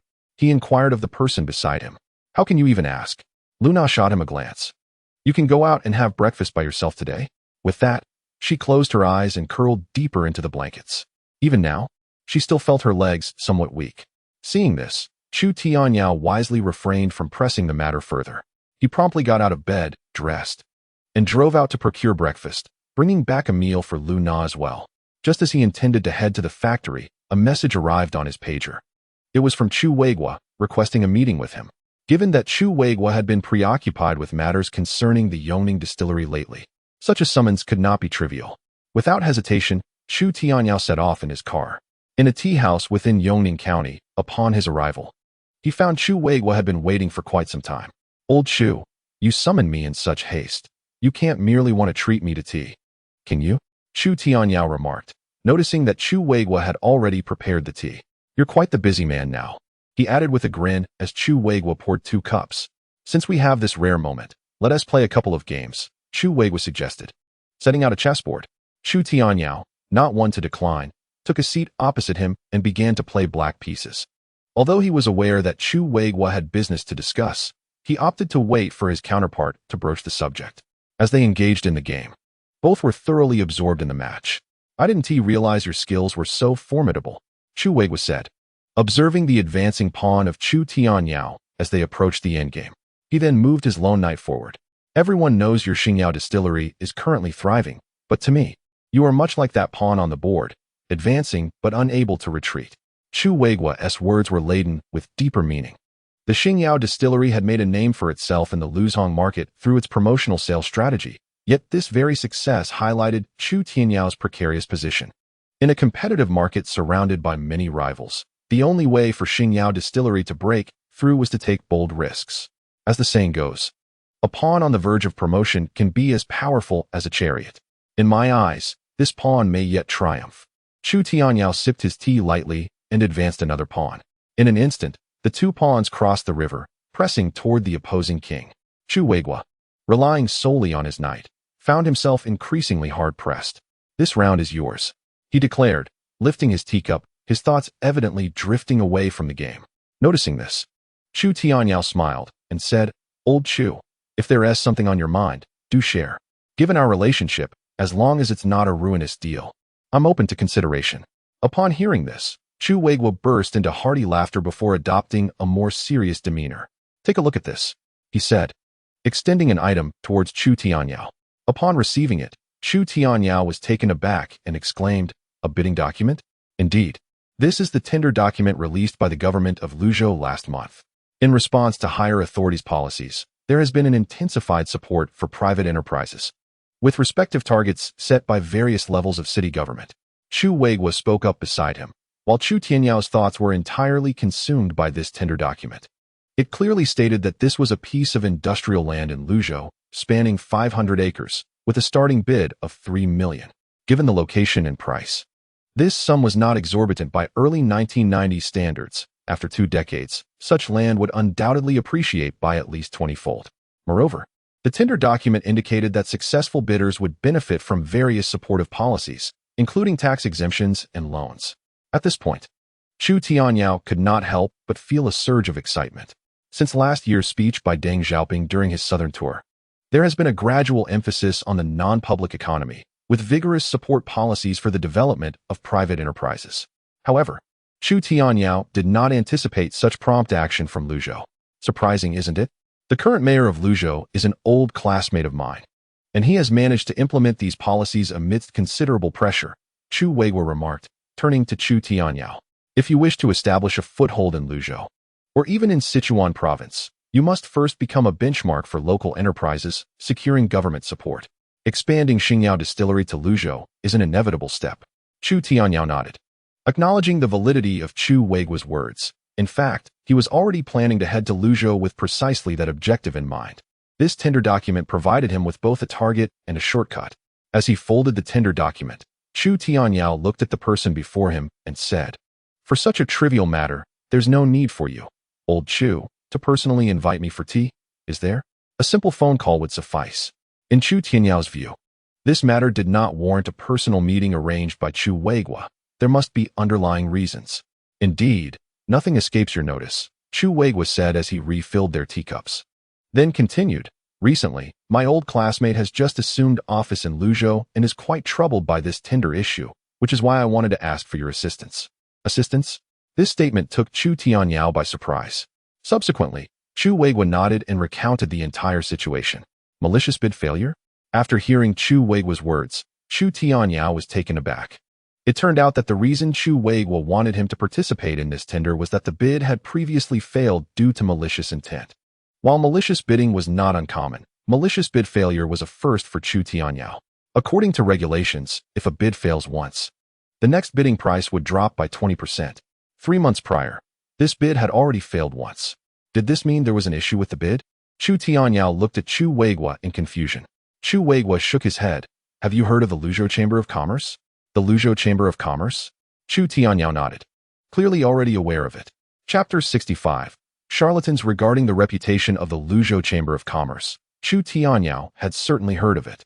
This alliance was spearheaded by the Wang Group of Luzhou, publicly known as the Luzhou Chamber of Commerce. Yet it was widely recognized that it essentially functioned as the Wang Commerce Association, firmly controlled by Chairman Wang Wenbin.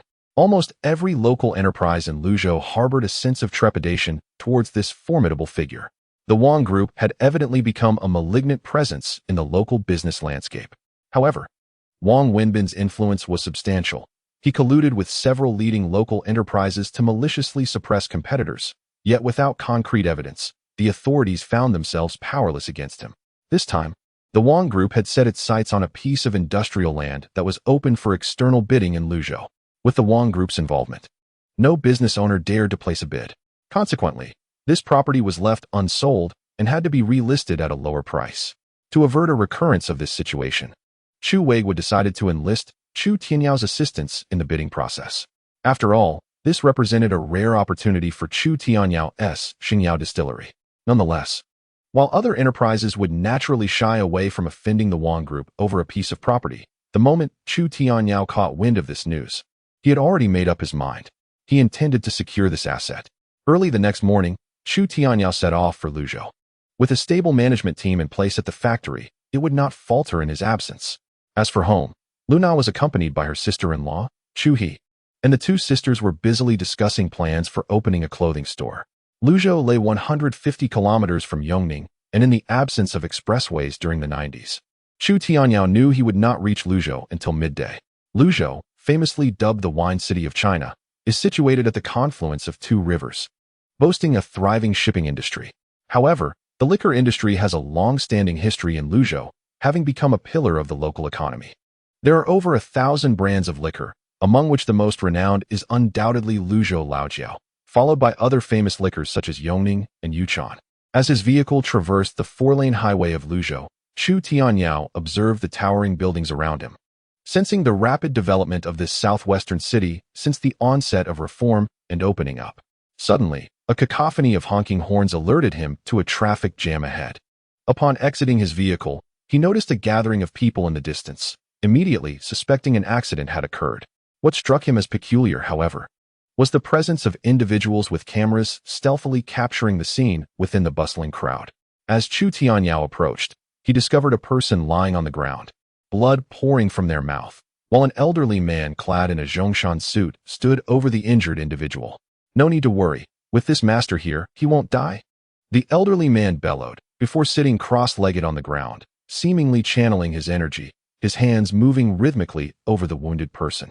Beside him, a young woman, presumably his assistant, diligently wiped the sweat from his brow. At this moment, upon witnessing such a spectacle, Chu Tianyao could hardly be oblivious to the fact that he had encountered a master of Qigong. The seemingly injured man appeared to have fainted, spewing blood, yet, in truth, his complexion was rosy, betraying no signs of injury. This was evidently a meticulously orchestrated performance. The onlookers, however, were blissfully unaware. And upon learning of the elder's status as a Qigong master, the crowd swelled in numbers.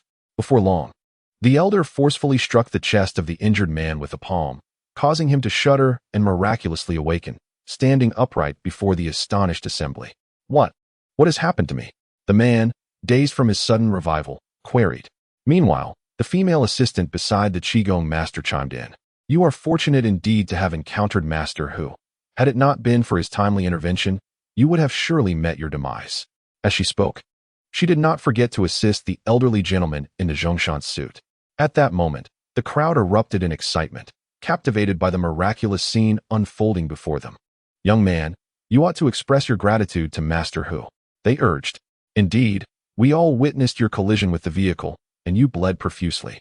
Master Hu is truly remarkable for reviving one on the brink of death." Standing aside, Chu Tianyao silently laughed to himself, suspecting that among those speaking were likely actors planted by the master himself. The young man, upon hearing the crowd's praises, was visibly moved and inclined to kneel before the master, but was prevented from doing so by the Zhongshan-clad elder. Such a trivial matter is hardly worth mentioning. The elder dismissed with a wave of his hand. Overwhelmed with gratitude, the injured man inquired, "May I ask for Master Hu's full name?" To this, the assistant responded, "My master is a disciple of the same lineage as Master Yan Exin. Even Master Yan would address him as senior brother." Her words ignited a wave of excitement among the crowd. It turned out that he was a senior of the illustrious Master Yan Exin, explaining his extraordinary prowess. "Master Hu, I too have chronic ailments. I beseech you to assist me." The atmosphere grew increasingly animated, with many pressing toward Master Hu.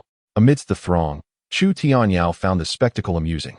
This fellow certainly had audacity. Who was Yan Exin? He was the most renowned Qigong master in the country, hailing from Jiang province, and his fame soared particularly high there.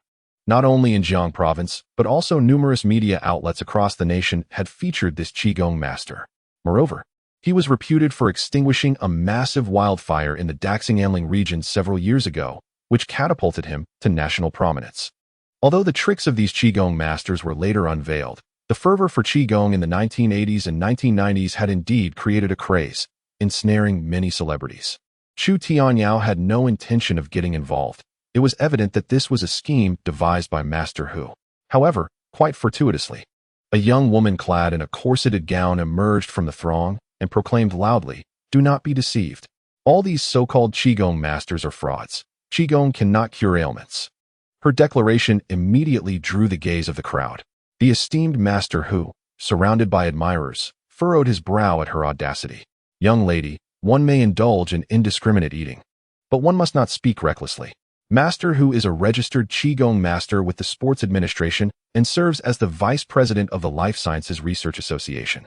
The female assistant beside Master Hu retorted sharply. The onlookers were taken aback by these credentials, and the injured man glared at the woman, exclaiming, "How can you speak so callously? Master Hu saved my life, and we all witnessed it." The crowd nodded in agreement.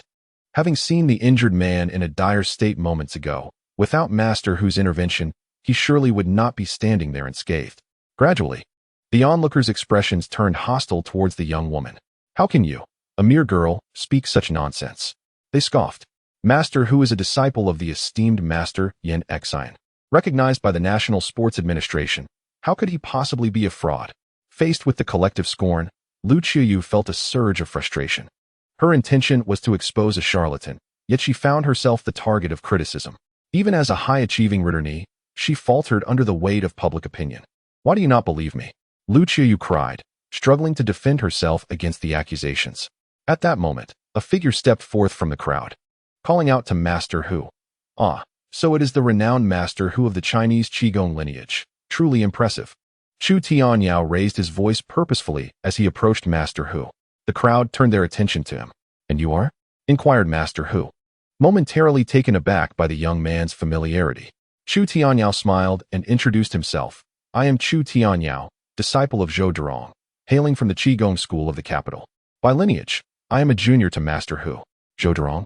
The master renowned for his Qigong tooth extraction?" Master Hu exclaimed, astonished upon hearing Chu Tianyao's introduction, though he quickly regained his composure. "Ah, you are the nephew of Master Chu. I recall meeting your master 2 years ago in the capital."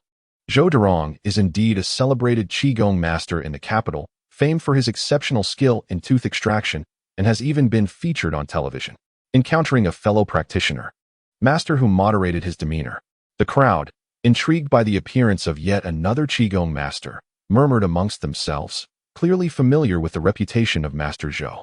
Following Chu Tianyao's arrival, Master Hu seemed to lose interest in remaining, and as several traffic officers arrived to manage the crowd, he hastily departed. "What are you lingering for?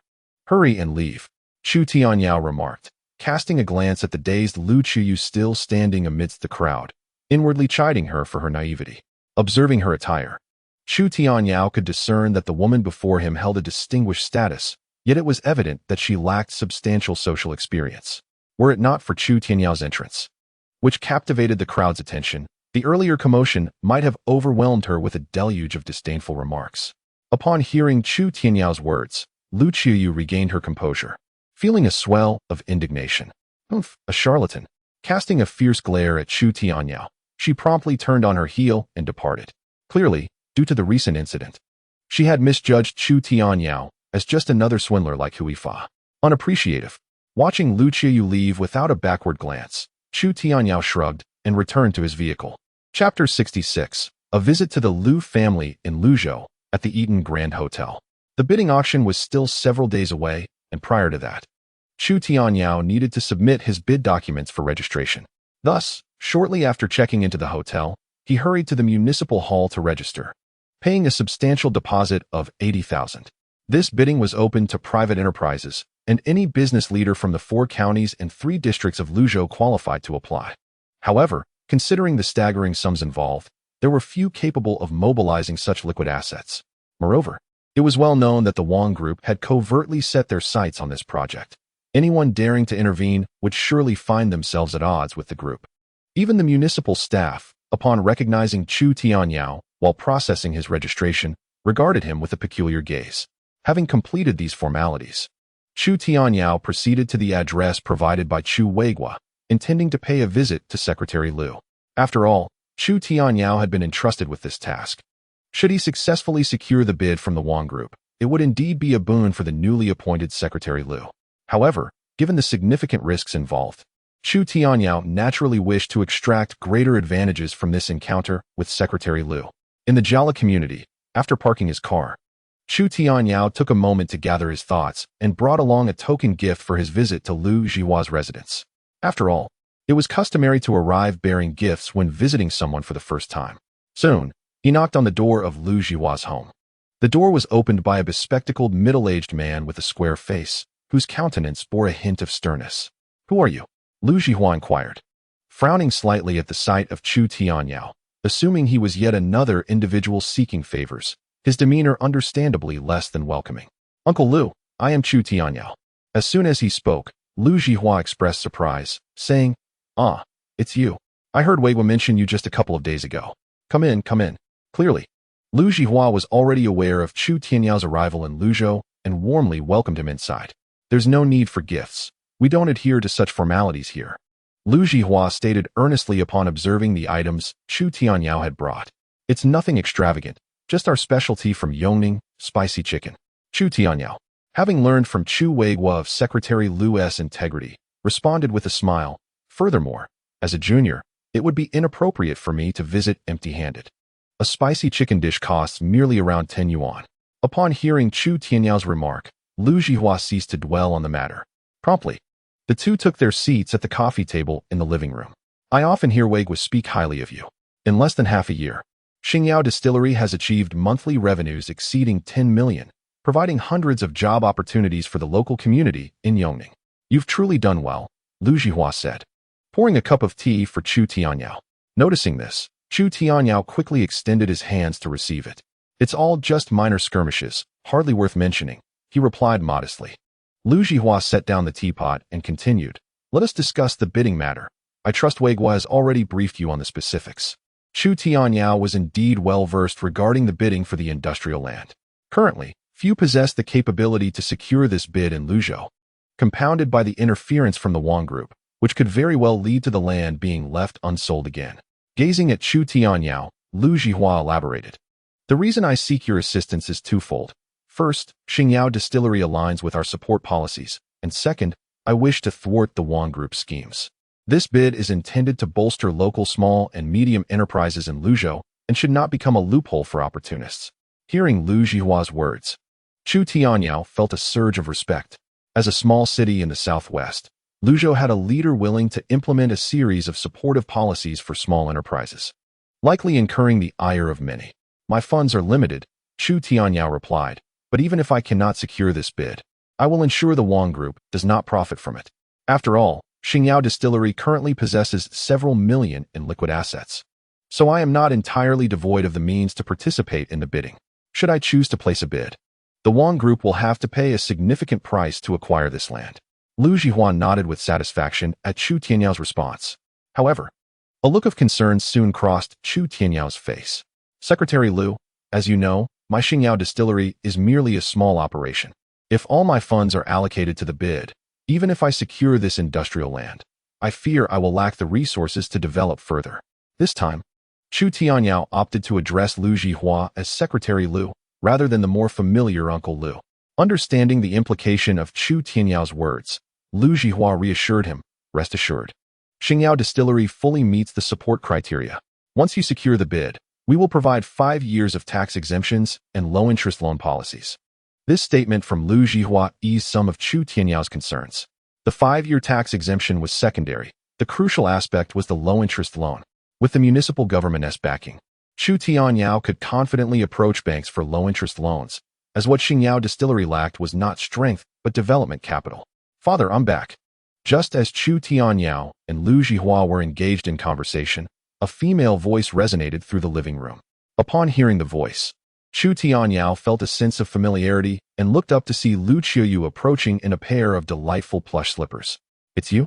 Both exclaimed in unison upon their meeting. "How is it that you two know each other?" Upon witnessing the scene, Liu Jihua expressed his surprise. "Father, Why have you allowed this charlatan to come to our home? The moment Lu Qiuyu laid eyes on Chu Tianyao, she pointed at him and exclaimed, "Charlatan!" Lu Zhihua, taken aback by her words, turned to glance at Chu Tianyao, a hint of confusion in his gaze. "Ahem, Uncle Lu, there appears to be a misunderstanding," Chu Tianyao interjected. "What misunderstanding? I saw with my own eyes that you and that master who are in cahoots."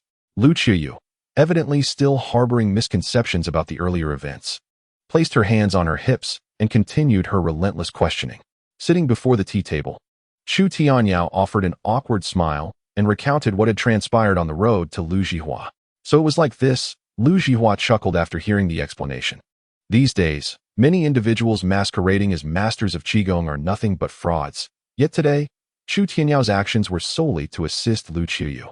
Qiuyu, allow me to introduce you to this gentleman, the esteemed Chu Tianyao, whom your uncle Wei Guo often speaks of.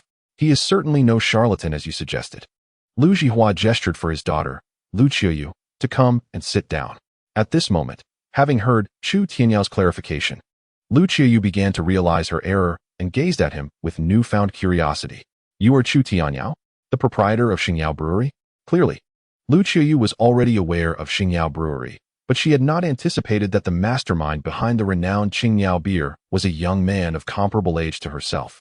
"Your promotional sales strategy is commendable. However, it is ultimately not a sustainable approach. I would advise you to reconsider it before Qingdao beer enters the fray. Otherwise, you may face considerable losses," Lu Qiuyu remarked, casting a discerning glance at Chu Tianyao. "Oh, Miss Lu possesses knowledge of commercial marketing?" Chu Tianyao responded, surprised by the insights of the woman before him, realizing that she was already well informed about him. Having just returned from Ross Business School, where she studied business administration, Lu Qiuyu had indeed acquired some understanding of commercial principles. Seated beside them, Lu Zhihua spoke to Chu Tianyao, pride evident in his eyes as he mentioned his daughter. Upon hearing Lu Zhihua's words, Chu Tianyao's perception of Lu Qiuyu shifted. He had not anticipated that she was a returnee from abroad. It is worth noting that returnees in the 1990s were regarded as elite talents across various industries in the country. Chapter 67. A reunion with Master Hu during dinner time. Despite Lu Zhihua's repeated invitations for Chu Tianyao to stay and dine, he politely declined. After leaving Lu Zhihua's residence, he drove back to the hotel. However, once Chu Tianyao had departed, Lu Qiuyu, seated in the living room, expressed her curiosity. "Father, he is merely a fortunate individual, surely here to seek assistance. Why do you treat him with such courtesy?" In Lu Qiuyu's eyes, Chu Tianyao was nothing more than a nouveau riche who had achieved success through a few clever tricks. How could the owner of a mere county-level enterprise warrant such respect from her father, a distinguished secretary of the municipal committee? It is important to recognize that in Luzhou City, many owners of large enterprises find it challenging to even secure a brief meeting with Lu Zhihua, let alone receive his personal attention. The autumn rain should not be underestimated. Upon hearing this, Lu Zhihua could easily discern his daughter's sentiments. "I have known Uncle Wei Guo for many years, and I have never seen him express such admiration for a young individual." As he spoke, Lu Zhihua's gaze fell upon the item that Chu Tianyao had placed in the corner of the living room. Merely the gift that Chu Tianyao presented today led Lu Zhihua to perceive him as a thoughtful young man. Naturally, he could not accept a gift that was too extravagant, nor could he accept one that seemed trivial, which would imply a lack of sincerity.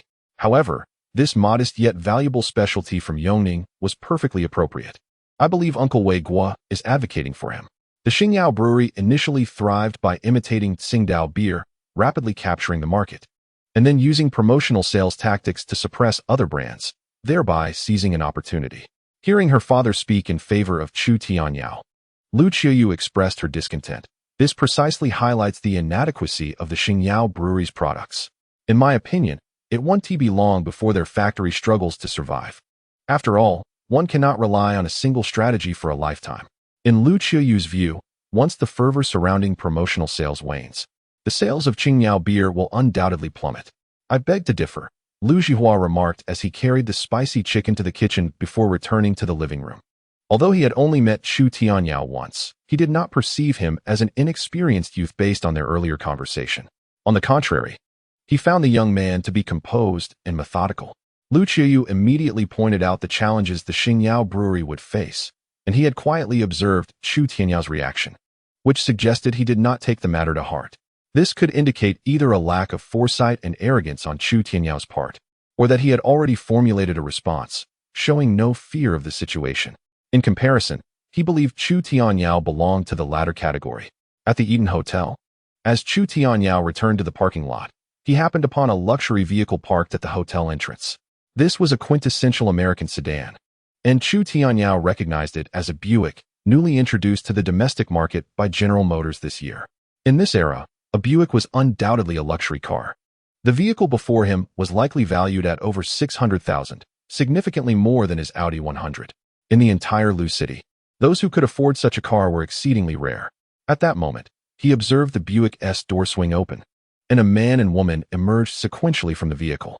What a surprise, Chu Tianyao thought. These two were none other than the Qigong master Hu Yifa and his female assistant, whom he had encountered previously. Just as they alighted, a middle-aged man in a suit, sporting a receding hairline, stepped out to shake hands with Hu Yifa before returning to the car. Shortly thereafter, the Buick drove away. As Chu Tianyao beheld this scene, he was taken aback. The distinctive Mediterranean hairstyle was unmistakable.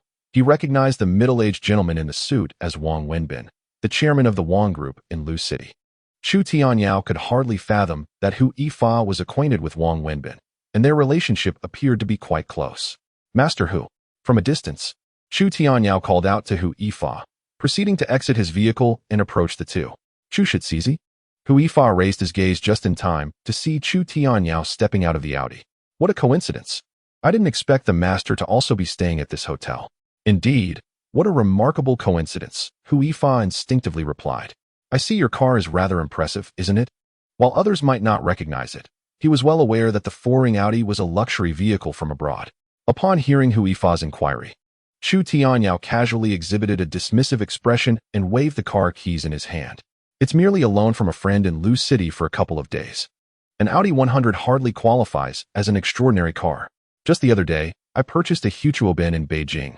That vehicle truly packs a punch. Hutuoben? Upon hearing this, both Hu Yifa and his female assistant regarded Chu Tianyao with newfound respect. The Hutuoben was indeed a top-tier luxury car worth over $1 million. Carefully probing, Hu Yifa remarked, I almost forgot, Chu Shizizi must be from Beijing? Previously, when Chu Tianyao mentioned Zhou Durong, the renowned Qigong master, it struck a chord, as he was a well-known figure in the capital. Precisely, I am indeed a native of the old capital, residing in the Fangzhuang area. Master Hu, should you find yourself in Beijing, do remember to seek me out. As he spoke, Chu Tianyao effortlessly adopted a fluent Beijing accent. In his previous life, his company was based in the capital, and although he was not a local, he could manage a few authentic phrases. I know Fangzhuang. I've heard that many dignitaries reside there. Before Hu Yifa could respond, his female assistant interjected.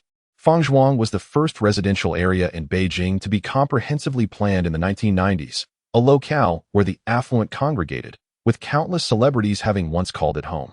Upon learning that Chu Tianyao lived in Fangzhuang, the assistant's gaze towards him shimmered with a hint of allure. After all, Beijing is the seat of the emperor. No wonder I perceive an air of nobility about you, Chu Shizizi. Suspecting that Chu Tianyao might possess an extraordinary background, Hu Yifa couldn't help but offer a few compliments. Cautiously inquiring, your family must be engaged in substantial business ventures, I presume? Although Chu Tianyao's attire appeared simple, his demeanor conveyed a unique poise that set him apart from the ordinary. Though Hu Yifa was a charlatan, he had encountered his fair share of influential and wealthy individuals, allowing him to discern the composed and unpretentious essence that emanated from Chu Tianyao. It's nothing grand, merely a family business focused on foreign trade, not widely known domestically. Chu Tianyao waved his hand, seemingly modest in his response, yet it sent a shockwave through Hu Yifa. A family enterprise. Foreign trade. Both of these were unimaginable prospects in the 1990s. Chu Shizizi, our meeting is serendipitous. Why not join me in my room for a chat? We could exchange insights on the art of Qigong. As Chu Tianyao was about to depart, Hu Yifa hastily grasped his arm and proposed a suggestion. Chu Tianyao hesitated for a moment, then glanced at Hu Yifa's assistant, who was casting flirtatious glances in his direction. With a smile, he replied, Since it is Master Hu's invitation, I shall graciously comply.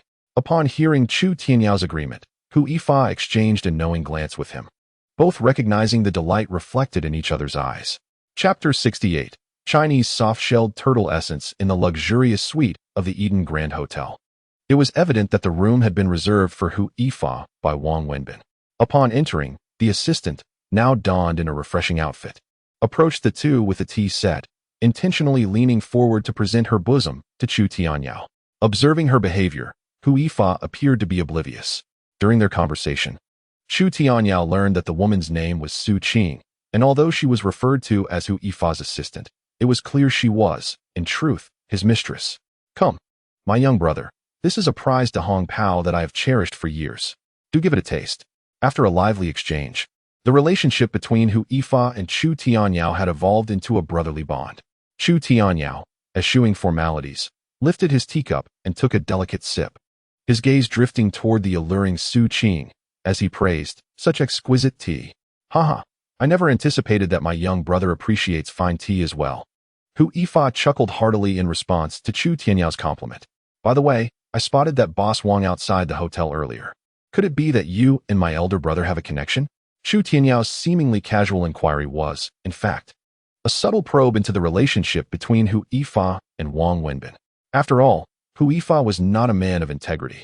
If Wang Wenbin were indeed entangled with Hu Yifa, it could present an opportunity for Chu Tianyao. "Ah, you are acquainted with Boss Wang?" Hu Yifa's smile faltered slightly upon hearing Wang Wenbin's name, and he regarded Chu Tianyao with surprise. "Though I am not a local of Luzhou, I have a few friends here and have certainly heard tales about Boss Wang." Chu Tianyao set down his teacup, maintaining a composed demeanor. This explanation alleviated Hu Yifa's suspicions. Yet it was clear that the mention of Wang Wenbin made him uneasy, and he opted to divert the conversation. "By the way, my young brother, given your esteemed status, do you have any significant business ventures in Luzhou?" Chu Tianyao sought to probe Hu Yifa's background, while Hu Yifa was equally eager to discern Chu Tianyao's true intentions. Both appeared to engage in casual inquiries, yet their concern was palpable. Sensing Hu Yifa's wariness, Chu Tianyao secretly smiled, but feigned nonchalance as he replied, "It's not a particularly grand venture. I merely intend to establish a factory in Luzhou to engage in the health supplement trade." "Health supplements?" Hu Yifa and Su Qing were momentarily taken aback by Chu Tianyao's statement. Observing their astonishment, Chu Tianyao continued, "Indeed, have you heard of Chinese soft-shelled turtle essence, brother Hu? My purpose in coming to Luzhou is to penetrate the health supplement market in the southwest region. I know. Isn't that the product that has been heavily advertised on television recently? It's selling like hotcakes." As soon as Chu Tianyao's words fell, Hu Yifa and Su Qing became somewhat agitated. The Chinese soft-shelled turtle essence. How could they be unaware of it? It was undoubtedly the most popular health product in the country this year, lauded as a miraculous cure for all ailments, with advertisements flooding the market, igniting a frenzy in the domestic health supplement sector. They never anticipated that Chu Tianyao's visit to Luzhong was to orchestrate such a monumental business deal. With an air of confidence, he extended 5 fingers before them. 50 million? Su Qing gasped in astonishment. Chu Tianyao, however, disdainfully shook his head. 500 million. And that is merely a conservative estimate. As his words echoed in the room, silence enveloped them, leaving Su Qing and Hu Yifa in a state of stunned disbelief. 500 million. Even in 30 years, such wealth would be beyond the wildest dreams of most. Brother Chu, with such a vast enterprise, does your family truly allow you to venture alone to Luzhong? Hu Yifa, recovering from his shock, inquired further. Being a seasoned trickster himself, he found Chu Tianyao's assertions quite convincing, yet a lingering doubt remained in his heart. Sighing in resignation, Chu Tianyao replied, "Every family has its own struggles. Though our family business is substantial, I am not the sole heir." He donned a look of reluctant determination, adding, "Though my resources are limited, I am resolved to forge a path and prove my worth." Hearing this, Hu Yifa nodded in understanding. After all, in a prominent family, testing the mettle of the younger generation in such a manner was not unreasonable. Thus, Hu Yifa found himself somewhat more inclined to trust Chu Tianyao's words. Sensing the moment was ripe, Chu Tianyao excused himself and returned to his room. Speaking too much could lead to missteps, and he had already divulged sufficient information to Hu Yifa. Once he departed, Hu Yifa, still holding his teacup, turned his gaze towards Su Qing. "What do you think? How much of what that young man said is true?" Being a veteran in the game, Hu Yifa found it impossible to fully believe Chu Tianyao's declarations.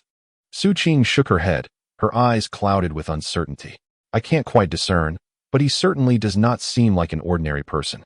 If anyone else had made such extravagant claims, they would have dismissed them entirely. Yet Chu Tianyao astonishing assertions, coupled with his air of understated confidence, left them in a quandary. Especially striking was the composed demeanor he exuded, something that could only be cultivated by someone hailing from a distinguished lineage. This very quality had managed to impress even the two seasoned veterans. Regardless of the truth, this young man is no simpleton. Find an opportunity to probe him further. We might just uncover some substantial benefits from him, Hu Yifa remarked coolly. Upon hearing those words, Su Qing, filled with indignation, retorted, "What are you saying? She harbors no such intentions towards him." She continued, "Come on, I saw you flaunting yourself in front of this young man just moments ago." Hu Yifa promptly pulled Su Qing into his embrace, gently replying, "We are in this line of work. One must use bait to catch fish, after all. You are insufferable." Su Qing pushed Hu Yifa away, yet her body languidly surrendered to his hold. Meanwhile, back in his room, Chu Tianyao wasted no time in dialing the number of the lavish ballroom. "Brother Tianyao, I hear you've gone to Lu City?" Wang Lei inquired as soon as the call connected. "I've come to Lu City for a matter and I need your assistance," Chu Tianyao replied, gripping the phone. "I require your help in finding someone who can forge documents for me. I need a fake identity card from the capital, along with a set of counterfeit paperwork, preferably as realistic as possible." Forgery? Wang Lei's surprise was palpable upon hearing Chu Tianyao's request. In the 1990s, the craft of document forgery was not as brazen as it would become 3 decades later, with advertisements plastered on every lamppost. Nevertheless, Wang Lei, being well acquainted with the underworld, knew plenty of individuals skilled in such dubious arts. By dawn the next day, Wang Lei had managed to contact a seasoned artisan known as One-Eyed Zhang, renowned in Lu City for his exceptional forgery skills. After driving for a full 30 minutes, Chu Tianyao arrived at a cluster of modest dwellings in the old town, where he met the over 50-year-old One-Eyed Zhang. With a leather patch covering his left eye, Zhang regarded Chu Tianyao with a hint of wariness upon his entrance. "I was sent by Wang Lei," Chu Tianyao stated as soon as he stepped inside. At the mention of Wang Lei, One-Eyed Zhang relaxed his guard. "Wang Lei has informed me that you seek a fake identity card from the capital?" Chu Tianyao nodded, elaborating, "In addition to the identity card, I also require a seal and a complete set of forged materials. Can you manage all of this?"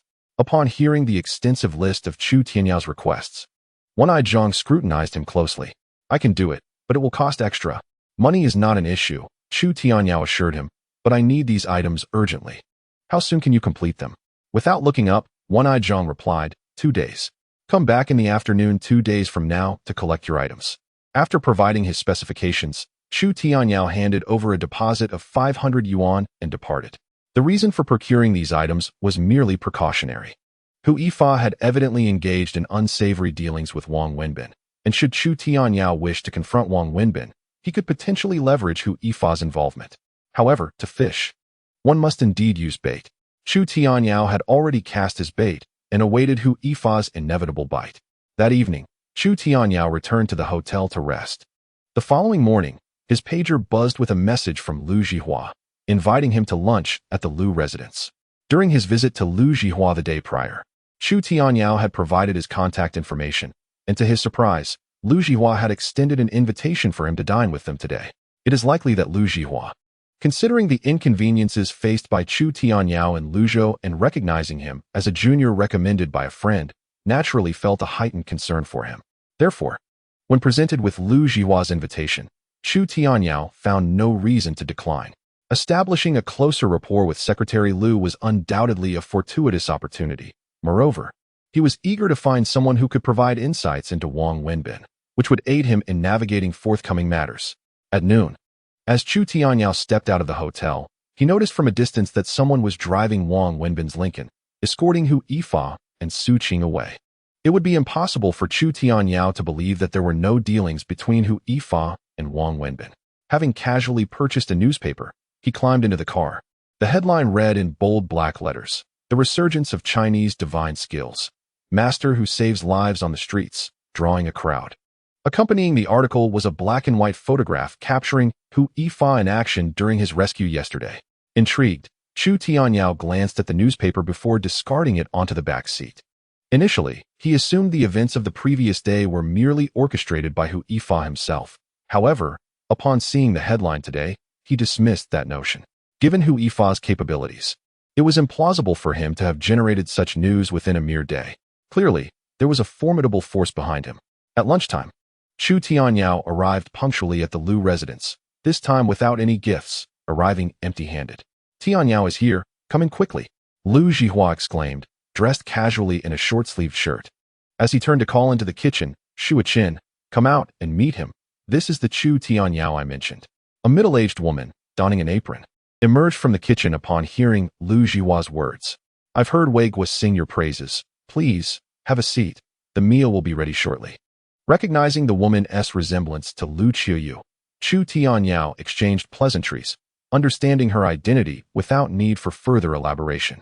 In the living room, Lu Zhihua was busy brewing tea, while Lu Qiuyu languidly reclined on the sofa, dressed in a short-sleeved shirt adorned with cartoon characters, which accentuated her youthful charm.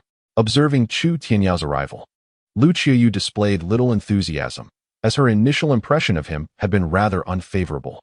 Before long, Kai Shuqin emerged from the kitchen, carrying dishes. "Hurry up, it's time to eat," she called to the group. Consequently, Chu Tianyao and the others settled at the dining table. Kai Shuqin glanced at Chu Tianyao and said, "Xiao Chu, don't be polite, consider this your own home." Chu Tianyao nodded with a smile, naturally praising Kai Shuqin's culinary skills, to which she responded with a chuckle, complimenting him on his sweet tongue. Meanwhile, Lu Qiuyu, holding her bowl, quietly muttered to Chu Tianyao, "Flatterer." Surprised, Chu Tianyao chose to ignore her comment and continued conversing with Lu Zhihua. "Tianyao, I have heard that the competition in the beer market of Lu City has recently become quite fierce. What are your thoughts on this?" Lu Zhihua turned to inquire of Chu Tianyao. Upon hearing this question, Lu Qiuyu also directed her gaze towards him. Ever since Chu Tianyao introduced that prize-based sales strategy, various manufacturers have followed suit, with marketing tactics proliferating. The Qingyao beer from Xingyao Brewery is likely facing considerable pressure as well. Lu Zhihua's inquiry held both curiosity and an assessment of Chu Tianyao. The latter, discerning the underlying implication in Lu Zhihua's words, simply responded with 4 words. "The more chaotic, the better." "Oh." Lu Zhihua was somewhat taken aback by this response. As the saying goes, heroes emerge from chaotic times. For Xingyao Brewery to establish itself in Lu City, it would inevitably have to engage in fierce competition with local brands like Longjin and Shancheng. Chu Tianyao maintained a calm demeanor. However, Lu Qiuyu interjected suddenly. "Your Xingyao Brewery is merely a small county factory. How could it possibly contend with them?" Though blunt, Lu Qiuyu's words echoed Lu Zhihua's thoughts. Market competition, at its core, is merely a contest of capital. While Xingyao Brewery achieved sudden fame, it still lags significantly behind established local giants like Longjin and Shancheng. Take the prize-based sales strategy, for instance. If Longjin and Shancheng are willing to invest heavily in promotional activities, they could swiftly reclaim any lost market share. Chu Tianyao's marketing strategy may ultimately serve to benefit others. Effective marketing can indeed provide a significant advantage, but the true determinant of market sales remains the core competitiveness of the product itself. Simply put, the quality of the product. Sensing the perplexity in Lu Zhihua's gaze, Chu Tianyao smiled calmly and continued. "The swift market acceptance of Qingyao beer is not solely attributable to the prize-based sales strategy. If major players like Longjin fail to grasp the underlying reasons, then the ultimate victor in this battle will certainly not be them." At the dining table, upon hearing Chu Tianyao's articulate exposition, Lu Zhihua could not help but nod in agreement. He had previously harbored concerns about Chu Tianyao's youth, fearing he might not fully comprehend this point. If he relied solely on the tactics of prize-based sales to capture the market, the consequence would be a total annihilation by capital. Meanwhile, Chu Tianyao's remarks also took Lu Qiuyu by surprise. If such words had come from her uncle Wang Zhongda, she would have been utterly unsurprised. However, hearing them from a young man like Chu Tianyao left her somewhat astonished. Yet, perhaps due to her initial unfavorable impression of him, Lu Qiuyu retorted somewhat defiantly. "It sounds simple enough, but let us not even mention Qingdao and Yanjing, just within the province. You face 2 formidable rivals in Longjin and Shancheng. These breweries have maintained their standing for years, and their product competitiveness is unlikely to be inferior to your Qingyao beer. What can you rely on to surpass them?" As soon as Lu Qiuyu made her statement, even Lu Zhihua turned to give her a pointed glare. Continuing down this line of inquiry would encroach upon the commercial secrets of the Xingyao distillery. However, it was evident that Chu Tianyao remained unfazed.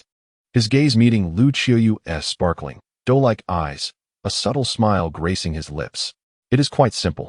One can observe that both Blue Sword and Mountain City have not launched any new products for quite some time, relying solely on past successes. The fervor of the common consumer is bound to wane eventually. Chu Tianyao did not lay bare his thoughts entirely, yet at this juncture, Lu Zhihua and his daughter could hardly be oblivious. Although Blue Sword and Mountain City are the elder statesmen of the local beer industry, it must be said that their seemingly robust sales in recent years have been significantly impacted by the influx of external beer brands such as Qingdao and Yanjing, and they have long since lost their former dominance. If Chu Tianyao's memory serves him correctly, it would not be long before both Blue Sword and Mountain City face acquisition. Blue Sword has already been swallowed by China Resources, while Mountain City is gradually being encroached upon by the foreign entity Carlsberg. How confident are you in establishing a foothold in the Luzhou market? With the discussion having reached this point, Lu Zhihua curiously inquired of Chu Tianyao, to which Chu Tianyao, without reservation, confidently replied, 10 out of 10. His response greatly surpassed Lu Zhihua's expectations, yet he could indeed perceive the conviction in Chu Tianyao's eyes. Conversely, Lu Qiuyu did not hesitate to cast a scornful smile at Chu Tianyao. In her view, he was perhaps overly confident. Chapter 70. The Auction After Lunch. Having spent half an hour at the Lu residence, Chu Tianyao took his leave. During his visit, he had naturally inquired extensively about the Luzhou Chamber of Commerce from Lu Zhihua, including details regarding Wang Wenbin of the Wang Group. Chu Tianyao noted that each time the Luzhou Chamber of Commerce was mentioned, Lu Zhihua furrowed his brow more than once. Having only recently been appointed to Luzhou, Lu Zhihua had initially intended to vigorously promote local enterprises in accordance with policy. However, the existence of the Luzhou Chamber of Commerce rendered his efforts nearly insurmountable. Essentially, the Wang Group was at the helm of this chamber. Although Lu Zhihua had already begun discreet investigations into the Wang Group, Wang Wenbin was a cunning old fox, not easily ensnared. In contrast to Lu Zhihua, Kai Shuiqin was notably warm towards Chu Tianyao.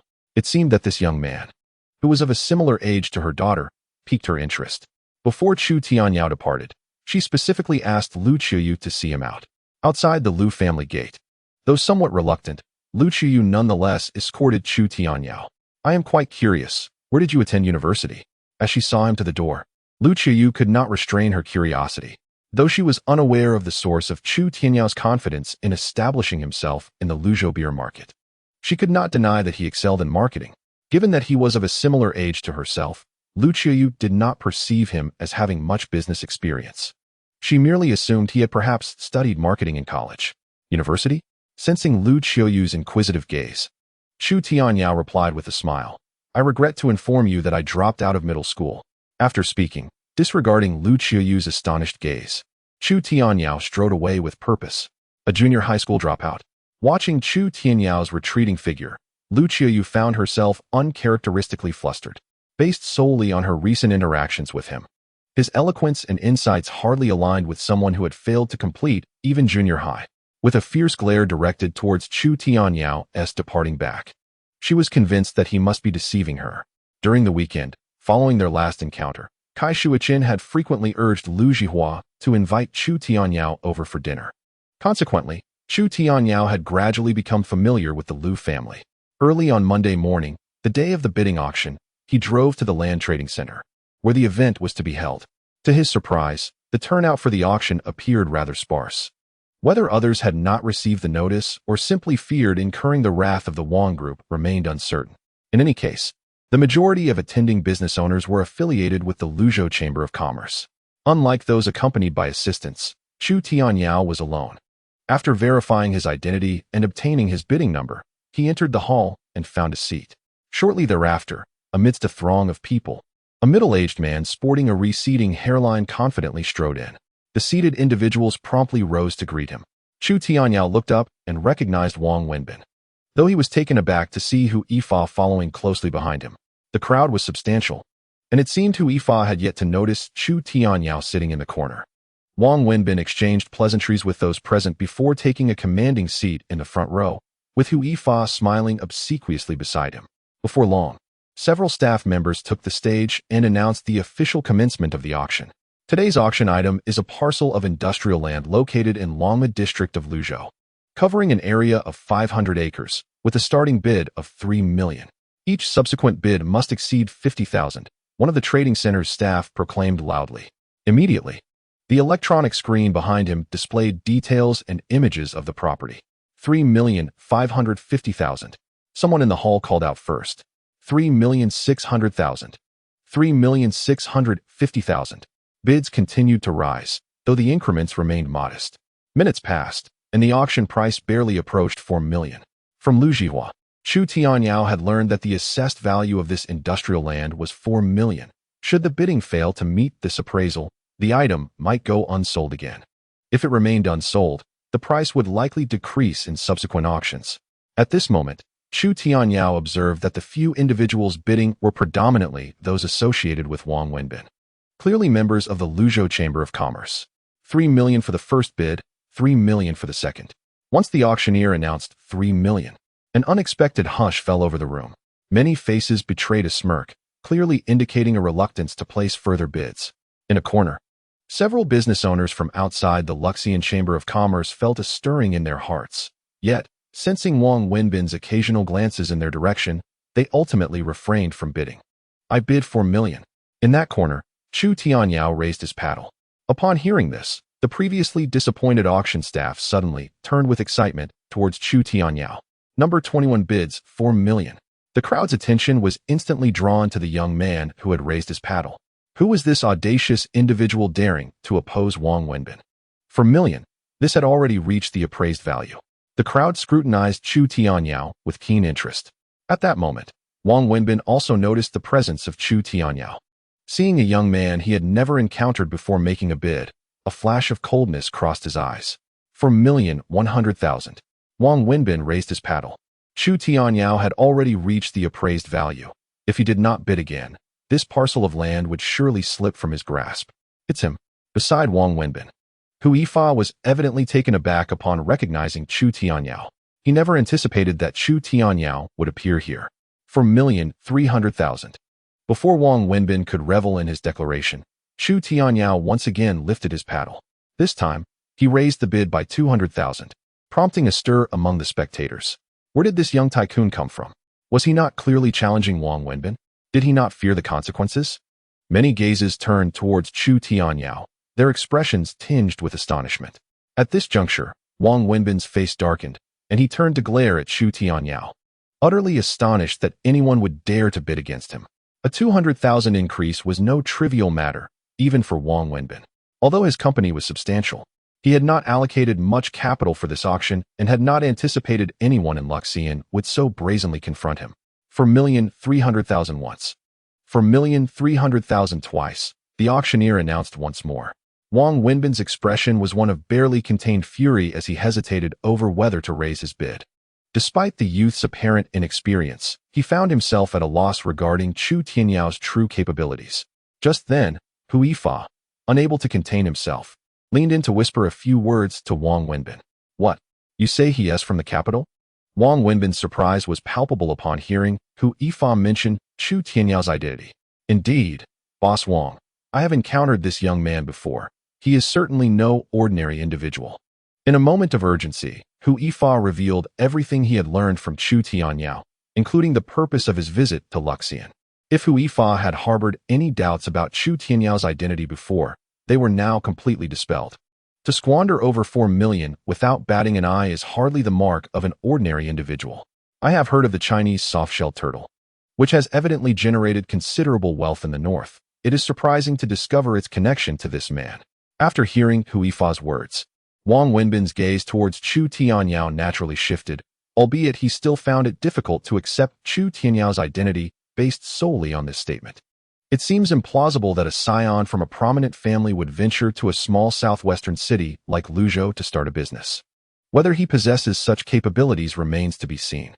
With a cold smirk, Wang Wenbin raised his bidding paddle once more. 450,000. He declared confidently. This announcement not only startled Hu Yifa, but also drew gasps from the onlookers, as Wang Wenbin had increased his bid by an additional 20,000. This price was considerably substantial. For Wang Wenbin, 450,000 was an acceptable figure, given that while his company had a fair amount of funds, readily accessible cash was limited. 450,000 was indeed his threshold. Chapter 71, 470,000. In the auction hall, when Wang Wenbin called out the staggering price of 450,000, the auctioneer at the podium was momentarily taken aback. In the early 1990s, the annual profits of many small enterprises barely reached over 100,000. This sum of 450,000 was enough to ignite envy among the crowd. Instinctively, their gazes shifted once more towards Chu Tianyao, who sat in the corner. Though it seemed unlikely, curiosity bubbled within them. Would this young man dare to raise his bid again? Wang Wenbin, too, was watching Chu Tianyao closely. This parcel of land held significant value for him. Thus, he was willing to take risks with such a high offer. Yet he did not believe Chu Tianyao could match it. At that moment, under the collective scrutiny of the audience, Chu Tianyao lazily lifted his paddle once more, speaking with a casual ease, 470,000. His voice, though soft, resonated clearly in the ears of everyone present. Even the auctioneer could not help but widen his eyes in disbelief. All eyes were fixed on Chu Tianyao, their expressions reflecting incredulity as if they were questioning their own hearing. 470,000. Chu Tianyao audaciously increased his bid by another 20,000. The way he uttered millions seemed as effortless as the act of eating or drinking. Who exactly is this person? All eyes were drawn to Chu Tianyao, filled with questions. In the present day, many affluent individuals in Sichuan province could afford such sums, but few dared to casually toss around millions at an auction like Chu Tianyao did. Naturally, they speculated that he might be a wealthy heir from some family enterprise. Boss Wang, at this moment, observing the silent Wang Wenbin, Hu Yifa cautiously remarked, "Why did you not inform me earlier of such a character arriving in Luzhou?" Contrary to Hu Yifa's assumptions, Wang Wenbin did not appear agitated by Chu Tianyao's bidding. Evidently, Wang Wenbin had begun to believe Hu Yifa's earlier claims regarding Chu Tianyao's identity. Who else could be so indifferent to a sum of several million, if not the prodigal heirs of affluent family enterprises? As anticipated, Wang Wenbin ceased to place further bids. Naturally, no one else in the hall was prepared to offer such a lofty price. Following a few consecutive prompts from the auctioneer, the final hammer fell decisively. Congratulations to Mr. Chu, number 21, for successfully acquiring the item. With the conclusion of the auctioneer's announcement, Chu Tianyao felt a wave of relief wash over him. 4,700,000 was already at the upper limit of his intended expenditure. Had Wang Wenbin made another bid, he would have had no choice but to concede. After all, Chu Tianyao had considered that the Xingyao distillery had only 5 million remaining in its account. He could not deplete it entirely, as he needed to retain several 100,000 for the factory's operations. Therefore, this 4,700,000 was indeed his maximum threshold. Fortunately, as he sensed the astonished gazes of those around him, particularly the moment Wang Wenbin retracted the fierceness from his eyes, Chu Tianyao realized that his plan had succeeded halfway. Setting aside other considerations, securing this parcel of land for 4,700,000, even if it could not be utilized immediately, would undoubtedly lead to short-term losses. However, Chu Tianyao, having lived a life anew, was acutely aware of the future trends within the domestic real estate market. He was certain that he would not incur losses in this venture, but rather reap substantial profits. Half an hour later, the auction had long since concluded. After completing the necessary procedures at the trading center, Chu Tianyao finally departed. The payment of 4,700,000 would not be transferred immediately, but settled within 60 working days. Chu Tianyao calculated and found he could indeed take a breath of relief. Just as he stepped out of the trading center's doors, two figures approached him briskly. "Brother Chu, what a coincidence to run into you here today." Hu Yifa had evidently been waiting for Chu Tianyao for quite some time. Upon seeing him emerge, he promptly ushered Wang Wenbin forward. "Master Hu, what brings you here?" Chu Tianyao feigned surprise as if he had only just noticed Hu Yifa. "Brother Chu, it's like this. Boss Wang wishes to make your acquaintance, and I've come as an intermediary," Hu Yifa replied with a sheepish smile, stepping back to position himself behind Wang Wenbin. "Hello, Mr. Chu. I am Wang Wenbin, chairman of Wang Group." Wang Wenbin, slightly shorter than Chu Tianyao, had a rotund figure resembling a small mountain, and he now extended his hand to Chu Tianyao with a beaming smile. Seeing this, Chu Tianyao reciprocated with a handshake. Boss Wang, I have long admired your reputation. His handshake was brief and deliberate, followed by a calm expression on his face. Were it anyone else, Wang Wenbin might have perceived the gesture as impolite. Yet, with Chu Tianyao, he found it somewhat reasonable. After all, the young man hailed from a wealthy background in the capital, and a touch of arrogance was to be expected. Mr. Chu, your extravagant expenditure of 4,700,000 for the land today will surely make headlines tomorrow, earning you renown in Lu City. Wang Wenbin offered a warm smile to Chu Tianyao and continued, as a young talent like you, Mr. Chu, I, Wang, am eager to cultivate a friendship. Tonight, I have reserved a table at the welcome guest restaurant, and I wonder if you would honor me with your presence. Hearing this, Chu Tianyao was initially taken aback, but soon responded with enthusiasm. You are too kind, Mr. Wang. As a junior, it is customary for me to treat you. However, since you are extending such courtesy, I shall graciously accept. Excellent. I look forward to your esteemed arrival at the welcome guest restaurant this evening. Wang Wenbin replied joyfully. And with that, he departed alongside Hui Fa. Observing their exit, a smile graced Chu Tianyao's face. Not long after, upon returning to his hotel, Chu Tianyao used the room's telephone to call the Xingyao distillery. Meanwhile, in the office of the distillery, Luo Jin remained motionless, as if in a daze, prompting anxious inquiries from Huang Sanshui and Zhou Yi. What did the boss say? The call has ended, yet you seem utterly stunned. 470,000 is no trifling sum. Our entire factory's funds are now diminished, Luo Jin lamented, his expression mournful. Upon hearing this, Huang Sanshui and Zhou Yi were bewildered. You need to explain what is happening. Could it be that Brother Yao is in trouble? Their concern was palpable. Trouble? No. Brother Yao is fine. The issue lies with us, Luo Jin clarified, shaking his head, and proceeded to recount the details of Chu Tianyao's conversation. 5 minutes later, what? Brother Yao spent 470,000 to purchase land in Luzhou? Huang Sanshui's reaction was even more pronounced than Luo Jin's. He struggled to breathe upon receiving the news. That is 470,000, not merely 470. Had I known, I should have gone to Luzhou myself, he lamented, clutching his chest, visibly pained. I knew it. With Brother Yao's nature, how could he simply go to Luzhou without incurring expenses? This is a reckless expenditure, though it was not his own money. The thought of their factory's hard-earned savings being squandered so quickly by Chu Tianyao was distressing. Do not panic. Brother Yao mentioned we have 2 months, Zhou Yi, the most composed of the trio, reassured them. Moreover, when has Brother Yao ever acted impulsively? This substantial investment in land must surely be part of a larger plan.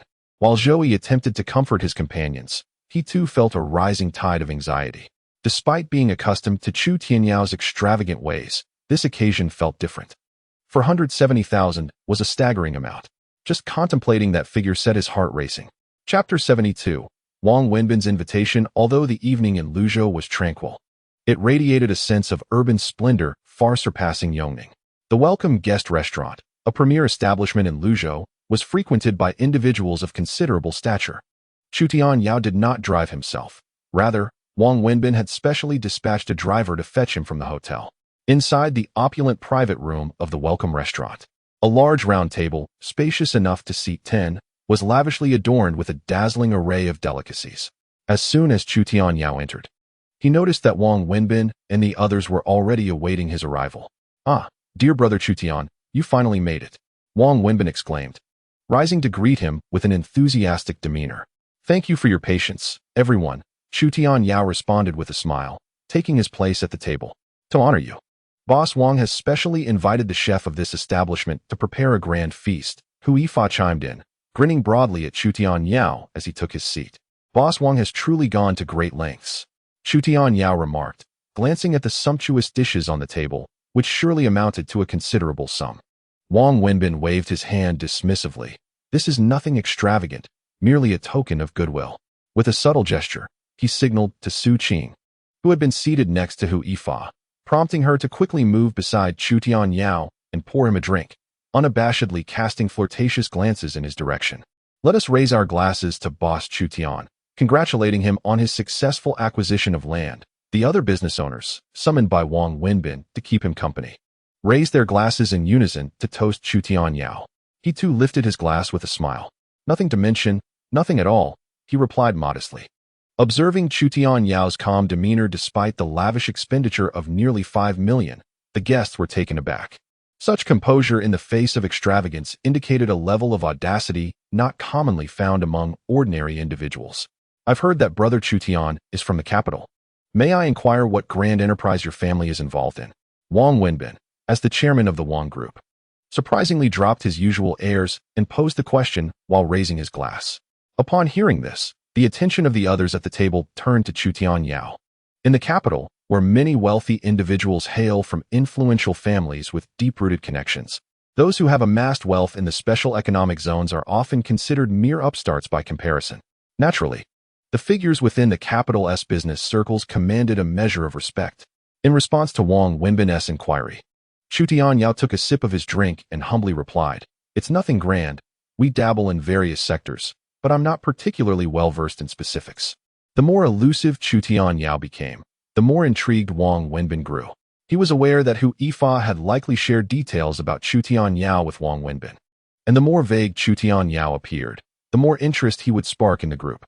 Indeed, upon hearing his words, the others at the table were even more astonished. To claim involvement in various sectors implied that Chu Tianyao was supported by a family enterprise with diverse interests. However, Chu Tianyao had no intention of elaborating further, and Wang Wenbin, respecting the unspoken boundaries, refrained from pressing the matter.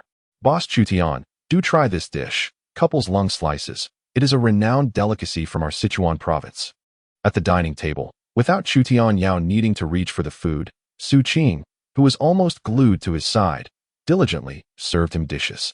Today, Su Qing donned a daring black long skirt with a high slit, casually crossing her legs, the slit nearly reaching her thigh. Beside Chu Tianyao, she revealed a pair of alluring long legs, while her black high heels inadvertently brushed against his calf. One must admit, this woman is truly adept at the art of public relations and socializing. Chu Tianyao feigned enjoyment of the moment, occasionally allowing his hand to rest on Su Qing's thigh in the presence of others, provoking her infectious laughter. He understood that if he maintained composure like Lu Xiaohui, it would contradict his persona as a wealthy scion of the capital. As the evening progressed, the group observed Chu Tianyao's behavior with no hint of surprise. Instead, their laughter grew more boisterous. After several rounds of drinks, the atmosphere grew slightly tipsy, with Chu Tianyao appearing somewhat overwhelmed by the alcohol. "The liquor from your province is indeed remarkable. Allow me a moment to visit the restroom, and I shall return to continue drinking," he declared with a hint of inebriation. Having set his handbag on the table, he rose and made his way towards the exit. Simultaneously, Wang Wenbin discreetly signaled Su Qing, who, understanding his intent, cautiously opened Chu Tianyao's handbag and retrieved several items within. Observing this, Wang Wenbin approached her. Inside the handbag, they discovered an array of contents, including a Beijing identification card bearing Chu Tianyao's name, an official seal from the Shengda Group, and a contract document. Wang Wenbin unfolded the contract, and upon reading its contents, his expression transformed dramatically. "Boss Wang, does this young man pose a problem?" The others in the room inquired, intrigued by Wang Wenbin's shift in demeanor. However, he directed his gaze towards Hu Yifa and stated, "This fellow has indeed deceived you. His arrival in Lu City was not for entrepreneurial endeavors, but rather a premeditated arrangement with the municipal government to expand his operations here." As he spoke, Wang Wenbin tossed the contract to Su Qing, urging her to return it swiftly. Hu Yifa's countenance darkened. He had anticipated that Chu Tianyao had not been truthful. "Boss Wang, what exactly is going on?" The others responsible for the socializing turned to Wang Wenbin, puzzled. We underestimated Lu Jihua. Who would have thought he quietly brought such a figure from the capital?" Wang Wenbin replied coldly, glancing at the group. "Chu Tianyao's identity is indeed legitimate, but his purpose in Lu City is far from simple. His willingness to pay a premium for land indicates a prior arrangement with Lu Jihua, securing substantial governmental support to establish a branch of the Shengda Group here." Establishing a branch? The group gasped in astonishment. Prior to this dinner, Wang Wenbin and the others had investigated the Chinese soft-shelled turtle essence mentioned by Hu Yifa, which is indeed a health product under the Shengda Group, dominating nearly half of the health product market in the northern and coastal regions this year. Regardless of whether it is the Wang Group or the esteemed business leaders present from Luzhou, they all seem somewhat diminished in comparison to the formidable Xingda Group, a company valued at over 10 billion. The mere thought of this instills a sense of urgency among them. The arrival of Xingda Group in Luzhou is undoubtedly aimed at leveraging the city's geographical advantages to fully penetrate the southwestern market for Chinese soft-shelled turtle essence. With the potency of this product, it is feared that it will not be long before it ascends to the rank of the foremost enterprise in Luzhou, potentially overshadowing the local commerce association. It is evident that Liu Zhihua is willing to utilize policy to aid Chu Tianyao, hoping to suppress figures like Wang Wenbin. They are acutely aware that this newly appointed city committee secretary has long been preparing for a substantial restructuring of the commercial landscape in Luzhou. Come, let us continue our revelry. At that moment, a slightly inebriated Chu Tianyao returned to the private room, exclaiming to the group. Wang Wenbin and the others immediately donned smiles and raised their glasses in unison. As Chu Tianyao resumed his seat, he glanced at the handbag resting on the table, a subtle smile betraying his otherwise composed demeanor. Brother Chu, your hefty investment in land here in Luzhou piques my curiosity about your business intentions, Wang Wenbin inquired, seizing the opportunity as he observed Chu Tianyao's inebriation. We, as notable entrepreneurs across various sectors in Luzhou, might be of assistance to you. Hearing Wang Wenbin's words, the others present nodded in agreement toward Chu Tianyao. As Chu Tianyao lifted his glass, he smiled and replied, that would be splendid. My resources for this venture in Luzhou are somewhat limited. If my esteemed brothers could lend me some funds, it would be most beneficial. Lend money? The moment these words escaped Chu Tianyao's lips, the expressions of the gathered men shifted, and after an awkward chuckle, they swiftly chose to drop the subject. How could the heir of Xingda Group be in need of funds? However, Wang Wenbin found some credence in Chu Tianyao's statement. Previously, Hu Yifa had mentioned that Chu Tianyao was not the sole heir of the Chu family, and this journey to Luzhou was an opportunity for him to make his mark. How much are you considering borrowing, Brother Chu? Wang Wenbin casually inquired. After finishing the drink in his glass, Chu Tianyao let out a satisfied belch and slowly articulated. If possible, I would prefer to borrow several tens of millions. A single factory in Luzhou will not suffice. I must also acquire 2 more factories in Yunnan and Guizhou. Additionally, I cannot skimp on promotional expenses. Advertising must extend to television. By the way, I need to hire a celebrity spokesperson. Are you familiar with the Ma family army? My father engaged them as our endorsers, and this year, we anticipate sales of at least 500 million for the Chinese soft-shelled turtle essence. As Chu Tianyao spoke, his words grew increasingly vague, clearly succumbing to intoxication. The reaction of Wang Wenbin and the others was one of considerable astonishment. They were well aware of the sensational success story of the Chinese soft-shelled turtle essence. The Ma family army referred to not a single individual, but a team of athletes led by a coach surnamed Ma. This team had recently triumphed at the Stuttgart World Athletics Championships, gaining tremendous popularity domestically. Xingda Group had astutely seized this opportunity to enlist them as endorsers, thereby achieving nationwide acclaim. Although intoxicated, Chu Tianyao's lengthy discourse genuinely stirred the hearts of Wang Wenbin and his companions. If one were to heed Chu Tianyao's assertions, with the current popularity of the Chinese soft-shelled turtle essence, penetrating the health supplement market across the 3 southwestern provinces would indeed not pose a formidable challenge. Presently, the health supplement market in these provinces remains a vast expanse of untapped potential. Wang Wenbin and his associates are no fools. They can readily perceive the hidden profits within this industry. A glance exchanged among them revealed the fiery ambition in each other's eyes. Chapter 73. Testing the waters. Dinner stretched nearly 3 hours. Shortly after 10, Wang Wenbin thoughtfully arranged for a driver to escort Chu Tianyao back to the hotel. Su Qing shared a vehicle with Chu Tianyao, a gesture that extended beyond mere concern for his inebriated state. Upon entering the hotel room, Su Qing supported Chu Tianyao as he stumbled inside, promptly shutting the door behind them. Brother Chu, were your earlier statements truly sincere? She inquired, her large eyes fixed on him as she helped him settle on the edge of the bed. Although slightly inebriated, Chu Tianyao remained lucid enough to grasp Wang Wenbin's intention behind sending Su Qing to his side. With a dismissive smirk, Chu Tianyao proclaimed, not only is it true, but I might have even understated it. If I can indeed unlock the market in the southwestern provinces, I could easily sell an additional 200 million in a year. Is it truly that impressive? Su Qing, seated beside him, felt a spark of excitement at his words. But if your family is so affluent, Why do you need to borrow money from Boss Wang? This question, naturally, had been prompted by Wang Wenbin, aimed at discerning the authenticity of Chu Tianyao's claims. How could a colossal enterprise like Shengda Group lack a mere few million? At Su Qing's inquiry, Chu Tianyao's heart harbored a cold derision. Though he feigned reluctance as he replied, I have 2 older brothers who constantly oppose me, and none of the elder generation in my family has faith in my potential. My journey to the south is to prove my worth. Even if they refuse to finance me, should I succeed in this endeavor, I shall naturally ascend as the heir of the Chu family. Recalling the dramatic narratives of familial strife he had witnessed in past dramas, Chu Tianyao vividly recounted his predicament within the Chu household to Su Qing, eliciting a sense of injustice within her. I admire men like you, Brother Chu, who possess such spirit. If you achieve success, don't forget to lend me a hand, Su Qing remarked, her gaze toward him imbued with a flirtatious allure as her delicate hands rested upon his chest, nestling closer into his embrace. Chu Tianyao offered no resistance, his hand instinctively finding its way to her slender waist. You are far too beautiful to be wasted alongside that Hu Yifa. Why not join me as my secretary? I could offer you $1 million a year. $1 million? Su Qing felt a thrill surge through her at the mention of that figure. Hu Yifa followed closely behind Wang Wenbin, earning only a few $100,000 a year. Moreover, she was merely an assistant under Hu Yifa, and her income was rather meager. The mere thought of Hu Yifa's unattractive and aged visage evoked a flicker of disdain in Su Qing's eyes. If she could truly align herself with Chu Tianyao, she would undoubtedly transform her fortunes, soaring to new heights, and even Wang Wenbin would likely think twice before underestimating her.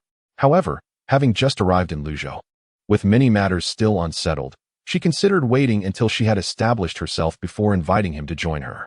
Sensing the intrigue in Su Qing's gaze, Chu Tianyao leaned closer, whispering gently in her ear. Instantly, a blush crept upon Su Qing's neck, and she could not help but nod in agreement. As long as Brother Chu does not disdain me, I shall be yours from now on. Seeing her reaction, Chu Tianyao smiled and replied, That is splendid. But before we proceed, you must first express your loyalty to me. Loyalty? Su Qing was momentarily taken aback. I have heard that Wang Wenbin is a magnate in Luzhou's business circles. If I were to engage in commerce here, it would be inevitable for me to interact with him. Chu Tianyao lowered his gaze upon her, then leaned in again to whisper, I need you to inform me of the dealings between Hu Yifa and Wang Wenbin. Without some leverage in hand, I find myself somewhat uneasy regarding him. At this, Su Qing felt a twinge of discomfort. She had not anticipated that Chu Tianyao would seek to extract information about Wang Wenbin from her.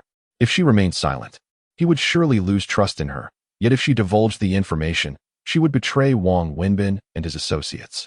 If Wang Wenbin were to discover her actions, her fate would be sealed. Rest assured, I only require knowledge of his vulnerabilities. Unless absolutely necessary, I will not reveal anything openly. Chu Tianyao wrapped an arm around Su Qing's slender waist, gently toying with her fingers as he spoke softly. Besides, as long as we keep this between us, Wang Wenbin will never know. Once I establish my footing in Luzhou, with my presence, what need have you to fear someone as inconsequential as Wang Wenbin? One could not deny the allure in Chu Tianyao's words. Su Qing was far from foolish. Rather, she possessed a certain shrewdness. Yet it was precisely this intelligence that made her understand the principle of choosing a strong ally. In comparison to Hu Yifa and Wang Wenbin, Chu Tianyao was evidently the formidable figure she ought to rely on. In her eyes, he was a wealthy scion from the capital, vastly superior to Wang Wenbin and the like. Moreover, having long harbored a deep-seated aversion towards the aging Hu Yifa, she found herself captivated by the youthful charm of Chu Tianyao. After a moment's hesitation, Su Qing finally whispered to Chu Tianyao, It is not much of a secret. Hu Yifa has been collaborating with Wang Wenbin in the counterfeit drug trade for several years now, with several members of the Luzhou Chamber of Commerce also involved. Ultimately, Su Qing revealed the dealings between Hu Yifa and Wang Wenbin, leaving Chu Tianyao quite astonished. Counterfeit drugs. During his prior investigation of Wang Wenbin, he discovered that the Wang Group, despite lacking considerable strength, managed to maintain its position at the helm of the Luzhou Chamber of Commerce, with its members seemingly obedient to Wang Wenbin. It became evident that these individuals were likely colluding with Wang Wenbin due to the illicit drug trade. After finally prying open Su Qing's lips, Chu Tianyao immediately began to delve deeper into the matter. After all, The enterprises under the Wang Group were not involved in pharmaceuticals. If they were engaged in the counterfeit drug business, where was Wang Wenbin's production line? Having opened up, Su Qing no longer concealed the truth from Chu Tianyao. She recounted in detail the dealings between Hu Yifa and Wang Wenbin, leaving Chu Tianyao increasingly alarmed. Brother Chu, I have shared everything I know with you, and I am utterly devoted to you. You must not let me down, Su Qing said, leaning against Chu Tianyao with an air of vulnerability. As she spoke, her hands deftly unbuttoned his shirt. Noticing this, Chu Tianyao smirked and gently grasped her arm, saying, being around those people, you must be uncomfortable with the smell of smoke and alcohol. Go take a shower. I'll be waiting for you. With that, he playfully smacked her shapely rear. Su Qing nodded in agreement, realizing that Chu Tianyao was more considerate than Hu Yifa. She then stood up and, before Chu Tianyao, removed her dress and entered the bathroom. Once Su Qing had stepped into the shower, Chu Tianyao took a sip from a bottle of mineral water, quenching the heat rising within him. What a tempting enchantress, he thought, nearly losing control. Listening to the sound of water cascading in the bathroom, he succumbed to the effects of alcohol and fell back onto the bed, drifting into a deep slumber. A few minutes later, after a quick rinse, Su Qing, wrapped in a towel, emerged from the bathroom and found Chu Tianyao already asleep on the bed. Brother Chu? She called, approaching him and gently nudging him. But he remained unresponsive, akin to a lifeless creature, regretting her earlier decision to feed him so much alcohol during dinner. Su Qing felt a twinge of disappointment as she observed him utterly unmovable. Nevertheless, she set to work, removing his shoes and clothing before lying down beside him. Regardless of the circumstances, she knew she could not leave Chu Tianyao's room that day. Otherwise, she would have difficulty explaining herself to Wang Wenbin. Chapter 74, Fiancé E. The following morning, after waiting anxiously for Chu Tianyao to awaken, Su Qing prepared to enact the sultry plan that had gone unfulfilled the previous night. However, she was met with rejection from Chu Tianyao. Using the pretext of heading to the trading center for paperwork, and under Su Qing's alluring gaze, Chu Tianyao donned his clothes and left the room without a backward glance. He prided himself on not being a modern-day Lu Xiaohui, but not every woman could stir his heart. In his eyes, while Su Qing possessed a measure of beauty, she ultimately served as a mere pawn dispatched by Wang Wenbin to draw closer to him. Furthermore, he had obtained what he desired from Su Qing. After departing from the hotel, Chu Tianyao drove to the Jiala community, which was the residence of Lu Jihua. He deemed it necessary to inform Lu Jihua in advance about the counterfeit drug business operated by Wang Wenbin and Hu Yifa. Last night, Chu Tianyao had gleaned a fair understanding of Wang Wenbin's counterfeit drug operation model from Su Qing. The production line for Wang Wenbin's counterfeit drugs was not located in Luqing, but rather in a small county beneath the neighboring Zishui city, masquerading as a food factory while clandestinely producing counterfeit medications. Furthermore, Wang Wenbin had cultivated a group of Qigong masters led by Hu Yifa, whose aim was to promote and peddle the so-called miraculous medicine that purportedly cured all ailments. This constituted a black industrial chain distinct from health supplements, primarily targeting the remote counties and townships in the southwestern regions. The populace in these small locales generally possessed a lower level of education and limited cognitive abilities, making them prime targets. One must not underestimate these small places. Once a buying frenzy ensued, the sales volume achieved over the years could be astonishing. Chu Tianyao initially estimated that Wang Wenbin had garnered profits of no less than 30 million from this illicit enterprise. At Lu Jihua's residence, he was somewhat taken aback by Chu Tianyao's unexpected visit. However, upon hearing the matter Chu Tianyao presented, his expression shifted, and he promptly ushered Chu Tianyao into his study. Tianyao, is what you just said true? Lu Jihua inquired seriously from behind his desk. After all, the information conveyed by Chu Tianyao was exceedingly explosive. If Wang Wenbin was indeed engaged in illegal activities, it would implicate the entire Wang family conglomerate and possibly involve several enterprises loyal to Wang Wenbin within the Luqing Chamber of Commerce as well. Should this matter be confirmed, it would trigger a seismic upheaval within the entire Luqing business community.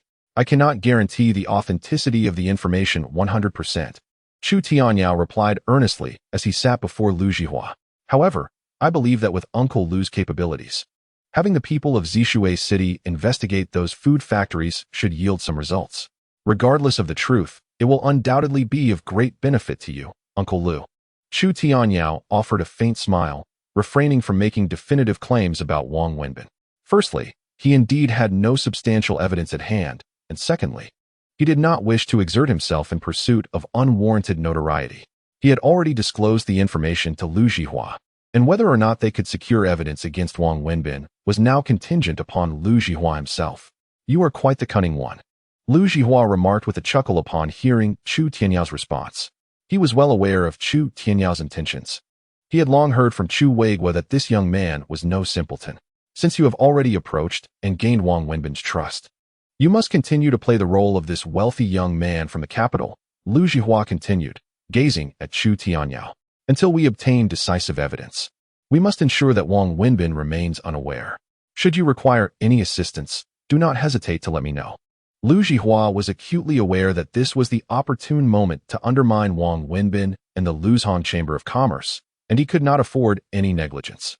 No, I excel in business, but acting is beyond my capabilities," Chu Tianyao responded, immediately gesturing in refusal upon hearing Lu Jihua's words. The idea of working for free was simply unacceptable. "You really ought to reconsider your merchant mentality," Lu Jihua feigned annoyance in response. "Rest assured, once this matter is resolved, I shall advocate for you, striving to secure the maximum possible policy support for Xingyao Winery.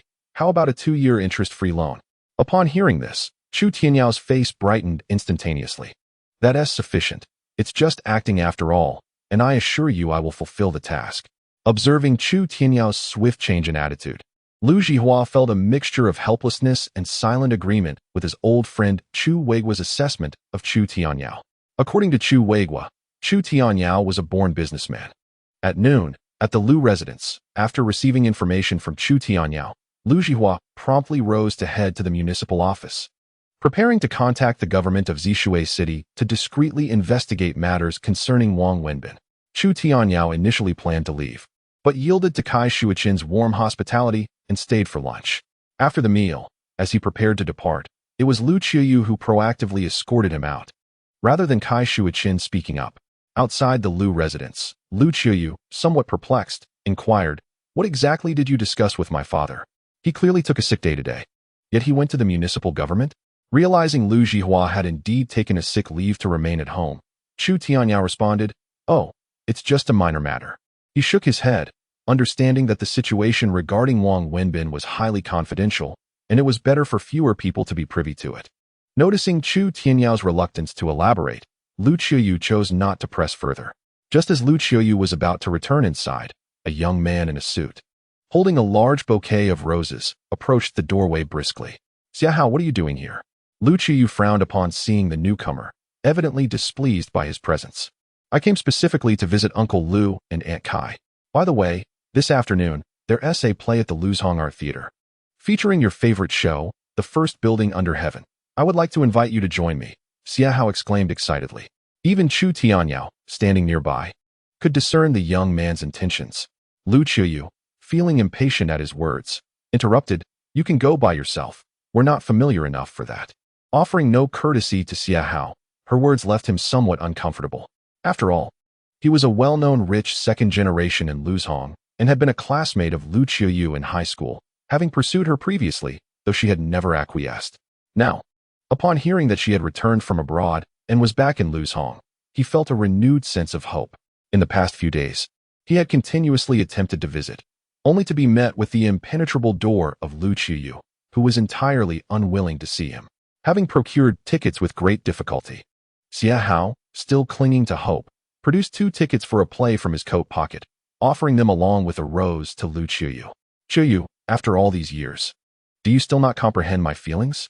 I know you've remained single. Why not consider granting me a chance?" Xiahao gazed longingly at Lu Qiuyu. It seemed that Lu Qiuyu had little affection for Xiahao and was pondering how to dissuade him when her gaze unexpectedly fell upon the grinning Chu Tianyao nearby. An idea sparked in her mind. She swiftly moved to his side and, in full view of Xiahao, linked her arm with Chu Tianyao's. "Who told you I was single? I nearly forgot to introduce you. This is my boyfriend, Chu Tianyao. We've already met each other's parents, so it would be best for you to give up." As she spoke, Lu Qiuyu reached out to accept the tickets from Xiahao. "And thank you for the tickets, but I must decline the flowers. I fear my boyfriend might misunderstand." After uttering these words, Lu Qiuyu affectionately nestled against Chu Tianyao's shoulder, showering Xia Hao with a wave of emotional turmoil. No, you must be deceiving me. He cannot possibly be your boyfriend. Xia Hao's expression shifted dramatically as he pointed an accusatory finger at Chu Tianyao. Simultaneously, Chu Tianyao felt a sudden tightening at his waist, as Lu Qiuyu discreetly pinched him. With a resigned sigh, Chu Tianyao nonetheless wrapped his arm around Lu Qiuyu's waist, casting a frosty glare at Xia Hao. I met Qiuyu abroad, and our return this time is to discuss our wedding plans, so I kindly ask you to refrain from disturbing my fiancée in the future, or I shall have to involve the authorities. Fiancée?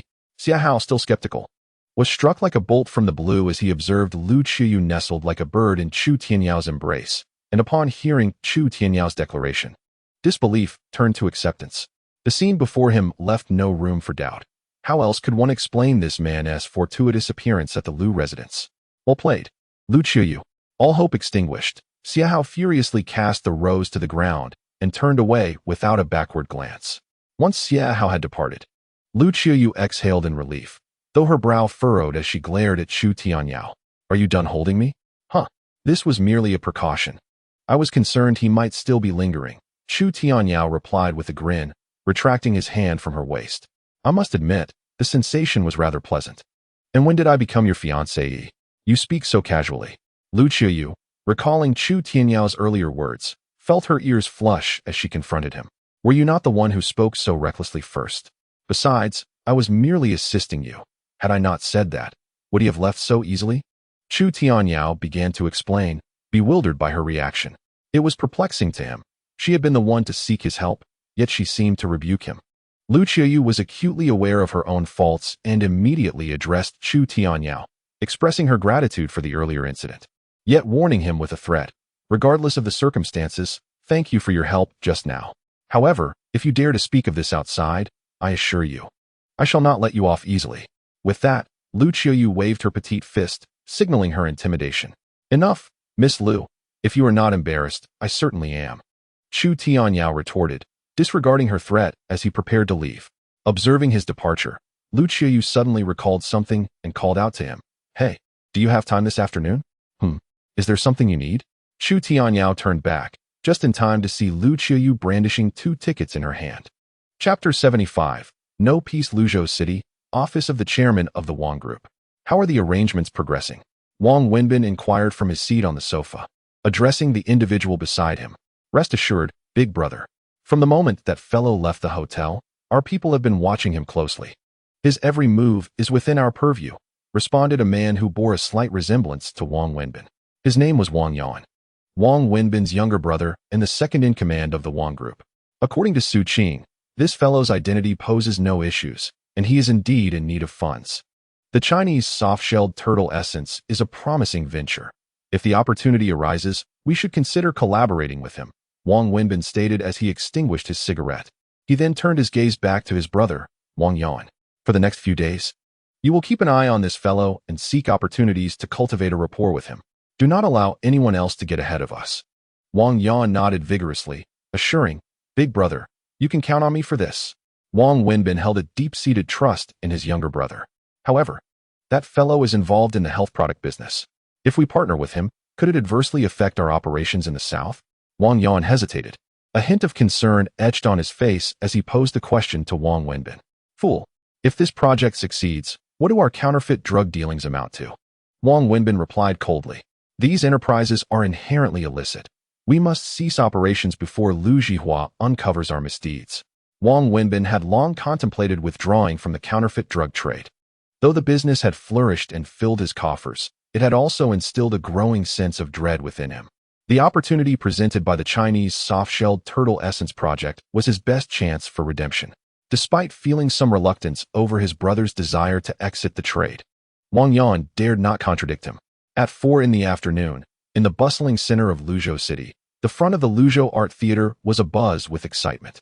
This was a performance organized by the Beijing People's Art Theater, featuring the immensely popular play, The World's Greatest Building. The entire play portrays the tumultuous journey of a roast duck restaurant named Fuzud in the early Republic of China, depicting its rise and fall as a microcosm to critique the societal chaos of that dark era.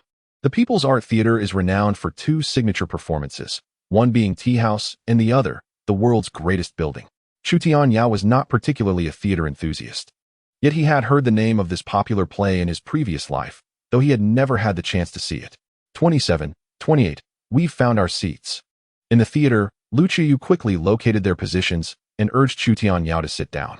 They were seated in the center of the second row, which was quite favorable. In this era, there were indeed many who enjoyed watching plays, and given that this was a highly acclaimed production, it naturally attracted a considerable audience.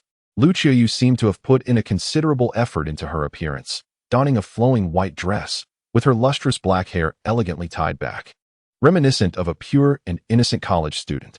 In contrast, Chu Tianyao wore a crisp white shirt paired with black trousers. His slightly long hair was slicked back, complementing his sharply defined features, which bore an air of maturity that belied his age. Together, they appeared oddly well-matched.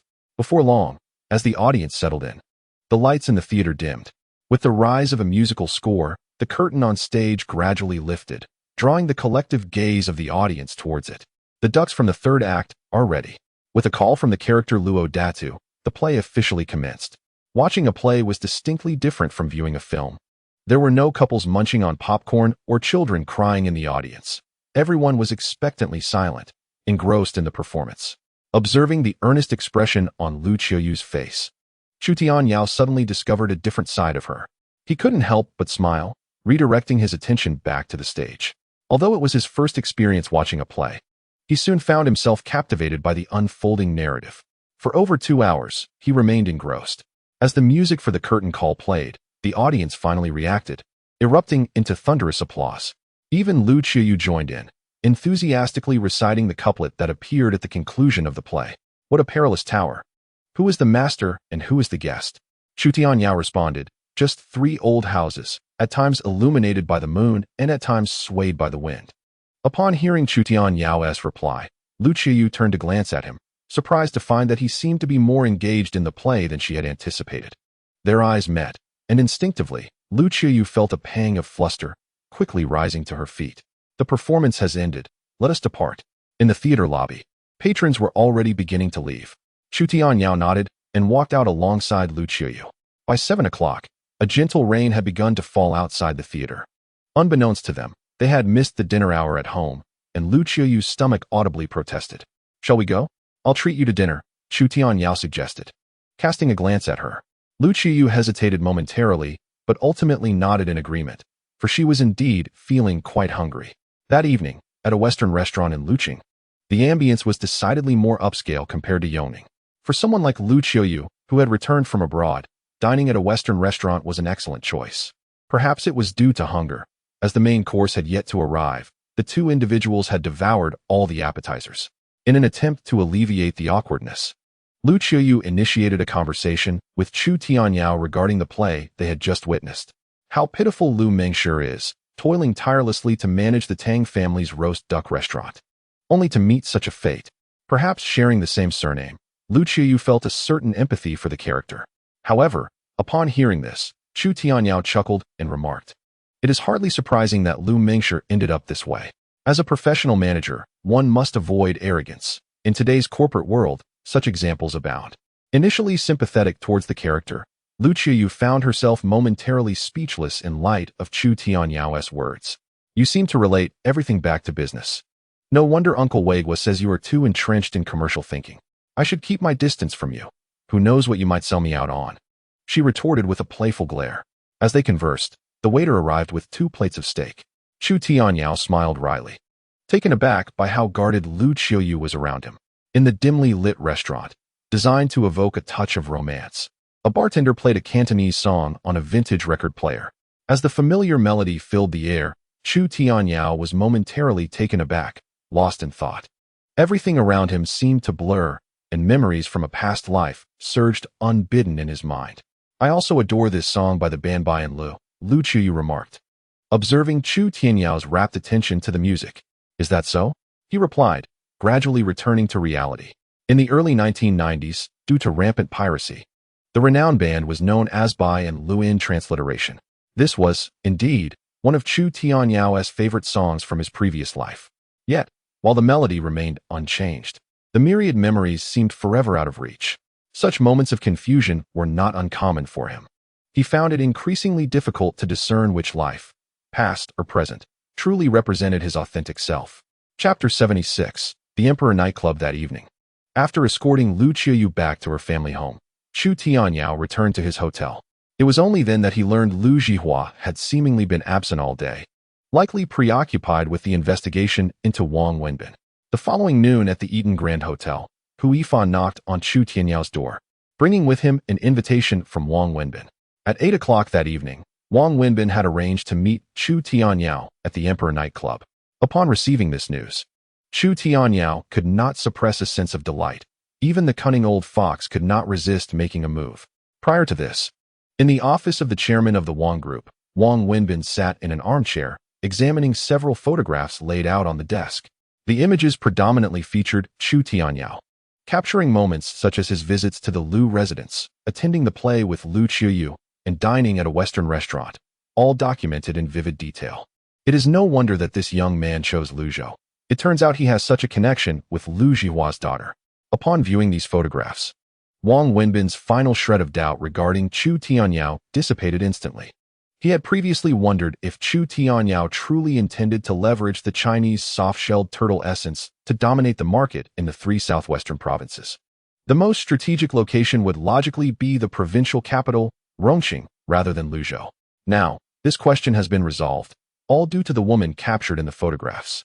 With Wang Wenbin's influence, it was not difficult for him to uncover Lu Qiuyu's identity, the biological daughter of Secretary Lu, a brilliant graduate returning from overseas.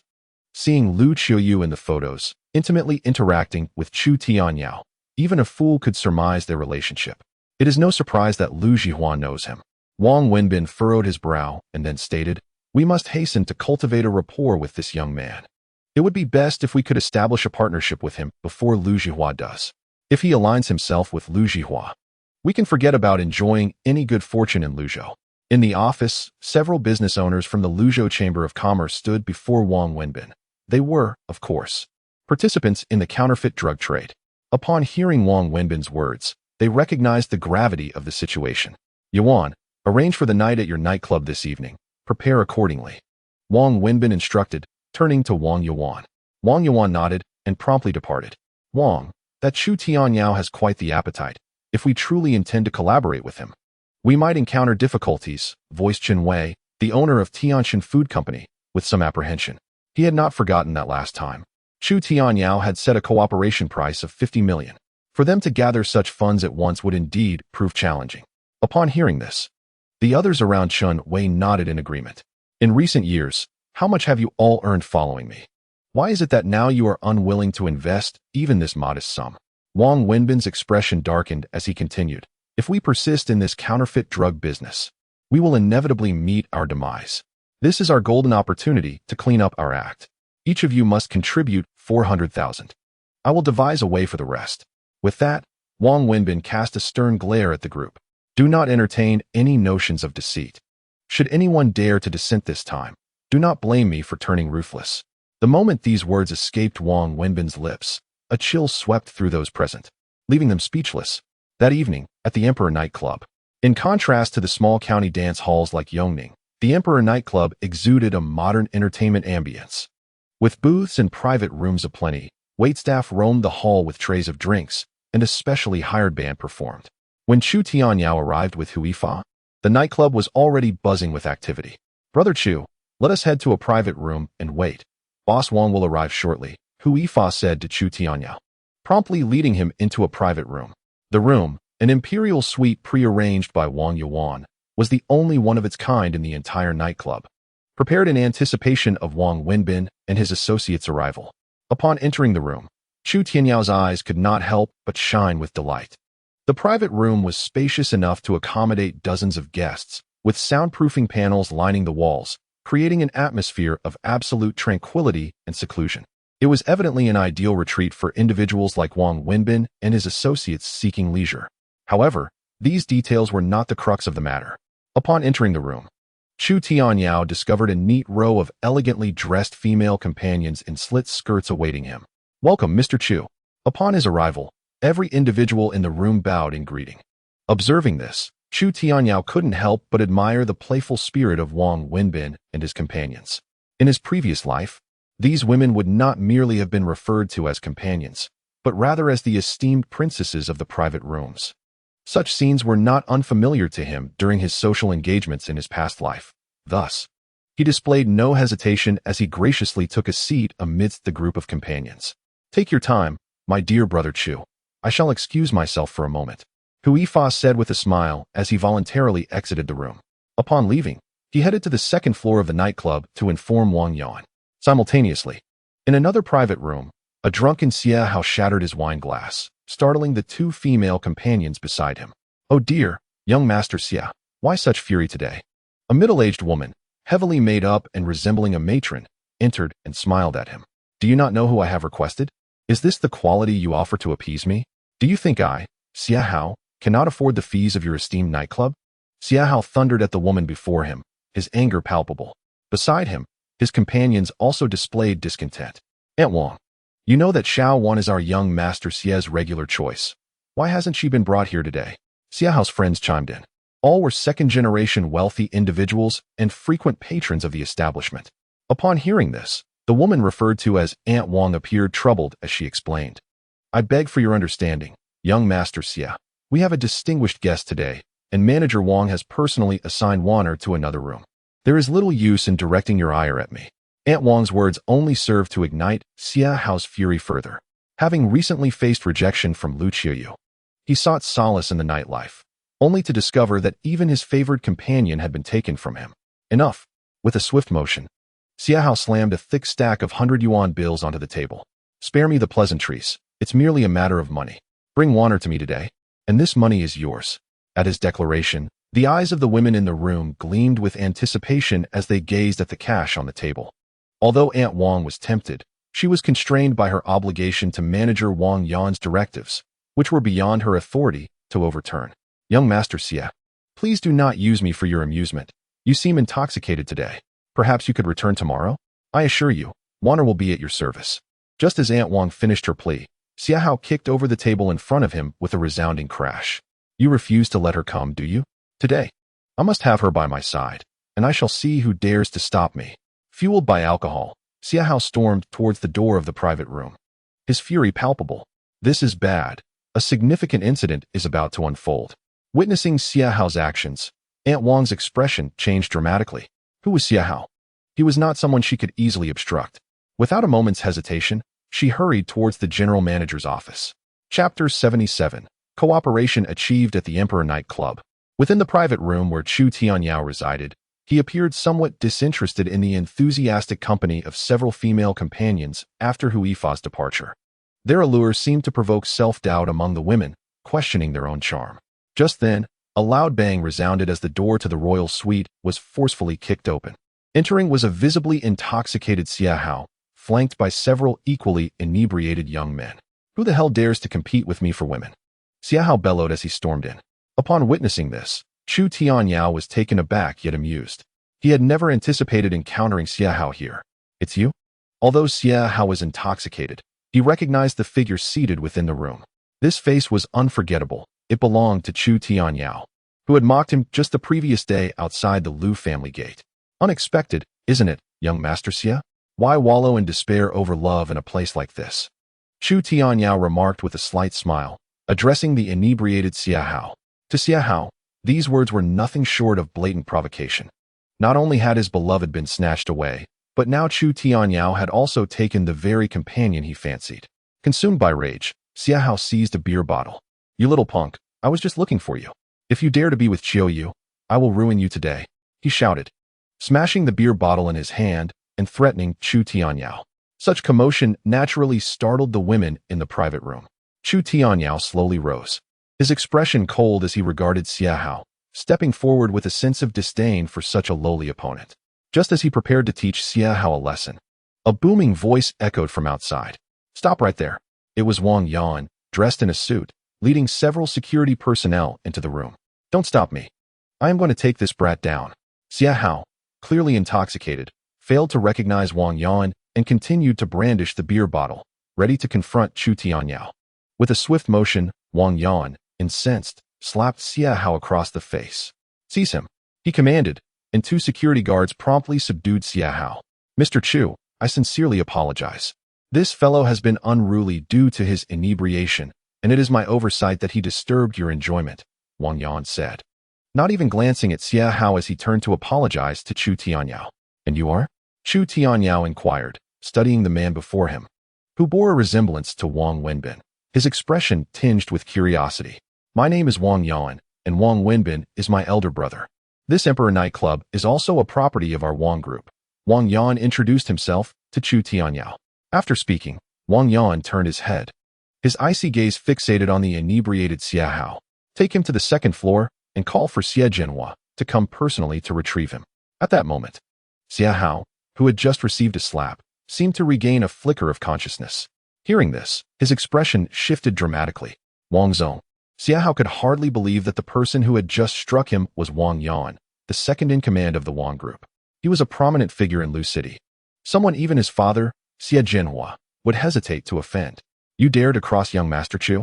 Even if you had 10 lives, they would not suffice to compensate for your transgression," Wang Yan remarked coldly, casting a glance at the 2 security guards. Immediately, they seized Xia Hao and began to escort him away. "What? Young Master Chu?" Xia Hao's eyes widened at Wang Yan's demeanor towards Chu Tianyao, and the effects of alcohol dissipated swiftly. He realized all too well that Chu Tianyao was no ordinary individual. He had inadvertently stumbled into peril.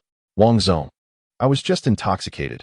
Please allow me to explain," Xia Hao implored in a state of panic, but before he could elaborate further, the security guards had already dragged him out of the private room. Inside, Xia Hao's affluent companions had already fled in haste. "Young Master Chu, I apologize for the inadequate hospitality.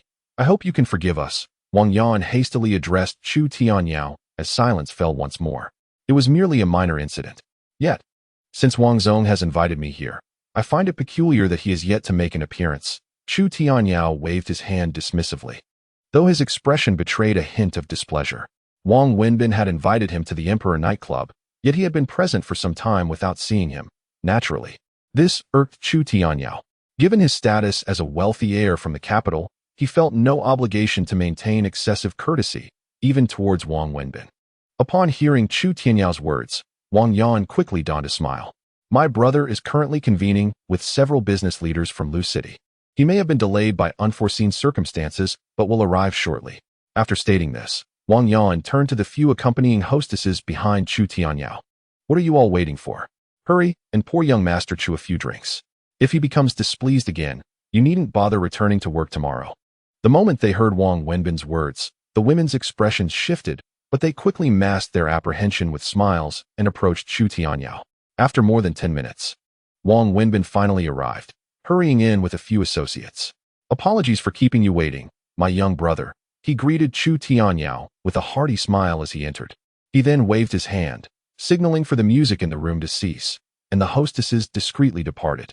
"Wang Zong, let's be straightforward. You summoned me here in such haste. It cannot merely be for drinks and songs," Chu Tianyao remarked, reclining on the sofa with his legs crossed. As he lit a cigarette, compared to before, Chu Tianyao's demeanor appeared somewhat more arrogant. However, it was precisely this shift that rendered Wang Wenbin's smile even more humble. He was acutely aware that behind Chu Tianyao stood Lu Zhihua, even without the support of the Luqing Chamber of Commerce.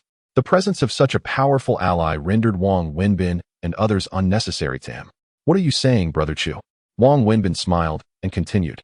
"The purpose of this meeting with you, Brother Chu, is, of course, to discuss a matter of mutual interest. I wonder if you still recall our previous conversation regarding cooperation?" Upon hearing Wang Wenbin's words, a hint of surprise flickered across Chu Tianyao's face. "Oh, could it be that Boss Wang truly intends to lend me money? Oh, how could you say that? With your wealth, Brother Chu, do you still require our financial assistance? We are actually looking to collaborate with you," Wang Wenbin grinned. And the other business leaders accompanying him nodded in agreement with smiles. "Collaboration?" Chu Tianyao paused, then chuckled. "Pray tell, Boss Wang, what kind of collaboration do you have in mind?" "We are willing to pool 50 million to partner with you on the Chinese soft-shelled turtle essence project," Wang Wenbin stated. Hearing this, Chu Tianyao responded, "It is not my intention to boast, but in Luqing, who does not know the influence of our Chamber of Commerce? Collaborating with us will certainly make your endeavors much more convenient. The implication of Wang Wenbin's words was clear to Chu Tianyao.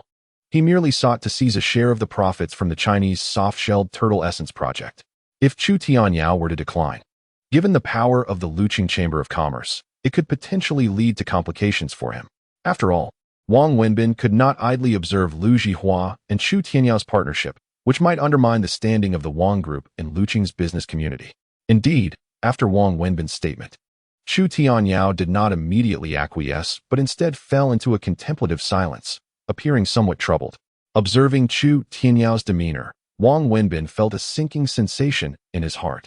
It seemed he was not mistaken. Chu Tianyao must have secured some form of collaboration with Lu Zhihua, or else he would not be so hesitant regarding their proposal. 50 million, not a penny less.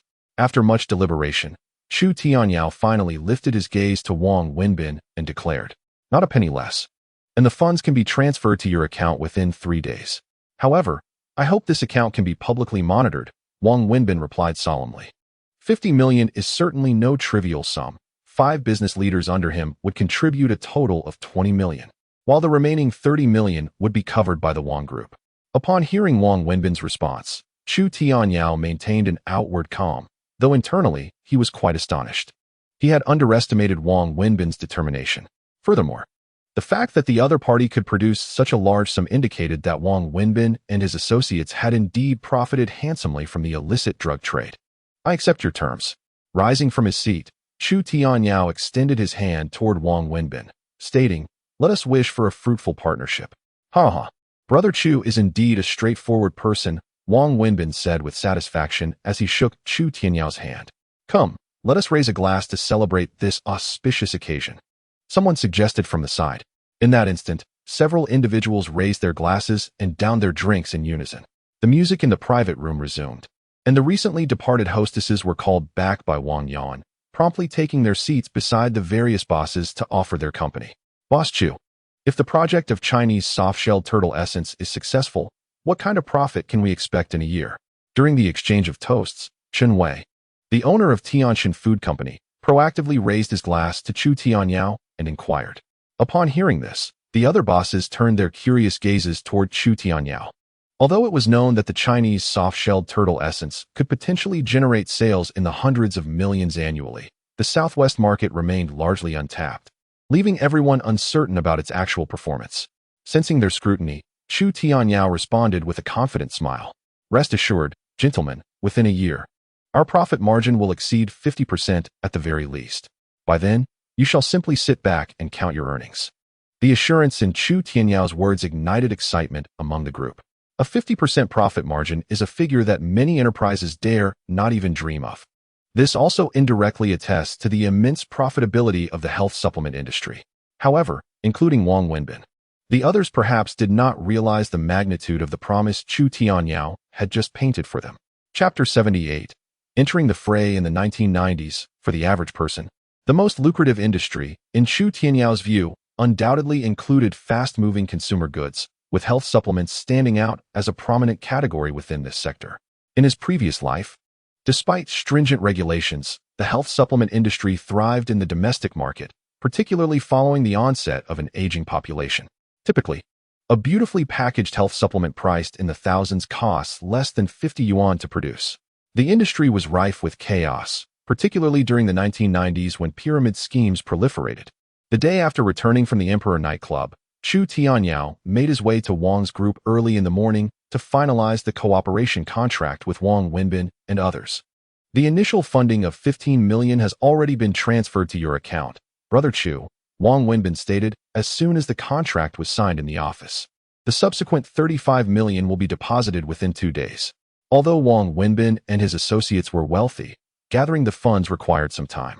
Chu Tianyao smiled slightly and replied, "I have complete faith in your capabilities, Boss Wang. Here's to a successful partnership." Wang Wenbin raised 2 glasses of red wine, handing one to Chu Tianyao. After clinking glasses, Chu Tianyao smiled at Chen Wei and the others. After exchanging a few pleasantries, he then mentioned to Wang Wenbin, "By the way, there is another matter in which I would like to request your assistance." Upon hearing this, Wang Wenbin clapped Chu Tianyao on the shoulder and laughed. "Brother Chu, you are too courteous. We are friends now. Feel free to ask for anything. Whatever I, Wang Wenbin, can assist with, I shall not hesitate. At that moment, Wang Wenbin regarded Chu Tianyao as a living fortune, ready to respond to any request. It is indeed a matter of business. I have taken an interest in 2 poorly managed factories that have gone bankrupt and wish for Boss Wang to negotiate the acquisition. Ideally, I would prefer the purchase to be conducted under Boss Wang's name. The land I acquired requires several months of work before I can commence construction. Thus, I aim to acquire these 2 factories first, enabling us to begin production and test the market waters. Observing Wang Wenbin's look of confusion, Chu Tianyao smiled and added, however, I am unfamiliar with the Lu City market, and negotiating a fair price may prove challenging. I trust you, Boss Wang, to handle these matters. Wang Wenbin nodded in understanding and generously responded, in that case, leave it to me. Acquiring a few small, defunct factories was hardly a daunting task for someone of his stature in Lu City.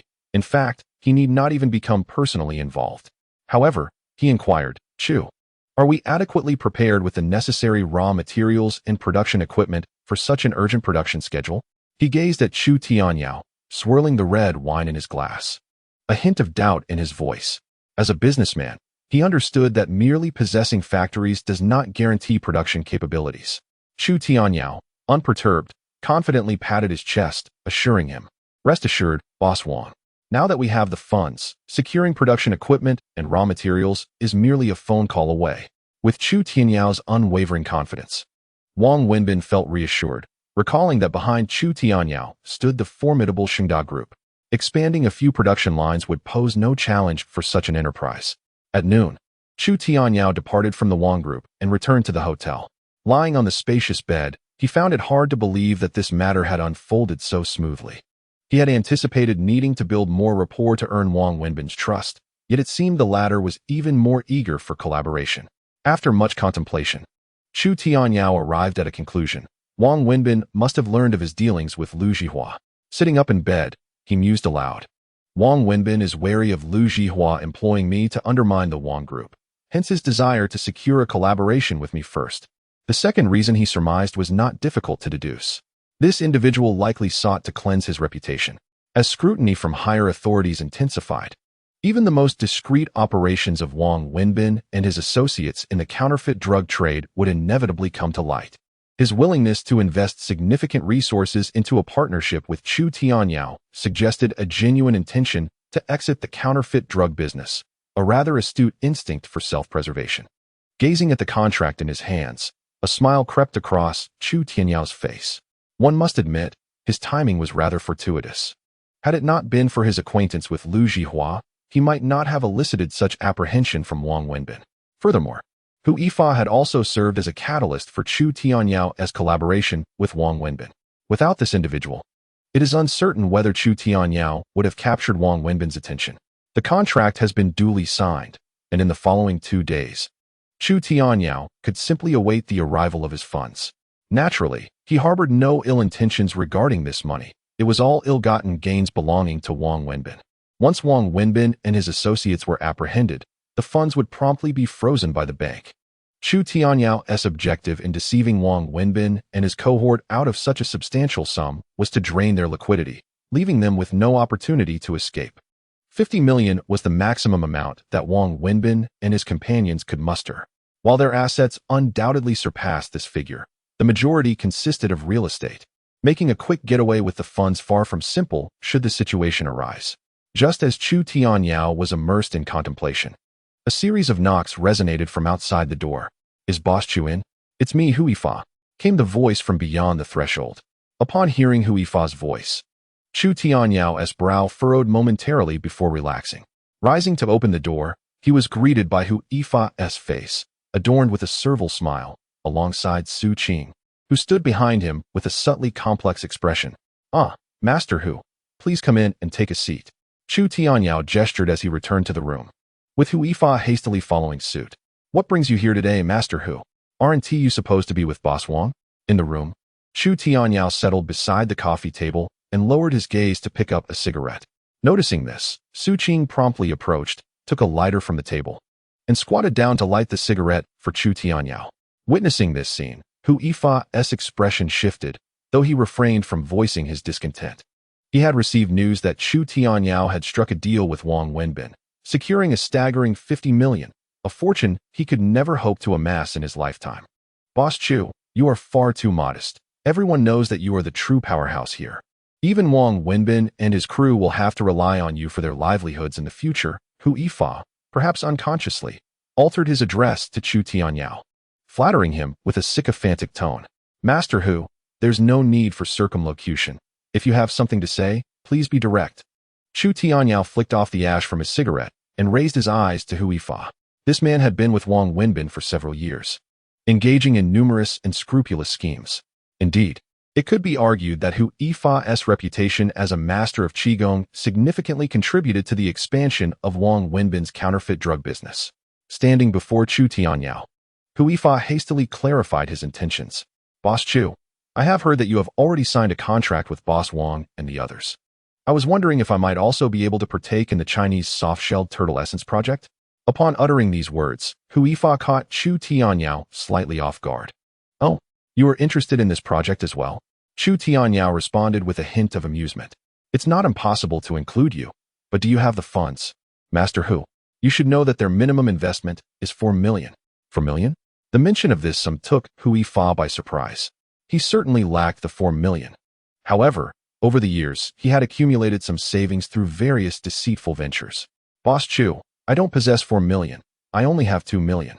Hu Yifa earnestly implored Chu Tianyao. Upon hearing this, Chu Tianyao feigned hesitation, though internally he was quite astonished. He had not anticipated that Hu Yifa, a mere errand runner, had managed to profit so significantly from Wang Wenbin's counterfeit drug business. This clearly illustrated the extent to which these individuals had exploited others. Very well, I will provide you with an account.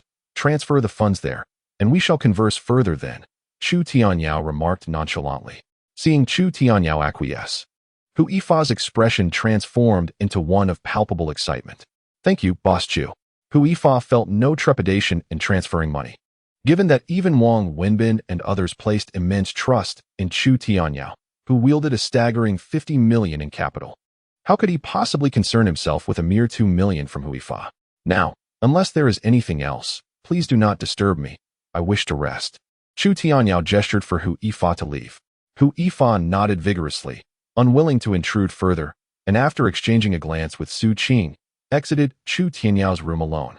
Once Hu Yifa departed, Su Qing promptly approached Chu Tianyao, kneeling on the ground and clinging to his thigh. Brother Chu, I no longer wish to follow that old fellow Hu Yifa.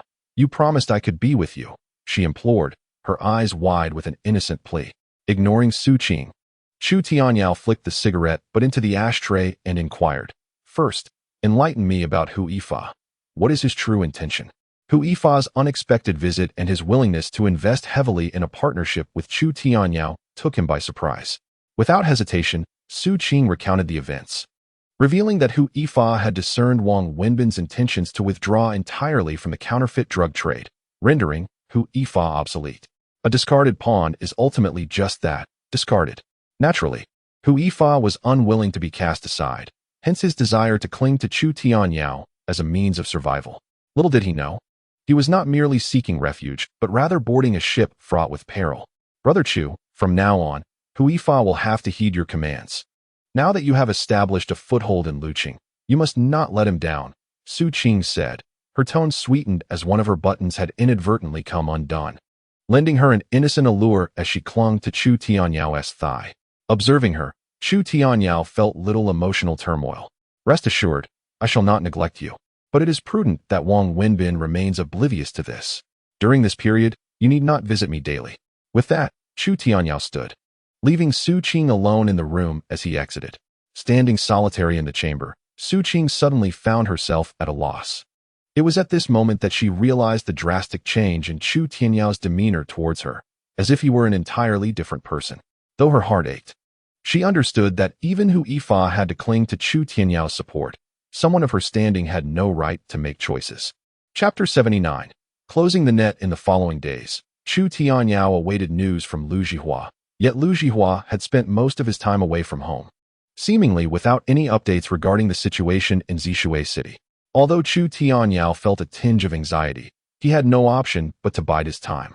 Meanwhile, Wang Wenbin and his associates were not idle. 50 million had gradually found its way into Chu Tianyao accounts.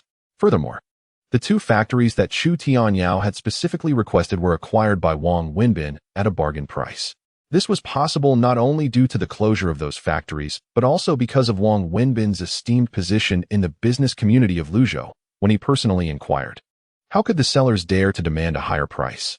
During these days, although Chu Tianyao appeared to be preoccupied, much of his time was actually spent socializing with Wang Wenbin and others.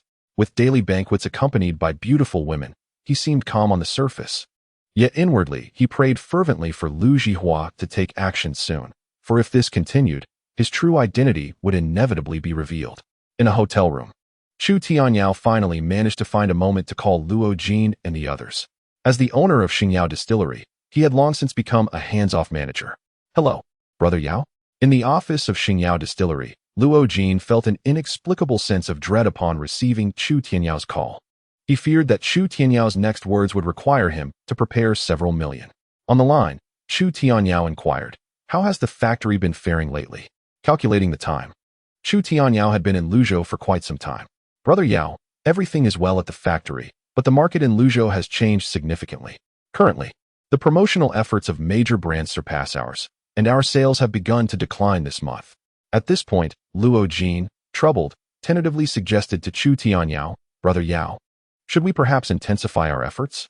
Having tasted the sweetness of promotional sales, even Luo Jin found himself unable to resist the temptation. "If we continue down this path, let alone Lan Jian and Shan Cheng, we won't even be able to compete with out-of-province brands like Qingdao and Yanjing." Upon hearing Luo Jin's words, Chu Tianyao immediately interjected, "Brother Yao, what should we do then? We can't just sit idly by, can we?" Rubbing the back of his head in frustration, Luo Jin lamented that the beer market in Luzhou resembled a fierce competition.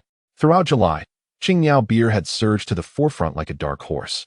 But it did not last long before Lan Jian and Shan Cheng, the local giants, began to catch up. Undoubtedly, these two had employed the same strategies as Chu Tianyao, and had even become more adept at promotional sales than Xingyao Distillery. As of mid-August, Qingyao beer sales had already dipped to an average of 10,000 boxes per day. And with the ongoing competition from several other brands, their sales continued to decline. It was estimated that maintaining a daily sale of 7,000 boxes by the end of the month would be considered a success. In other words, after barely a month, the sales of Qingyao beer are poised to be halved. If no countermeasures are implemented, at this rate, within 2 months, Qingyao beer will be entirely pushed out of the Luzhou beer market. The mere thought of this leaves Luo Jin and his associates in a state of anxiety. After all, the idea of promotional sales was initially theirs, and now it is being wielded against them by outsiders, which is quite frustrating. However, there is no need for haste. Since sales are declining, they shall preemptively reduce the production of Qingyao beer, allocating half of the production line for new product development. Holding the phone, Chu Tianyao continued to speak to Luo Jin. "In September, we shall stage a remarkable turnaround." Upon hearing Chu Tianyao's words, Luo Jin felt a surge of determination. The new product Chu Tianyao referred to naturally pertains to Xingyao beer, and as one of the key figures behind its development, Luo Jin harbors substantial confidence in their new offering. After ending the call, however, a rare gravity clouded Chu Tianyao's expression. Although he had anticipated the vigorous efforts from provincial brands such as Blue Sword, he had not expected the situation to escalate so swiftly. Currently in Luzhou and unable to oversee the factory operations personally, he could only stew in impatience. The primary concern remains the lack of news from Lu Zhihua, which has rendered Chu Tianyao unable to extricate himself from this predicament. This performance must continue. On August 14th, precisely 5 days after Chu Tianyao signed the contract with Wang Wenbin and others, it became evident that they were pressing for the promised transfer of production equipment and personnel from the Jingxing Xingda Group. Maintaining a facade of calm, Chu Tianyao could only devise temporary excuses. He understood that if he delayed any further, Wang Wenbin and the others would begin to harbor suspicions. The reason they had not yet doubted Chu Tianyao is that he had not touched the 50 million on his account. That very night, after socializing with Wang Wenbin and the others and returning to the hotel somewhat inebriated, the phone by his bedside rang. The caller was none other than Lu Zhihua, whose call Chu Tianyao had long awaited. "The evidence is irrefutable. We have begun to close in." Lu Jihua's voice conveyed a sense of exhaustion and excitement, clearly indicating the efforts he had expended to investigate Wang Wenbin and his associates. Wonderful. This charade can finally come to an end. In recent days, Chu Tianyao had strained to keep Wang Wenbin and his cohorts unsuspecting, and at this moment, he could finally breathe a sigh of relief. Thank you for your hard work, Tianyao. Upon hearing Chu Tianyao's words, Lu Jihua added, I fear that once Wang Wenbin and his group learn the truth, they may seek revenge against you. The hotel is not safe. I have dispatched someone to collect you. Chu Tianyao nodded. Indeed, what Lu Jihua suggested could very well be the case. Wang Wenbin and his group are capable of anything, and if they discover that the counterfeit drug business has encountered trouble, they will undoubtedly flee at the first opportunity, demanding that Chu Tianyao return the 50 million. In such a scenario, should Chu Tianyao refuse, one can only speculate on their potential actions. After exchanging a few words with Lu Jihua, as soon as the call ended, Chu Tianyao began to pack his belongings. At 9 in the evening, he departed from the hotel, escorted by Lu Jihua's associates to a secure location. Meanwhile, in the hotel, Su Qing had meticulously adorned herself, determined to cultivate a deeper connection with Chu Tianyao. However, despite her persistent knocking on his door, it seemed that no one was inside. How peculiar, she thought. I distinctly returned with him. Where could he have vanished? Having left Wang Wenbin's dinner party together, it had been less than an hour, and she found it strange that Chu Tianyao was absent from his room. Could it be that he was intentionally avoiding her? A sense of inexplicable disappointment washed over Su Qing. Chapter 80. A sleepless night at 10 o'clock, in an opulent villa, Wang Wenbin, clad in pajamas, sat in his study and answered a call from his brother, Wang Yan. What is it, brother? Why are you calling me at such a late hour? Wang Wenbin responded, a hint of impatience in his tone. Brother, something has gone awry in Zishui City. What? Wang Wenbin's expression shifted dramatically upon hearing his brother's voice. Just an hour prior, Wang Yan had suddenly lost contact with several trusted associates in Zishui City. Puzzled, he had enlisted someone to investigate, only to discover that the so-called food factories owned by his family had been shut down overnight due to quality inspection issues. Strangely, not only had the factories been sealed, but all the workers and management personnel had also been secretly taken away, with no whispers of the incident escaping. Had it not been for Wang Yan's prior arrangements in Zishui City, they might still be in the dark. Realizing the urgency of the situation, he promptly called his elder brother. At this moment, even Wang Wenbin could not fathom how his counterfeit drug business had come under scrutiny, especially given the apparent premeditation of the opposing party. Could it be that an insider had betrayed him? Wang Wenbin pondered, but quickly shook his head. Those aware of the operation had all participated in the counterfeit drug trade. No one would be foolish enough to implicate themselves. Unable to grasp the crux of the matter, Wang Wenbin understood that the foremost concern was not his illicit business, but rather his personal safety. If the other party had indeed been plotting for some time, they might have long set their sights on him. With that thought, a glimmer of determination sparked in Wang Wenbin's eyes. Yoan, immediately gather people to find Chu Tianyao at the hotel. No matter the means, we must retrieve that 50 million. We need to leave Lucy City tonight. Regardless of whether he was being watched, once the counterfeit drug operation was exposed, it would inevitably lead back to him, prompting Wang Wenbin to contemplate an escape. And for that, he required substantial funds, preferably in easily transportable cash. Brother, what if that young man refuses? Wang Yan expressed his concern from the other end of the line. Upon hearing this, Wang Wenbin's expression darkened, and he coldly remarked, if he dares to refuse, we shall take him along as well. The 50 million still resting in Chu Tianyao's hands was currently the most troubling matter for Wang Wenbin. After all, only Chu Tianyao could access that sum. He wanted to compel Chu Tianyao to relinquish the money, but for now, he could not afford to take any action against him. I know what to do, Wang Yan replied on the phone before hanging up. As the line went dead, Wang Wenbin sat in his study, feeling somewhat flustered. He had long anticipated that the counterfeit drug business would not endure, and thus he intended to seize this opportunity with Chu Tianyao to extricate himself completely. However, he never imagined that troubles would arise at such a critical juncture. Ironically, he had also injected a substantial amount of capital into Chu Tianyao's account. The liquidity of the Wang Group had been nearly drained by him, and now, fleeing with the funds seemed nearly impossible. He could only hope that Chu Tianyao would recognize the situation and obediently return the money that rightfully belonged to him. In Lu City, at the Jela community, Chu Tianyao was taken aback that Lu Jihua had arranged for him to stay at his home. Chu Tianyao understood the implications of Lu Jihua's actions. This case was intricately connected, and if Lu Jihua brought him to the precinct, it would inevitably entangle him further. At the Lu residence, Kai Shuiqin and her daughter were not surprised by Chu Tianyao's unexpected late-night visit, as Lu Jihua had called half an hour prior to inform them of Chu Tianyao's overnight stay. Although the reasons were unclear, Kai Shuiqin held a favorable impression of Chu Tianyao and was naturally very welcoming. However, Lu Qiuyu was taken aback to see Chu Tianyao arriving at their home in the dead of night. Unable to sleep, she decided to join him in the living room to watch television. Seeing the two in the living room, Kai Shuiqin quietly closed her bedroom door, granting them ample space. "Why did my dad send you over here at this hour?" Lu Qiuyu inquired, seemingly uninterested in the television program, her gaze fixed curiously on Chu Tianyao.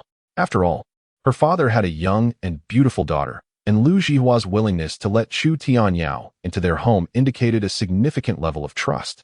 It was precisely this trust that sparked Lu Qiuyu's curiosity. Noticing the intrigue in her large eyes, Chu Tianyao jokingly responded, "Perhaps Uncle Lu thought I might be lonely and wanted me to find some company." Although it was a jest, Lu Qiuyu's cheeks flushed at his words, and she playfully tossed a cushion from the sofa at him. "You are truly shameless," she retorted. Lu Qiuyu had always suspected that there was something her father was concealing from her regarding his relationship with Chu Tianyao. Ever since Chu Tianyao's last visit, Lu Jihua had been absent from home for several consecutive days, claiming to be busy with work, yet the specifics of his work remained unknown to the family. The more reluctant Chu Tianyao was to divulge information, the stronger Lu Qiuyu's curiosity became, prompting her to press him further. "Come on, what little secret are you hiding with my dad? Even you know about it, yet he has chosen to keep it from me, his own daughter." As she spoke, Lu Qiuyu clasped her hands around Chu Tianyao's arm, persistently pressing for answers. On this sultry summer evening, she remained blissfully unaware that she was clad in a flimsy short-sleeved shirt, and her movements brought her almost entirely against him. Sensing an unusual warmth emanating from their proximity, Chu Tianyao felt an immediate pang of alarm, hastily conceding, all right, just let go." His expression shifted. Should Kai Shuiqin witness this scene, it would undoubtedly lead to misunderstandings, complicating his future interactions with old Lu. At this moment, witnessing Chu Tianyao's complete capitulation, Lu Qiuyu finally released her grasp, a triumphant smile spreading across her face. It became evident that her ignorance was feigned, for she had intentionally maneuvered the situation. Having spent time abroad, Lu Qiuyu was decidedly less reserved than Lu Na. "Speak up quickly. If you dare withhold anything, I won't let you off lightly." Noticing that Chu Tianyao had deliberately distanced himself, she placed her hands on her hips and promptly settled beside him in a cross-legged position. Faced with her relentless pursuit, Chu Tianyao had no choice but to relent. "Are you familiar with the Wang Group?" "Yes, it's the largest enterprise in Lu City. My father has mentioned it."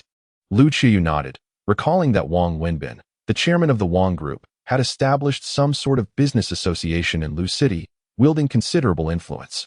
"Since you are aware of the Lu City Business Association, allow me to share a story." Chu Tianyao, cloaked in an air of mystery, tantalized Lu Qiuyu with a hint of intrigue before recounting how he had transformed into a wealthy scion in the capital, securing 50 million in funding from Wang Wenbin and others through the project involving the Chinese soft-shelled turtle. Naturally, he selectively omitted certain unnecessary details from the tale. Yet, even with his omissions, as he narrated the story, Lu Qiuyu, despite being a woman of the world, could not help but stare in astonishment, her mouth agape. "So, you deceived Wang Wenbin and his associates out of 50 million? In the living room, she gazed at Chu Tianyao, momentarily bewildered. "What do you mean by deceive? I never touched a penny, and I acted to prevent them from absconding with the funds," he retorted, casting a sharp glance at her before continuing. "If I am not mistaken, Wang Wenbin is likely searching high and low for me. But what do you gain from all this effort?" Lu Qiuyu regarded Chu Tianyao with curiosity, finding his motivations puzzling. She had always perceived him as a straightforward businessman, one who operates solely for profit. However, after digesting the entirety of his tale, she sensed that his actions lacked a compelling rationale. Even if he were to dismantle the Wang Group and the Lu City Business Association, it appeared to offer no tangible benefit to his own Xingyao distillery. "Your vision is limited. Your aspirations are too small." With a critical glance cast upon Lu Qiuyu, Chu Tianyao finally spoke, setting aside the existence of the Wang Group. It is a malignant tumor within the entire business community of Luzhou. The illicit drug trade orchestrated by Wang Wenbin and his associates has victimized numerous innocent citizens over the years. At this point, Chu Tianyao regarded Lu Qiuyu with a serious expression. First and foremost, I am a citizen of Huaxia. Only thereafter am I a businessman. The heinous deeds committed by Wang Wenbin warrant my utmost effort to see them brought to justice, to prevent further suffering inflicted upon the populace. Rarely did Chu Tianyao express such earnestness before Lu Qiuyu, and his words resonated with conviction. Under the weight of his critical gaze, Lu Qiuyu felt her cheeks flush with a hint of guilt. She had initially perceived Chu Tianyao as nothing more than a consummate businessman, yet in this pivotal moment, he had chosen to risk his life to expose the malefactions of Wang Wenbin and his cronies. I apologize. I misjudged you, Lu Qiuyu earnestly conveyed to Chu Tianyao. It's quite all right. Individuals like us grow accustomed to being misunderstood. You need not feel remorse. Chu Tianyao waved off her concern nonchalantly. He had not mentioned any of the benefits promised by Lu Zhihua to Lu Qiuyu.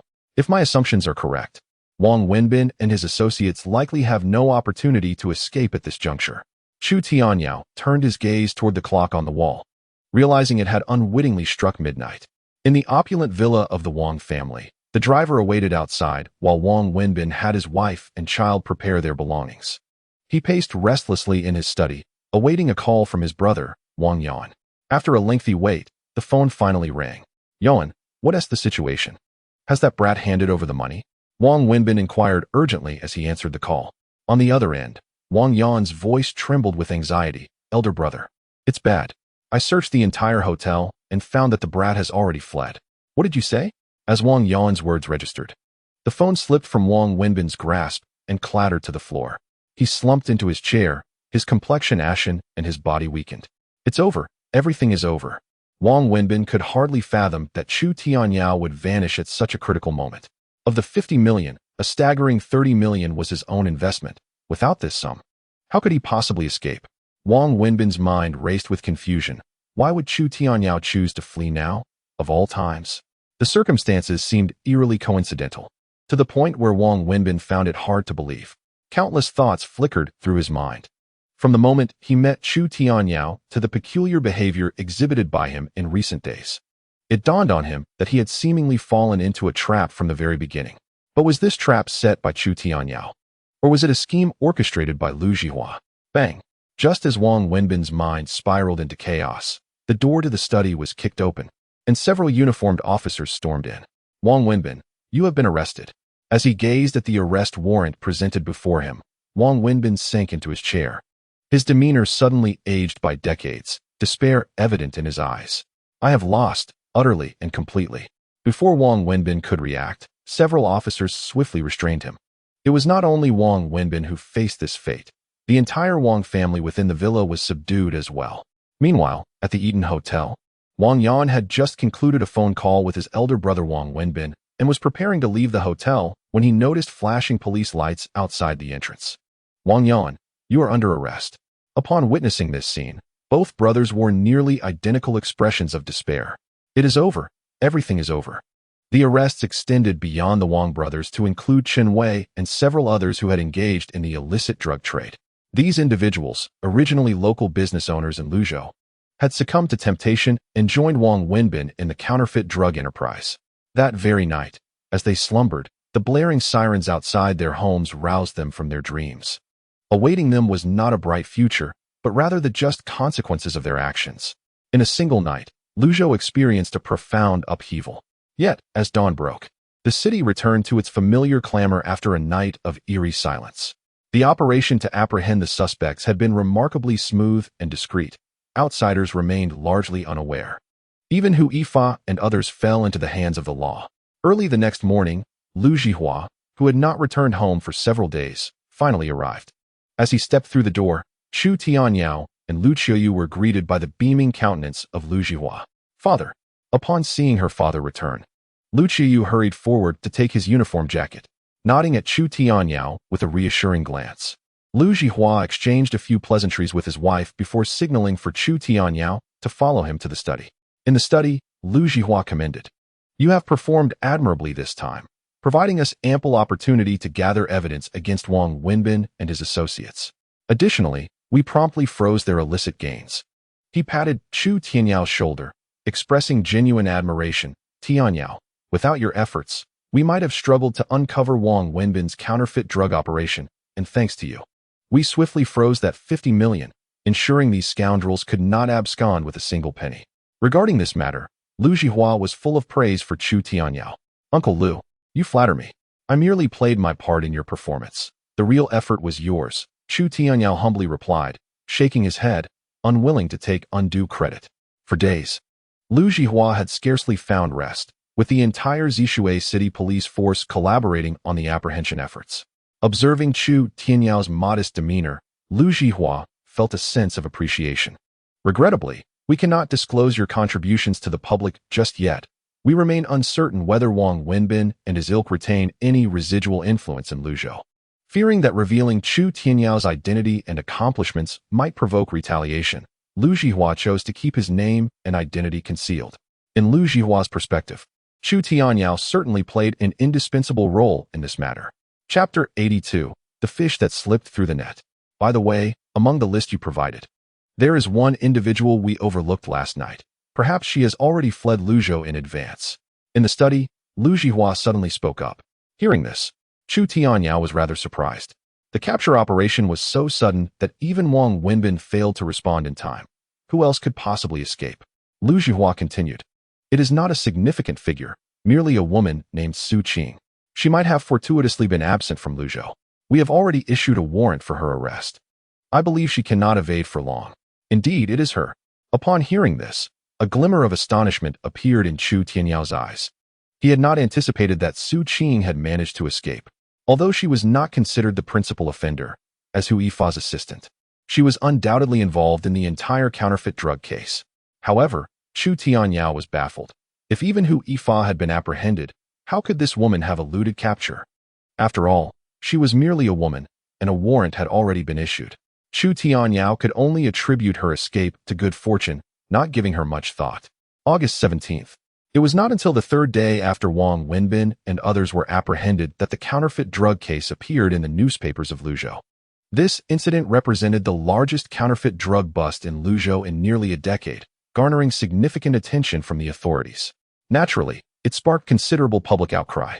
The populace denounced Wang Wenbin and his associates, while many business owners who had suffered at their hands applauded the turn of events. With Wang Wenbin's downfall, the Luzhou Chamber of Commerce was rendered virtually defunct, heralding monumental news for the business community in Luzhou. For Chu Tianyao, as Wang Wenbin's enterprises were seized, another piece of good news emerged. The court announced the confiscation of Wang Wenbin's illicit gains, which encompassed not only the 50 million but also the properties held under Wang Wenbin and his associates' names, all of which would soon be auctioned off. Chu Tianyao inquired into the properties set for auction and discovered that they included 2 breweries he had recently acquired. In a hotel room, Chu Tianyao, in the restroom, burned his counterfeit identification and documents prepared by the one-eyed Zhang, reducing them to ashes and flushing them down the toilet. With this, the matter could finally be deemed settled. The 2 years of interest-free loans were well worth the effort he invested in assisting old Lu. Watching the ashes swirl away in the toilet, a smile crept across Chu Tianyao's face. He had been troubled by a lack of funds to bid on those 2 breweries. Now, having secured a 2-year interest-free loan, he intended to use the industrial land he had just acquired as collateral at the bank. He calculated that it could be mortgaged for at least 3.5 million, more than sufficient for the auction of the 2 breweries, with the remaining funds earmarked for immediate investment and production. After all, once the Xingyao beer is launched, it must be mass-produced immediately. Relying solely on the 2 facilities of the Xingyao Brewery in Yongning County is proving somewhat inadequate. It is nearly time for a return to Yongning. I still need to find a few assistants for matters in Luzhou. Chu Tianyao calculated the time remaining until the auction of Wang Wenbin and others' assets, which is just about a week away. Having idled in Luzhou for over 10 days, he decided it was time to return. Resolute in his decision, Chu Tianyao made a call to Lu Zhihua to bid farewell and set off early in the morning back to Yongning. At the same time, not far from Luzhou in Long County, a rustic woman with unkempt hair was pushing her way into a train carriage amidst the bustling crowd at the Long County train station. Have you heard? A major case has been cracked in neighboring Luzhou. The newspapers reported this morning that several large enterprises there have been sealed off for allegedly dealing in counterfeit medicine. Within the crowded carriage, a few passengers were animatedly discussing the newspaper in hand. At that moment, a silent woman in the corner suddenly lifted her head and, in a thick rural dialect, asked, "Brother, may I borrow your newspaper to have a look?" The man holding the paper was momentarily taken aback. Glancing at the woman before him, he handed over the newspaper. "Miss, can you read?" The woman, clad in patched clothing, clearly hailing from a remote area, elicited a mix of curiosity and teasing from the others, who were surprised that this rural woman could read the newspaper. Ignoring their jests, Su Qing focused on the paper in her hands, her murky eyes filled with profound shock and despair. Everything had come to an end. Just as she had foreseen in her bleakest imaginings, almost everyone, save herself, had been captured. Her escape was largely thanks to Chu Tianyao. When she had gone to seek him out, she sensed something amiss. Connecting the dots with Chu Tianyao's sudden change in demeanor and his earlier inquiries about Wang Wenbin and Hu Yifa, Su Qing felt a looming crisis. Shortly after Chu Tianyao departed, she too fled the hotel, evading capture while discreetly observing the unfolding events. It was only 2 days ago, having found it impossible to remain in Luzhou, that she hitchhiked her way to Long County, exhausting her funds to purchase a new set of clothes from a woman selling eggs, and planned to disguise herself and leave Sichuan province by train. On the journey, Su Qing even caught sight of her own wanted notice, which heightened her caution, compelling her to speak in her hometown dialect. As for how she could still board a train despite being wanted, the reason was one that even Chu Tianyao might not have anticipated. Not to mention, even Hu Yifa, who had accompanied her for years, could not have guessed it. Su Qing was not her true name. Even her identification was forged. Her true name is Su Qing. Hailing from the rural outskirts of Gui province, she ventured into the workforce in her teenage years and later joined a pyramid scheme that brought her to Chuan province. A couple of years ago, she inadvertently crossed paths with Hu Yifa, which led her to yield to him. Though Su Qing lacks formal education, her beauty is striking, and over the years, she has learned to adorn herself. Coupled with her fluently practiced Mandarin, it is no wonder that no one could fathom her humble beginnings. Little did you know, Chu Tianyao, that you managed to deceive everyone. The newspaper in her hand crumpled into a ball, her veins visible as rage filled her eyes. Even someone as naive as she should comprehend the true architect behind it all, this man named Chu Tianyao. One day, she vowed, she would not let this man escape unscathed. Chapter 83. Return to Yongning in the city of Yongning County. Upon Chu Tianyao's return, his first destination was not the factory, but rather his home. When Luna saw him unexpectedly walk through the door, she could not contain her joy and rushed into his embrace. The old adage rings true, absence makes the heart grow fonder. Feeling the softness of the woman in his arms, Chu Tianyao's heart was warmed. "You promised to be gone only a few days. Why have you returned now?" Luna asked, somewhat vexed, lifting her head to question him. "I was delayed by unforeseen circumstances," Chu Tianyao replied with a gentle smile, raising the items he carried. "Look, I brought you a gift." At the mention of a gift, Luna's attention was immediately drawn to what he held. Not only had Chu Tianyao procured a gift for Luna, but he also had one for his sister, Chuhi. He then retrieved a beautifully wrapped box from the bag and handed it to Luna, a mysterious smile playing on his lips. "Quickly, open it and see if you like it." Upon hearing his words, Luna eagerly unwrapped the box. "Ah," she exclaimed, quickly closing it again. Her face flushed with embarrassment as she looked at Chu Tianyao. "Are you out of your mind? Why would you buy this for me?" Inside the box lay a black lace lingerie set, a symbol of modern sensuality in this era. For a woman as conservative as Luna, the thought of wearing it was daunting. In fact, it was a style she had never even encountered before. She couldn't help but wonder, would it truly look good when worn? And what about Xiaohe? Chu Tianyao still held another gift, naturally intended for Chuhi. She had recently gone on a graduation trip with her classmates, planning to visit Rong City, and it was noted that she had applied to Rong City University. Speaking of Chuhi, pride shone in Luna's eyes. It was a rare occasion for their family to have a university student, and as the sister-in-law, her heart swelled with happiness. Attending university had always been Luna's dream. Unfortunately, despite her commendable academic performance, family circumstances had forced her to abandon her studies prematurely. "Rong City University? Why didn't that girl consult me about it?" Chu Tianyao remarked, his brow slightly furrowed. Given Chu He's remarkable college entrance examination scores, even if she cannot attend a prestigious university in the capital, she should still be able to gain admission to some esteemed institutions along the coast. I have advised her on this matter. However, this stubborn girl insists on not wanting to stray too far from home, fearing that she may not be able to visit us frequently. Luna also chimed in with an explanation. Nonetheless, I believe that Rongqing University is a commendable choice as well. It would be concerning for a young woman like Chu He to travel such a distance for her studies. Clearly, Chu He's decision to attend Rongqing University was made with Lu Na's consent. Observing this, Chu Tianyao felt quite helpless.